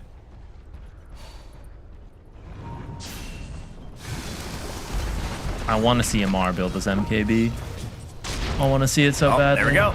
Toss back, Walrus Punch into a lasso as well. So I mean, it's everything in Sacred. He's going to be able to actually find some heroes on the front side in this arena. Crit will be able to buy himself a moment with Pierce the Veil, but Skinner trying to run away under his BKB, and a Blink Ravage from Amar catches 4. Can they turn this around is the question. Malrine actually whiffed his Magnetize, I think, but doesn't really seem to matter all that much as they forced 3 buybacks out of Waska. The question is, can they chase Pike? With his Earth Spirit roleplay, cannot close the gap enough, and they managed to just walk out of the base. That is a very big economic win. Even though it's technically only 1 lane of racks, it is suddenly a 30k gold difference. All right. It was a pretty good start, right? Earlier, Toss back onto Skeeter, but this is exactly why you wait for Aegis, right? You know he's going to respawn, and they're trying to deal with the front line, but if you use all your damage on the Alchemist, you kind of have to wait the cooldowns to get the follow-up kill, so they don't actually get anyone else while the Alchemist is out of play. Yeah, I think the rough part there was you used Lasso on the initial pullback and the Walrus Punch. So as soon as he comes back up, he just BKBs and starts walking away. You don't have any way of keeping him that far back, right? Now, if you have the lasso, you probably kill the Alk twice there. Or if you have Walrus Punch even, maybe you kill him twice. But very costly defense there from Waska as, like you said, over 30,000 behind now. They get another Tormentor on the side of Falcons. And they're just pulling away this game. We are now 1,600 gold from Tuskags. Can you drag this on long enough to get there? I feel like that's the only way they can win this. You gotta be able to kick people so far back that the rest of the team has no chance of getting close to help.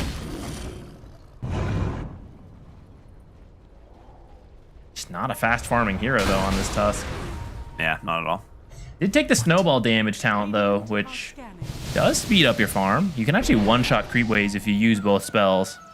Yeah, I think that's the idea, is he's trying to just play the rat game here. Slow down this.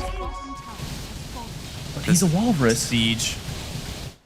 One thing to note, Amar did change his build, so did not go for the MKB or anything like that. He went for the Scythe of Ice, something a little bit more normal in a way, right? Does have 29 Kraken swells though, so, you know, never gonna die.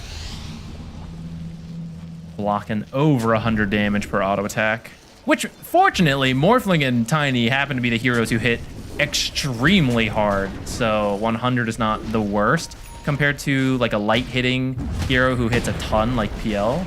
Or Troll, Chaos Knight, stuff like that, right? And they find... Wait, what?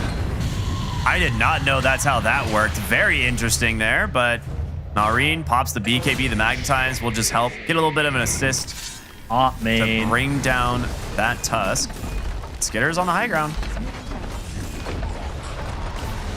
If you BKB then stone form yourself, you're just you're literally not targetable, immune, and invulnerable to all forces of damage. You can still move. That is very interesting. I did not know that was a thing. He's got a refresher too, so we can do it twice. Kind of cool. Jump in from crit, manages to find the Tiny. Nice Yule Scepter. The BKB's gonna come out, ends up just tossing in this Earth Spirit, but do they have the damage to finish his job? He's low. And here we go. He's gonna stone form, and goodbye. You mentioned it. Just refresh to get away. Jump in from Sacred. Does manage to stop that disengage, but the healing is in and the Magnetize is out. Skitter's on the backside of the fight here, just doing so much work as the Tiny will go down here shortly. Crit with the Gleipnir, just holding people in place, and that should be it. 2 dead on Waska. Tier 4 is crumbling as Falcons once again doing so much work, jumping into the fountain. They get the kills. The Havoc Hammers actually doing a ridiculous amount of work there as well. And Pike doing his best to stand his ground. Comes Matthew, lassos out. Amar finally goes down. I said he wouldn't die this game, but nothing like the enemy fountain to prove me wrong. GGs are there, and like that, you're gonna see a great game 1 performance from Falcons. A Tidehunter pick, not something we see very often, but it just felt like wherever Tidehunter was, Waska could not go. You can't fight into the Ravage, and they just didn't quite have enough damage until at the very end of the game. I think they did, but they were 30k behind, and so it's very hard to find the right pickup, toss back, you know, whatever combo. They kind of found it on Earth Spirit, except he then kicks himself away. Now, maybe you can kill him off. You can win that fight. Go from there, but this hero, Earth Spirit, gets crazy in the late game. Yeah. And, I mean, he didn't even have his... I think at the start of the fight, I don't even know if he had the Magnetize as Undispellable, but either way, the refresher with, you know, Havoc Hammer, Kaya Sange, like, he just doesn't... He's so unkillable. He has an absurd amount of HP to survive, like, pretty much whatever Waska throw at him. Did not feel like... I think just coming out of the lanes was not strong enough for Waska. I kind of go back to like the downside of the Tiny. You need the blink before you could really make plays. And by the time they had the tools to do things, Falcons had already won several small skirmishes to give themselves a lead so that when you finally do make plays, it's like, well, I got an extra item over you, so we can just take this fight and beat you there. At that point, Waska realized, well, we just got to wait for Pyke to get really farmed. And that leads to a pretty passive game versus an Alchemist who's just free farming, Muerta farming as the late game insurance. Didn't quite need her in the end, but she was starting to do some crazy damage in those late game fights. Yeah.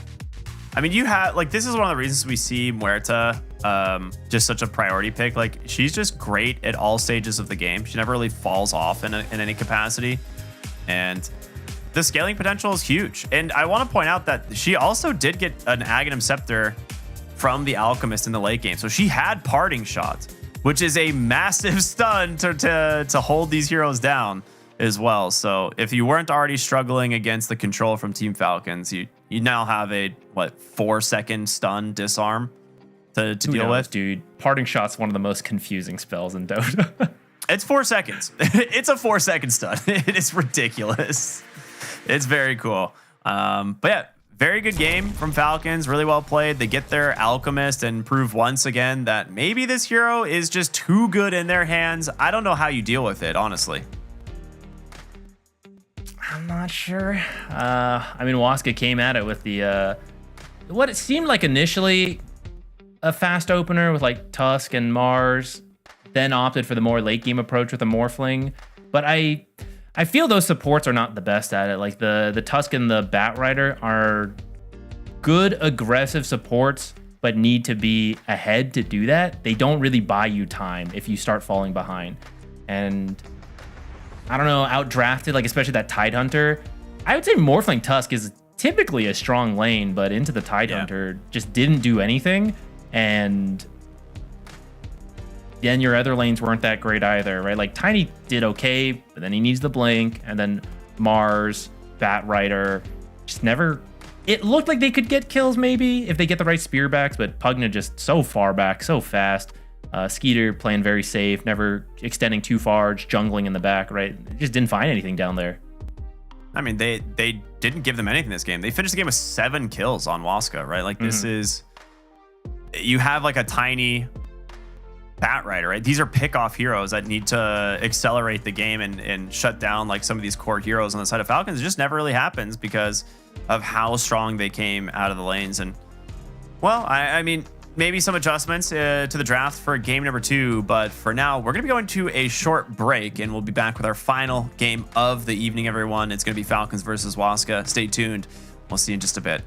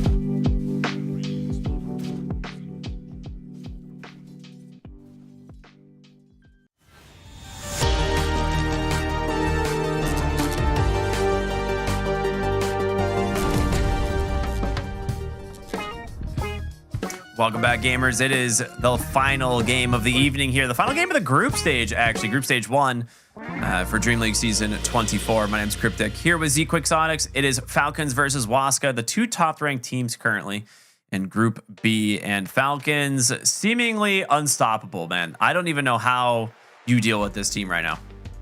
Yeah, they're looking to be the top team after this series. I guess technically already secured with that win.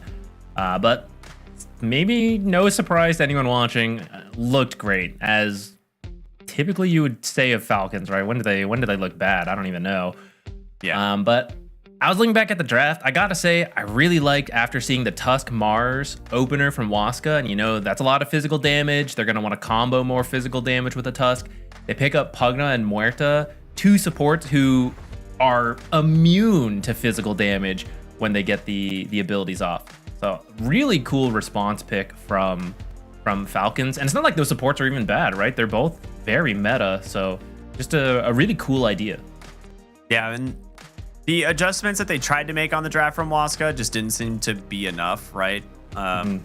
Mars is kind of looking like this one hero that, yeah, like every once in a while you get like a really sick arena, but he is not a damage dealer. So you really need to have some high damage supports that can offer into the arena, or another core, like a one position that is Giga Farm, something like a Luna or an Alchemist who flash farms and is able to contribute that damage to your team. So it's a little bit of an awkward team fight for Waska in that game. They did get some nice, pushbacks from the Tiny and, securing some kills here and there, but just wasn't enough. Too far ahead on the side of Falcons. So we'll see what happens as we get ready to go into the draft for game number 2. And I have to imagine Alchemist not going to be available anymore, right? Falcons have proven that they will first pick this hero, and it is too good for them. Yeah, I do think Waska probably had an idea of that, but since this is a group stage game that quote unquote doesn't matter, right? Might as well take your best shot at something Falcons is extremely good with and see if your theory crafted answer was good enough. It wasn't, so gonna go back to banning it. Try your hand at something else, and it looks like Falcons are gonna go for the Nature's Prophet, which I don't think this is something they've opened with this tournament so far. Actually, it looks like they haven't even played at this tournament, but it is something they've done in the past, right? Something they're very comfortable with. It did get nerfed a little bit, but it still essentially does what it did before the nerfs. It's just a little worse at the start when you're leaving your Treant at the level 1 value point while you max everything else out. Yeah, it still very much functions the same way. Like, a very flexible hero. We could see this in the carry, the mid, the support, even the offlane. Like, it's one of the things that made Nature's Prophet so strong is the fact that he could pretty much go anywhere. I think more often now, he's a mid and a carry, but we'll see what they want to do. Waska are going to immediately respond with the opener of the Mars, which last game, like I said, you need something to follow up the damage of this hero, but it is a pretty good counter to the Nature's Prophet as a whole. So I don't hate it right now. I think they can make this one work. Yeah, I don't think any hero individually was the issue last game. It's more just how it all comes together versus what Falcons had drafted. So at least for now, as their opening response, I do think that's fine. I cannot say I've ever seen this played 1v1 mid. Both these heroes, not typically mid laners, but it could be something we see here. I think they would both just get what they need. I'm trying to think about that as well, because it is a little bit weird to see, I guess, being a Nature's Prophet Mars mid, but I feel like it might be Mars' favorite because a single pointed bulwark does a lot of work. I guess that's true. That's funny. I was thinking, well, maybe you're the ranged hero and you got the Treant with who's like structural armor. So it's not the easiest for Mars to deal with, even if he's only kind of like tickling you. Maybe that gives a benefit over to Nature's. Maybe it matters more about the rotations, either people coming into the lane or how successful Nature's is at teleporting over to a side lane. Yeah. We'll see what happens, though. I like the Batrider ban as well. Something that, we know Waska is going to play, so don't hamstring your Nature's Prophet even more by letting a Batrider through. Clockwork might be another one in consideration. True. Doom is available right now. Radiant team ban. Get rid of the It's Luna. not bad to grab something that can deal with the Treant. Like, even though it got nerfed, it is still how core Natures gets through the laning stage, is being very annoying with the Treants.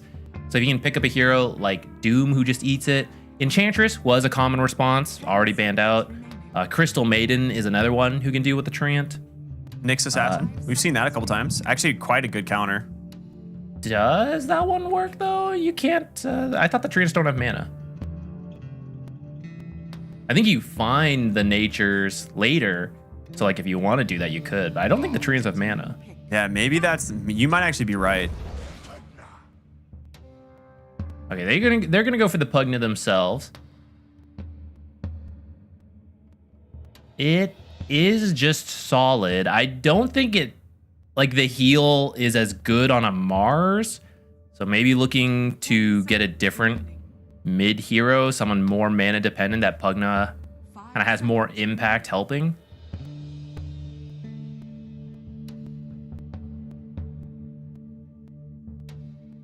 I'm curious what the pairings are going to be here. It doesn't necessarily have to be like a mid laner that like really takes advantage of the Pugna. We've just seen Pugna in general be super annoying for teams. And they will go back for Crits Muerta, or at least potentially Crits Muerta. So he's looked very good on it this series. Or it's just the whole tournament. Since this hero became competitive, I would say. Yeah, it's true. Falcons trying to improve upon their green draft from last game. Alchemist wasn't green enough, so we're going to go with the Nature's Prophet. Unfortunately, Pugna got stolen. Who's another green support you could grab?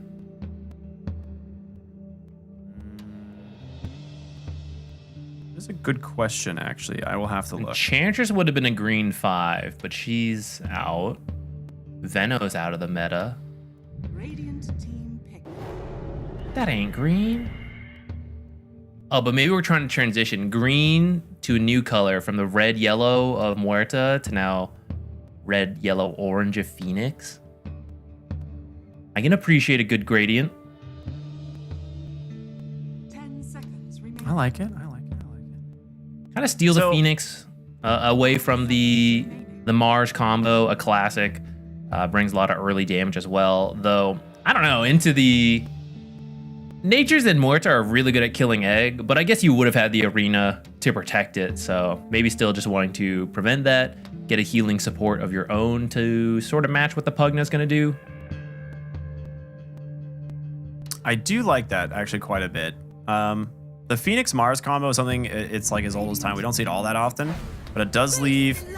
Ooh, we get to see the Dawnbreaker this time. I was gonna say, it does leave a potential Snapfire in the pool, which is a pretty good hero at dealing with the egg.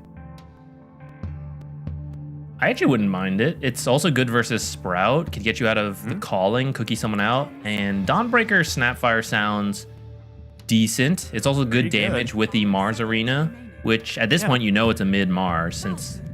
Well, I guess we've seen some carry Dawnbreakers. Look at us go. We know some information.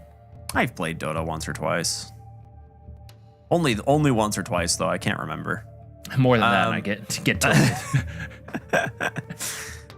18 pick here for Falcons. We'll finally have to reveal what the idea is of this Nature's Prophet. So I guess you could still keep the flex open with the Muerta possibly being a carry.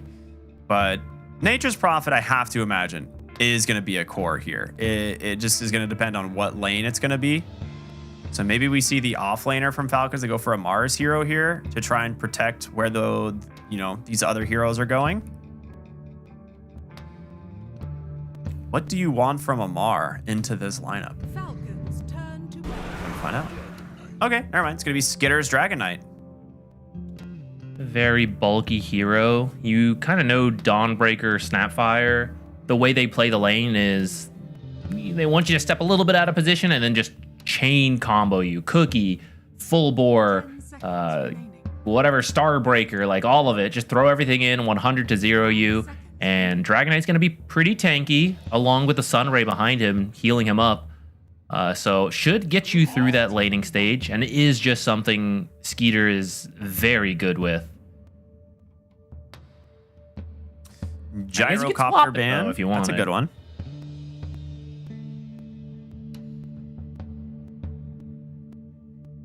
I think going into this last pick, you're looking for an ATF hero on Falcons.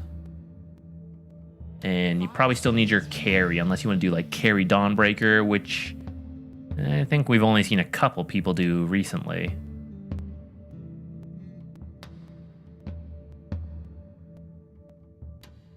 I'm trying to think what other options here. You don't want to go for like a full physical damage hero. Something hybrid would work quite well. But what is that gonna be? I mean, the Gyrocopter would have been so good, actually. It would have been perfect. Medusa's not a bad pickup for Waska, honestly. Kind of like it with the Pugna. It's a little worrisome that they would be on the slower side again, similar to the Morphling, but I think the 4 heroes they do have are inherently more active than the last draft, so I'm kind of open to it. Pango Doom to me makes me feel like they may not be looking for a Medusa here. The Doom specifically, right? Maybe an Ursa, actually. We don't see the hero that much, but it's a pretty decent Ursa game. Like, great into Nature's Prophet, scales well into Dragon Knight, good against Phoenix. It's not bad, I feel. It depends on the offlaner, and you do have last pick. The only downside is that it makes Pugna's game kind of awkward. Like, in terms of who he's healing is not the best. But also, like, he has to be so careful with Decrepify. All his cores are going to be like, why'd you Decrepify that guy? I was trying to save someone. I don't know. Who do I use it on? Interesting, a Kunkka pick. Okay. That still, to me, doesn't necessarily reveal where this Nature's Prophet and Kunkka are going. That either of them could be the mid or the offlane. Yeah, you can move them around. I think offlane Kunkka is the most likely carry Dragon Knight mid Natures. I would like that formation the most, but I suppose depending on the carry coming out, you could adjust as needed. I feel you need more damage. These heroes are so tanky. What about Razor? Razor is that strong enough? Guess I'm open to it. It is awkward though. It sucks to link someone and then the egg comes out and you're like, I gotta go hit egg instead. Yeah. But I guess you have the Snapfire. Yeah, maybe you're not as Snapfire worried. for that? Yeah. I think you go back to the Medusa. Okay. Maybe the Doom was just to throw him off. Ah, got him. We wanted the Medusa the whole time. Keep your options open in case maybe Medusa got banned out. But yeah, I like that pairing with the Pugna. It again feels like they're trying to scale into the late game, and it's going to be Falcons trying to push the early tempo, which it's something they've always been really good at. I do feel like lanes are pretty good for Waska. I'm mostly interested to see how Dark Mago is going to play this mid matchup versus the Nature's Prophet. I think it's actually going to be God's Rebuke into Bulwark at level 2. Because Bulwark just will cut so much of the harassment damage down from the Nature's Prophet. Actually, maybe he goes Spear. He probably goes Spear level 1 Bulwark 2. Because Spear allows him to get some denies as well. So something like that. But it could just be that he plays for his 1-2. Doesn't really care too much about Bulwark. And just gets like Bottle and stuff. And rushes his blank. I don't know. He's a Mars specialist from the mid lane. I'm curious to see how he's going to make it work. Is there any team that you're like favoring here in the draft? It's been a while since we've seen a Kunkka, but I think Falcons has what they need to win the early game and then win the game before this Medusa really comes online. I did just notice it's actually positioned for Pugna, unless they're just swapping, like they're just taking the heroes and they're going to play in different lanes. I don't know. I think I like Snapfire with the Dawnbreaker a lot more than the Pugna. I definitely agree. Like having the cookie to set up for a Starbreaker seems kind of sick. The downside is you could always Dragon Tail the Dawnbreaker during that, so she doesn't actually get the third strike into stun. do have to deal with the Snaking Phoenix lane. I'm trying to figure out which of these supports is actually better into the Phoenix, right? That's kind of one of the big issues. I think they're both okay into the Muerta, but we will see what happens. Here we go, everybody. It is the final game of Group Stage 1 here. Waska taking on the side of Falcons. Currently, Falcons up 1-0 in this best of 2.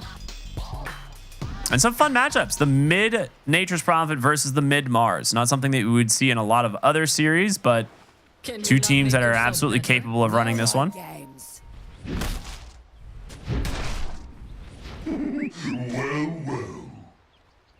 They just attack this treant 6 times and it loses 40 HP. What a concept. Pugna actually does less than 5 damage in auto attack to that thing. I like him. He's cool. 30 seconds to battle. I just want support natures to come back. Yeah, I'd be down for that. Support natures is fun. I really liked the solar or like the Spirit Vessel, like Curse of the Old Growth build. Oh man, that was so fun. Those were the days. All right, so that's going to be the Dawnbreaker Pugna lane.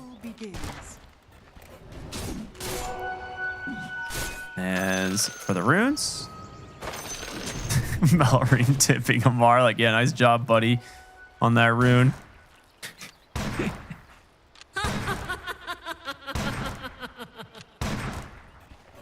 Domi gonna deny his word here shortly.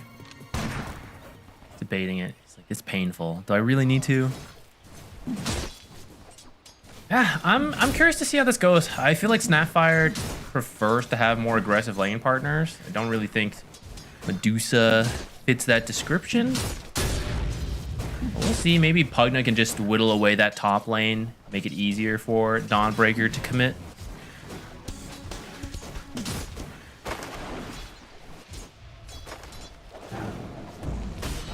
I don't know. Maybe there's some interaction I'm not remembering. I guess we'll see as the lanes go.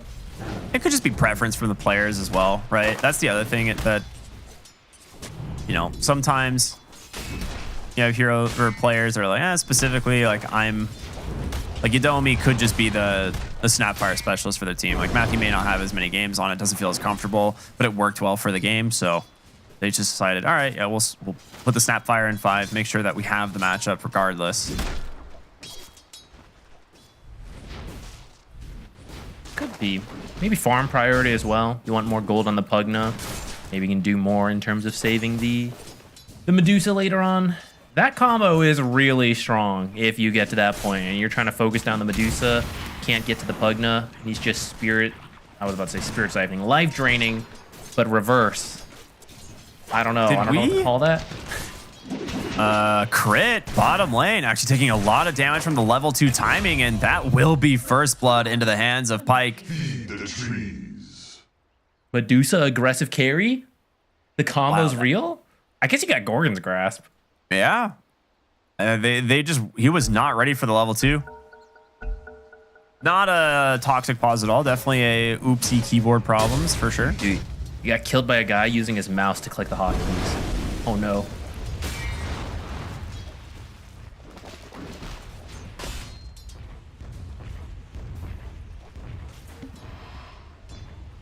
So they're just going to drag top wave for now, which isn't super surprising considering Sacred's taking a lot of damage there.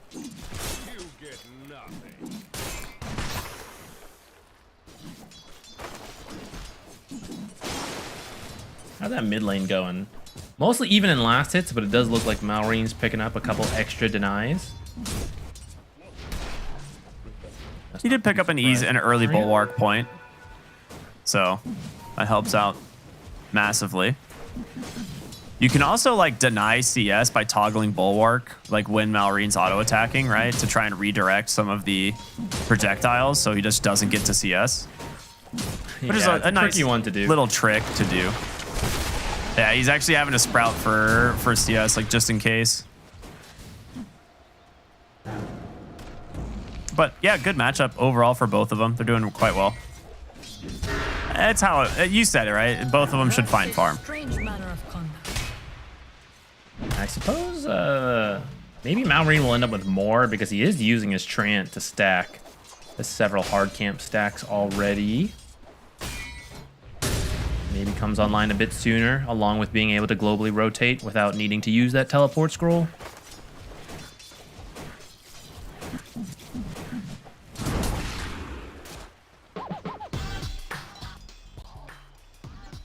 Okay, he's getting some stacks made. That's nice. Now, the off lane of the Dawnbreaker struggling a little bit. The lane's in an okay spot for now. Yeah, Malorine's actually doing a fantastic job at microing this Treant just for stacking, but unfortunately doesn't get that one. Yeah, it's hard to triple stack that camp. It goes back. The re-aggro time is pretty low.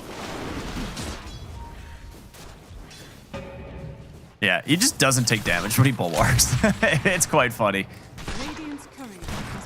Ooh, nice courier grab there from Crit. Doing quite a lot of damage here over to Amar. Does the Venom's Volley connect? He doesn't have any more range, and Yadomi will just die instead. Pike looking for his courier in the trees, which those had the boots on it. That would have been a fantastic kill. And now Pike's actually in a lot of trouble.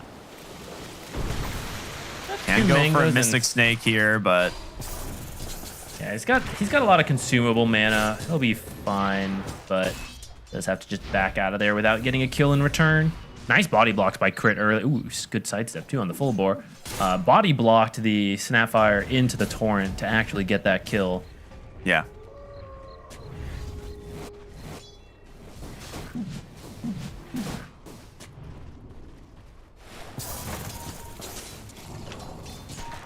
Overall, lane's very even from both of these teams. We kind of saw this in the last game. Gorgon's Grasp off the mark.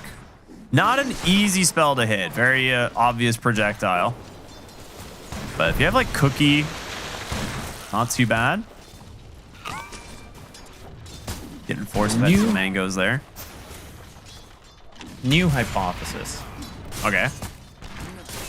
Maybe after seeing the Dragon Knight response to your Dawnbreaker lane and you realize you can't get kills, you're now going to go play for stacks and rotations.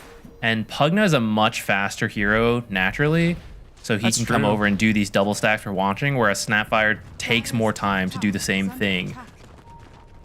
And that would explain his early wind delays too. And like using the nighttime bonus movement speed is quite nice. Crit bottom lane, falling very low, barely surviving as the Cookie's gonna buy Pike some space. Matthew trying to chase him through the trees. Nether Blast secures the kill from downtown Malrine. Trying to finish off Yadomi, gets him in the Sprout. Should be able to grab the kill here. The Decrep! No way. Very nicely played, Matthew. He's gonna lose his life for this one, but a nice forced rotation. The question is, can you stop this tower push? There is still a catapult here. Nature's Prophet can summon another Treant if he wants. And Pike's low on resources. This looks like to be the first tier 1 tower. They're even going to fortify to keep that last creep alive to tank for the two, essentially the two catapults here. And Malrine actually is maxing Nature's Call. Not something we always see. Sometimes you max Sprout to improve your farming speed, your laning presence.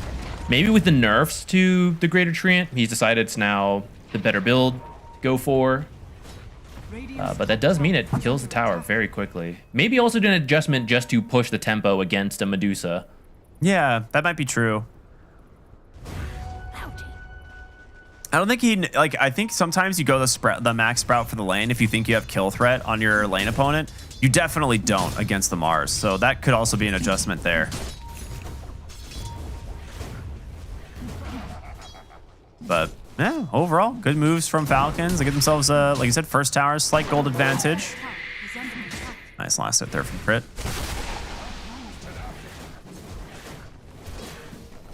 Do you have the Solar Guardian on Dawnbreaker? Maybe this is the timing Waska needed to wait for. Now if you do find a play anywhere, she can come in. She actually doesn't have the mana quite yet. Oh, I guess she's got Soul Ring actually, so if she has to, she can come in. But you need enough mana to use like everything. Yeah. They gotta be a little careful. He's struggling on the CS and the farm, you know, a little bit, but it's not too much. Dawnbreaker, like you said, can very easily join the fight if she's able to pick up some kills. Massively pushes her net worth up here. Mars does finish up the phase boot soul ring. Now going to be focusing towards that blink dagger. But he's a blink dagger away from a blink dagger, as we like to say. He gets to clear the stacks that were being made, though, so gonna get a little bit closer. Malrain also clearing out the stacks he made earlier. Farming ult or fighting ult? He does not have the way out of this. He's just gonna let this one go. Right, you could always like pop stick and try and ult away, but and you have no ult to respond around the map, so good kill there from Falcons. Wow, that stack barely made it. That was nuts.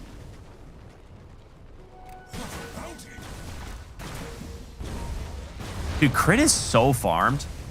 He's just been soaking in the mid lane for quite a while here, picking up CS. It's a nice benefit of having a global hero. That's awkward. What was that arena on? Amar? Yeah. A full health Amar, who had boat as well. I don't even know what happened there. Both of them just threw their ult at nothing. Back to farming. They both, okay, like the team's pressuring them. It's like, look, you can't just farm, man. You got your ult. You got to go use it. They both just want to drop. It's like, all right, my supports will stop talking to me now. Now I get the farm till my ult's back up.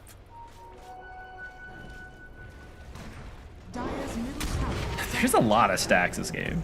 Everyone is stacking. This is going to be a very high net worth game, which we kind of see. Like, it's the 10-minute mark. Almost every core is over 4,000 gold. Dawnbreaker's struggling a little bit.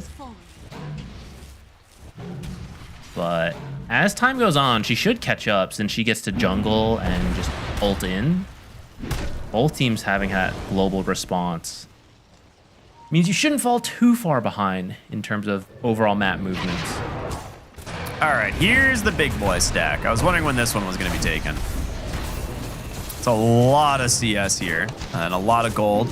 Will help Matthew kind of get back into this because he's been struggling a little bit himself, but this will be a ton of net worth going his way as well.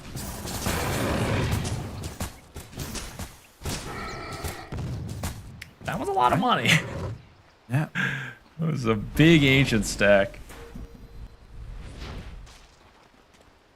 All right, Skitter's got a blink on the way. We should start seeing a little bit more action. It's been a pretty quiet game, 2-3. Everyone's just jungling and stacking, but it is time to pick up the pace. Let's see, Maelstrom almost done on Malrain. Needs like 200 more gold. They don't care. They're like, we're smoking now. Be ready to join, Malrain. Maelstrom or not.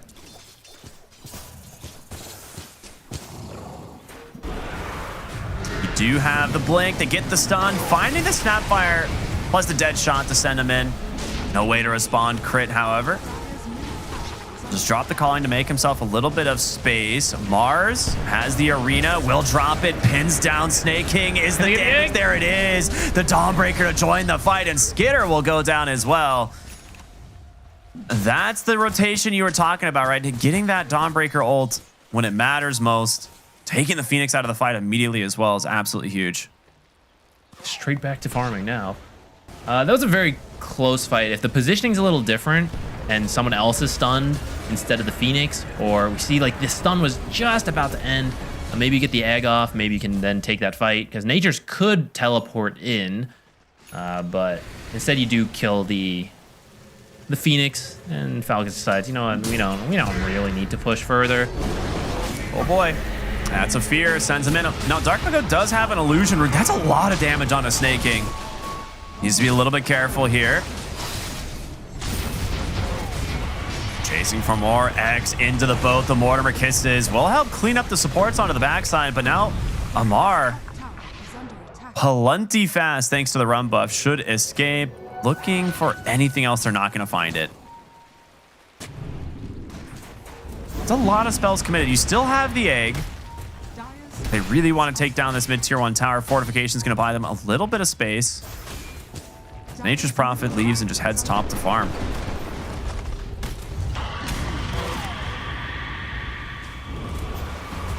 I forget you come in with Pierce the Veil on the Ofrenda. Yeah, for a few seconds, yeah. Maybe they were thinking about trying to defend, but tower damage just a little bit too fast with the Pugna blasts.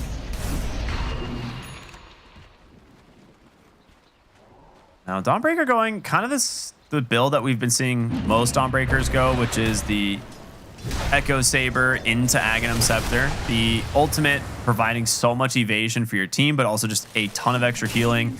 Being able to choose when you want to fall down and stun the enemy heroes. Quite a good buff. Are playing on the edge here with that Blade Mail. It's a pretty even game. 14 minutes in. I thought Falcons would be pulling a little bit of an earlier lead.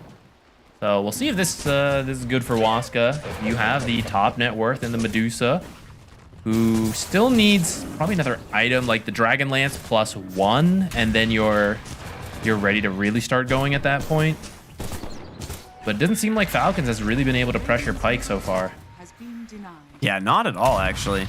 They get a deny on their own mid tower. But yeah, Pyke is going to be super farmed this game. And with the Pugna who can sit behind him, that's when things are quite scary. No one can really build Diffusal on your team. I guess you could, but maybe Nature's later, but yeah, not early. Maybe you play for the 25 at some point, right? Not that you're like going into it thinking like, yeah, 50 minutes in, that's the timing. But I love playing my 50-minute timing. Please no, please no. Every 5-position ogre ever. But the Nature's 25 is ridiculous and gives you so much global presence because you just send the treants down, and if you don't react to it, you're just gonna say goodbye to your buildings. They are tankier than a tier 4 tower. I hadn't really thought of putting it that way, but it really does help put into perspective those treants. I think maybe they are as tanky as a tier 4 tower. It's very close, but something like that. Gleipnir and Mage Slayer both closing in. It feels...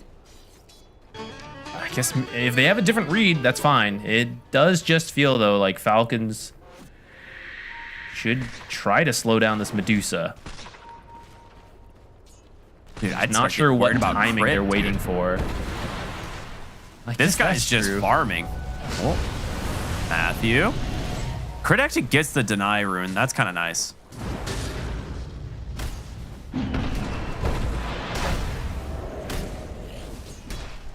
Yeah, I'm like looking at this where it's she's farming super well. And to be fair, Snake King has also been farming. He's just been stacking his own camps and farming them with the max fire spirits. So you do have, you know, supports on the side of Falcons who are making up the majority of the gold difference here.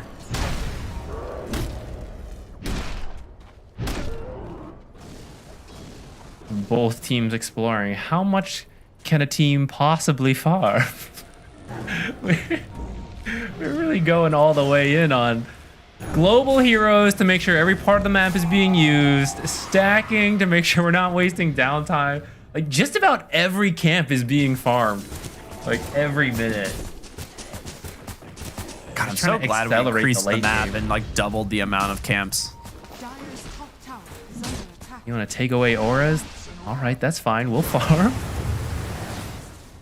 All right. Jokes aside, Malrine is down here. He's got a treant. Maybe start chipping this tier 2 tower. They lose their top tier 1, but you should be able to force them back. If you don't come here, I mean, this treant will take your tower over time. Dire are scanning. Dire's top tower is under attack. See what they can connect with on this smoke. Of course, you have the Blink Arena at any time, you know, depending on who you manage to find. Right now, it might just be a Phoenix. Malrine, TP's top, drops his own ward, knows he's got plenty of safe space to farm, and Snake King, yeah, gets caught from the Arena Spear. The damage more than enough. And, well, Our first kill in several minutes, it feels like. Just the position 5 too, so I'm not sure how comfortable you feel pushing it, especially as Phoenix respawns. You know, Phoenix has egg and you won't have arena. The Falcons will be the ones looking to find something. Some good wards here. Bottom lane. The boat is out. Amar stuck inside of the Gorgon's grasp, trying to chase down Matthew, but here comes the Dawnbreaker. That is the Ags reveal. It's doing a lot of work, trying to keep them alive. Crit now, doing his best to get out of here. Drops the calling. Pike will just go ahead and turn around with the Stone Gaze. Mortimer Kisses help clean up that Muerta, and now Amar on the run. Slowed up here by the Snapfire. Finished off the Gorgon's grasp, but a nice turnaround. Wait! Does manage to get a kill on the Mars. The Sunray doing so much work, and now there's going to be the egg, but the little Shredder saved from Yadomi will be able to take down Snake King, and now Skitter in some trouble, surrounded 1v4.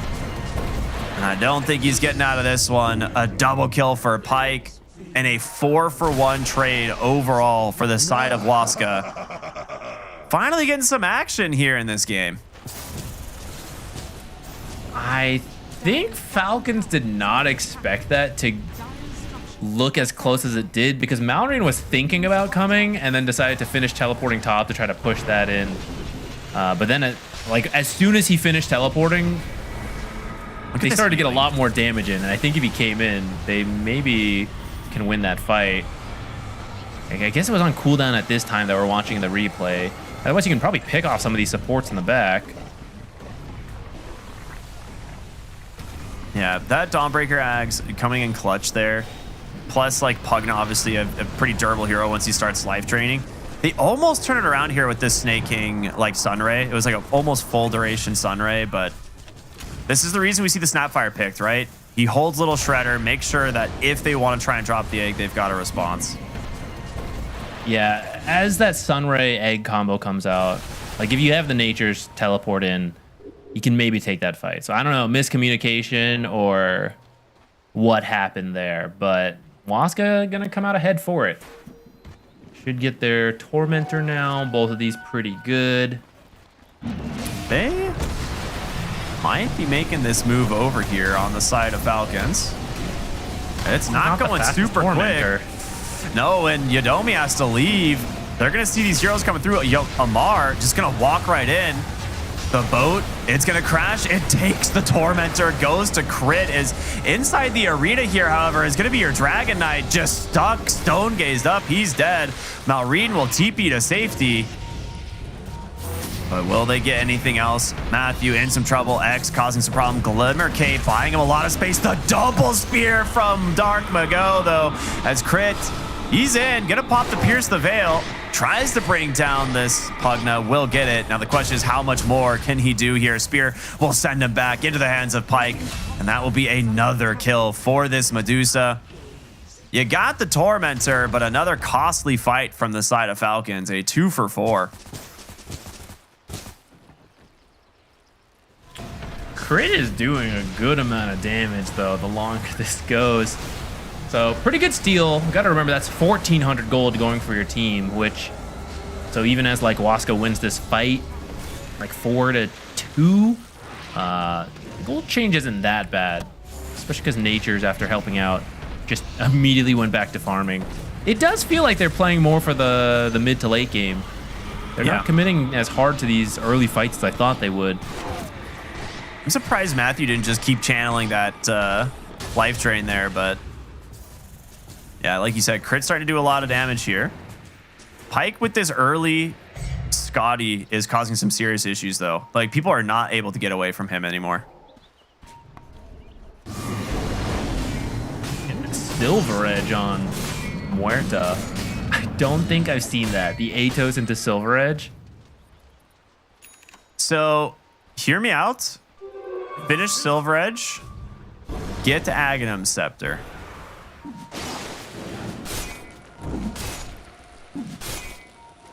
He's not going to do it, but it would be cool.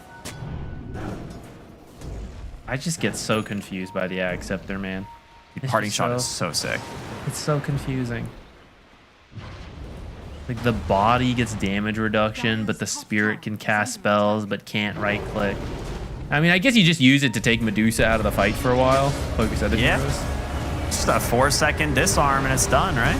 Amar gonna drop that boat, do what he can. A nice amount of healing on the side from the Pugget, but Matthew's just killing him. He gets the egg to be forced, but the fight, the turnaround here from the side of Falcons is working for now. Matthew again trying to just heal himself up against the side of Crit, but can't do it. Malrine isolated onto the backside. He was going for Dark Mago, gets heavily punished, 2 for 1. And 2 cores. Skitter, that's a Scotty Medusa. You're not getting away from this guy. He needs help and fast. The Gorgon's Grasp is going to connect. Sacred with the follow-up stun. No, gets stunned for the moment. The Dragon Tail, but the spear comes out from Dark Mago. Pins him against the wall. The Sunray, it's doing a lot of healing, but it's not enough. And now Snake King forced to dive away. It's Crit once again left alone to deal with the side of Waska. And I don't know how many times I have said it, but 4 dead once again for the side of Falcons. That was a slow start, but I can't believe it. Waska's the one coming on first. This Scotty pickup doing a lot. Like Sunray is still helping his team survive quite a lot. So just imagine how much the Scotty's reducing it, allowing them to then finish up these kills. Right at the start of that, they do find the Kunkka. So he's gonna like throw out the boat early, but because of that, it doesn't really help most of his team. It just helps him. And so then as he eventually dies and you only trade for a Pugna support, Waska feels pretty good to keep that fight going. Medusa, once she's online, is not a hero who really has to wait. Sometimes you wait for the ult, but... Yeah, this Scotty is just causing so many problems. Gorgon Grass. They're getting some healing out from Snake King, but again, it's just reduced. So the value of these like super high health tanky heroes is just not as much. And I believe Pyke has the Chrysalis completed there. So now on his way to either, I'm assuming what would be a Daedalus, but doesn't have to be, I guess. He really feels like, you know, Conda is an option, he could do it, but assuming just Daedalus.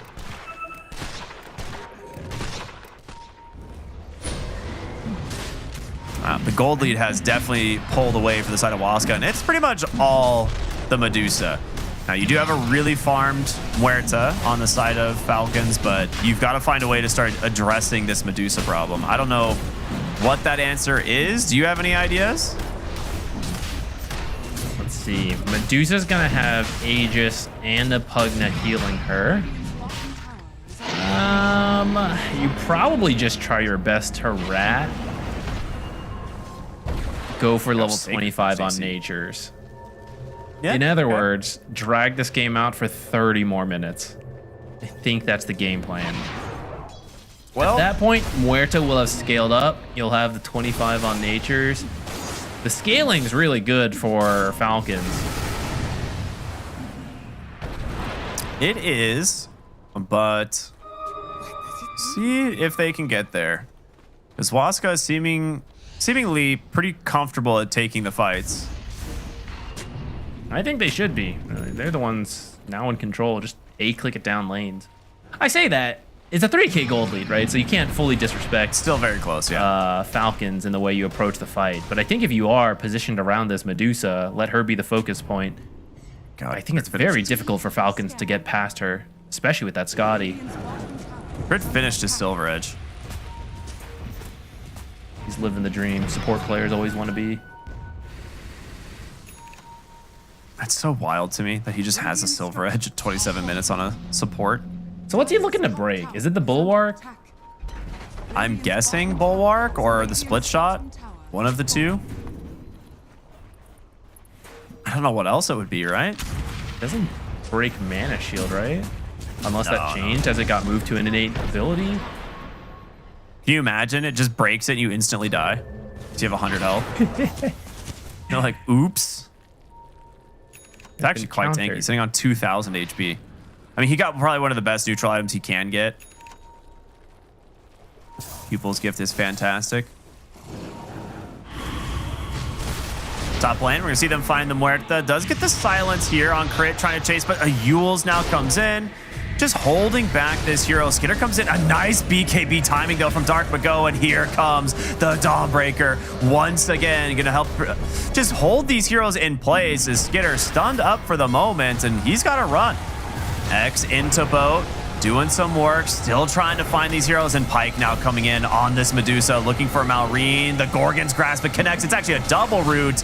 And goodbye, Nature's Prophet. Amar on the backside, just getting chased down here from the side of Sacred. The spear, it connects, slows him up for the moment, but I don't think he's making it too far away at this point. Another kill into the Medusa, as Waska find themselves another series of kills here. Now looking for Snaking potentially, as Snaking, I think maybe looking for his own.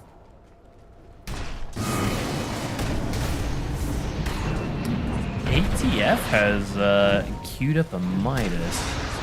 Snaking, that is probably a nice kill if they can find it, but the heal, oh, he accidentally clicks Yadomi, but it doesn't matter. The Blink Spear follow-up, the cookie is there, and 2 are dead in the mid lane. Yadomi knew he was cooking something on this Phoenix, and he was ready to respond. This Yules honestly is doing so much work as well. Matthew's playing really well. Yep, Daedalus He's now going on straight to the top tower, forcing out the Fortify. It's actually a counter Fortify to keep the creep wave alive. They know Nature's is cutting this. You're going to lose backdoor soon, but not soon enough. You're going to lose the tier 3, and you could maybe go for the range barracks if you wanted to. Yeah, immediately. This is the longest like 20 seconds of your life, I feel like. Yeah, they get it. Just right in time. Very nice. They don't really have to stop. They're going to go mid lane next. Yeah, there's a refresher on Mars. There's actually still no Fortify, too. Since you got the range racks, no Fortify. You can break open another lane. And they'll be able to just slow siege pretty easily with the Pugna. Dark Mago finds an opening. Blink Spear back into the arena. It's been a great combo this game with this Dawnbreaker. Nature's Prophet. All right, trying to force something potentially, but Dark Mago actually just has to BKB this. A little bit afraid there of some follow-up from that Sunray. Well, they actually find Matthew on the X. Yules buying some space. Blink in. Dragon Tail comes out. In comes the Dawnbreaker ult once again. Immediately used to bail them out, and Crit in so much trouble. Just bursted through no matter how much health he has. They do manage to trade 1-for-1, but Malrine, does he make it up to the high ground? A great force staff, but Dark Mago's got the second arena. A nice egg out, though. Do they manage to find these heroes is the question. You need a little bit more damage. Skitter falling low. The BKB and the Mars is going to expire, and they get him with the Dragon Tail follow-up. Sacred now in trouble inside the base. A nice Starbreaker. Can he do it himself? It doesn't look like it. A great series of kills from the side of Falcons, and a really good egg this time. Matthew bought back to try to... It looked like they wanted to win that fight and win the game to commit like that, but there's actually nowhere for him to teleport to, so by the time he can join the fight again, it's already been decided. If they find Amar mid here, this is a disaster. He's actually... kind of see them. Yeah, he'll be fine. He's quick. All right. We go back to the replay here. A second arena comes out, but he doesn't have a second BKB since he had to use one earlier. Oh, he did actually. Never mind. Just doesn't get it out right away, so it actually causes a little bit of trouble with that immediate follow-up stun. Potentially a different fight if he gets it. Yeah, boat this time does connect on several of the heroes on Falcons, so they all get the boat buff. We see save Skeeter's life there. Silver Edge for the Medusa next. Okay.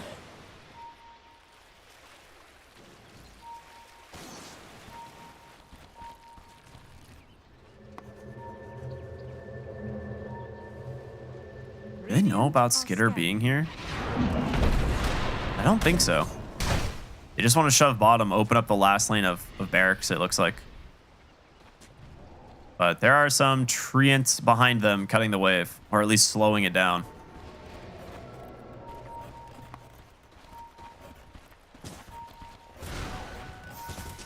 Skeeter's looking to creep cut that bottom wave.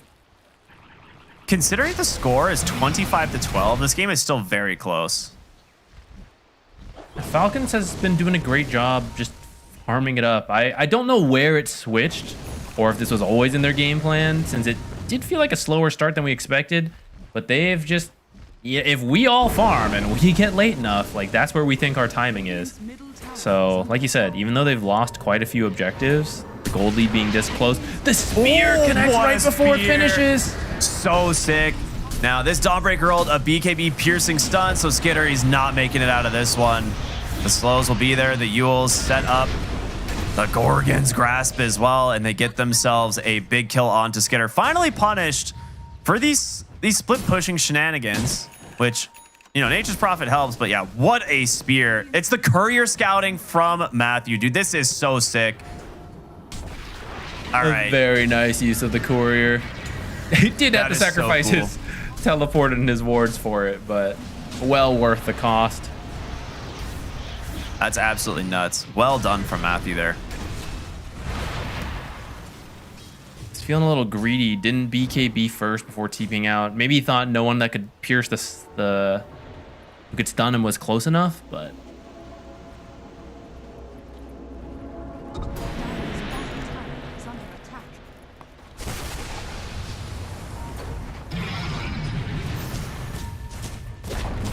Mars got Octarine, so you've got a lot of spell spam when they come to your high ground again.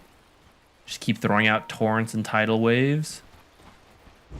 Do you think they go for it now? Can they chip away at the bottom lane? Tier 3? They're gonna start to at least try to get Falcons to come back. I'm not fully sure where Falcons is. Pugna Medusa, pretty safe high ground siege, right? You just keep nether blasting. Oh, all right, they get another fortification out of this. I still think the tower is, well, it might die. Take a look at the deny at least. Oh, no, Pike still gets it from downtown. All right. So, lanes are exposed. You can only defend for so long. Roshan's going to be up in about 40 seconds. So this will be potentially the objective that gets Waska enough confidence to finish the high ground siege, but Falcons, they want to force a fight right now. Smoking down the mid lane, looking for an opening.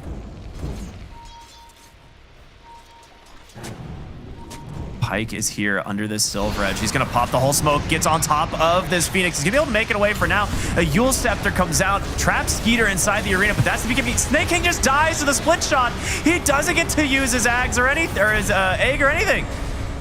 And a second arena out from Dark Mago. This time, the spear actually off the mark, an accidental blink there, but Skitter cannot escape. The arena is just trapping this DK. 3 already dead on the side of Falcons, looking for more. Amar trapped between 5 heroes. Yule's out into the spear back. He's gonna be forced to BKB, drop the BKB TP, but the Stone Gaze was still available.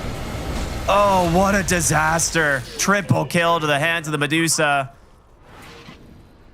And they just ping mid. They say, run it down, baby. This game is ours. BKB coming out soon.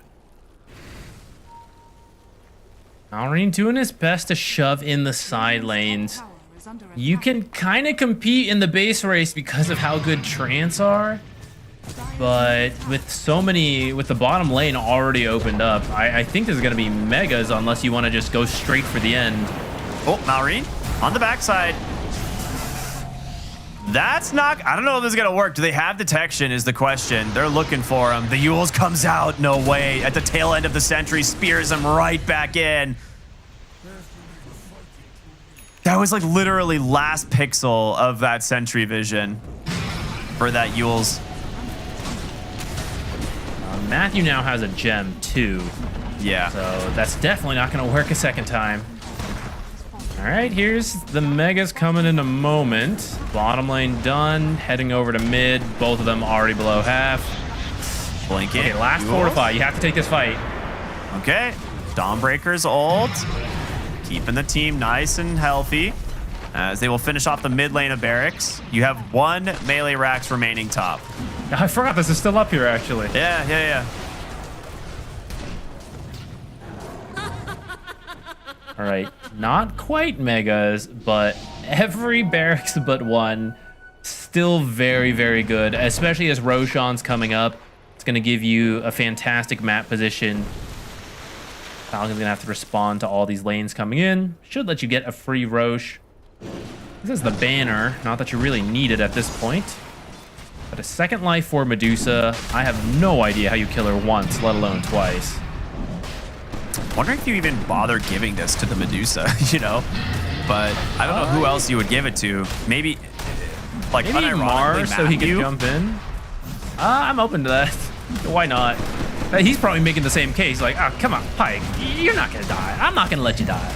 Let me have the Aegis. And We'll give it to Sacred. I'm okay with this too. I was going to say the only other one would be Sacred, I think, because if he gets caught like split pushing, you know, trying to help his teammates, Matthew just walking around with this gem, looking for more heroes. He just blinks away as soon as he sees Malrine. And they are now on the hunt. Will he actually get out of here? It looks like he's safe, but they have found Amar, maybe? X into the boat. Matthew in some trouble. In comes the Dawnbreaker ult once again. They're going to chase after this hero. It goes for that tidal wave, but once again, will just be isolated. He's going to be forced to BKB, try and TP out. They don't have the damage this time, so he's going to be safe. That being said, Crit, trying to do some special plays of his own on the side, bring down Yudomi, but the damage is just not quite there. He will be left alone. And the kill going to Sacred on the Dawnbreaker.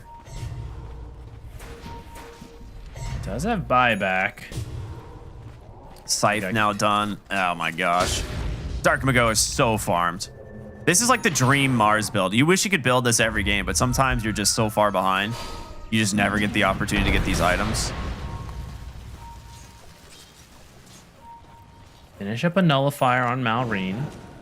You do have to find this Pugna kill, like right off the bat, to even have a shot at killing anyone else.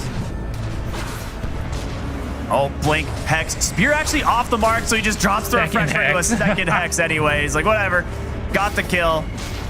He's going to buy back on both supports here. Skittle goes in, finds the Dawnbreaker, but again, this is the Aegis. You don't mind all that much. It's down. You got your Mega Creeps. Sacred will come back with his second life. Pops his BKB. Needs to be a little bit careful, but can just walk away. On the backside of the fight, they actually find Malrine. Dark Mago's got his number. No buyback. And they're not done. They're chasing for more. In comes the Dawnbreaker ult. No one is dying on the side of Waska. Not under Sacred's watch as the rest of the team from Falcons just falling apart on the backside. Crit just drained out of life from Matthew, and that is gonna do it. Will it be the first team wipe of the game? Maybe finally. As there it is. They take all 5 down. Waska, a very impressive performance here in game number 2. It looked like off of game 1, Falcons had them figured out, but Waska showing there's a reason they're at the top of the group. A quick discussion in between games. They come out with a fun draft idea of their own here. I don't know, like this, maybe it's not that interesting, but the Pugna Medusa, just a classic combo, but then the other heroes just being able to match the space making, especially the Dawnbreaker as a response to the natures. I like that a lot. We got a little bit of a farm fest for the first 20 minutes or so, but a little bit of a slow start, you know? Yeah, you didn't fall behind in that time to the natures, which is very important. Yeah, this was... this is where things slipped up. If Natures could come into this fight, you actually see him teleporting right now to that top lane. He thought it was done, and I don't know what communication slipped up happened there, it feels like, but if a Natures is here, right, there's like so many low health heroes, it feels like they could actually just pick off the supports and then focus Medusa. Yeah, I really think the Snapfire pick did so much work this game. Matthew getting the Pugna as well. Like, this has been something Snake King has been super comfortable on this whole tournament, and he has been doing a lot of work. But you can kind of see the roles flipped here. He is owning on the Pugna in a lot of these fights. The itemization as well from the side of Waska is pretty sick. They get 3 Yule Scepters here on Pugna, Mars, as well as the Snapfire. You're always able to set up and catch these heroes. Specifically like Malrine on this Nature's Prophet, right? Like, he doesn't get a BKB this game. He's forced to go super aggressive and just try and farm, but ends up not really having a lot of impact on this mid Nature's Prophet. So a cool response with that Mars, right? They're trusting Dark Mago in the matchup.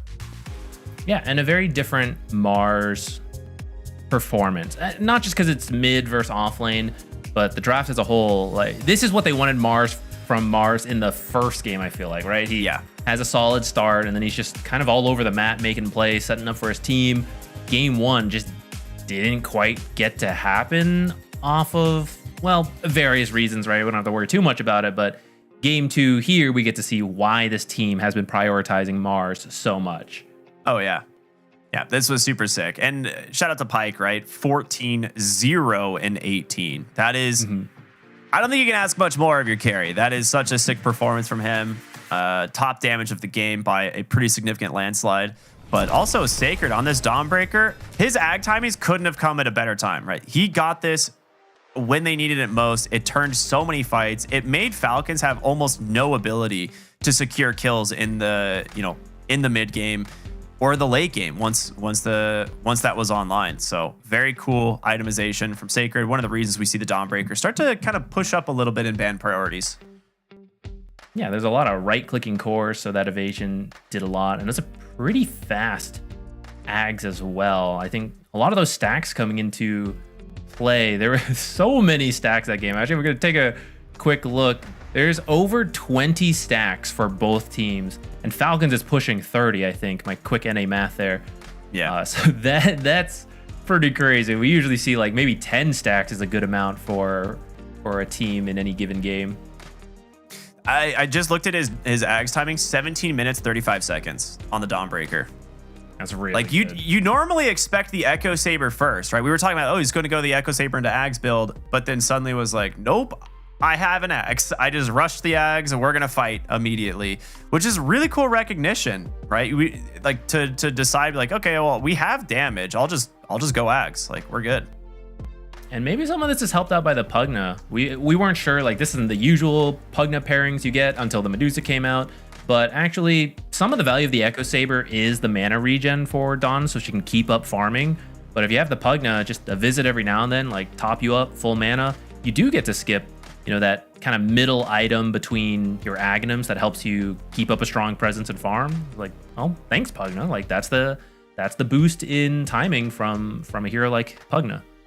Yeah, good stuff. Overall, I think Waska just had a cleaner game this time around. Falcons doing a little bit of a different draft from what they've been doing for so far in this event. So again, in a game where you are already secured first place in your groups, maybe wanting to try a couple other strategies or a couple other things like the Mid-Nature's Prophet again, see how that felt. But gotta give credit to Waska. I mean, they just dissected them this game. Yeah, very nicely done. All right. We should have, hopefully, an interview here in a little bit, but for now, we're going to go to a short break while we get that set up, everybody, so stay tuned. We will be back in just a couple of minutes. We have here the golden ticket to the DHL Super Drop. I'm going to get the box over here.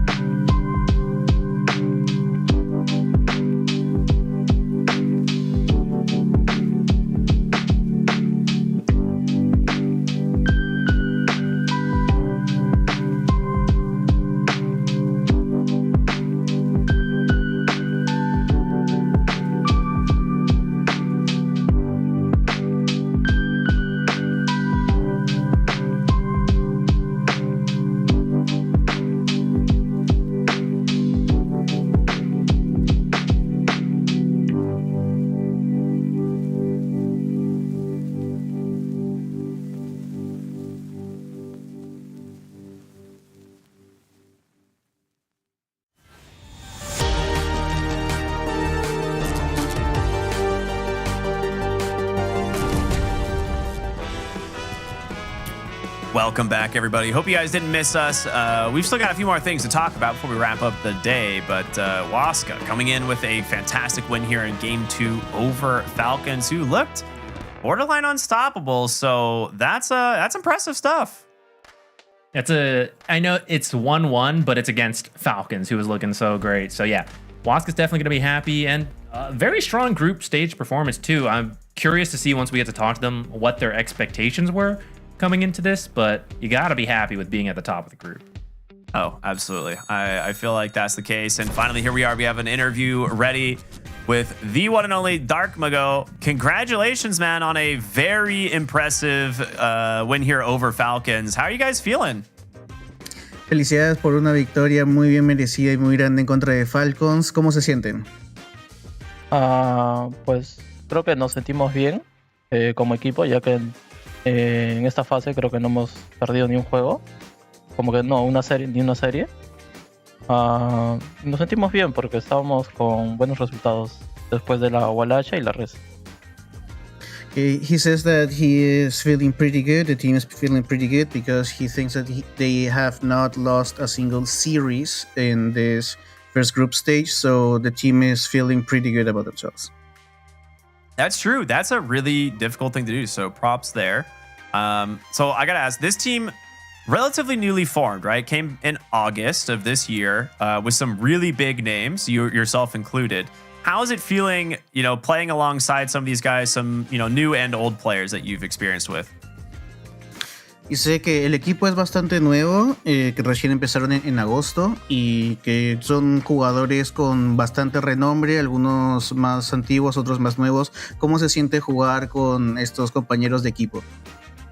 En realidad no es tan nuevo ya, porque yo, Matthew y Sagret ya llevamos mucho tiempo jugando desde Thunder. Entonces creo que ya llevamos mucho tiempo jugando juntos. Y creo que solo entraría Yadomi y ahora Pike, ¿no? que es el carry de Viscos que nos prestaron. Así que sí, yo la verdad siento como normal, ¿no? El ambiente, como el Thunder de antes. He says that the team is not as new as people might think because himself, Sacred, and Matthew have been playing for a long time back in the Thunder days. And he feels like it's pretty normal, nothing really new. It feels like the old Thunder days. That's awesome. Yeah, I very much remember the old Thunder days. So it's cool to see you guys back together and looking as good as ever. So Zach, what kind of questions do you have? Yeah, so in game number 2, you guys had a ton of stacks, and it was a pretty slow start to the game. It seemed like everyone was farming. How quickly did your team identify, like, this is what we want to do, we just have these certain timings to hit, or is that just something that started to develop in the middle of the game? Dice que en el juego número 2 tenían ustedes muchísimos stacks y el juego estaba bastante lento, todo el mundo está farmeando. ¿En qué momento decidieron ustedes como que ya es momento de hacer algo o cómo identificaron que ya era el momento de salir de farmear? Generalmente hacemos eso cuando yo tengo daga, cuando yo muevo el juego, por ejemplo. Yo tengo daga o Sacre tiene daga, entonces ahí decidimos como que pelear y responder a lo que ellos propongan, ¿no? Pero antes de eso es como que si ellos no vienen, nosotros tampoco vamos. Y yo creo que ellos tendrían una pelea más fuerte si es que nosotros no iniciamos primero. Okay, he says that that's what they normally do when he is the playmaker or Sacred is the playmaker, specifically when he has a blink dagger or Sacred has a blink dagger. He thinks that the other team had the better fighting composition, but until he has a dagger or Sacred has a dagger, they don't really mess with the other team unless they're provoked. Got it. Okay, then speaking of which, so he's going for the blink dagger on Mars. He's the only one who plays Mars mid. What made Darkmago want to bring Mars to the mid lane, and why does he think no one else wants to do it? Okay, dice que tú eres el único que juega Mars en medio, que por qué te gusta jugarlo medio y qué es lo que crees que hace el fuerte en medio. Pues yo siempre me gusta jugar como que héroes que inician, como no sé, Tiny, Mars, Pango, héroes que puedan lanear fácil, ¿no? Simplemente tienen 2 poderes para votar y todo eso. O son muy strong en medio. Casi nadie les puede ganar. Y el Mars es uno de ellos, ¿no? Simplemente tienes que la sitiar bien, meter segunda, primera, te llevas los creeps, jarraseas, jalar agro y todo eso, ¿no? Y eso es lo que lo hace fuerte. Okay, he says that he really likes playing heroes that have good wave clear, like Tiny, Mars, Pango, and such. He thinks that it's really easy to push people away from the lane because you only have to use your first and second ability, push the lane, and then let's get properly, and that's it. So that's mainly it. Got it. Thank you. Ricky, what do you got? Just one final question. So you guys are finishing second in the group here, going into group stage 2. It's been an amazing performance so far. What was your kind of like team expectations coming into this event? Because I think from the South American region, a lot of people obviously are watching Heroic or had their eyes on Heroic coming into this tournament. But now, I'm pleasantly surprised to see you guys doing as well as you are. Okay, pregunta de que cuando recién empezaba el torneo, ¿cuáles eran sus expectativas como equipo? Porque la mayoría de personas en Sudamérica están más que nada viendo a Heroic. Bueno, a Heroic no le fue bien. Se alegra mucho de que ustedes hayan podido tener una buena fase de grupos, pero ¿cuáles eran tus expectativas y qué piensas de cómo le está yendo el equipo ahora? Creo que nuestras expectativas desde un inicio siempre fueron como que ganar, tratar de llegar lo más lejos que se pueda, ¿no? Inclusive ganar el torneo. Así que no nos sucedió bien al inicio. En este torneo nos está yendo bien. Y creo que es por la práctica, ¿no? Que llevamos literal sin descansar como un mes y medio practicando. Y pues nada, yo creo que la práctica es lo que nos hace fuertes. Luego, ¿la otra pregunta cuál era? Era solo eso. Ah, ya. Okay, he says that their expectation from the beginning was to go as far as possible into the tournament, if possible to win the whole thing. And maybe at the beginning when the team was forming, they weren't doing as good, but they've been practicing non-stop for almost a month. And he thinks that the practice is the main key to their success right now. That's awesome. Definitely paying off. So congratulations again on a really good group stage 1. I just want to say best of luck in group stage 2 and, into the main event. We'll be rooting for you guys, man. It's good to see you doing well. Felicidades por tu victoria en la primera fase de grupos. Les desean los mejores éxitos en la segunda fase de grupos. Les alegra que les esté yendo muy bien y suerte en las siguientes partidas. Ok, muchas gracias. Igualmente enviar un saludo, ¿no? A toda la gente y que nos sigan apoyando, ¿no? Thank you. Shout out to our fans and please continue supporting us. Absolutely. Will do. Dark Mago, thank you so much for joining us. We'll talk to you soon. All right. Amazing performance from the side of Waska here. I have to say, like, they just crushed game 2. Like, at every single engagement, every single fight, it was Waska's fight. They came together so well. Yeah, it was good to hear they had a very clear idea of what they needed. We heard him say, hey, I need my blink. We don't want to fight until then. And we really did not see much fighting until that point. They did a great job of stacking and dodging things around. And I think maybe Falcons, as they look back on this game, that's probably where they do want to focus. Like, okay, we needed to apply a bit more early pressure. But Waska, they knew what they needed. They hit that timing, and then they just went from there. Yeah, and with the group stage nearly completed, it's time to see how it's all shaken up. For Group A, Parivision, Liquid, Extreme, and Bet Boom will be moving on. And from Group B, it's going to be Falcons, Team Waska, Tundra, and Team Spirit. So these 8 teams will move into another 8-team round robin for Group Stage 2. I gotta say, I love this type of format. It's a really good way of, A, there's a lot of games getting played, and B, there's, like, every game still matters because it's 4 eliminations from these groups. So you cannot mess around. Yeah, and it's kind of fun to see because there's always a little bit of a meta that develops within a group. So now we're going to see Group A versus Group B. Which group was better? Which team will rise to the top? I don't know, but we got to see a lot of great Dota from both sides. So, I don't know. It can only be more good games. Yeah, absolutely.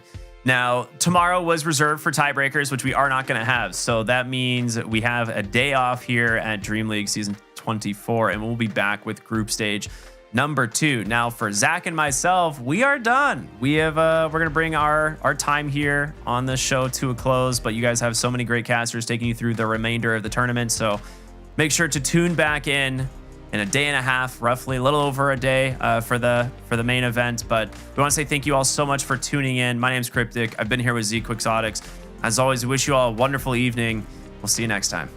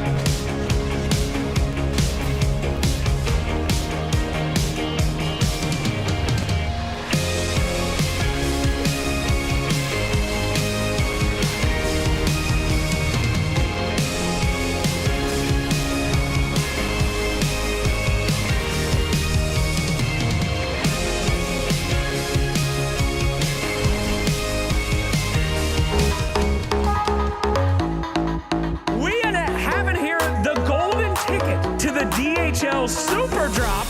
I'm gonna get the box over here.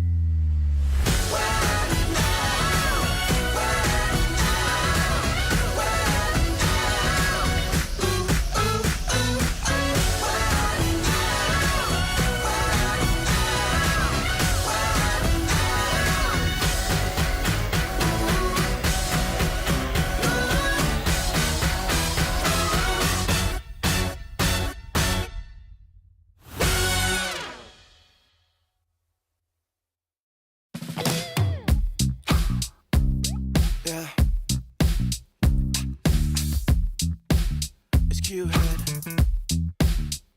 It's been love since we met. Right from the bar to the bed, all night long, roller coaster. A 5-inch scar on my shoulder. You smile, I'm high.